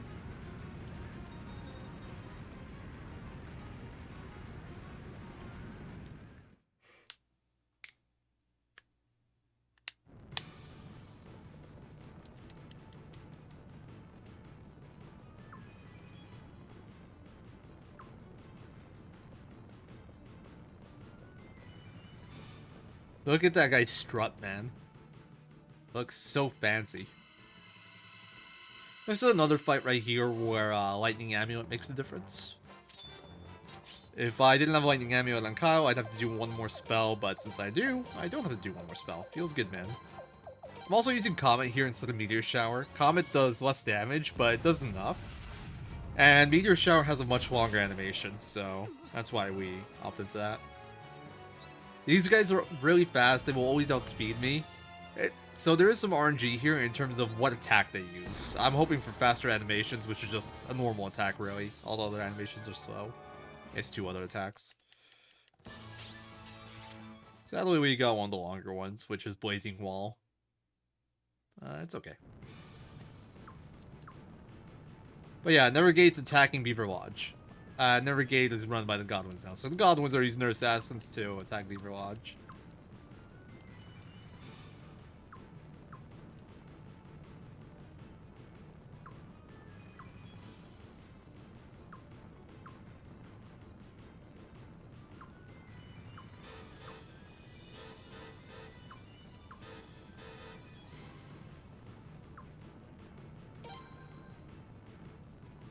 So, one of the new route things here is I just kick out Maroon.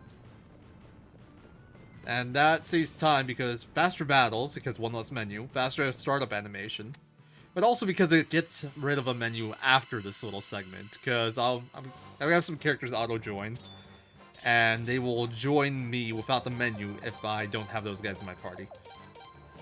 Lightning, Blizzard Glow, and Star Comet. Double Blazing Wall, unfortunate. So this, well, we can't run from this battle. And like a lot of the time we get it anyway, but this is the fourth random battle we want to take. Because these assassins drop a rune called the Crazed Rune, which is basically, you do double physical damage. It can only be equipped on right hand. You lose control of the character, and your accuracy goes down, which sounds pretty bad. But it's actually really useful, because we'll be combining it with something else.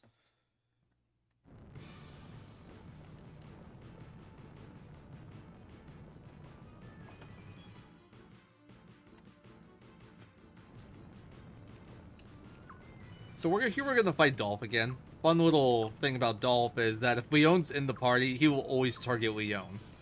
He really doesn't like her. Or he really likes her, actually. I feel like he does like her, but he always targets her. So you don't actually have to heal for this fight ever. You know exactly who Dolph's gonna go for. If you want Leon to live and choose low, you could heal her, but because we're in arrow stance, she'll never get targeted in the previous fight, so it's a neat little touch.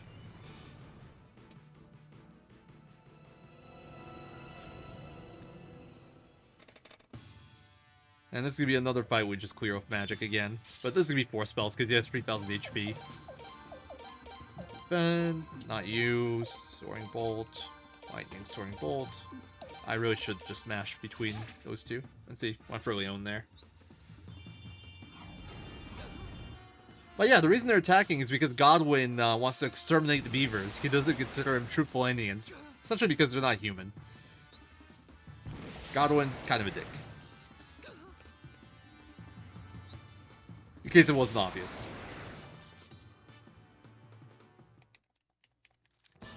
And that takes care of him. Might have noticed we got a drop for something called the Twin Tactic. That's a formation that never got used before, but I routed it in. We'll be using that in one fight. It's pretty cool.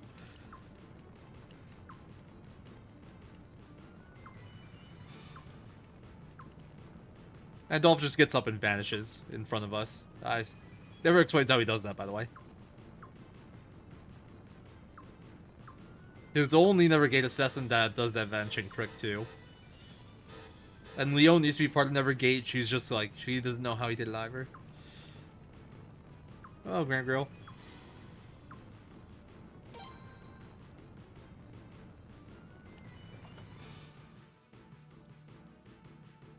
Yep, it's a long game with a lot of unskippable cutscenes.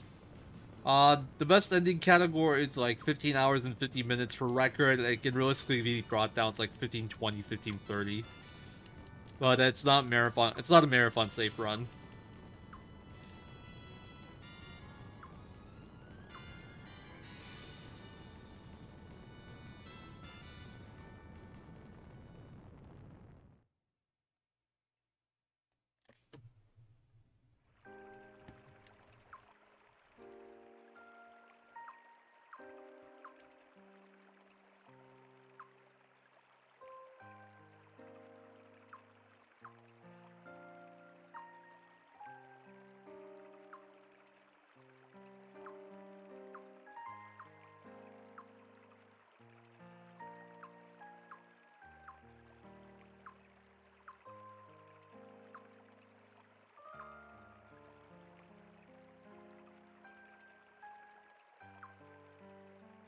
So yeah, after this, beavers agreed to join us. So Godwin's actually attacking the beavers, made us some new allies. Good job, Godwins.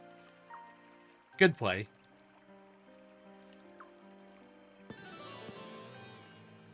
So Goish and Toma auto join my party. If I didn't kick Maroon out of my party and put him into Entourage, when Goish joins me, the game would give me a prompt of like, where do you want to put Goish and Toma? And I'd have to do a decent amount more menuing. So moving Maroon to Entourage actually does save a good amount of time there.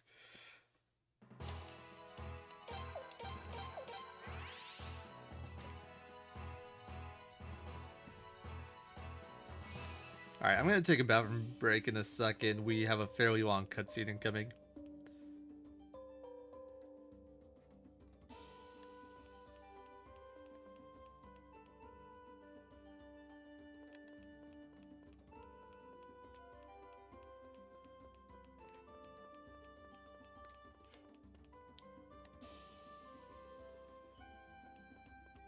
Alright, well, enlighten me, SRD. What's the other reason?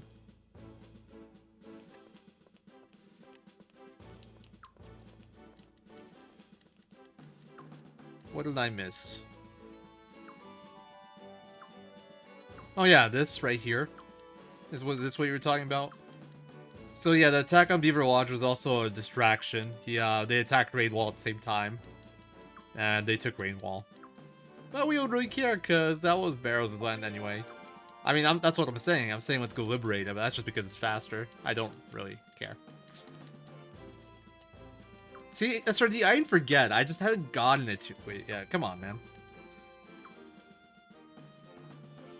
Give me some credit.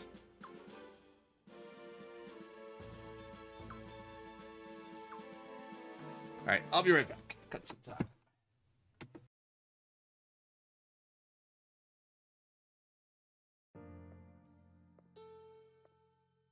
Rainwall has been occupied? Yes. And so what if it has? That hardly has anything to do with me. Whenever you come to see her, you put the princess in a foul mood, so stop coming here with your bad news. Yes, well, I knew how crazy Urim Barrows was about the princess, so I thought she might be interested to know, that's all. You thought wrong. To be honest, I'm not at all very fond of him. But he would have been a million times better than you. You wound me, Your Highness. You know, I wish I could tell you what Urim did to the Prince in Sable. To brother? What did Urim do to my brother? Well, why don't you ask Urim yourself? I'm inviting him to your coronation ceremony. What did you say? Coronation ceremony? Yes. The period of mourning for the late queen is almost over. The time has come for the new queen to be crowned. We, your loyal subjects, have all been eagerly awaiting. No way! I won't do it! Oh? Yes, that's right! I refuse to be your puppet queen! How upsetting. Everyone is so looking forward to the princess's coronation, but the princess is being difficult. You wouldn't want Miyakis or any of your attendants to experience pain because of your selfishness, now would you? No, you wouldn't dare! Or would I? You are the most despicable! Princess, we wouldn't care what happened to us as long as you... Don't be ridiculous, Miyakis! I can't just sit back and let you be killed. I'll just have to go through with it. But Princess... It's fine. Ever since the day I was born, I was destined to be Queen of Falena. I never thought I'd be under these kind of circumstances. But this is my destiny. Princess. Well, I'm certainly glad to see you've come around. I'll invite ambassadors from the surrounding nations as well. It'll be quite momentous. I assure you.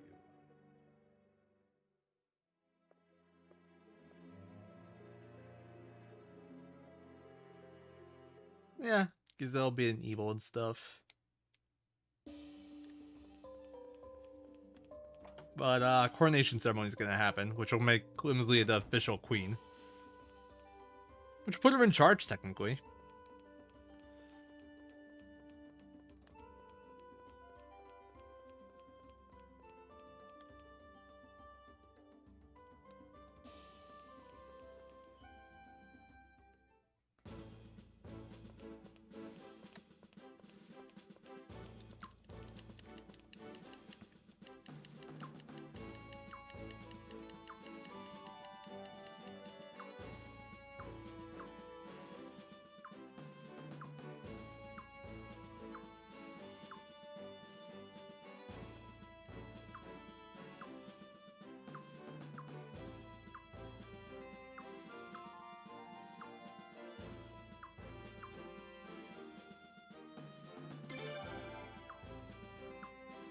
So, time for our next story trip. We're gonna go to Nerva to meet Oscar Deegan from the Island Nations.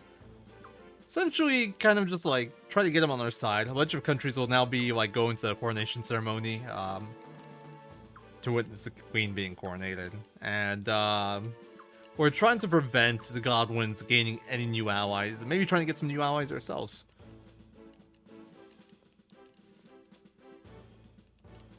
So we're gonna go meet up with Deegan and talk to him, trying to get Vincent to just like at least not join up with the Godwins. And maybe help us out if possible.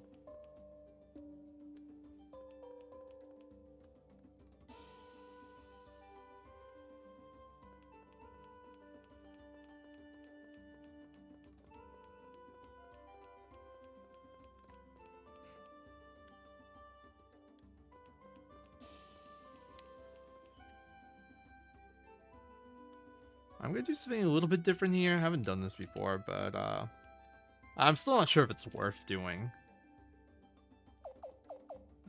This is kind of awkward, actually, menuing wise. Actually, I shouldn't have bothered. It wouldn't have mattered because I'm gonna swap out anyway. Oh well. I'm gonna put Dine in Entourage. I shouldn't have bothered with that. I should have just done it in any order. Oh, not you. Gotta go back to this place. Gotta go back to Hot again. Also, did anyone notice the kitty just chilling down there by where Lucerina was?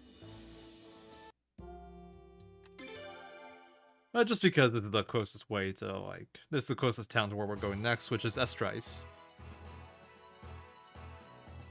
Also, I hope you guys enjoyed the magic we used in the last few fights, because we're almost done with that.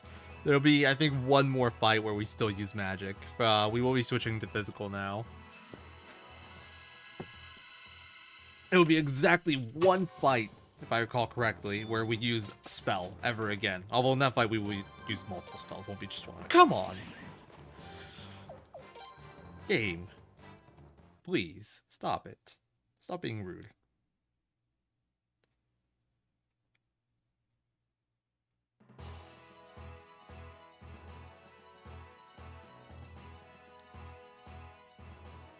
Whatever.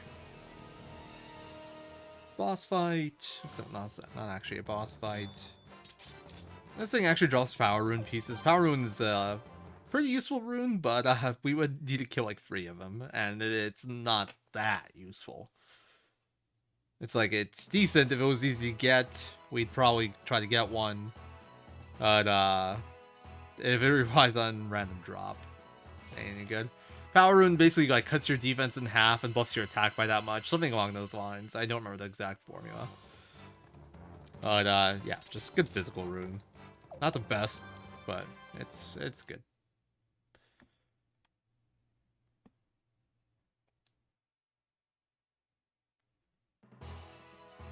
Hopefully we make it before we get one more.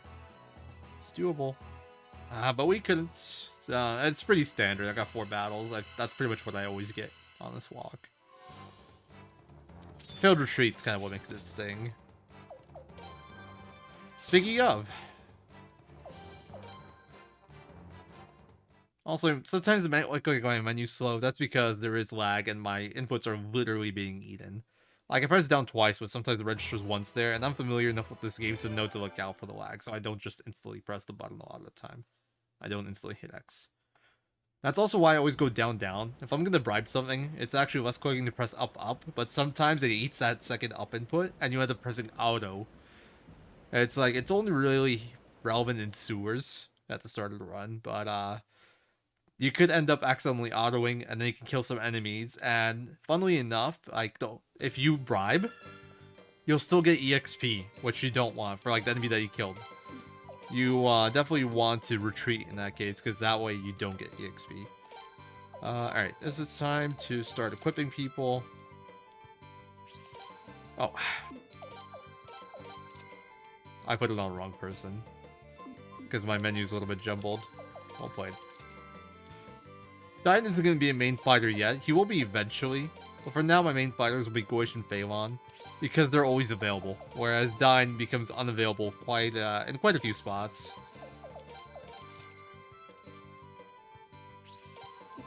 Oh, forgot one. Firefly George. Firefly rune's kind of cool. We got it off a drop earlier. Let me do this now too. Goish.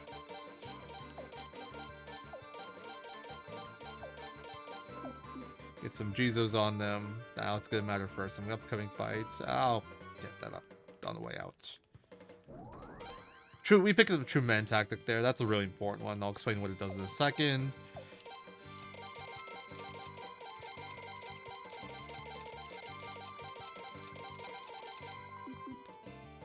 That was a nice and clean menu, and we're gonna train up Goish's attack. This is the first time, well, second time we look at skills in this run. But skills, you can only have 2 equipped at a time, and generally buff certain stats. We're buffing Goish's attack there because it's going to be really relevant for one fight coming up. And now, like, extra, like, each buff there's like 5 attack, but that 10 attack will matter. As the rage we're going for is pretty tight, and without that, we probably won't hit it. But earlier, I mentioned we picked up that chest there with True Men tactics, so that's a really... It's the most OP formation in this game, essentially. It's a formation. We can change our units into a certain formation. It's True Men. It'll arrange everybody basically in the front row, and it has a secondary effect of giving everybody 20 attack, and everybody loses 20 defense. So it's very much like a glass cannon. It's called True Men because it's really risky. But the formation skill attached to it is incredibly overpowered. The formation skill is your party goes last, so all the enemies get to attack you. But then you deal 1.5 times damage attack of all your party's attack combined against the whole enemy party. And that's why we're now switching to physical, because it's really powerful. And the other thing that's really OP about it is that you can use it repeatedly. With other formation skills, I think there might be like one more that you can use repeatedly, but those formation skills you can only use one per fight, and that's like for all. So it's like if I use Striking Arrow, which we haven't got yet, and then I switch to Standard, I can't use Standard because I already used it. It's like one overall for the whole fight, no matter which formation. But True Men, infinite use. And it's very overpowered. It's like, it basically defines the speedrun strats because of how silly it is. Well, like, if they didn't exist, we'd be doing this route probably quite a bit differently. We'd probably be using different characters, different fighters. Might be using magic more. But because True Men exists, we do the run in this way.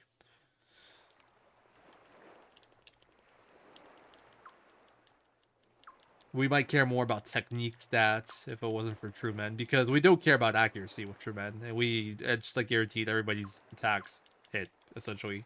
Everyone's attack power gets applied.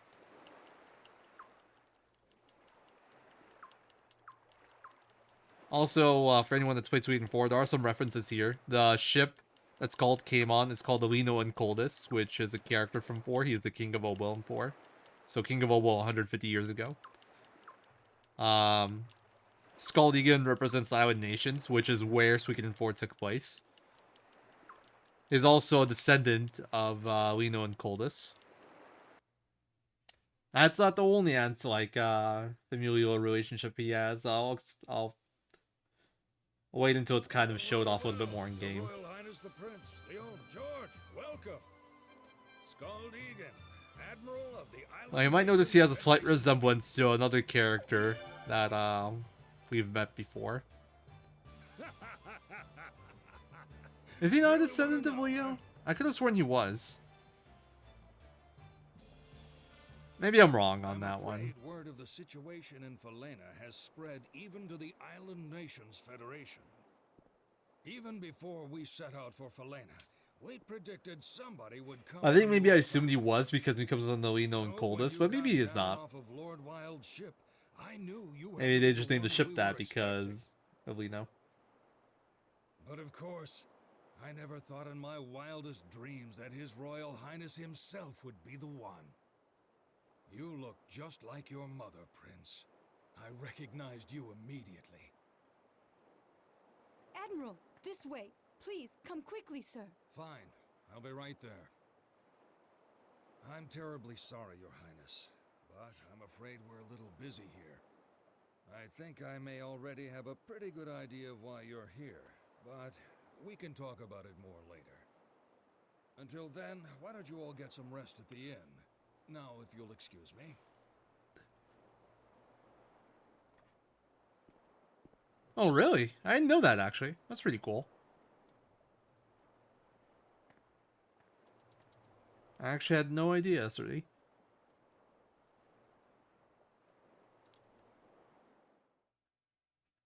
When is that mentioned? Is that like an investigation thing that you learn? Because I can't remember that ever being mentioned in game.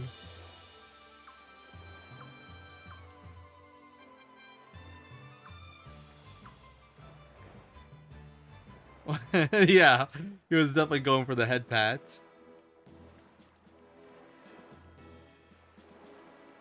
Alright, so we're about to do something for the first time in this whole run. We're about to go visit a blacksmith. Okay. Yeah, I don't remember seeing that ever, so I feel like it's kind of obscure. Probably like an Obro investigation. As always, I get stuck there. So blacksmiths are how you sharpen your weapons in this game, which is how you get more attack power. You don't ever switch weapons, you just sharpen them. And we'll be sharpening Free Fighter's weapons to 10 here, which is pretty pricey. The way it goes is the more you sharpen the weapon, the more it costs, and there's a level to, like, a limit to how high each blacksmith can sharpen your weapon. This one's the highest one we have available right now. He sharpens our weapons to level 10. Can't get any higher than this at the moment. And you can see the price on the left just keeps going up the more and more I sharpen, but it's well worth the money. The more painful part is like, please wait a moment that takes like 4 seconds. That part hurts, but it definitely still saves time to sharpen weapons all the way up.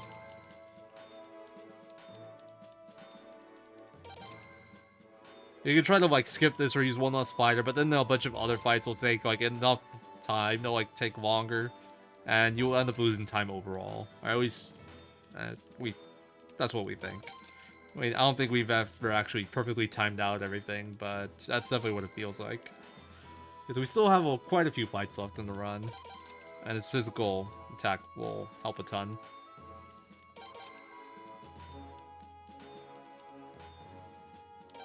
I should also mention how, like, the damage formula works for attack in this game, like physical attacks. Essentially, or in terms of defense at least, basically the first thing the game does is do physical attack minus defense, and then any multipliers are applied. So if a character is doing, if like a character's attack is lower than an enemy's defense, even with a bunch of multipliers, they're still gonna do 0 damage. Or almost 0. There's like a random RNG roll that gets added after that calculation, but it's essentially 0. So, if you're going to sharpen weapons, you have to sharpen them to a point where they actually will have higher attack than the enemy defense for it to have any kind of value. So a lot of characters will just be leaving out level 1 weapon, because there's just no point in sharpening them, it won't give us anything. We could sharpen them to like 10 and stuff, but that's also kind of a waste of time and money. It ain't cheap to sharpen weapons, and we can only give like good weapon runes, or good physical runes to so many people. Just because there is limited supply. The 2 double-edged runes that I bought in Lelkar that I spent 300k on, those double my damage. Physical damage. They also double the physical damage I take, but once again, we don't care about that. And the 2 craze runes we got of those 2 assassins in Beaver Lodge also do double damage, but they lower accuracy and make me lose control of my characters. Which, once again, I don't care about because I'll just be using formation skills.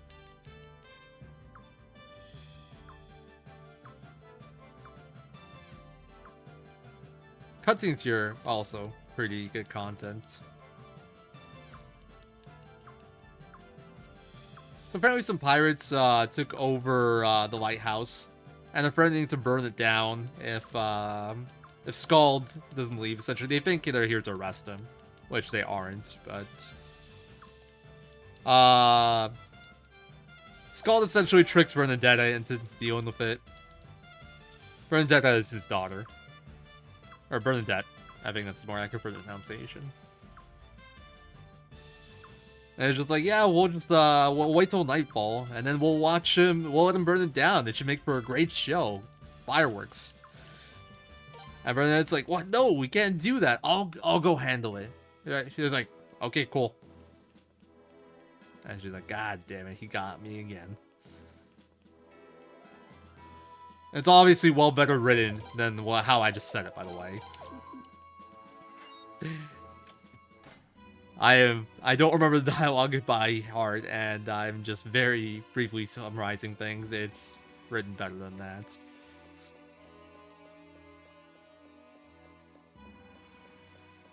Yeah, we're gonna go up this lighthouse. There's a really important option here where I can either choose to go with Leon or stay here and come from this side. We decided to split up and like kind of surround them. Sneak up on them. But you're gonna have to go with Leon regardless. The difference is if you say go with Leon, you get a George affection point. And you really don't want George affection points. That's an extra minute-long cutscene if I get 5, and I'm at 4 right now. So that's an important option too.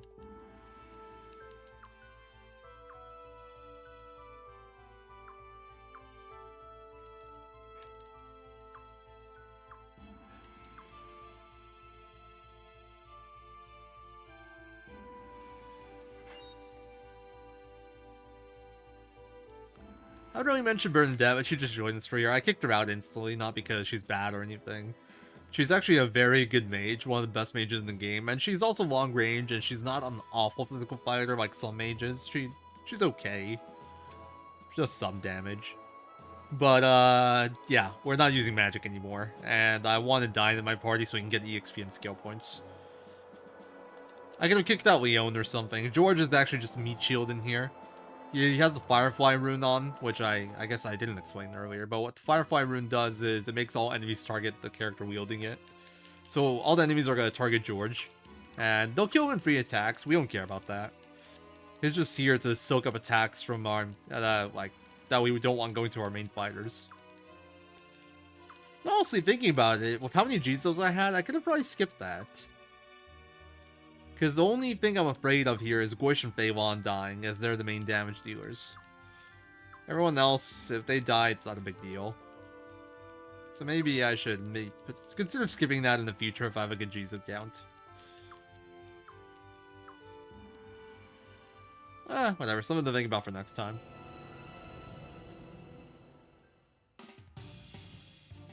Also, you get the sick battle theme music here. For anyone that's played Suikoden 4, it might sound a little familiar. This is like a remix of the Suikoden 4 theme. Okay, good. The pirate captain can sometimes use magic, and it does a lot of damage. Luckily, we didn't see it. But yeah, there's true men for you. This is why we are now switching to physical. That's some good damage. And you can do that every turn. This is only 2 physical fighters in my party. Well, to be fair, they have low defense, so that makes me do quite a bit more. But that fight right there, that's going to be a recurring theme for the rest of the run. We're going to be doing a lot of fights like that.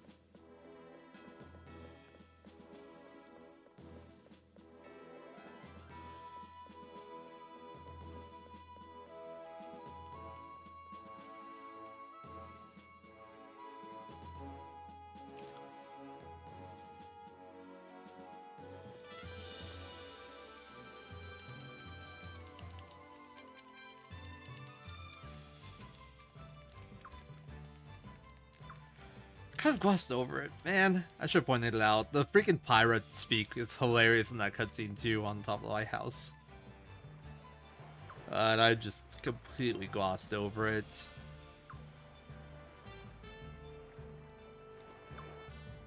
But they just, like, they ham it up 100% with their dialogue.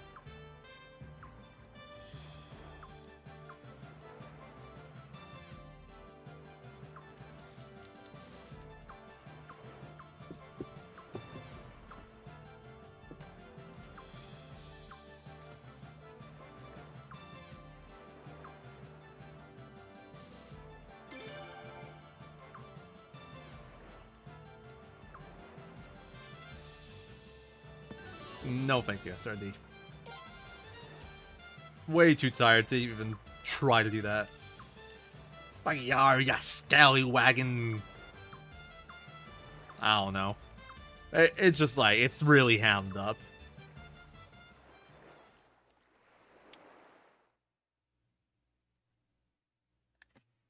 I've scrolled down my notes in ages.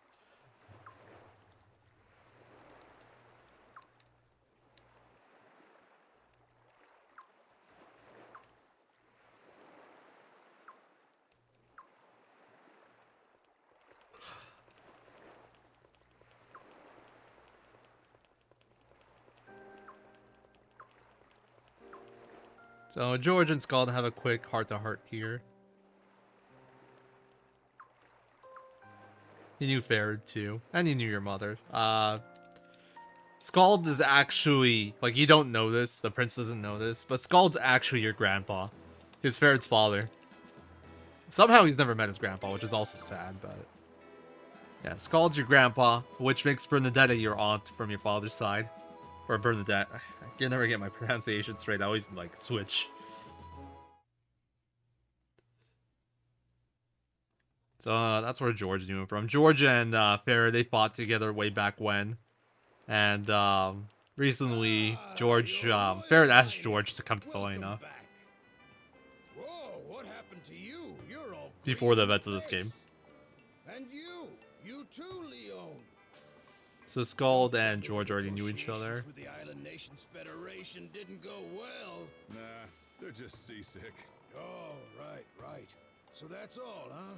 Well, compared to the trip over, the way back was a lot better.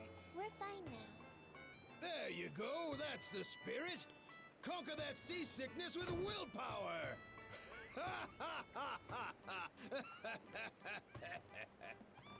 Bit of a dick move there by Boz. Poor Leon.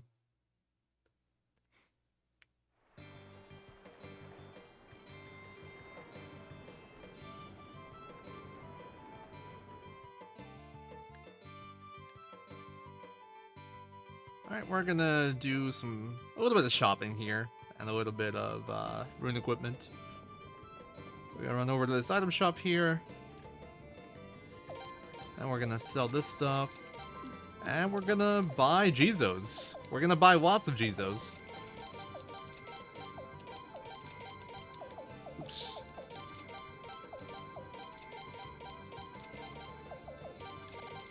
Gonna essentially use the rest of my money on Jizos. So I mentioned before that we're a bit glass cannon now when we use True Men. It lowers our defense. We gotta wait for the enemies to attack us whenever we use it. So to compensate, we're gonna spam Jizos on people. And when they die, they'll just automatically be revived. So it doesn't really matter if they die. And that's how we'll be doing things from now on. From now on, we don't care about survivability at all. We just toss Jizos onto people. We buy a bunch, we toss them on everyone. And we don't care if anyone goes down. They'll just stand right back up. That's gonna be our strategy for the rest of the run, essentially. Throw Jesus on. And True Men.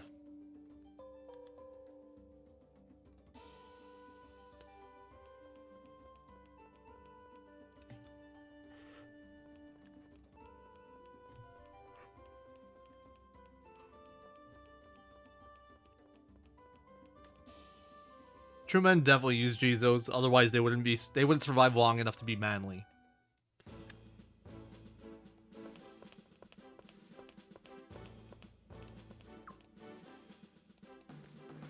And I'm a little bit hungry, but I'm also feeling a little nauseous, I think, just because I haven't eaten in a while, and I'm tired. And the coffee. It's just like a awkward combo. So I'm deciding if I want to eat right now during this cutscene. I think I'm gonna wait. Another cutscene coming up. We actually have quite a few cutscenes coming up.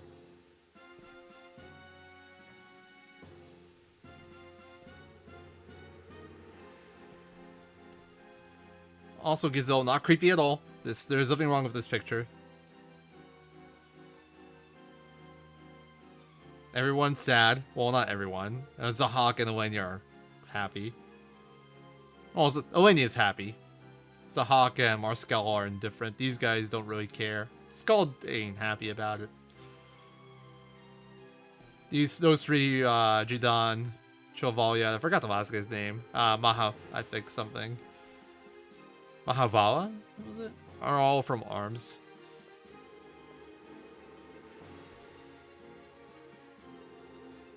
Yeah, I'll have time later on. Hazor is basically crying as she's crowning Lim. Mahasparn, there we go, thank you. That guy's just so forgettable to me. He's not very important. Like, he's important, but like he could be replaced by anyone, and it wouldn't really change the story, if that makes sense. He's very forgettable.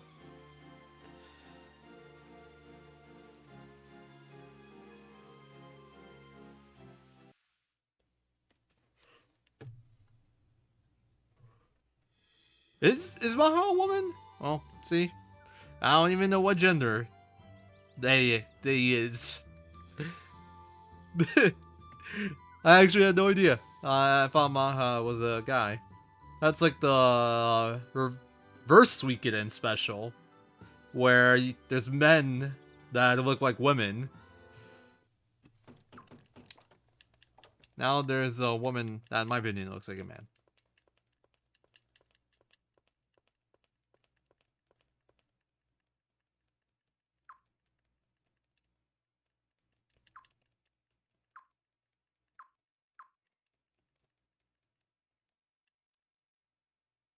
Yeah, there isn't much going on right now. We're essentially just gonna progress the plot by going to a war room like 3 times. This is the second time right here. And then we're gonna have a war battle, and then a little bit after that, we're gonna do some more stuff, and then we're gonna get the best character. Sadly, as awesome as she is, she's not that useful for the speedrun though, so we won't be using her a ton. Feels bad.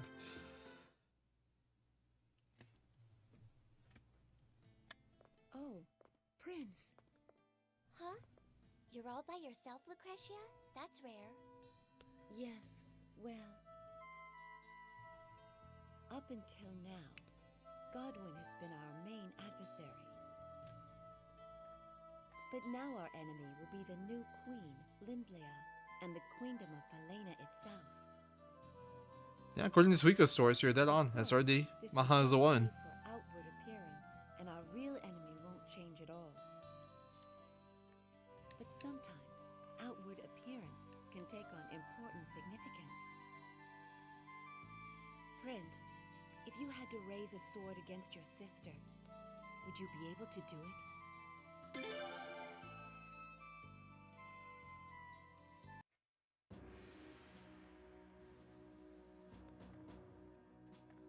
I think so. Yes, I see. Corellia. That's fine then. I remember there was a chat command that mentioned it somewhere. I mean, it'll be highlighted and uploaded to YouTube. I'm just not sure exactly where. Maybe somebody in here knows. Or maybe just highlighted and kept on Twitch. Maybe both. Probably both.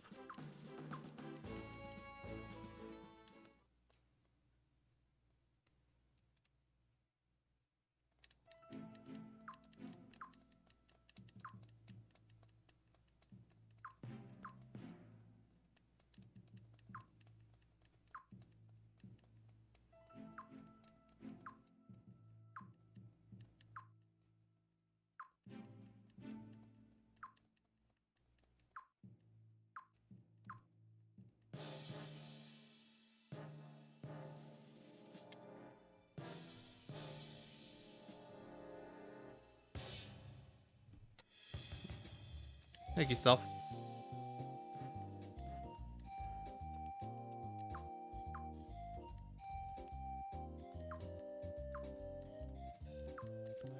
So, this part of Lucretia's scheme right here, she has Taylor and Obro go to Rat and basically tell him what happened in Lelkar, where Zahak, burned down Lelkar and destroyed the bridge to cover his escape, leaving his men behind and just killing innocent civilians. Which definitely happened, but now they're, deliberately spreading the info everywhere in Dorat, which we'll be attacking next.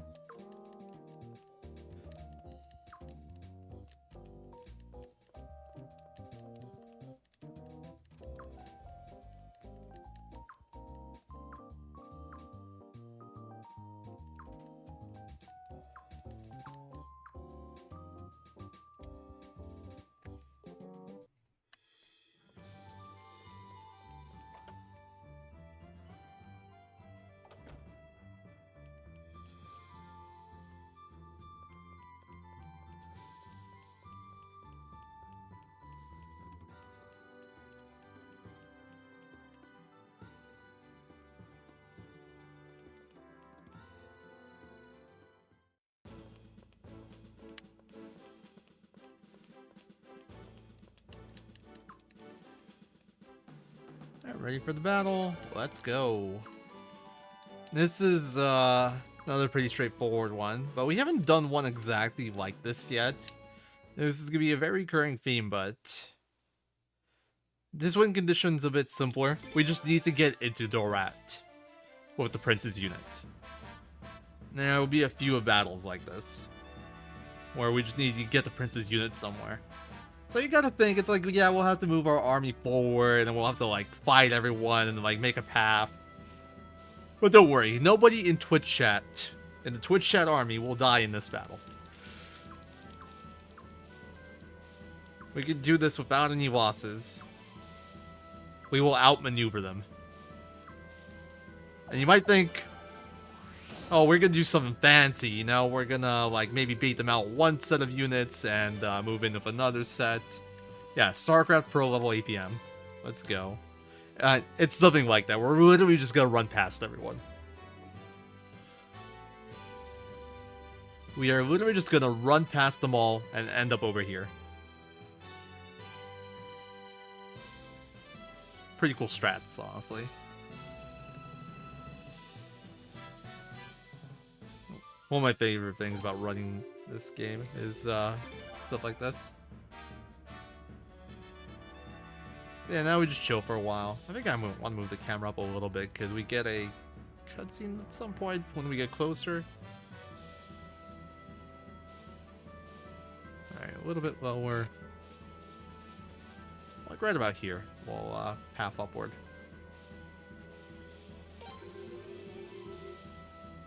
I really gotta stop doing this like this. I don't feel like it's better. Or maybe it is. There's that cutscene I mentioned.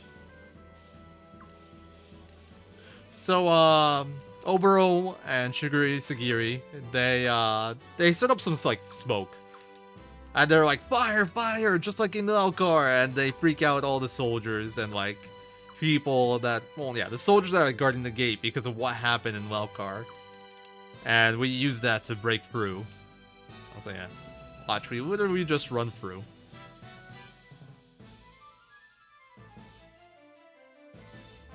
What is this pathing?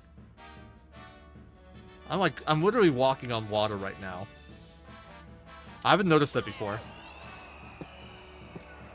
Don't worry, Twitch chat. We may be getting attacked by the Twilight rune right now, which is incredibly powerful rune. It's like the companion rune to the Dawn rune.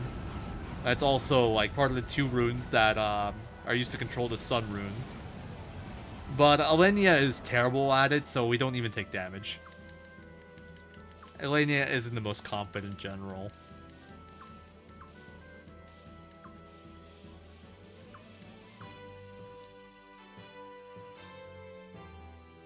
Yep, that's our army. Why am I... Oh yeah, that's a bad battle log. Still. Losing time here too. I'm just losing time everywhere.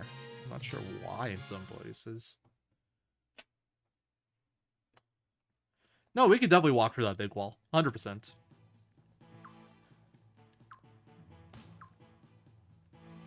So,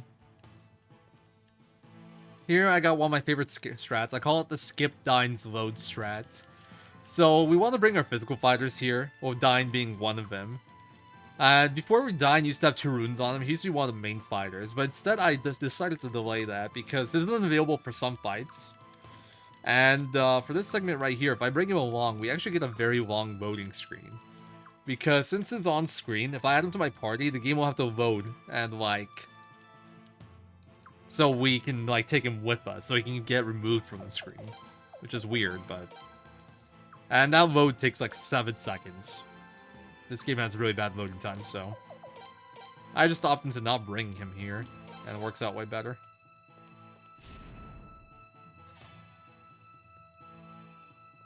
That's not true. Like, in Suikoden 2, you would need Templeton to walk through walls. Walls don't exist. Also, the random battles in here, you have to fight them. You can't run away, so... Random battle count here is pretty important. But all the battles we clear the same way. We just true men. Good fight. They all attacked different targets. None of my main fighters. You also get some EXP and money off this. And some skill points. I kind of assume I'm always taking at least 1 fight in here. If I don't take 2, I might run into some skill point issues. But I have ways around that. I actually want to see if I'll have enough with the changes I made. Because I have like some more skill points spread around. Alright, we got 2. Well, we shouldn't have a problem.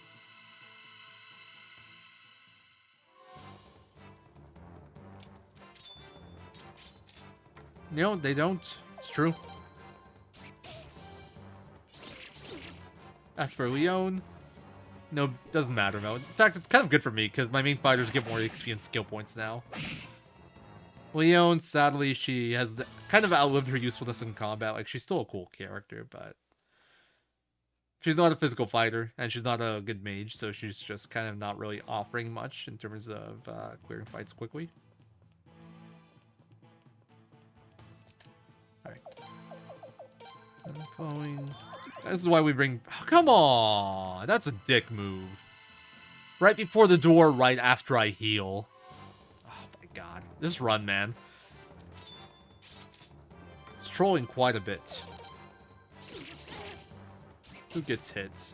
I'm not gonna bother healing that. Yeah, Gaiden does have that, you're right. There's like... big games of like... actual war battle combat doesn't.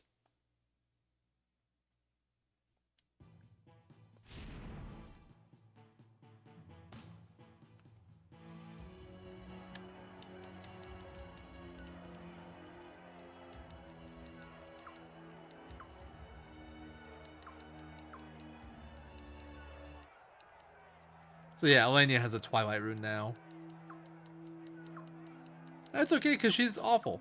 Also, this there's some major RNG in this fight. She can either do a normal attack, or she can use a Twilight Rune, like level 1 spell, which puts your party to sleep. And if she puts my party to sleep, I don't want my physical fighters to fall asleep. I don't want to see it at all, because the animation's really slow. But if that happens and she sleeps people, it's such a pain. I think in my PB, it was a 3-turn fight because she slept people twice. This is going to be a 1-turn because she didn't do the sleep attack. So this is a good fight. Easy peasy.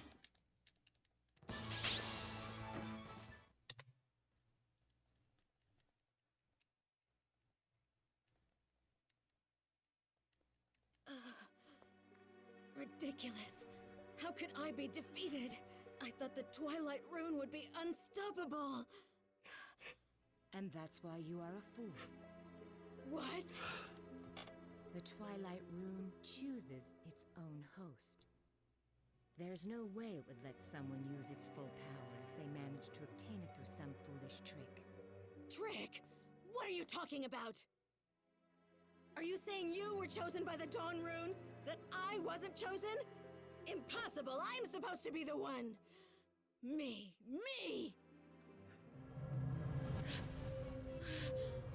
What? What are you doing? She offends it. She offends the Twilight Rune. With that me.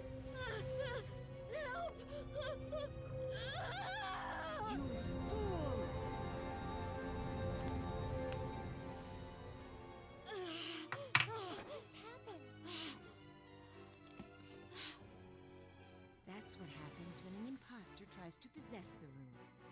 I'll take the Twilight rune back now, thank you. Who are you? Dolph! She literally fought him in Beaver Lodge, by the way. I wouldn't have cared if they captured you, but if they got the Twilight rune, Gazelle would be quite upset.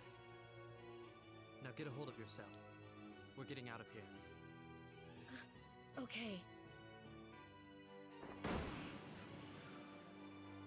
What are you doing? After them!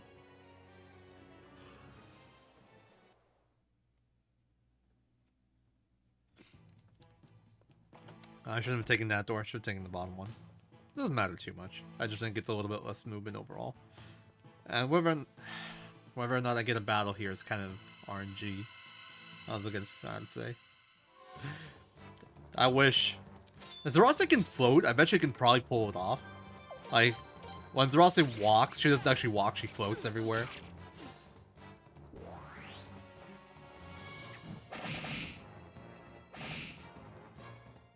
No, you saw that guy that took 5200, he actually got crit. Well, formation skills you could still crit, even though it's like, we're not like attacking them individually. Characters can crit for that damage. Alright, one battle, pretty standard. It's skippable, but no such luck. So 4 battle Dorat, not good, but not the worst. It's been a while, hasn't it? You both look well. What are you doing here, Miyaki? It doesn't matter. Now get out of the way. I'm sorry, but I'm afraid I can't do that. Did somebody tell you to guard this door? If they did, then they're just using you to help Elenia get away. I don't mind. I am a Queen's Knight after all. So what if you're a Queen's Knight? Does that mean you take orders from Gazelle or Elenia? You don't understand. Being a Queen's Knight is really the only thing that I have left. But Miyaki's... Prince! That's right. You'll have to fight me. If you want me to get out of your way, you'll just have to defeat me. No. No!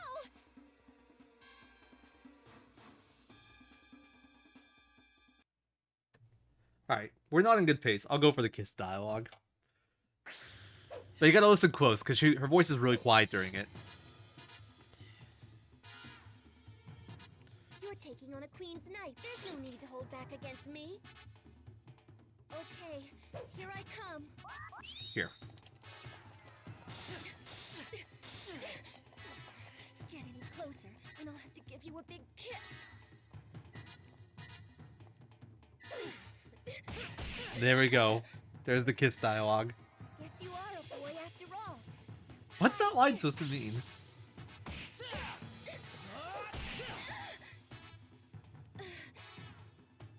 Hey, that really Ah, guard. trying to make me cry.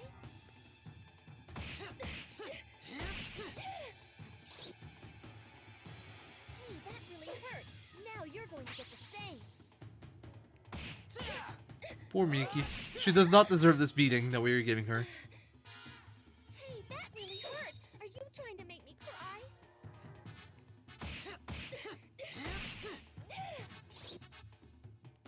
Now I'm going to get really serious. Ah, it's a special. I was gonna go for another attack kiss dialogue.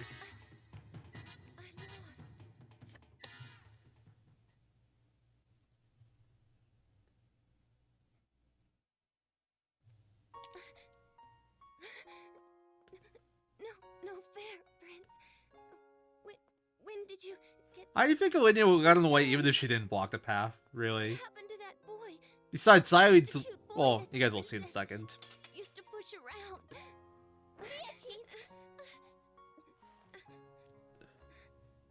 It's true, she would do that. Is there... Prince, I'm sorry. She got serious too late. I'm afraid I can't protect the princess anymore. I'm sorry. Please forgive me.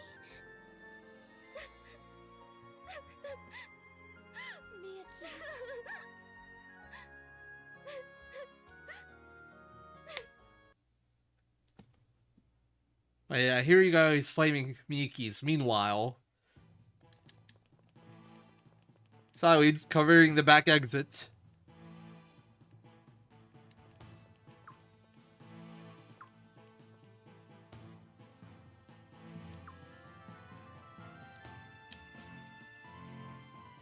Spoiler, she's not going to mention anything about this little encounter right there.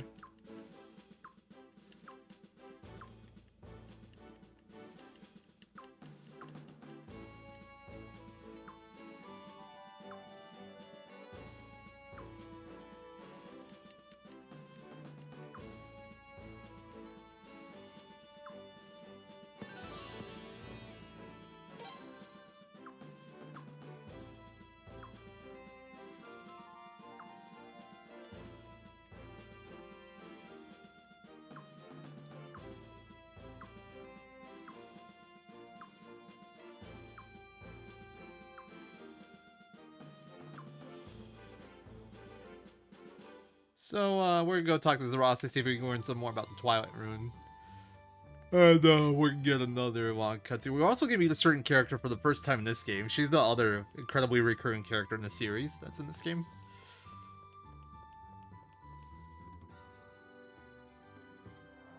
Why am I so zoomed in? I don't need to be this zoomed in here. This area is laggy.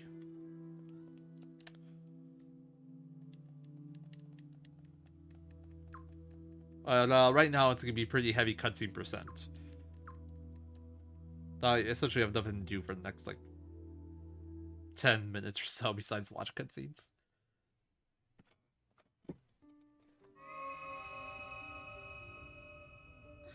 Who are you? Please forgive me for my Don't mind me, I'm gonna get up and stretch a little bit. My name is Legnot. I am the guardian of the true runes. The true runes? Of the 27 true runes, the Sun Rune has always shown itself to be especially powerful. It even burned an entire kingdom to the ground in a single night, a kingdom that once thrived on this very land. And because of its unique power, it took that barren wasteland and restored it to the fertile green land it is today. Both the Twilight Rune and the Dawn Rune are magically tied together to the inherent power of the Sun Rune. The destiny of the Sun Rune and all that depend on it has been set in motion. You, the host of the Dawn Rune, you and your friends have placed yourselves in the path of that destiny. Z3R01337, you're there, aren't you? You, traveler of the night and bearer of stars, you can see them, can't you? The stars that guide people's destinies? What? Are you trying to give me an order? Very well.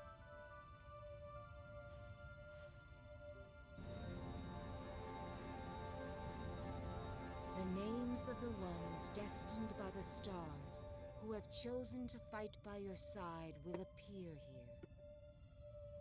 But please remember this.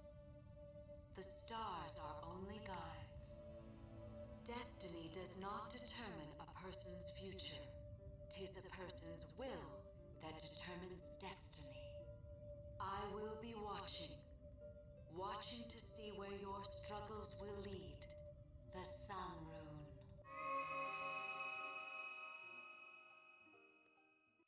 So we finally got the Tablet of Stars, only 8.5 hours in.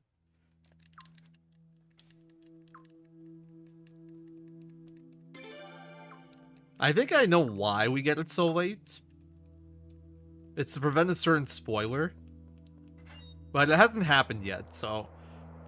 And I'm sure there's some people here that might be watching this game for the first time, so I think I'll wait to explain it until after that spoiler happens.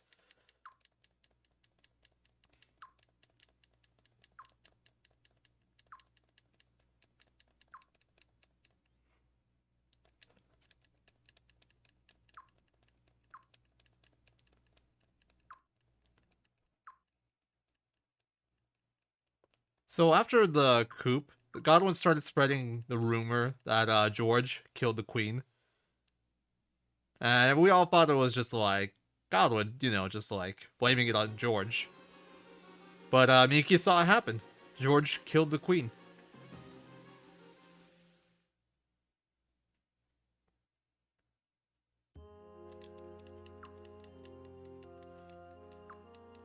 Everyone's like, George, you must be wrong, right? Surely you didn't. George has been helping us this whole time. Is like, he is a friend. He's been with us this whole time. He's been helping us. And he just, when accused, he just leaves.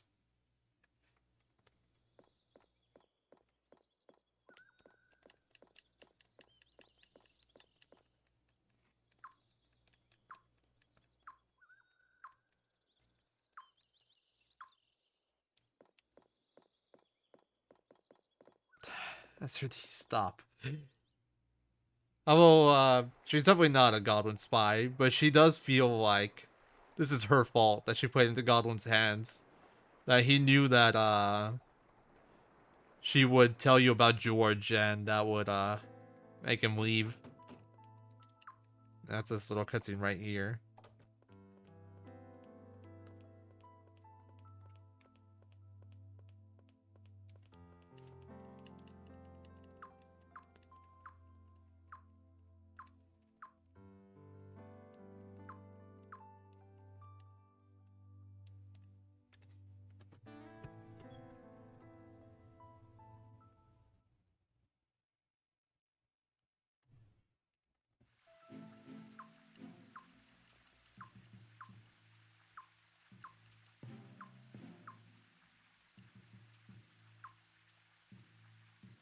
More cutscene.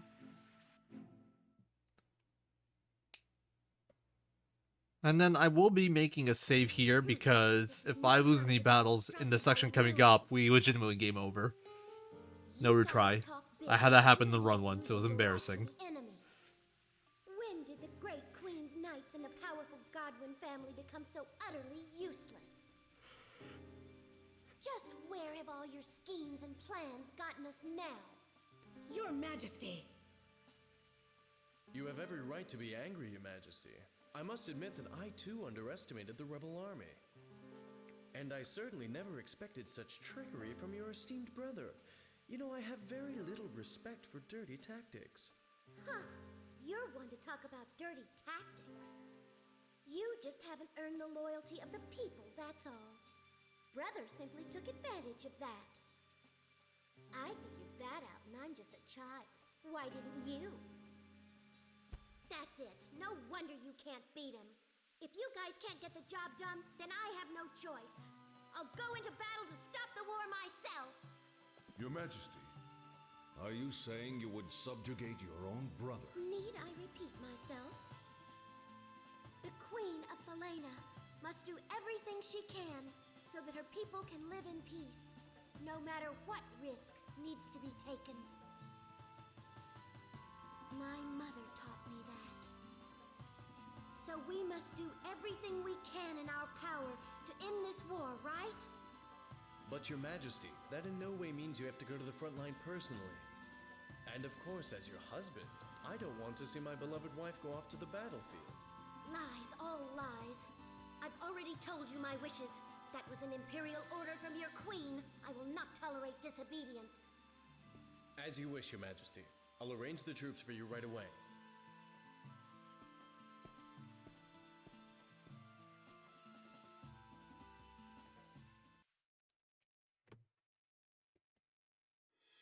Alright, so making a safety save here, just because of what I said. But yeah, the Queen's gonna be riding into combat against us to subjugate us. Oh no. In reality, this is kind of her just like way of trying to get us to help her. Or at least to try to see us a little bit. At least like briefly. Because she really misses her big brother. This is a pretty cool section of the run. So traditionally there's a few times, like we have 108 characters in this game, right? If you're getting all characters. So, but you have a 6-person party, so there's a lot of characters you don't get to use. But every now and then, in every game after the first one, there is a chance to use multiple parties. This is one of them in this game, where we'll be using 3 parties for this section. However, it will just be scripted boss fights. We won't be like dungeon exploring or anything.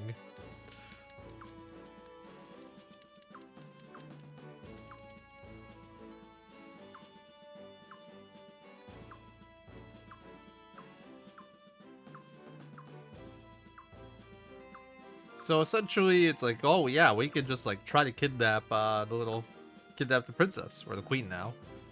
And if it works, then like the Godwins lose all their legitimacy. She tells us that like she tells people that, you know, she was under duress. Yeah, blah blah blah. I didn't want to do any of this. This is all them. They lose all legitimacy as like rulers of Helena, and we essentially win the war right here. So we're hoping to make this the final battle. Based off the estimate on the current timer, we know it's not going to be the final battle, but...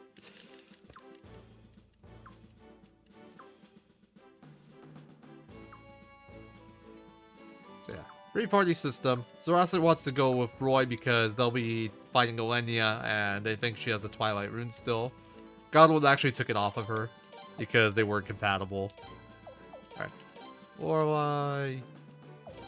Bernadette, Gazelle Goblin, to be specific. But, like, it's not like he's very good. They put him back in Twilight Palace. Or West Palace, rather. 4-hour war battle, imagine. That would actually be, like, an intense game of StarCraft or something. Very intense game of StarCraft. Alright. 87, Goish 395, that's good. That's enough attack. So I shouldn't run into any issue there.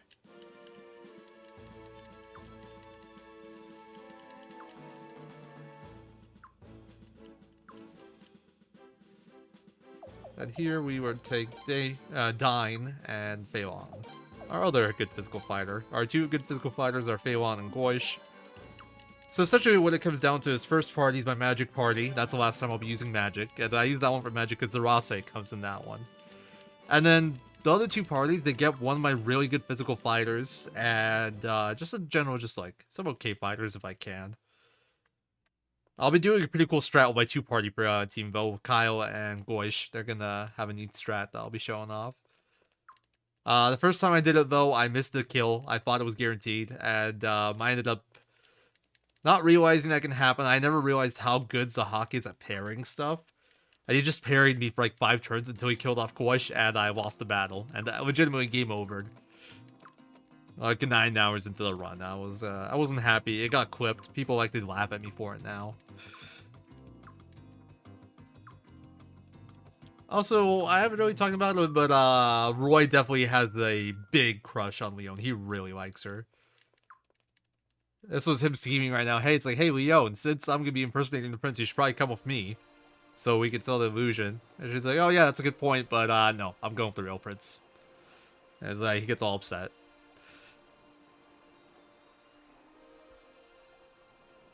But, that does come into play later. At a certain story point. Also, Phelan has a pretty big thing for Roy. But that's not as relevant to the plot. It just makes some events even more emotional.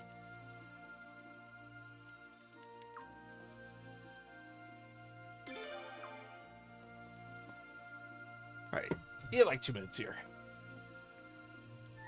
This is just like everyone getting hyped for the final battle. Pretty much.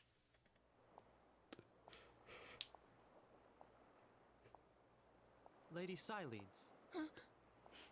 Oh, it's you. Nothing suspicious about this. You gave me a heart attack. Well, things turned out just like you said. What should we do now? What is it that you wish to do, Your Highness? Me? Yes.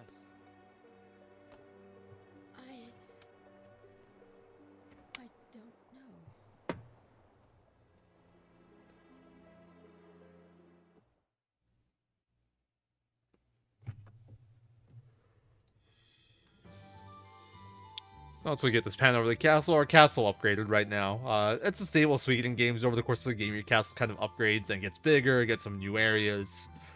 And like every game before this, it's based generally on recruit count. But in 5, it's actually based on story progression, which is kind of unique. So we can't avoid it. We actually, for some spots, we'd prefer not to upgrade our castle, but it auto upgrades. Can't do anything about it. There are strats involving around like avoiding or getting castle upgrades in other games. Prince, at this stage, there is surely no need to go over the details of the operation again. If everything goes as planned, this will be the final battle. Or rather, let us make this the final battle.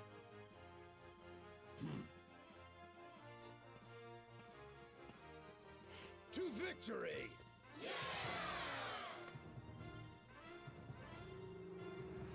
Alright, Twitch chat, here we go again. Of course, why would we need any kind of setup for our war battles? That's just silly.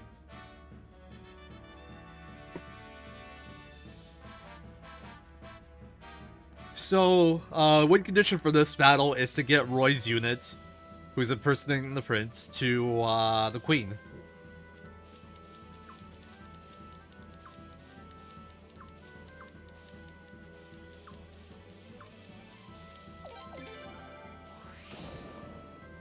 So we're gonna have to fight through a bunch of units to get to her. Nah, just kidding. We're gonna run past everyone again.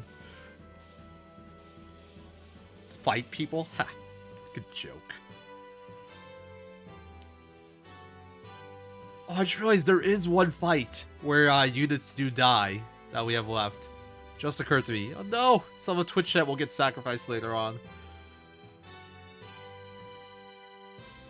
I just remembered one where it happens.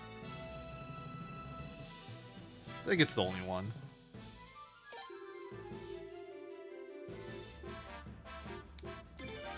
And we're just gonna move over to that tile. Fun mini game to play here. Will this horse unit turn around or not? This cavalry unit. He can just like stop here, or he can turn around and go after me. It's like, I don't want to call it RNG. I think it's like position based, but it's almost like RNG. And he stopped. There it is. If he actually turns around, he can almost catch up to you. It looks like he will catch up to you, but he never does. He gets really close to fighting you. Because cavalry moves faster than infantry. But yeah, we're just chill and run past everyone. These guys never move. It's a Hawk, Alenia, and Lim.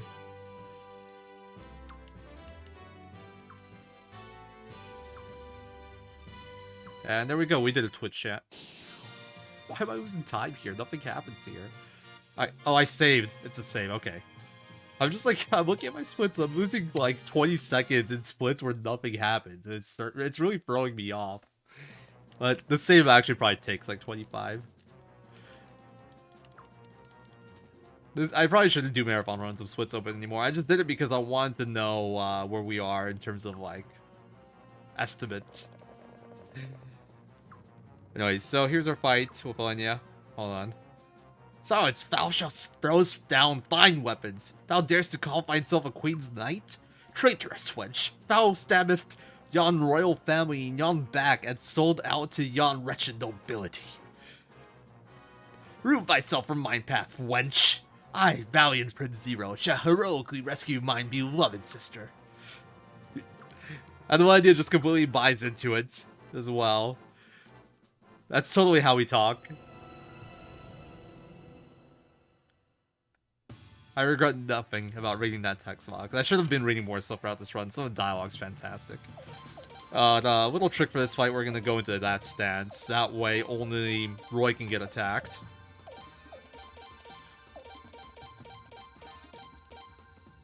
Also, we gotta be really careful with Bernadette's action here. She also has the Flowing Rune equipped and the level 3 spell Silent Lake, which disables all magic. And they have a full magic party, so we want to make sure we don't ever click that. It's the one thing I kind of have to be careful of.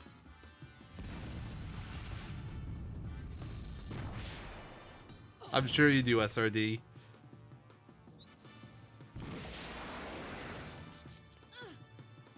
One damage to Alenia. Impressive stuff.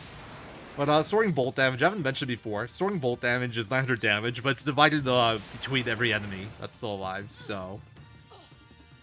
That's why that looks rather unimpressive on that first hit, but does more damage later.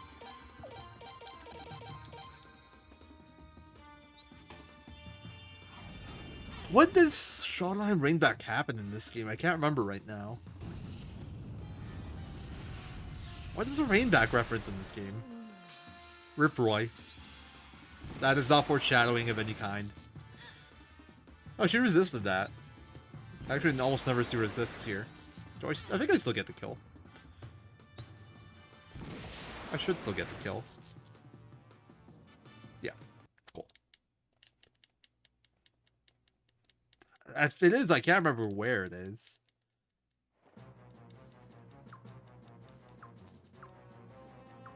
This is the real Suikoden. I'm gonna have to disagree with you there. I think this is one of the better Suikodens.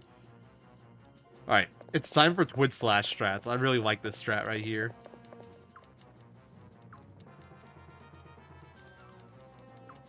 So, the old version of this fight, you get like a 6-person party with one good fighter and like a bunch of meat shields, essentially. And you would just use True Men and then Striking Arrow. Nothing fancy, but you have to add 4 more party members, which actually takes a significant amount of time. And all the soldiers will get to attack you turn 1, which also takes time.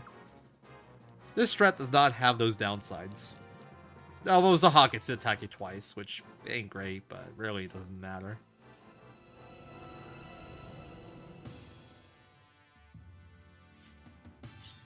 So this is why I only brought 1 person along. This is a 2-person formation skill. I can only do this if I have a 2-person party. And we can do that, which takes out all the extra soldiers. And does 1100 there, and then 1 True Man, and Zahawk's Dunzo. It's the only time in this whole run where that formation's useful. I really like it. It's a really cool strat. And you always have that formation because it's a drop off a boss. So it's cool that we get to use it at some point. The funny thing is, it's a 2-person only formation, so it's very limited in its use. But it does less damage than True Men. It only does 1.2x your attack, and it doesn't have a big attack boost. I think it's like a 10 or 15 attack boost. Whereas True Men is a 1.5 multiplier, and it's 20 attack boost, and you can use it multiple times. Just as a reference of how OP True Men is.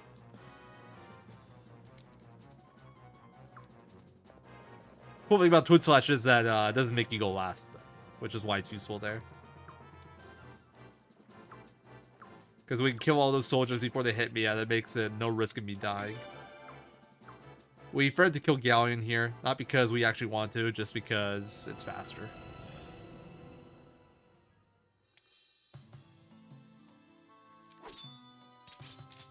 I wonder how we're gonna do this one. Oops, by misclicking. So we can have some of the main, that can happen. Leon can die. It doesn't matter too much, but it can sometimes. If we miss the kill on Galleon because of a character dying. It's unlikely though.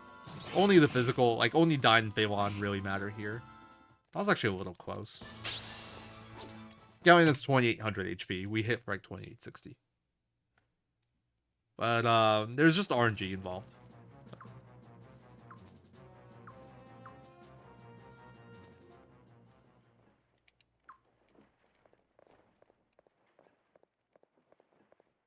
Hey, we finally get to see the princess again. Or now queen.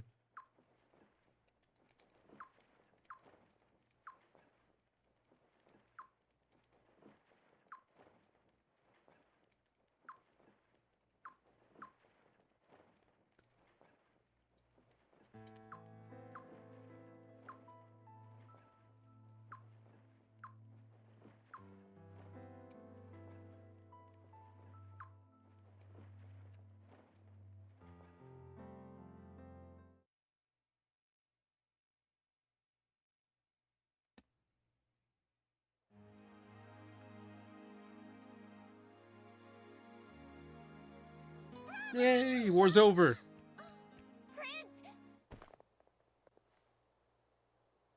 And yeah, yeah, bad stuff happened. Leon!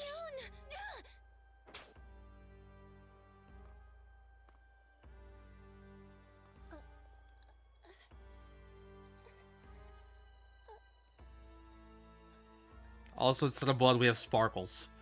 Which I just don't understand with, like, the content of this game. Blood is where they draw the line. Lady Xyleeds? Galleon, you're better at patching people up than some doctors, right? Please take a look at Leon's wounds, quickly. But, Your Highness, Galleon, now! Yes, Your Highness. Yeah. That teen rating sparkle blood. Yeah. This wasn't part of the plan, Dolph. Injuring one of them will make it less likely that we'll be pursued. That doesn't justify your actions. Xyleeds? I'm sorry, Lem. She's made of glitter. But I'm afraid I'm going to have to take you back. Back to Solfelena. What did you say? Lady Xyleeds! You've got to be joking.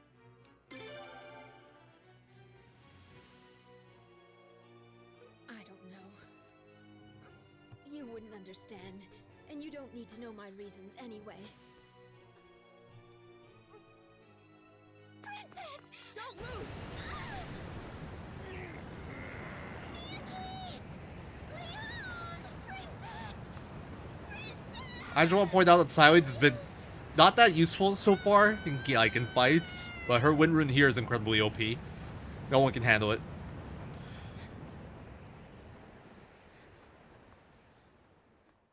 Where was this when we've been escaping like soldiers and all this stuff? This could have been useful, Xyleeds. But now you pull out this stuff. Well, there we go. There's the unexpected but inevitable betrayal. That's what I'm saying, SRD.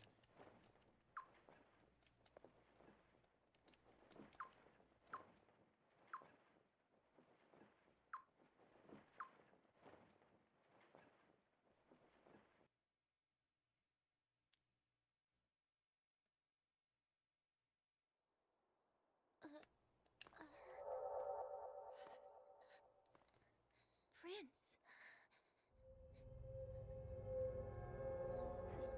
What the hell? I can't believe it. Her pulse is back to normal. What? Your Highness, we should be able to move her now. Let's get her to a doctor, quickly.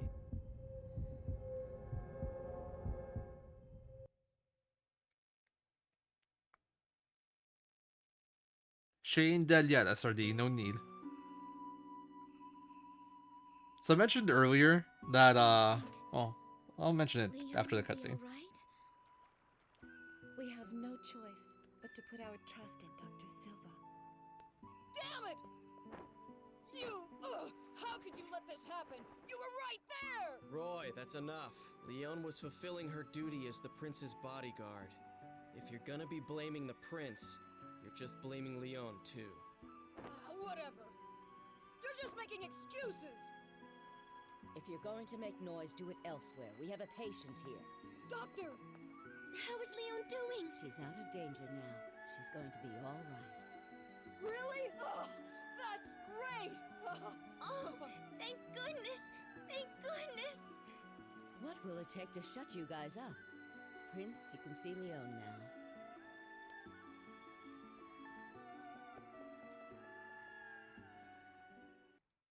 Oh, this she says Prince. Mikis, Roy, Kyle, Lucerina, who invited you guys? But I mentioned a little bit earlier that the reason we probably got the Tablet of Stars so late is to avoid a certain spoiler. And that would be the Xyleeds betrayal, because she's not a Star of Destiny. She doesn't show up on the tablet. The tablet shows all the characters that we recruited up to this point, and she's missing from it. And in Suikoden 1, there was also a character that was missing from the tablet, and he ended up betraying us as well. So I think that was their way of kind of like avoiding the spoiler by giving you the tablet of stars very late, until you kind of get like a hint of Xyleeds betraying you with that cutscene with Dolph and Dorat.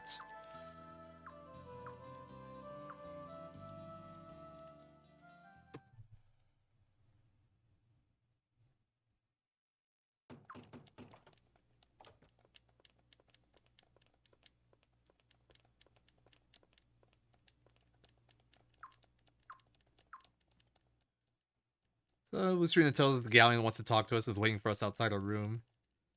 And Lucerina picks like the most inappropriate time in my opinion, to ask us to cheer up. Like, my sister just got kidnapped back by my aunt who betrayed me and my, like, bodyguard slash, like, I don't know, like, best friend got stabbed in the back protecting me. Lucerina's like, cheer up! Not the time, Lucerina. Not the time.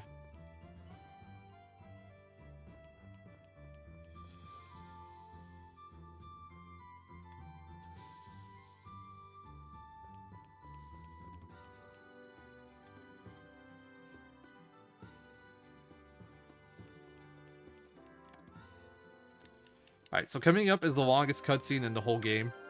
I'll be taking a bathroom break here, because, yeah. It's also a very good cutscene, so, enjoy. A really sad, intense, moving cutscene. It's about what really happened on the attack of the Sun Palace, from Galleon's perspective. Maya keys. that is butchered. But, yeah. I'd like to have me a Mia keys, but not as a punching bag.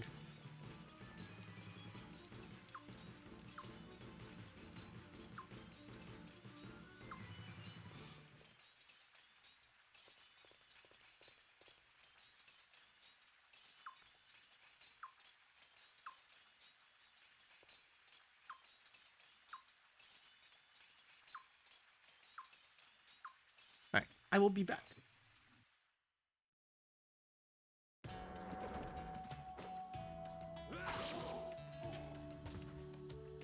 Be not afraid. No matter how powerful Nethergate may be, their troops are just as human as we are. Let the Queen see your courage!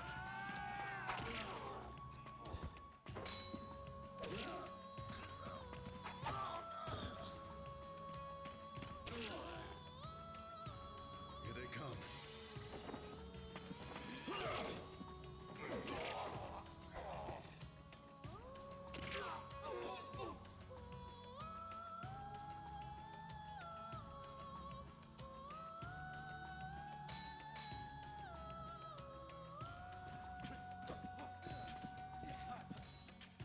Take this!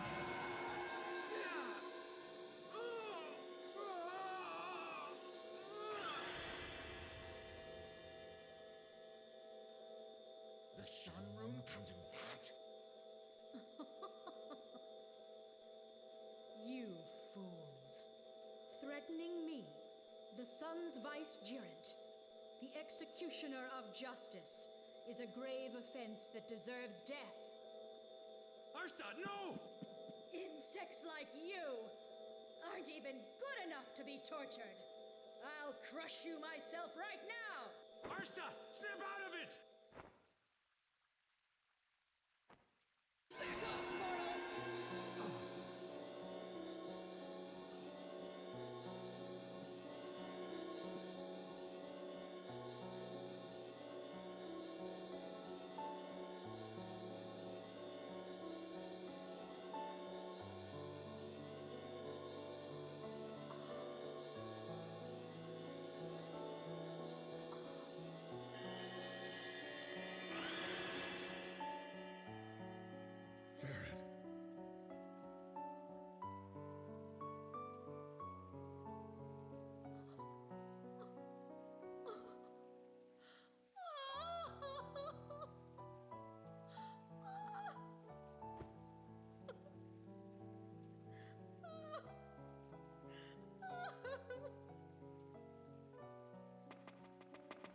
Your Majesty!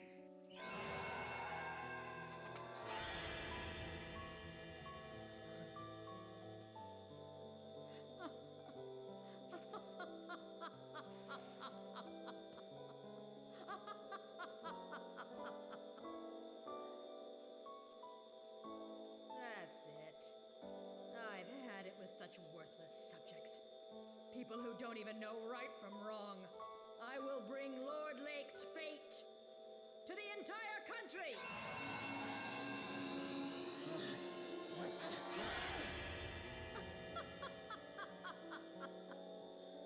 Worthless subjects. subjects who dare defy me. Face the divine vengeance of the sun.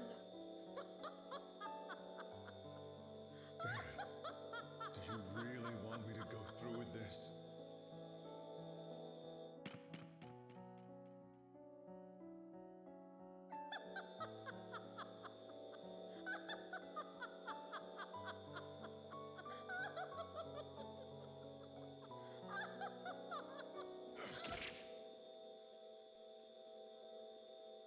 Your Majesty!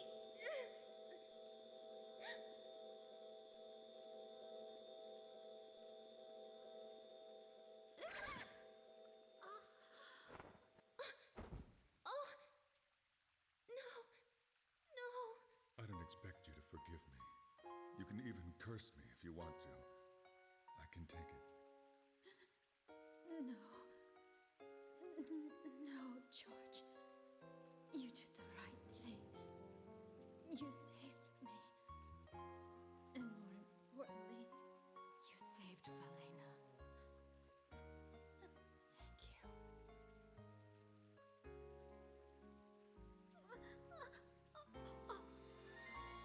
George, please. For me. Take care of my children.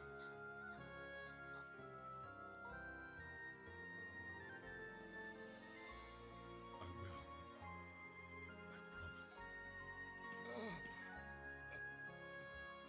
Your Majesty! Your Majesty! Your Majesty!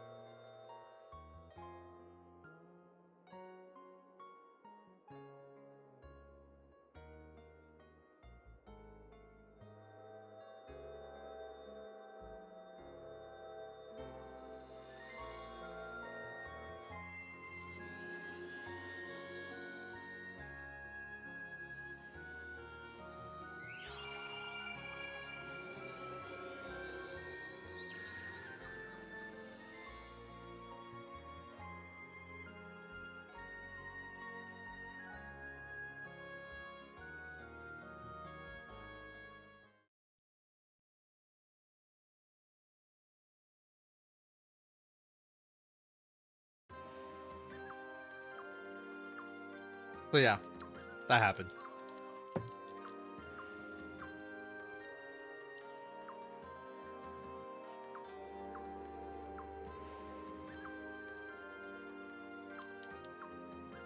Not sure what you mean, LeBlanc.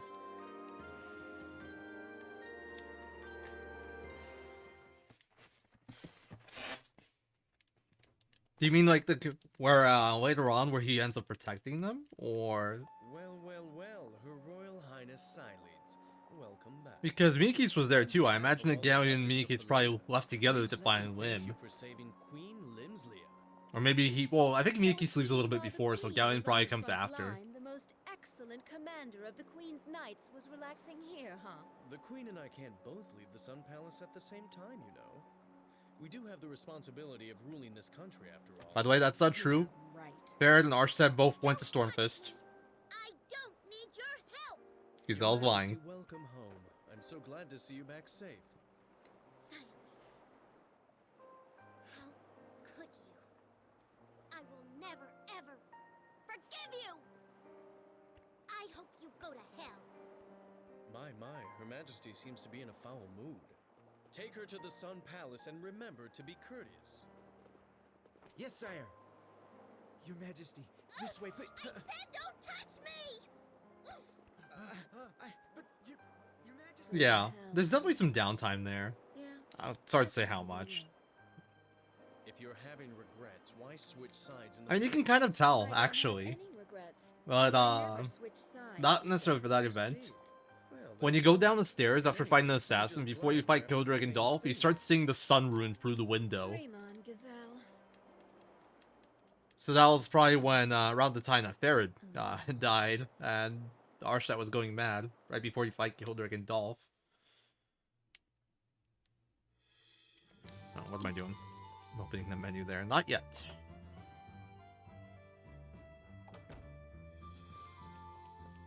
And as you're escaping, you see this. You see the Sunrune return to the bust in the Sun Palace.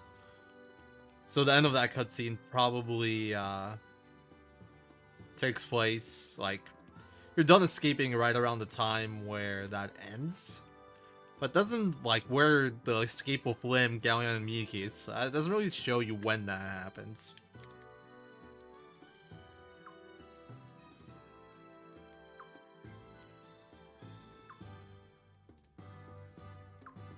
But yeah, Leon, she's stable, but she's not waking up, and the only reason she's alive is because of the Dawn Rune, so Silva doesn't really know what to do. Like, by all counts, she should be dead right now. So we're gonna go try to learn more about the Dawn Rune, see if we can use it to heal her all the way.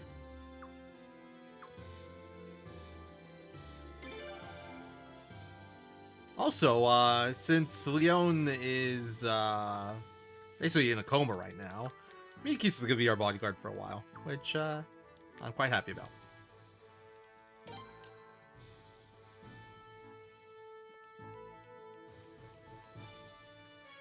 I do feel like her run animation's a little weird.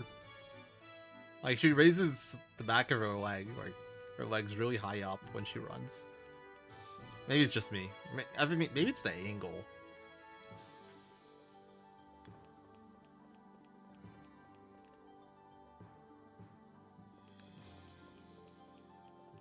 I think it's just an angle thing. I don't know. Something about it just looks weird to me. She does have a little bit of a wonky run animation. Oh, where am I going? Damn it. Wrong place. I gotta go up here. I was supposed to go talk to Z3R01337 about the Dawn Rune. And Z3R01337's like, yeah, I ain't telling you nothing. Pretty much.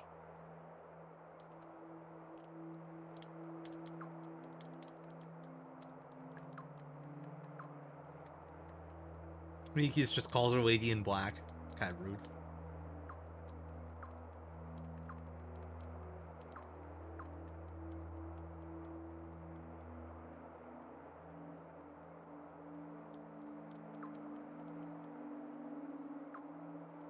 And Zwig's like, hey, let's go to these ruins. I like ruins. Let's go check those out.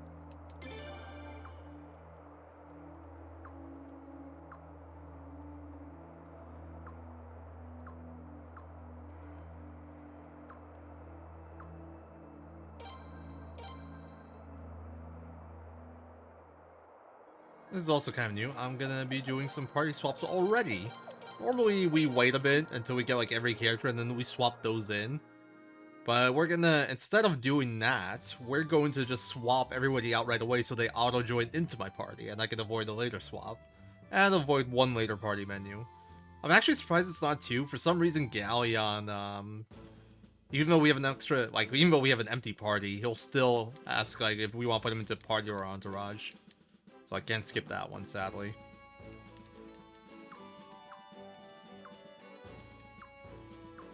Yeah.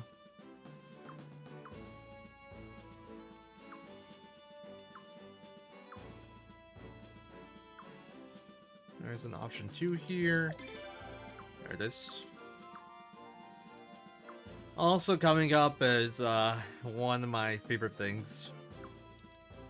So, there's an optional character that's like a big snake that lives in the castle. His name is Byakuran. And he shows up when you try to leave the castle after a certain point in the game. And we can't actually go to where we're supposed to go before we leave the castle. We have to just like re-enter one. So we have to fight Byakuran. And depending on which side of the castle you try to leave from, you get different animations. Because he's supposed to jump out of the water.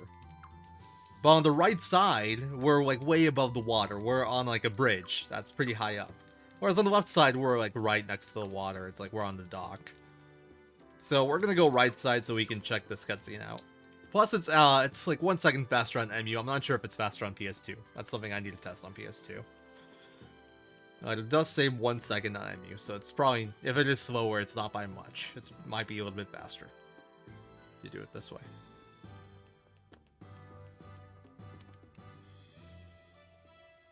But first, we're gonna go talk to Lucerina. We're gonna get our party members because we will be doing some stuff.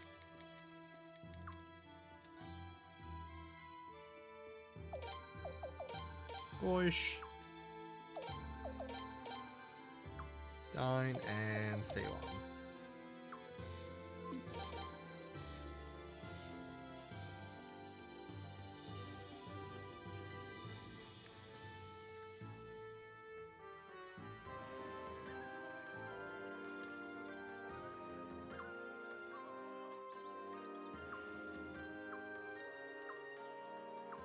So Galleon's like, yeah, I told you about what happened. I'm out now. Yeah, so come with us. And it's like, I would, but I'm a complete failure of a human being. I failed at all my jobs, so I'm just gonna go, I'm gonna go away now. And then Silva gives him a talking to, and he ends up joining us. Silva's actually it's not really mentioned, like, in dialogue. I think it's mentioned in investigations with Obro. But Silva is his ex-wife.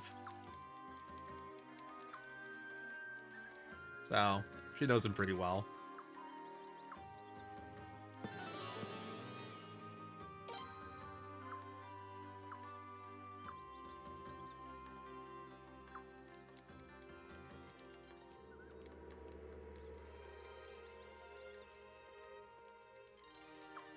Alright, we are going to add him to our party. And sadly, we do have to do this menu, which I don't get why. But not that big a deal. Oh, lucky you. It is like 4 a.m. for me. Okay, watch this jump, guys. Look at this freaking hop right here. What? Look at the hops on this snake boy. It's worth going to the right just for that right there. It's so good. Just jumps like 5 million feet in the air onto the bridge. Oops.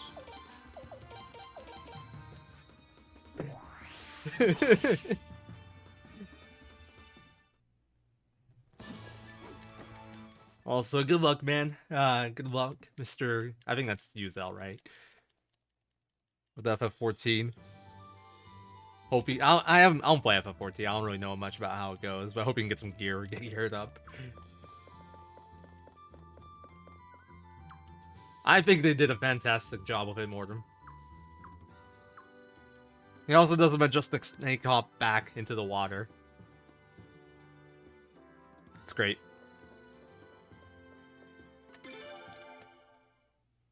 We're going this way just for that cutscene alone. It might also be faster. I'm not sure. If you go from the left, he just swims up, and it's all boring. It's way too good to go that way.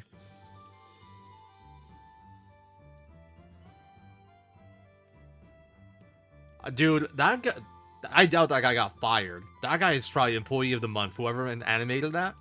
Employee of the Month, maybe Employee of the Year. Maybe best employee of all time ever. But yeah, we had to leave the castle before we can do this. Before we can go to Port Spinax.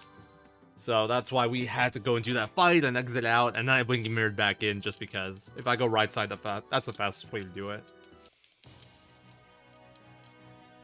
And we will be getting our third optional character, and the only remaining optional character of the speedrun, 80% speedrun now. The recruitment quest for Kavari is actually pretty long, but it is so worth it. We talked about her briefly, but she's an incredibly strong physical fighter, incredibly high speed, incredibly high technique. And she gives you guaranteed retreats, and she gives you faster running speed on both world map and towns. So we'll be moving at double speed once we get her. Takes a few minutes to get her, but so worth it. And then we get to pick up another useful item on the way too.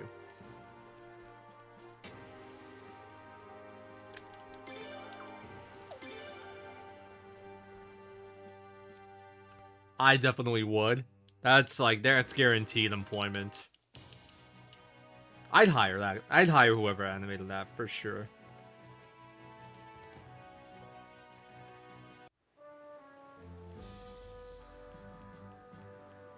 So we're gonna go here, pick up this chest. That's a blinking rune piece. It's a pretty cool item that's I think unique to this game, actually. Essentially lets you swap out one character from anywhere without like having to go to your castle, talking to Lucerina. It's consumable. We'll need 2 for a strat we'll be doing towards the end. Like the final dungeon, pretty much, where we have to have 3 different parties. This is Cathari. She's trying to get to Soulful Elena, and she's like, you know how I can get there? We're like, nope. Can't get there now. But she also had a moment of, like, a big moment of, huh? When she met us, so I think she did recognize us there. As the prince.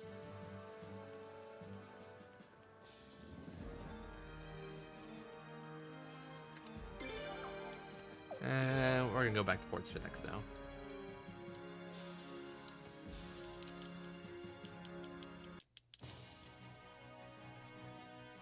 Once again, good thing we can skip all this boat travel, because if not, this would take ages.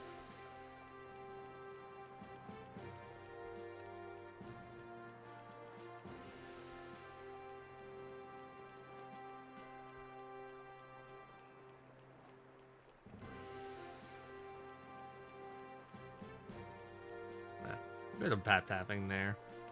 Also, this area is really big without much substance to it. Just a lot of walking. Helps a lot once we get Cathari and we can run. But, yeah. Port Spinax is big with not a lot going on in it.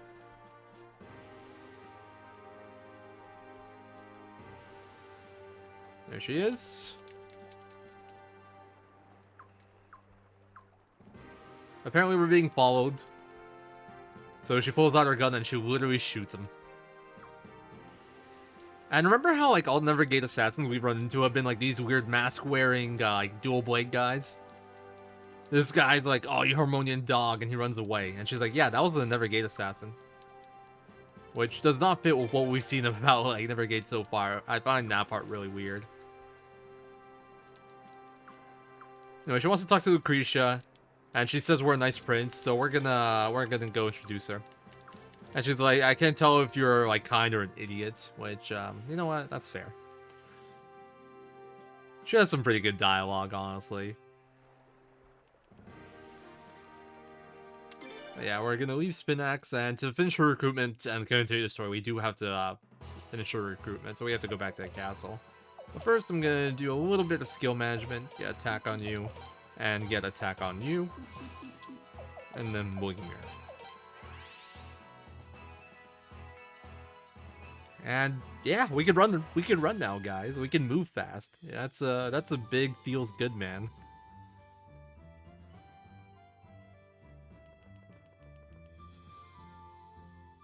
Anytime Cathari's in my party, I'll be able to run around at this speed. And I also run faster on the world map as well. It's not just like in towns and dungeons.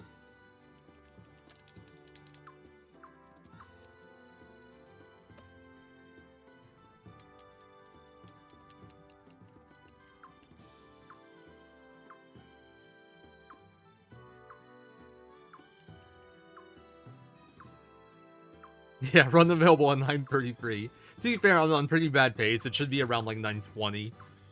On a good run. That's ahead. But yeah. Anyway, she wants to say, basically she's from her home, Harmonia. And like other countries have an interest in what happens in this war as well, because it affects them. Who possesses a Sun Rune affects them as well. Sun Rune is incredibly powerful. So she wants to join us to help us out because she thinks it's better if we win the war. For her country. And like for us too, obviously.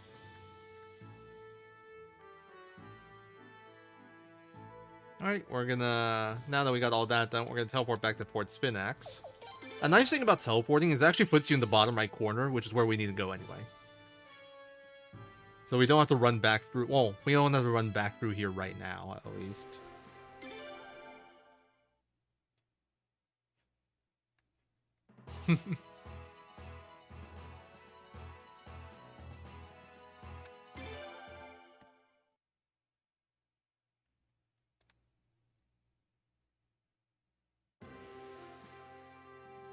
Oh yeah, we would throw pretty early on, just be done with it.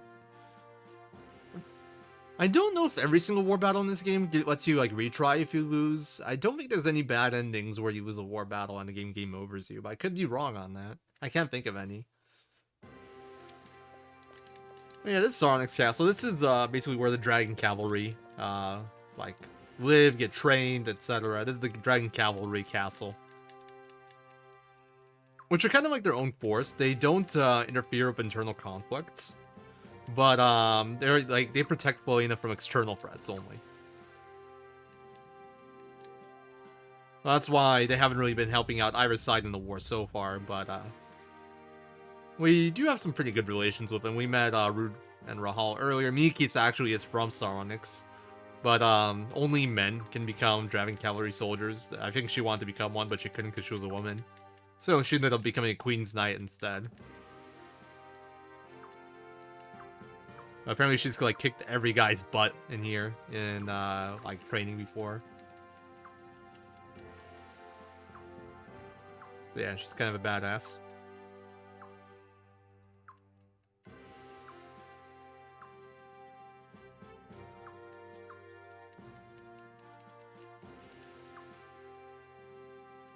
Speaking of, I mean, we do want to come here and talk to the leader, just like for relations reasons, like, you know, so because we might need them at some points. Good to have a good relationship stuff.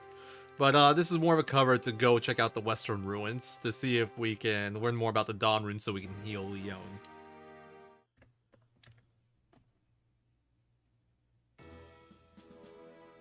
Your Royal Highness, you are most welcome to Sauronix Castle. I am Craig Lyther, the commander of the Dragon Cavalry.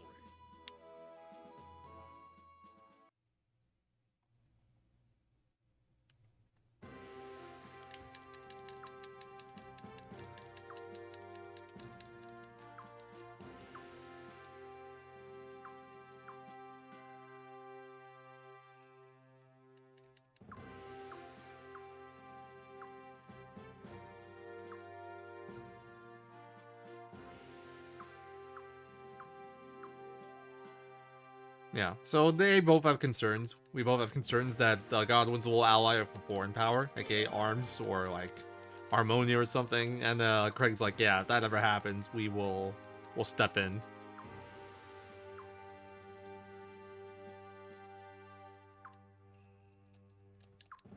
And like he supports the prince, but like they still won't do anything unless outside forces are involved, essentially. Alright, so we're gonna make a quick pit stop here and train up our attack a bit on some characters. Gotta do some combat training.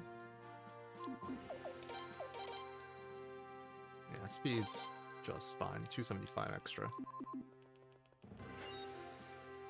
And we're gonna go back, because the Western Ruins were actually on the other side of Fort Spinix.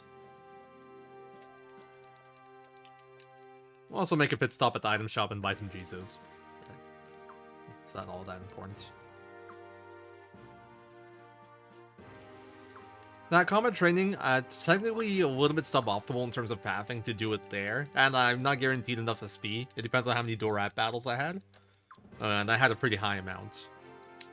But the reason we do it there is because it's important for the fight coming up. The fight coming up is too turnable with it only getting one action. As long as I have, like, everyone's attack raised up, everybody has good stats, and I don't get slept. It has an AoE sleep attack I can use, and if that happens, obviously the 2-turn guarantee is off. But if I have a clean fight, I can 2-turn it before it gets the second action in. And for that, I do need to raise everyone's attack up. It's worth going for. We're also coming up to by far the worst dungeon in this game, possibly in any game ever.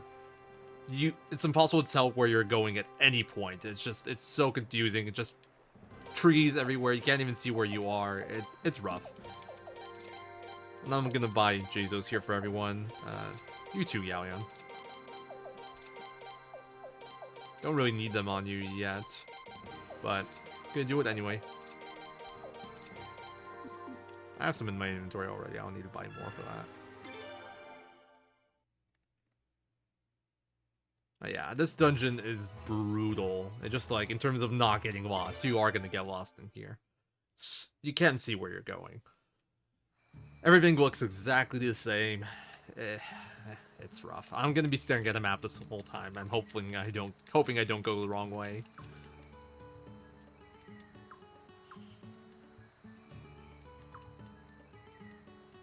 Like, you can't see any of the paths. It's bad.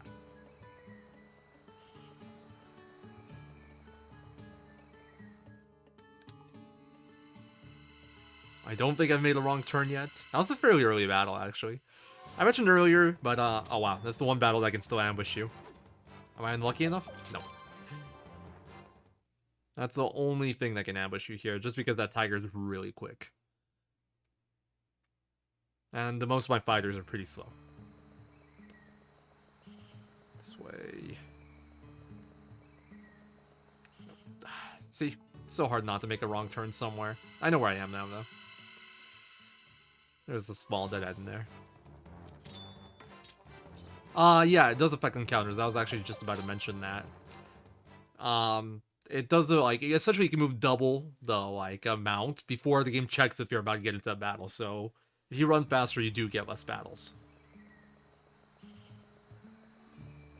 And obviously that is very useful, because load times in this game are brutal, so... I think I need one more spin.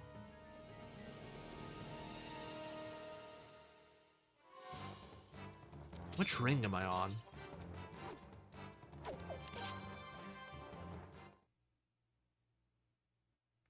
think I'm on this one. Should take a left here. Hug this. Okay, there we go. Got through. 4 battles so far. That's, I'd say, about average. I feel like I actually pathed pretty well, though. I only got stuck in, like, one spot, so it's... Could have been better. I feel like the encounter rate was a little bit on the higher side.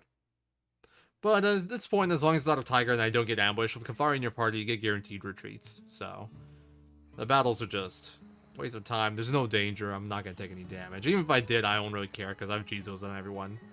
As long as people don't die and I don't waste Jizos, I really don't care.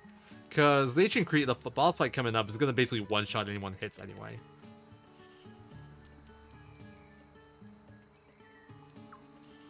Alright. The dungeon here is a little bit confusing too, but not nearly as confusing as the forest. With the dungeon, I can just follow the directions of my notes and I won't have any problems. You can actually tell where you're going in this one.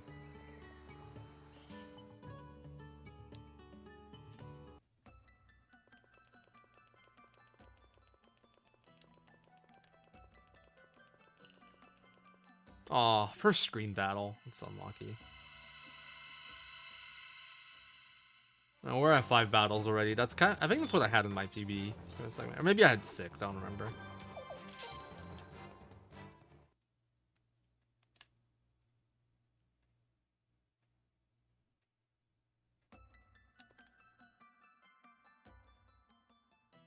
Nice, south at fork. The screen goes straight.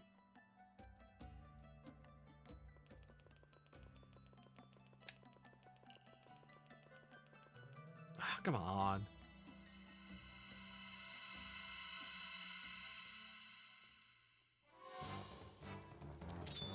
What? I'm not sure what you mean, Aishma.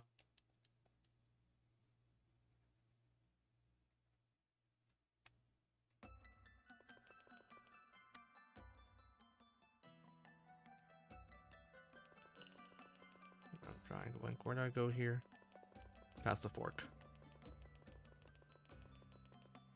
Oh, is it? Okay, I didn't know that.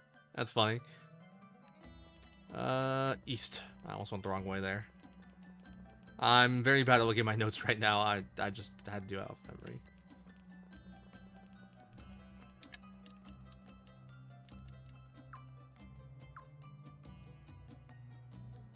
Honestly, for Scholar, Twig is not how I describe Zwig. Zwig's actually kind of, like, built. The dude's tall and, like, fairly strong. I wouldn't be surprised. I'm sure they took some inspiration from other languages. Alright, I'm gonna pick up this top left chest here. It sells for a good chunk of money. I think it's like 25 or 50,000 or something. The other two that I skipped, less so. They're a lot less valuable. I'm also gonna pick up this chest right here. This chest actually I routed in. And it's actually really good. It's the golden hammer.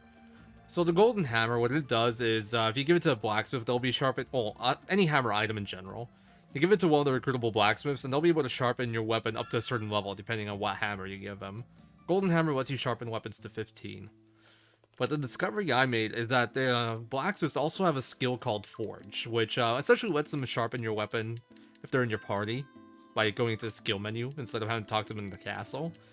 The other side effect, though, that I discovered is that it actually increases your party's attack by a certain amount, depending on what skill the Forge is, like what level the skill is. And that's based off what hammer you have. So that golden hammer is going to give the Forge skill, well, like, it's going to give me an A rank in Forge. That's going to up my party's attack by 25, which is a pretty huge amount.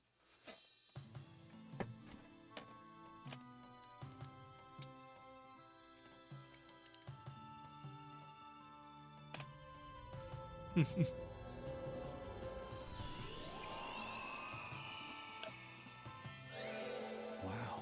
Hey, it's opening.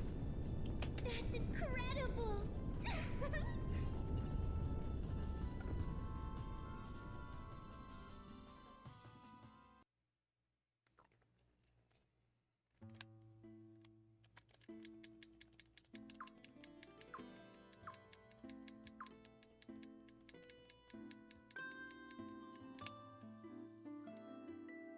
Alright, we broke into the ruins. Time to fight a giant tree monster thing.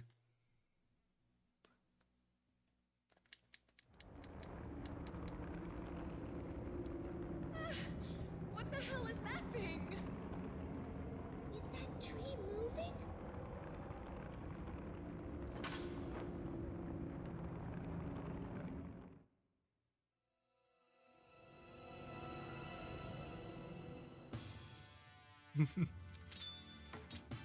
That it does. So, pretty standard fight at this point. We just true man. Ah, I did the sleep attack. I might not get the kill in 2 turns now because of Dine falling asleep. We'll see. Yeah. Oh well, yeah. I'm definitely not, unless he wakes Dine up here. Okay, Dine woke up, but everybody else. Oh, no Galleon's asleep. That's annoying. Slow fight. Oh, actually, no. We 2-turned it. It was, Galleon apparently adds less damage than Dine, because it doesn't have a weapon sharpened. Okay. Not a good fight, but it wasn't too bad. And I had, like, 1 Gizel and all my main fighters pop, so I'm gonna have to restock this at some point.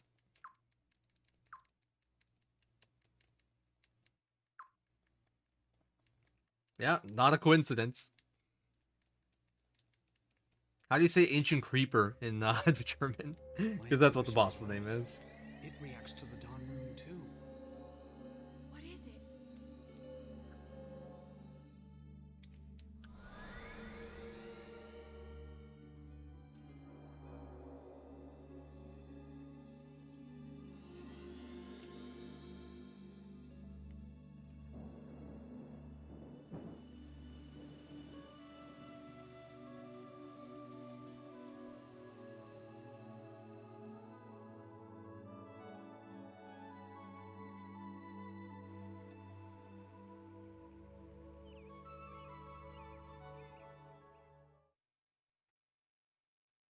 And then we get a cutscene. So the first cutscene we saw with like the Dawn Rune and ruins is a vision of the Sun Rune destroying Felena in the past. What was that? And here's one of it kind of like restoring it. What other one? We saw a vision like that in the castle at Sarah's Lake, too. Really? You did? The content of the vision was very different, though. A vision of destruction and a vision of rebirth. What you witnessed were visions of things that happened in the past. What the hell is happening now? There she is again! Again? So that's it. You must be Leknot. Yes, I heard you appeared in the castle at Sarah's Lake, too. I am sorry I wasn't able to be there. If you don't mind, there are some questions I'd like to ask you. I'm sorry, but I am unable to answer your questions. Wrecked. What I can tell you is your destiny with the Sun Rune is drawing closer and closer. A new power has awakened within the Dawn Rune. It is a power that appeared in the vision you just witnessed. That power will show you the fate destined for both you and the Sun Rune. But you will, of course, choose your own path. I will be watching. Lucknow wasn't just from the first one, she's in every one besides Tactics. And maybe the Gaidens, I think. I don't think she's in the Gaidens. She's an incredibly recurring character. Well, she makes her first appearance in the first one. Yeah. She shows up in pretty much all of them. What's the protagonist always? Tells them about the rune and their destiny, that sort of deal. Kind of like a guide. Oh yeah. She's... Well, actually, 3 is like the one where she never shows up during the main storyline. She shows up in the bonus bonus storyline if you get all the characters and like get all the stars. And at the end of it. So 3 is kind of like the outlier in terms of like what shows up, but she does make an appearance. Alright, this is, by the way, why we've been holding on to this escape scroll this whole time. I used it once in Ranro. It has 3 charges, and the other 2 charges I use here. Now let's just get out of here fast.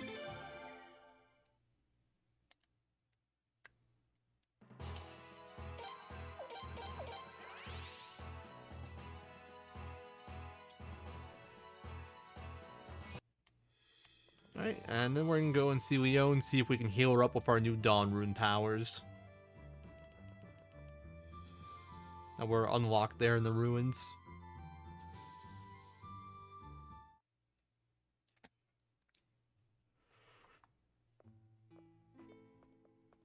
You're back. How's Leon, Doctor? There hasn't been any change in her condition. She just keeps sleeping. It looks like you had some success, though as a doctor, I don't like to resort to a rune, but the patient's health comes first, so go ahead and use it.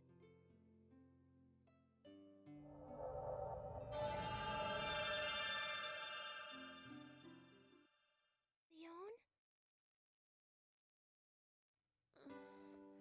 Oh, Prince. It worked! Oh, thank goodness! Thank goodness, Leon! Well, not anymore. I thought I told you before not to make a racket in my infirmary. It worked! Oh! Yay!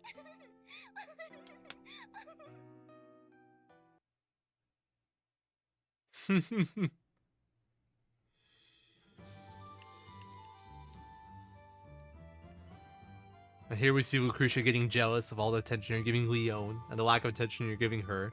So this is the part where she betrays you too. No, I'm just kidding. That doesn't happen. I always found that like little part there kind of weird.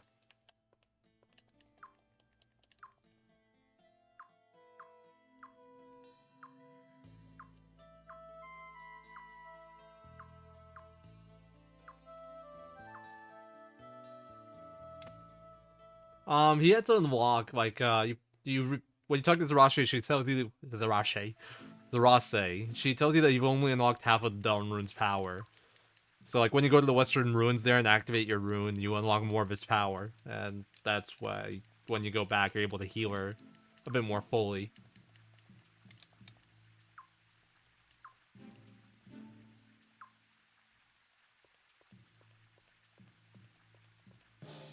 Also, Gazelle makes Kildrick a knight. Yeah. Literally, former assassin, now Queen's Knight. I mean, to be fair, Leon kind of fits that build too, but she's not evil, unlike Kildrick.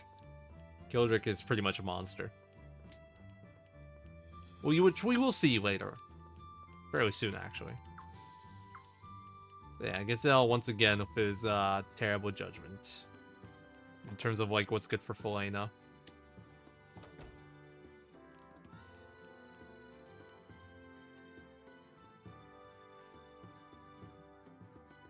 I think it's Queen's Night, not Ass Night. Alright, so party menu here. This is another new change that I just made. I'm adding everybody to the entourage instead of the main party. Reason for this is there's going to be 4 characters that'll be joining my party automatically for story reasons. And if I have open party slots, they'll join my main party, which means I'll get to skip the party menu to like decide where they go. Oh, stop.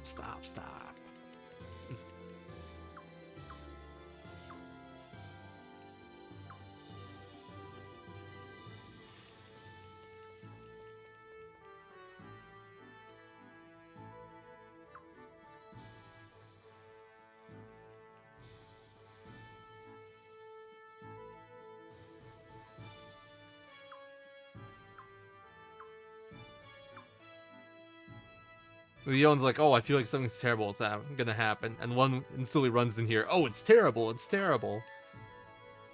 Not helping one.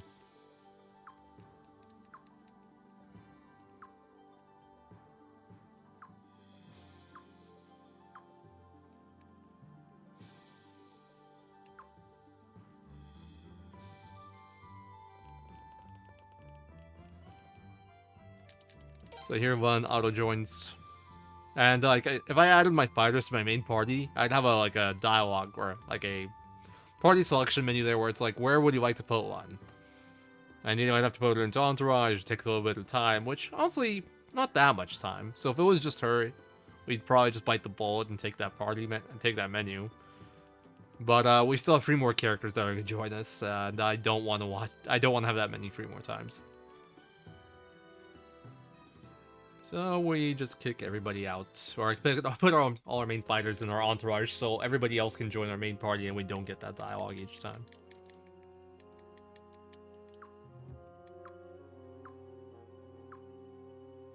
So here we get some bad news. And the Godwins, they're attacking 3 places at once. They're attacking Dorat, they're attacking Sable, and they're attacking Estrice.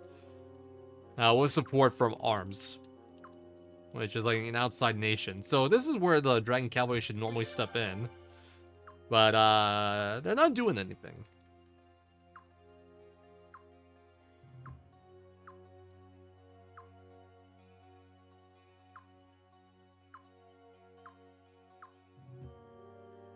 Lucretia also kind of saw this coming. So she like sent them some warnings, like, yeah, get ready to evacuate if this happens. So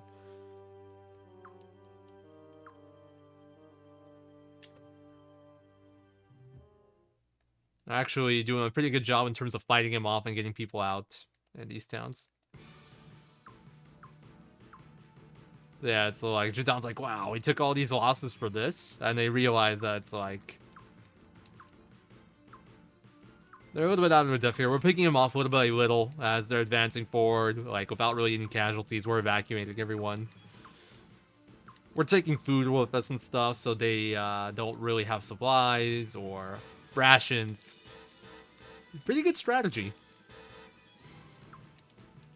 And then we'll have a choice pretty soon on, like, whether we want to keep on doing this or if we want to defend our castle. And, we're gonna have to pick the fast option.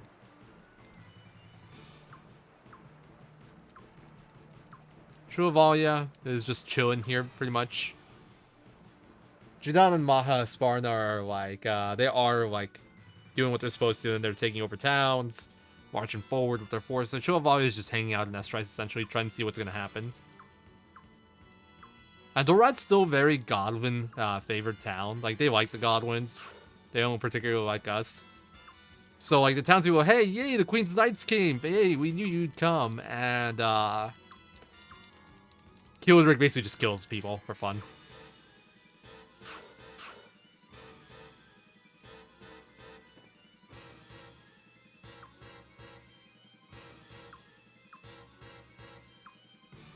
And he tells them to hang up their corpses, set them as an example.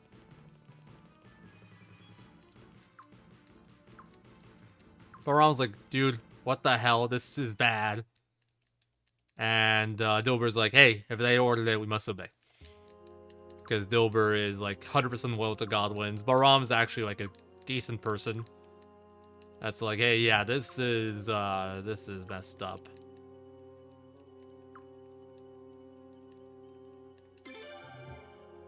And we're gonna go see why the Dragon Cavalry aren't showing up. So we're gonna go visit Sarnik's castle again.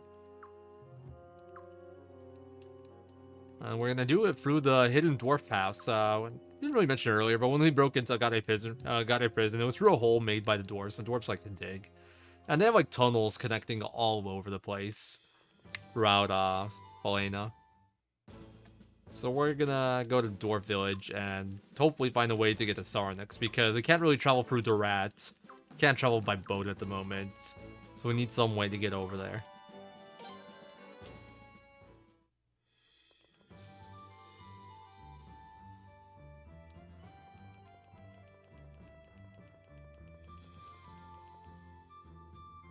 Dwarf Camp 3 down.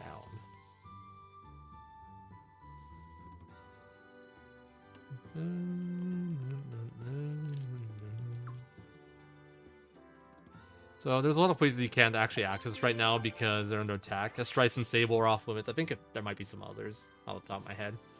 But we can still TP Dwarf Camp just fine. I think Port Spinax and Sarnix are the other ones we can't TP to.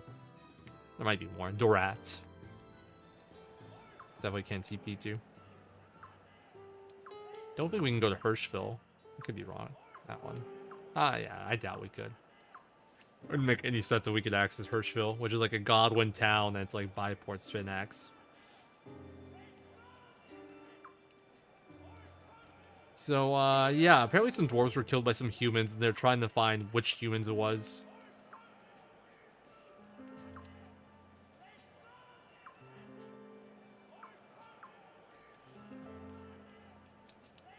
Alright, it's not us. Jeez. I don't know who that is, but that's a brutal description. God damn.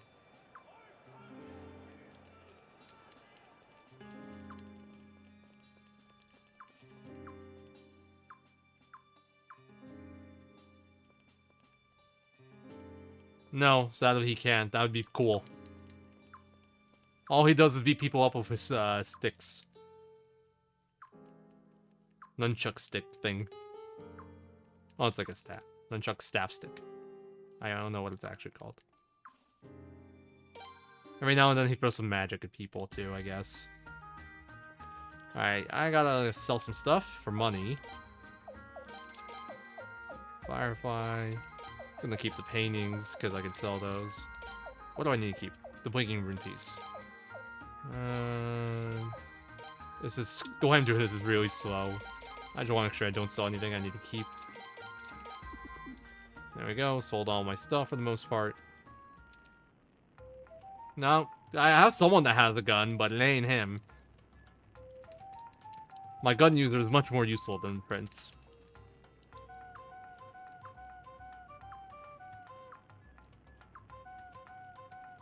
So Waban, he has his own tunnel network. He uses minecarts to get around, and is super excited that humans are actually interested in it. He's also a secondary blacksmith. It's not really like you can't use him in the castle as a blacksmith, but he has forge, so he actually gets access to like sharpening my weapons based off the golden the hammer level I have. Dongo is like the blacksmith you're supposed to recruit, but Dongo, we're not gonna get him. His recruitment quest is a pain, and has a lot of long cutscenes. But we are gonna give him the golden hammer, which will give Waban access to it, and that'll up his forge skill, and that'll let me sharpen my weapon right here. I'm gonna sharpen Kafari's weapon to level 13 here. I can go 14 if I want to, but I'm not going to.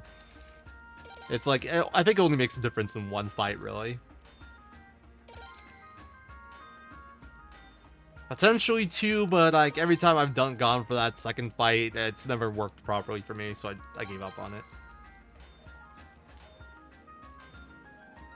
Well, the cool thing about sharpening to 13, normally you can only do 12 with what the game gives you without extra stuff. But 13, a lot of characters get a big jump in attack. Kafari gains 35 attack, jumping from 12 to 13, which is very significant. I haven't really mentioned the multiplier stacking that's going on, but we do have some double damage weapon runes. Or runes that increase strength, not weapon runes. We have double-edged and we have crazed runes. Those multiply damage by 2 each, so that's 4. Then when you do true men formation, that's multiplying by 1.5 as well, so that's like 6 at that point. So like every point of attack essentially gets multiplied by 6 whenever I use true men with like that rune setup. So 35 more attack times 6 is how much damage I get from that one weapon level per turn on one character. Uh-oh. I just made a big error. Shit. I might have to reload a safety save. I'm not sure this fight's gonna be winnable right now. This is gonna be bad. I don't have Jizos on hero either. I have Miki's in my party. Okay, I have some hope. This is really bad. I was supposed to do a party swap there. I completely spaced out. Explaining stuff. Downside of new strats. Sometimes you forget things. Okay, let's think. Gotta keep things interesting, right? Arrow stance for extra resistances. What do we have on you? Heal, calm. The thing is, everyone here, besides Miki's, is basically useless. Do I do battlefield for extra damage? I'm not sure I can win this fight. I'm gonna try, but I'm probably gonna have to reload my save. Maybe the better play is actually just to take out a Jizo first. We're gonna be tanking with you, so... we're gonna take a healing item with you. Do I have any? I don't have any. I freaking got rid of them all. Okay, you're useless. Oh, no! Okay, I know how we can do this. I forgot this mechanic exists, but we're okay. I literally forgot this mechanic exists, but it's gonna save my ass right now. Whew. I shouldn't have done Battlefield. That was a waste. This was a big one. So yeah, you can switch in combat with your entourage. Jesus. I'm not gonna lie, I was terrified. That would have cost me, like... I don't know where my safety save was. My last save during this run was like an hour ago. Over an hour ago. So I got really scared there. I didn't have enough damage with the party I had. There's like 2 of those characters were under level 10, 2 are like 15, and they have nothing useful at all. That was terrifying. Oh, we're good now, don't worry. Easy kill. That's how that's supposed to go. Oh. Okay, I now know how to fix that if I ever make that mistake in a more legitimate run. Well, I mean, this is a legitimate run, but like a PvE attempt. Oh, ha, ha, ha. Thanks. Had a little heart attack there. Now I'm a little bit more awake. You never use that mechanic at all in the speedrun. The switch mechanic, it's actually never used. I think this is the only game that has it too in the series. Well, Tactics kind of has it too. 4 has it only on the ship battles, which is weird because that's like the one time where you never need it. Classic 4 things. It's not a mechanic you see very often. Alright. Does my party automatically keep the swap? I actually don't know. Or is it just for that battle? It's just for that battle, yeah. My party's empty. Whew. That woke me up.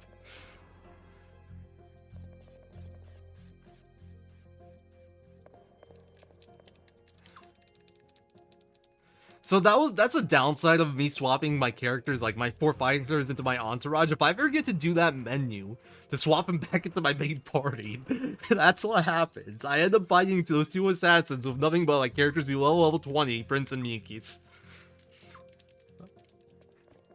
The 4 characters before level 20, they literally don't do anything. Like they're useless. So that was scary. I mean, that's not something you ever really use casually, too. I've never used it casually as well. Not to say it can't be useful, but it's not something that's like... Oh yeah, this is something you definitely want to use. It's very niche. Wow, I actually barely got the kill there, by the way. I killed him by 15. I was way closer than I thought it would be. That switch mechanic, I've never used it casually at all. I honestly didn't notice it was there until like my second casual playthrough or something. It's pointless most of the time. Yeah, Dead is Dead is just closer, but closer than I'd like. I'm hoping it was just a low damage roll. Or maybe my fighters have lower attack, like the ones that have runes equipped. Because of Stagros. Who knows?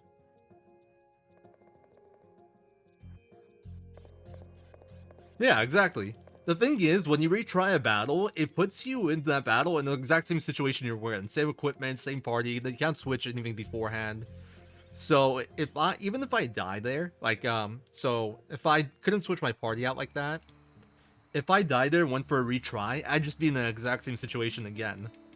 So I would have to reload a save. There'd be no way around it. And my last save during the marathon was, like, at Queen's Campaign. Which was, like, 2 hours ago. So I'd have to reload a safety save I made before the marathon. Yeah. I mean, that never happened before because the strat I used there is new. I made it after my D-Rust. I still think it's a good strat, but you just gotta remember to do that.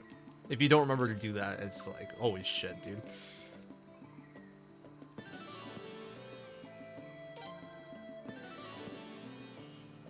At least I now know it can be saved if I do make that mistake, which is cool.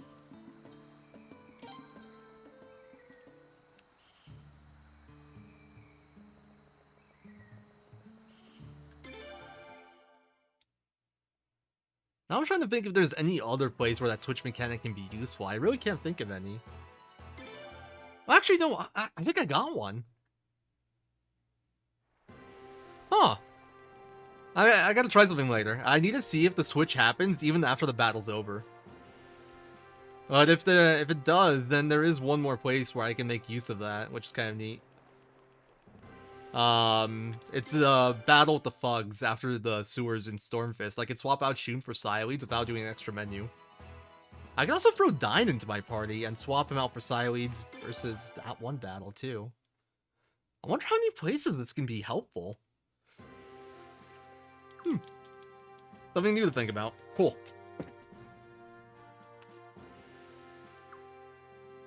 That's off the top of my head, but that's like 2 spots where it might actually be a useful mechanic. This is a great thing about messing up sometimes. You come up with some really cool ideas out of it that you'd never considered before. Anyway, Godwin Soldiers, Sarnax Castle, we can't take the front entrance, so we're gonna go around back. Yeah, there might be. I think there's actually like almost guaranteed route change, like one small route change in Stormfist with the battle after the sewers. I think we'll be using switch there if it works. I'm not sure if it will. I think it will. The estimate's really generous. We should be done, even with like all the horrible gameplay and battle luck, we should be done before 12:30. Hopefully. I'm like on 12:28-ish pace right now, 12:28, 12:29. And I have time save. I think I have time save coming up. I lost time here though, so it's actually a little bit less, but I think we're on 12:30-ish. Which is actually really bad. My first 90% run was like 12:31 with one really major mistake, so this is pretty awful. It's okay. This has not been well played by any means. My god, my heart's actually still beating fast after that.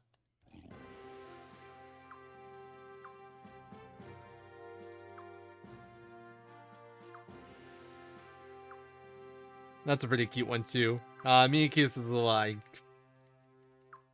I was gonna use the word petting, but it's not quite descriptive enough.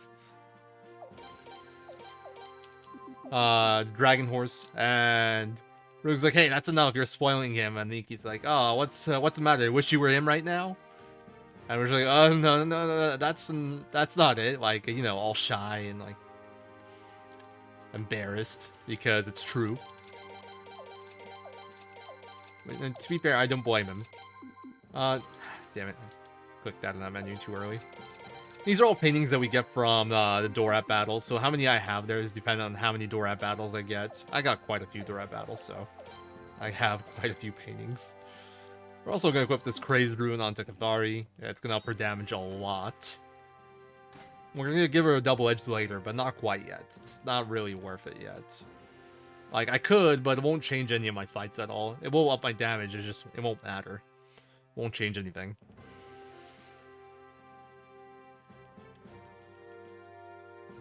And there will be more menuing time.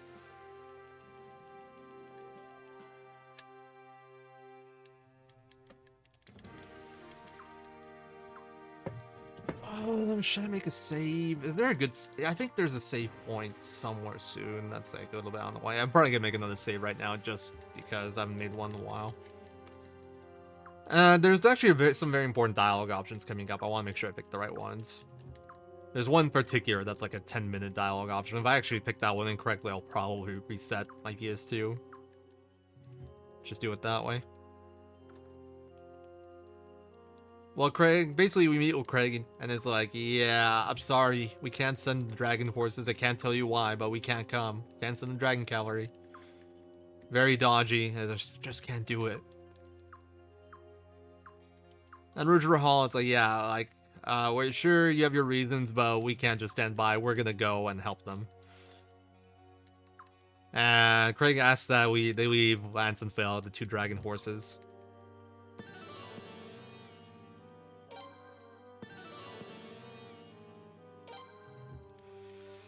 Oh, man. Alright.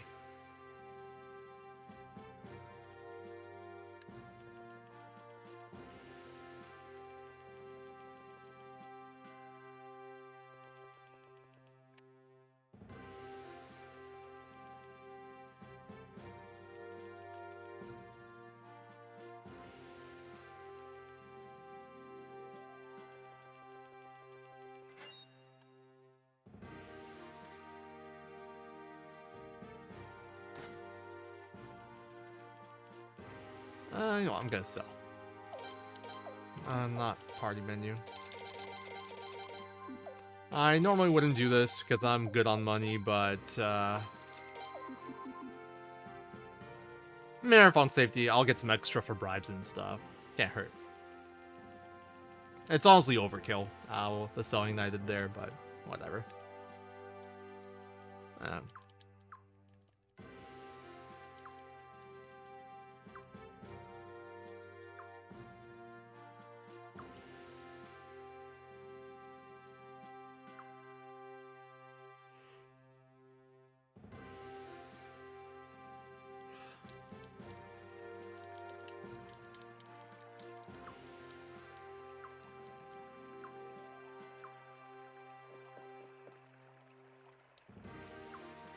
I think I'll just save in my room, I guess. It'll probably be the closest thing available to me.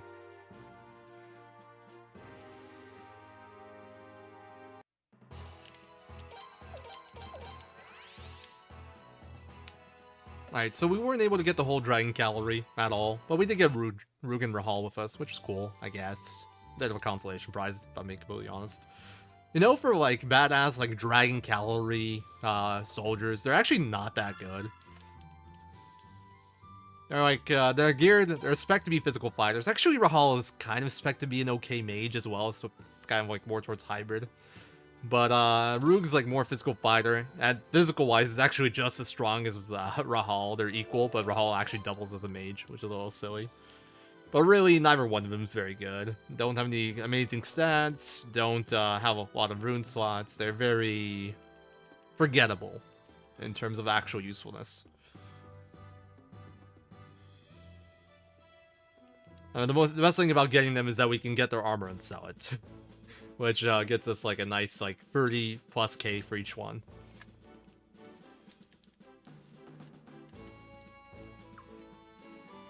Alright, important option 2 here. And then start matching triangle. So I can't skip it. We gotta pick which war battle to do here. There's 2 we can choose from. And this first one's really awful.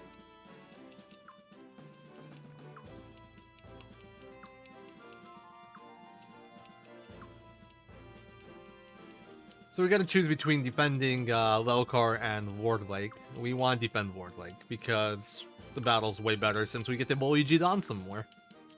And that's, we realize that that's a very effective strategy. We'll be doing it quite a lot. In fact, 3 out of the next 4 war battles will just be bullying Jidan, assuming I pick the right ones.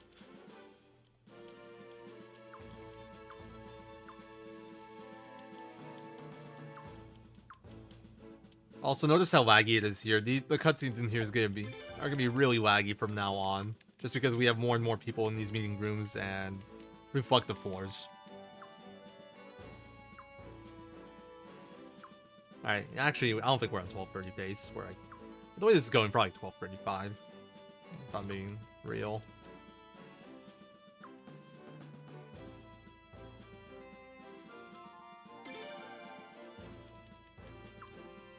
Alright, this is actually like the second or third war battle in the whole run where we actually do some setup on our units.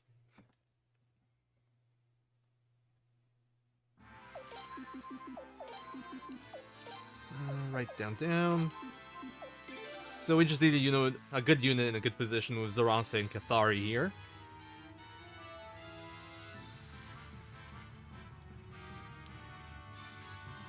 Oh, Shogun Aubrey.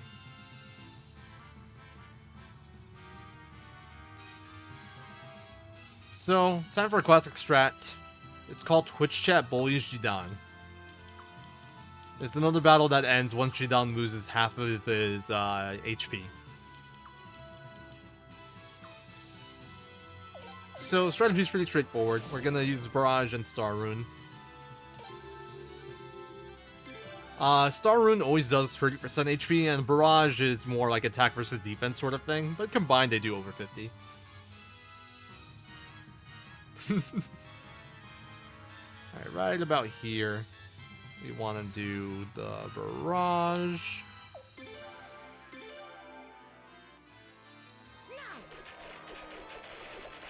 There is a thing where if Jidan gets far enough, he'll just turn around and start running back right away. And that's why we want to do this as soon as possible. That's why we need a closer unit. If we like use the Rossi's default unit, she's not close enough, and we don't get there before he turns around.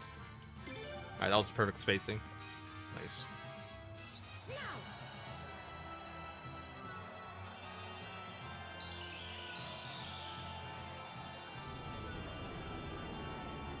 So yeah, you can just see Jidan riding away from a meteor.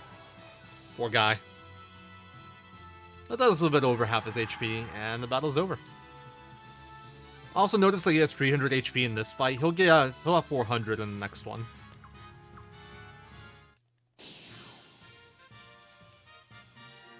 Yeah, you guys are all in the game. And so far, not one casualty. Feels good, man. Oh man, yeah, this is like 232 pace now.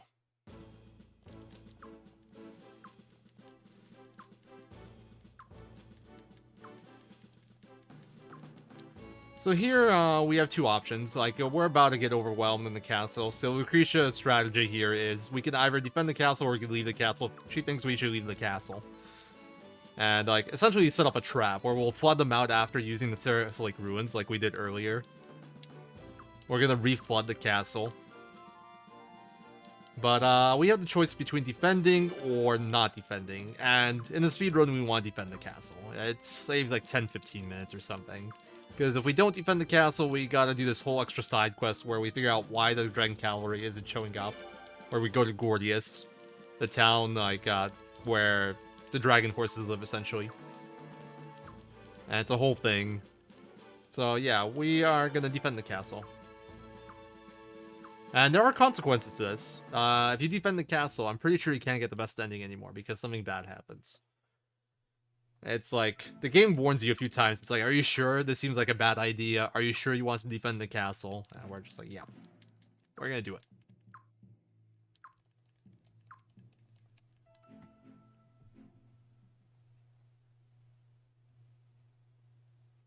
Alright, we have about a minute here before our next battle. I actually have a new strat here too. It's like same idea, but the movement's better. Saves like two moves essentially. It makes it more consistent. would have been over by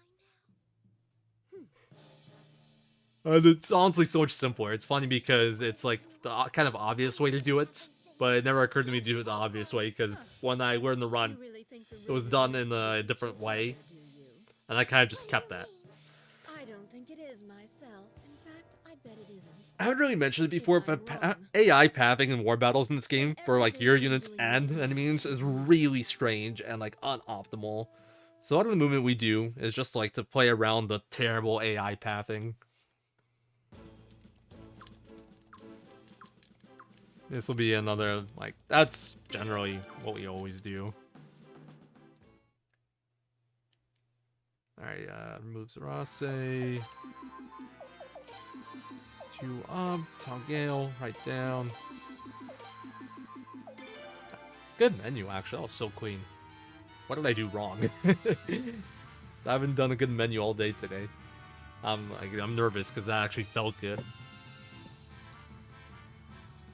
So this is Bullying Jidan Part 2. Technically Part 3. At this time he has 400 HP, so we can't do Star Rune and Barrage anymore. Now we're gonna go with attacks that always do a certain percentage of HP, because we need more damage. So now we'll be using Mother Earth Rune and Star Rune, instead of Star Rune and Barrage. Let's go Twitch chat Bullies Jidan. So before we used to take a weird path where we like zigzagged like this, and then went like this. It was like a four-step movement. Simplified it a little bit, thanks to some advice from Space Coyote. Now we just run over here.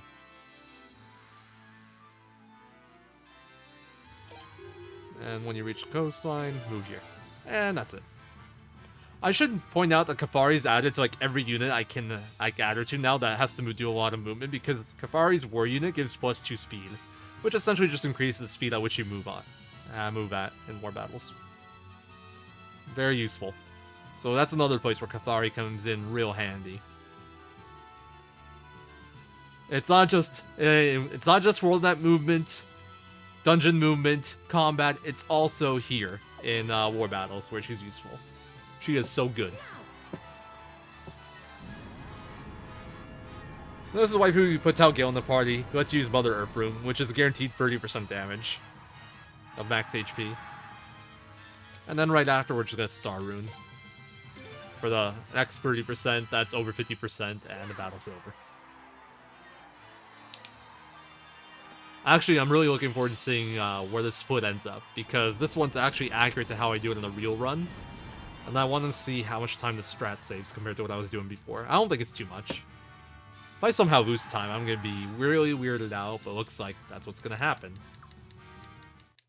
Oh no, maybe not.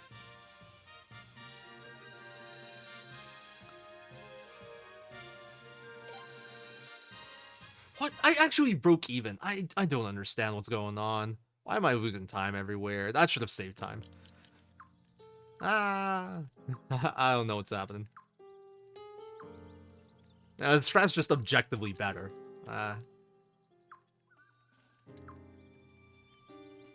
So I don't get how I'm breaking even. Even if it's even, it's still worth doing because it's a lot easier. It's just like, I thought I'd save like a second or two at least.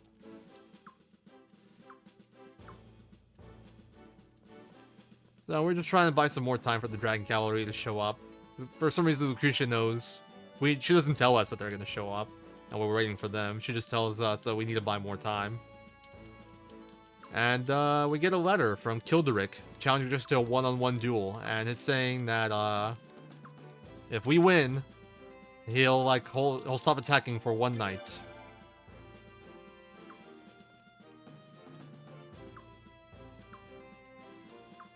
And Roy apparently hears about this before us, and he puts on his prince outfit, and he goes to challenge Kilderic to that duel, to buy us more time.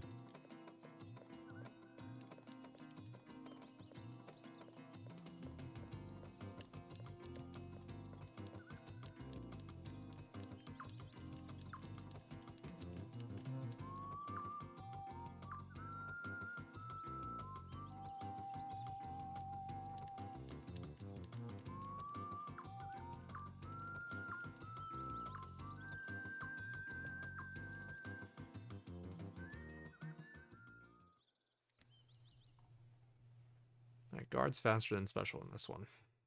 Let's see what Kildrick does. You better make this fun for me. Enough of the small talk. Let's go.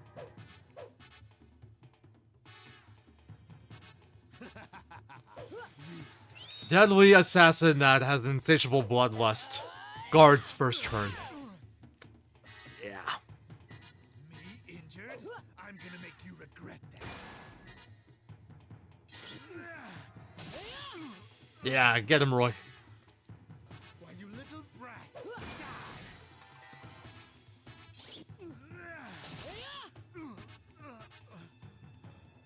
Why, you little brat. I'll put you in your place.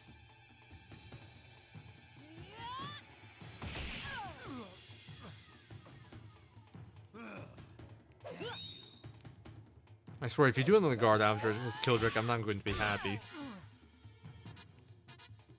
Me injured? I'm gonna make you regret Alright. 6th turn, not too bad. Pretty standard. Ridiculous. Me being beaten by this little brat.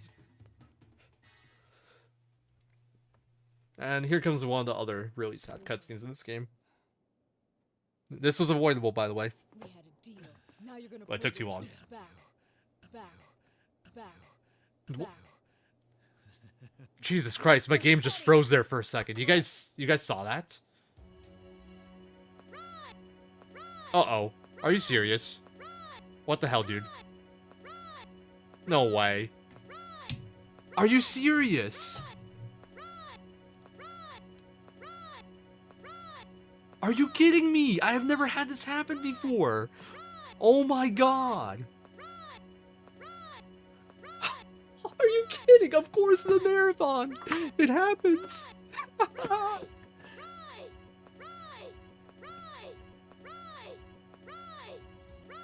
Do I try to let it rock? I get some movement every now and then.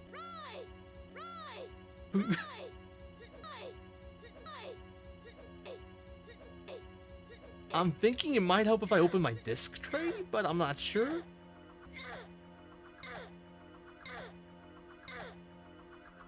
This is, by the way, this is a 2.5 minute long cutscene. So if it goes this slow, it's gonna take a while. By the way, I mentioned earlier that there's a certain cutscene that I can't, that lags out on me in 108 star, and I avoid it. Because I avoid it in any percent. It's actually the cutscene that you do if you choose the other option and run away from the castle. So there's no getting past this.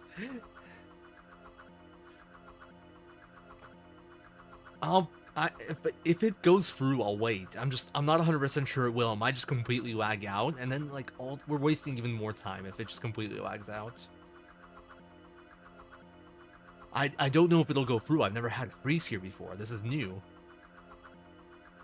It's stuck on the whoosh. What is going on, man? Marathon luck. It's real. I saved the game a little bit before this, but if it's crashing here, it's probably going to crash again. It was like 10 minutes ago. Maybe a bit less. It's like 2 war battles ago, because it was like the last spot where I can save. It was the last spot I could save, essentially, without like leaving after the first war battle and coming back. So I could just reload the save. I'm not sure if I should let it rock or not. Where's your honor? Okay, there we go. It's going now.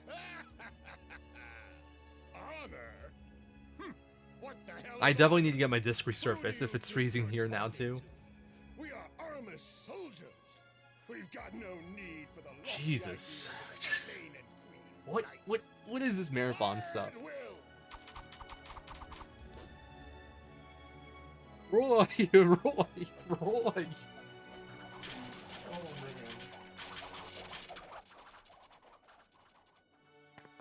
Marathons are cursed, guys. I'm telling you. I'm not really worried about it in other spots. And honestly, I saved right before this. Like, I did the earliest, like, the last possible save before this without making a big side trip for it. So I probably should save more often, but this was not a case of me not saving more often. I saved in the best possible place before this. equipped. Hold on. You tried to be the hero. I'm gonna put that clip in my Discord. Idiot.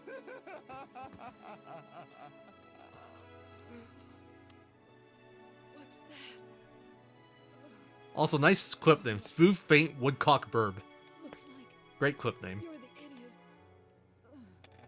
Oh yeah. They made it. F for Roy. Poor guy deserved better.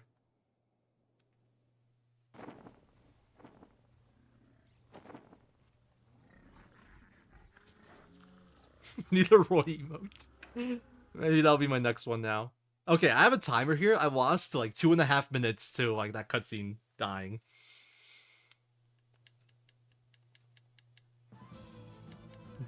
I mean, honestly, the real loss was my heart. This run is giving me heart problems. I'm gonna be like a Roy if it keeps going like this.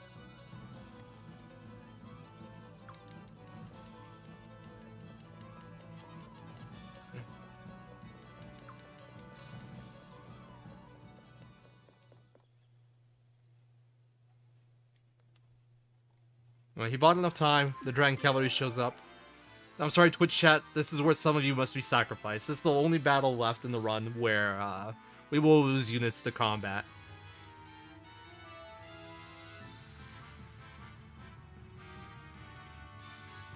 The stick has a friend now. Oh no.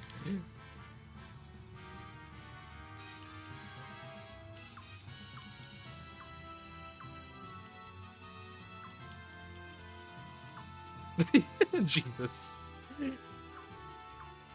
Oh, you guys are making my night here. You bought enough time. Yeah, no cap. That's the most time he has ever bought.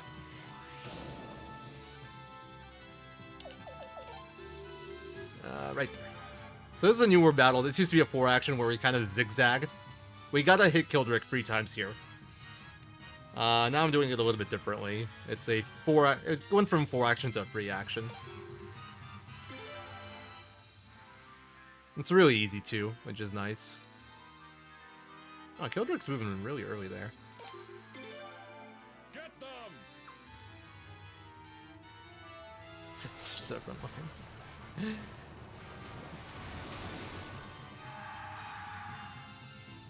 But yeah, it's a pretty cool battle. You lock Kildrick in the corner here, and you just beat him down until we wreck him. Once he loses half his HP, the battle's over.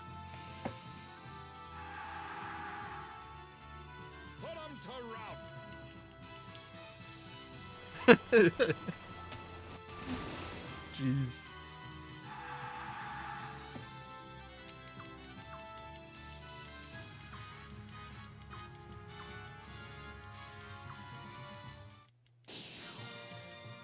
So how many of Twitch chat were sacrificed?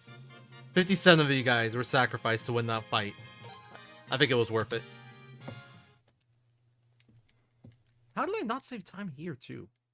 On that specific war battle, considering what I'm doing now is faster, I don't know why I didn't save at least like a second or two. It's weird.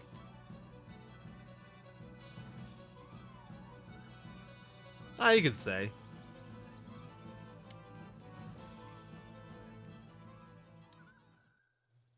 Had to happen. You guys and Roy did not die in vain.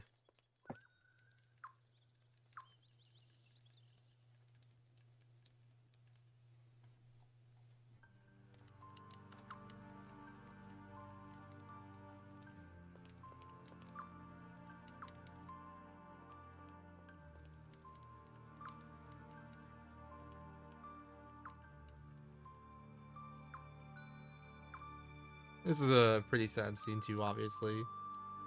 But Phelan says Roy was protecting you, as in Leon. And asked her to promise him that promise her that she'll remember him forever and ever. But essentially what Phelan is saying there is that Roy did that to protect Leon, because Leon was still in the infirmary. Like, she couldn't be moved. So he did that to buy more time, so they could defend the castle, so he could protect her. Destroyer, jeez. Nice pathing there by me. I couldn't decide which entrance to use, so I just used none of them. Alright, I'm gonna make a save now, just because, like, if I get frozen in that cutscene again, GG.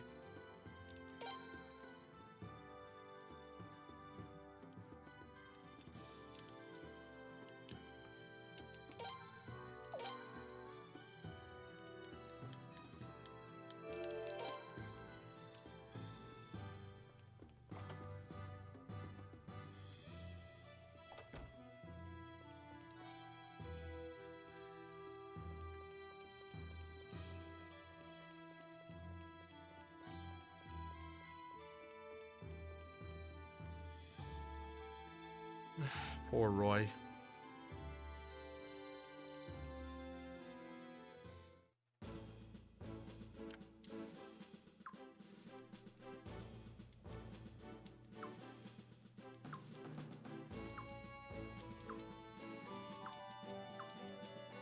So, Craig tells us what happened here. Essentially what happened is, Dolph, broke into Gordius and got to the dragon, eggs. The dragon force eggs.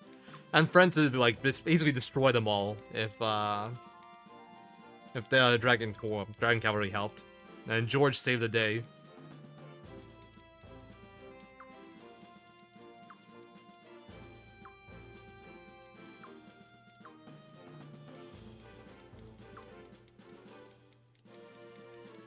And this is where George starts simping for Miki, so I don't know if this is a translation issue or something.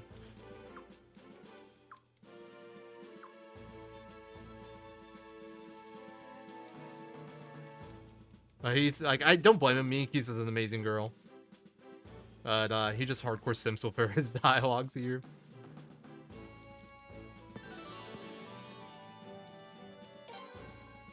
As much as I hate that word, I feel like it's okay. It's not that accurate, honestly. It's dialogue there is a bit weird in terms of Miki's.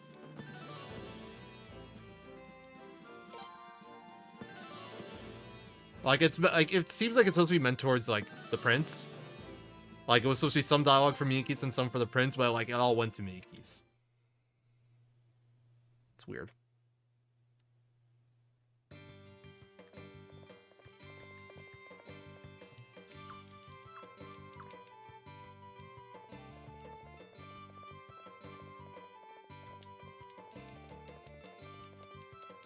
Yeah, this is Shoavalia. He was the one that was supposed to attack Estrice. And then, like, that's the soldiers literally just, like, thanking the innkeeper for the meal. They're like, everyone's getting along, everyone's being polite. There ain't really any invading going along. It's true. It wasn't a win without loss. Roy bought a lot of time, a lot more than usual.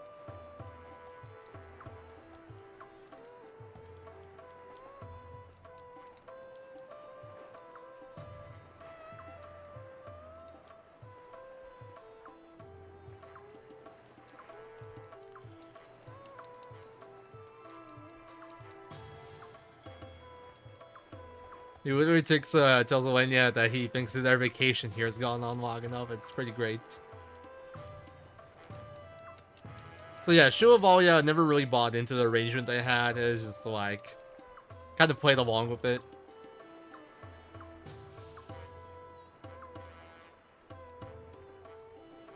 But it's just like with Elena, Arms has their own like generals, their own politicians who have their own opinions on things, and Shoavalia didn't agree with the decision to help Gazelle, Godwin's here, at all.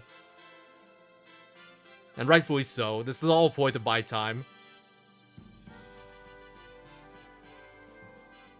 From the Godwins, not just us. We were buying time for Dragon Cavalry to get there, but this whole unity, like, this whole asking Arms for help and attack, it was a ploy by the Godwins to buy more time to research the Sun Rune.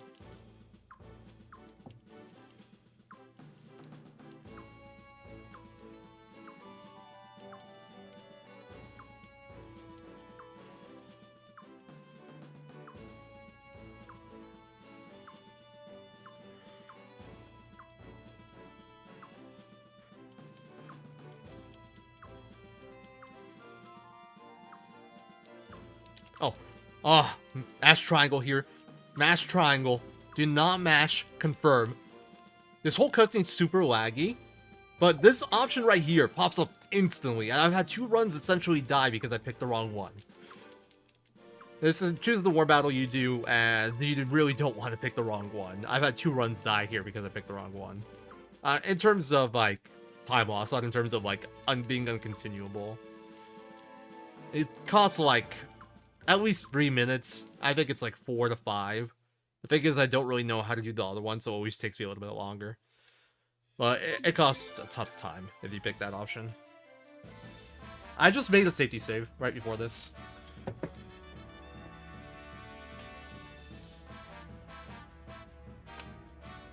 Yeah, I think I'm at 4 exactly, Winter Mutes. I keep on forgetting to go to sleep. I kept on picking the wrong option to go to bed. Because I'm tired. I'm like, if I can't go to bed, the prince can't go to bed either.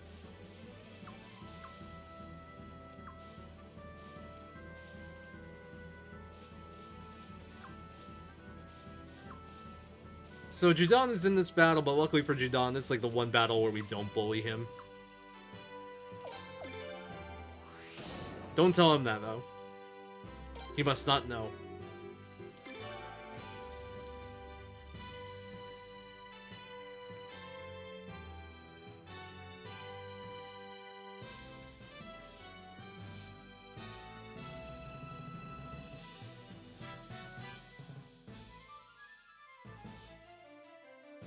I wish I could. I don't really have the setup for it at the moment. This is a battle that, like, and bullying him doesn't do anything for me here, sadly. Otherwise I would. Oh my god, I'm drawing a blank on my position. I'm just gonna look at my damn notes. Right here, treetop. Yeah, that's it. I had it right. It doesn't even have to be that precise. I could have just, like, clicked and adjusted if need be, but whatever.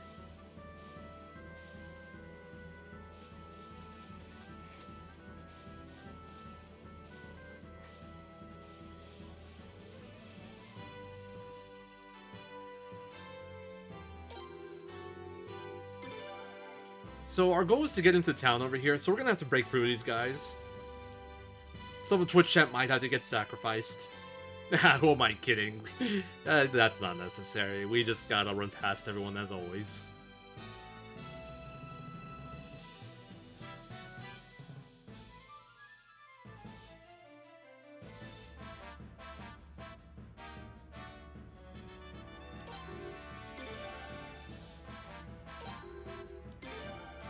There we go. Easy peasy.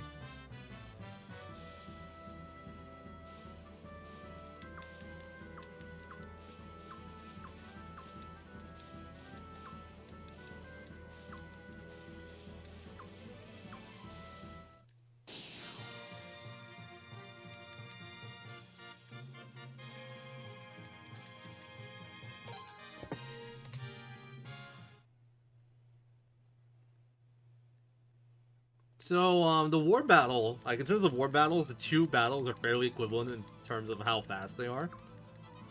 I'm actually not sure which one is faster, but what you do after the war battle is way faster if you pick this one. That's why we do it this way. That's why we select this one, rather. Kathari and Phelan.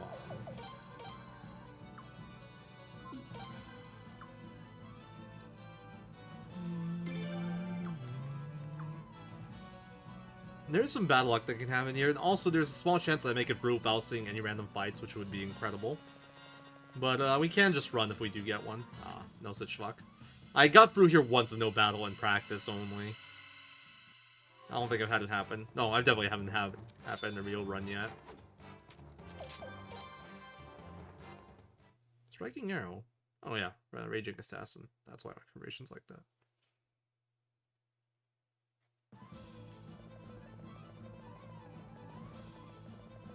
No, I gotta try just using Striking Arrow and see if the battle might auto-end when I beat Judan. I really doubt it. But there are fights sometimes like that where you just have to beat, like, the main enemy. It happens in Suikoden 2 when you fight Lucia with 2 out of 3 Crying Soldiers. You just gotta beat Lucia, you don't have to beat the Crying Soldiers. So maybe I should test that at some point.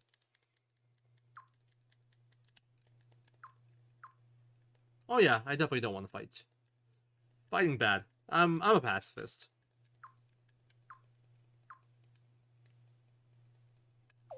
I'm a pacifist. Prepare to die, Jidan. But yeah, I'm a pacifist. I try to avoid fighting. Jidan, I'm about to kill you.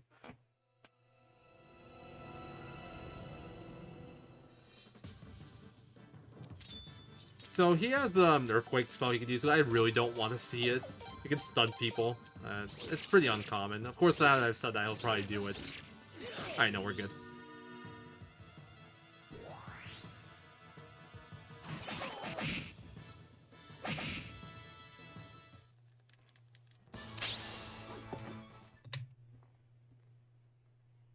Good fight. And yeah, I'm a pacifist. I'll kill this guy, though. But generally speaking, I'm a pacifist. It's just faster to tell him to prepare to die. If you tell him it's just like give up or whatever, he gives you a big old conversation and same result.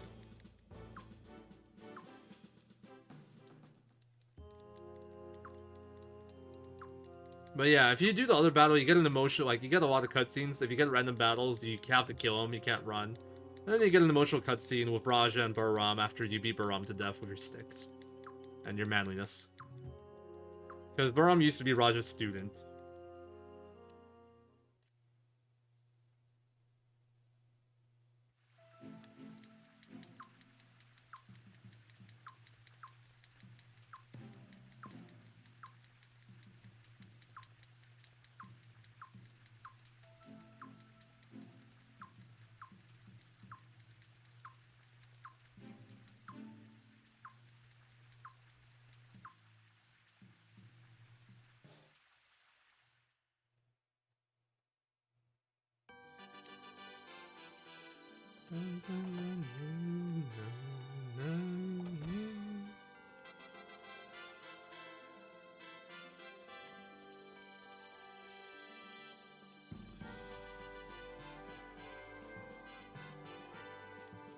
Dude, who baked bread?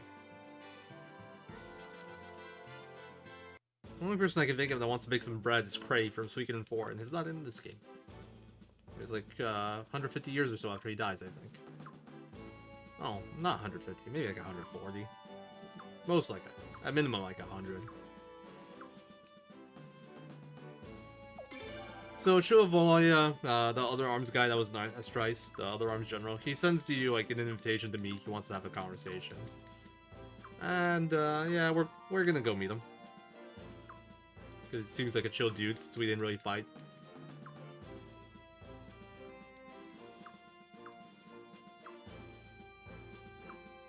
And Lucretia wants to come along. CS and Lele are kind of sus on Shivalia, so they're like, yeah, we're coming too. We'll protect you. We'll kill the guy if he tries anything. Can't imagine that would be good for international relations, but it is what it is.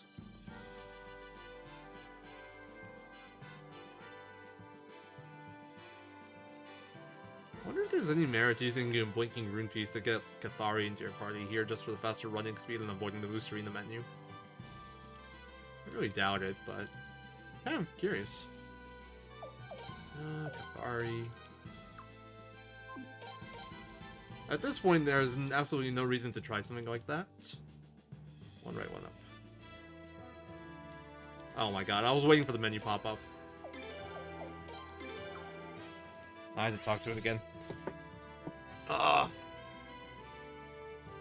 gotta time that, actually. I can pick up the one in Dorat. The thing it's kind of hard to quantify because it depends on whether or not they get random battles. It's, yeah, that's the problem with it. You can't really quantify it properly because you don't know whether or not you would have gotten the random battle. You can't know. And like both the Blinking Rune pieces I can pick up, like there's three accessible ones really along the way. Now like we will always get, and I need to have 2 for a late game thing. So that leaves 1 more I can pick up. And then the question is, if I like, is it worth it if it gives me a battle? And is it worth it if it doesn't give me a battle? Because I'll have to pick it up in an area where I can get random battles. That's assuming it even saves like a notable amount of time, which I don't know if it will. It's an interesting idea.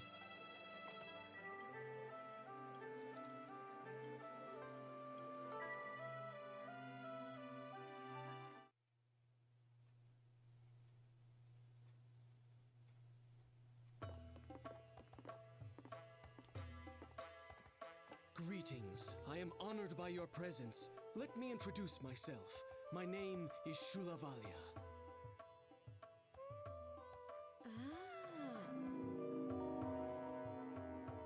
It is a pleasure to meet you. I am Lucretia, the prince's tactician. Sure is easy on the eyes. Huh, there she goes again. I'm sorry, this is my bodyguard, Nifsara. Please, pay no attention to what she says.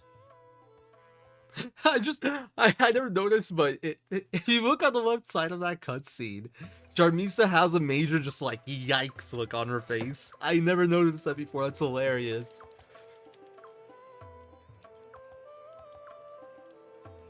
She's just like in the background of a big old yikes look on her face from what Nifsara is doing.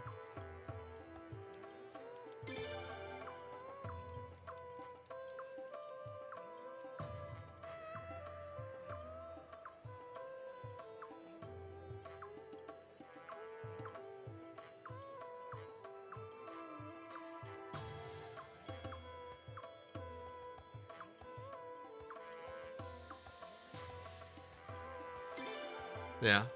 Basically gives you a lot of background here about why like Arms joined up with them. So the Godwins promised them the Barrows territory if they helped them fight you. Eventually they realized though that was an empty promise and they were just buying time to research the Sun Rune, and once they had control of it they were never gonna give up any land at all. So eventually the Arms Council realized that and they sent Shula they asked Shula to assist you. To just like deal with the Godwins, because yeah, the Godwins are assholes and they don't want them in power. So Shulavalia, Sharmisa, and Nifsara joined your cause along with their army. That's like the last person we meet. That's like new.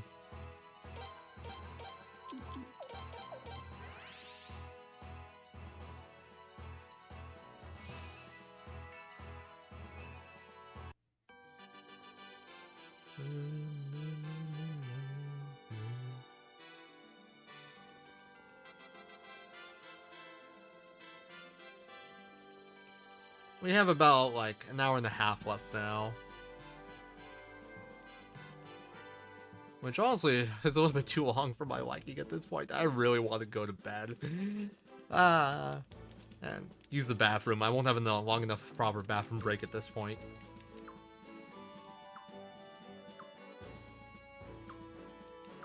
Alright, so we get some confirmations of Twilight runes from our scout being used in Stormfist. We're deciding on whether or not to attack Solflena or Stormfist next, but because of Twilight rune, we're gonna go Stormfist first. We're gonna do that. I'd say it's a very short casual play. At least a speedrun. I think the speedrun's a very short casual play, pretty much. I hope you guys have been enjoying this Let's Play here at Really Longathon. No, Rossi floats. That's her thing. She floats. You'll see it in a bit more detail in about like 15 minutes. I can't handle another audio glitch now. It wasn't an audio glitch. It was a game like crashing. Like my heart can't take it at this point.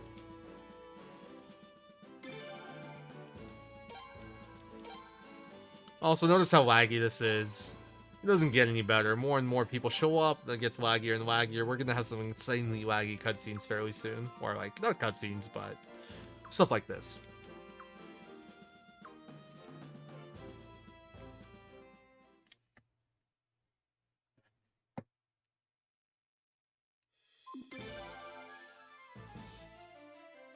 Set up for a war battle, don't be ridiculous. Why would I do that? I just realized. I used the exact same tree pattern as a visual marker that I used in a different battle. But it's not the same area. It just so happens to have the same visual marker. It's kind of funny. It's like, a little bend in the trees. Like, the first tile I'm gonna move to right here. Alright, let's go Twitch chat. We got this. Like, this right there is just like for the Dorat battles. This little same bend. Is there, like, rocks over here? Nope. There's rocks in Dorat battle there. I'll go fight a little pond. I mean, it's just the trees here. I don't think it's that much of a reuse. But it looks incredibly similar to Dorat. There might be some overlap. You got the, yeah, you got the water behind too. It looks a lot like Dorat, but it's not quite the same. Alright, Twitch chat, I believe in you guys. This will be an easy win.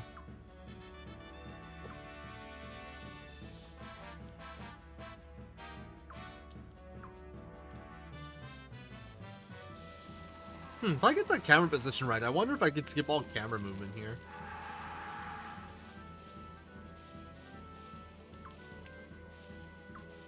Alright, this doesn't count, by the way. This is not Twitch chat casualties. This is like a Twitch chat from another channel. Because that technically counted some losses towards us, I think. Oh no, not really. My army count hasn't changed. Alright, we can go. Let him get a little closer before we move. Should we get enough?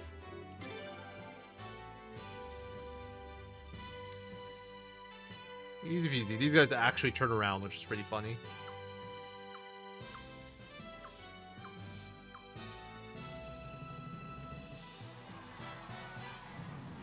And Twilight Rune gets used on us, and we're like, oh shit, it actually hurts this time. And we end up kind of falling back after. Last time this happened, it was Elenia using it, and she was a terrible wielder, so we just didn't care. Now it's like, that actually hurt. Don't worry though, you see the number didn't go down, so Twitch chat's safe. See, no casualties, no losses. We're safe.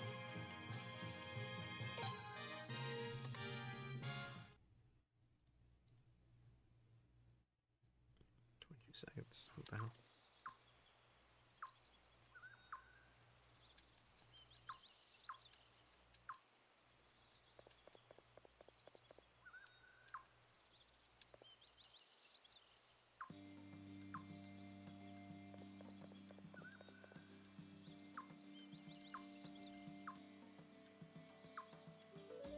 Hey, Shootin's back. Remember the character from the first hour of the game? He's made his return.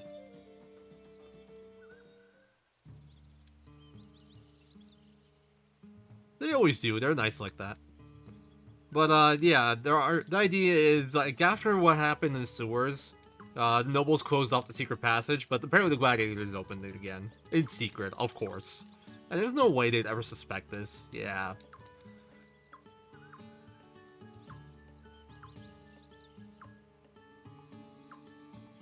Well, it's right for the best. The first hour is mostly prologue. Oh, jeez, that's harsh, BS Ben.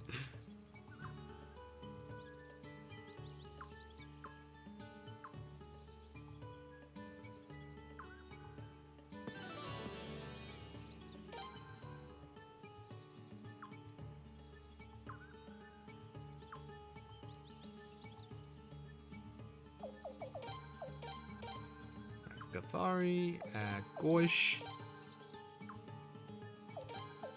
Dine, Pavon.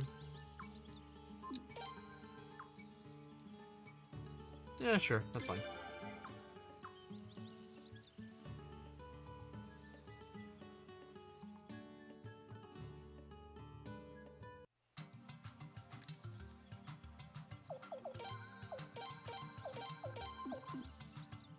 Do that quick menu there, swap Jun Zerase out for actually useful people.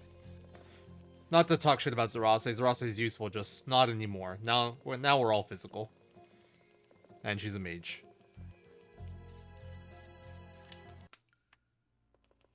Oh, I actually got no battles there. That's pretty rare. Usually get one. I've seen two before, which just tilts you to hell because 2 battles there is just ridiculously unlucky.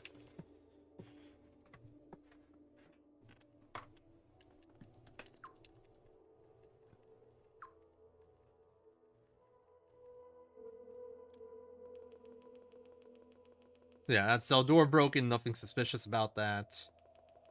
And we're gonna go out to the arena because the door over at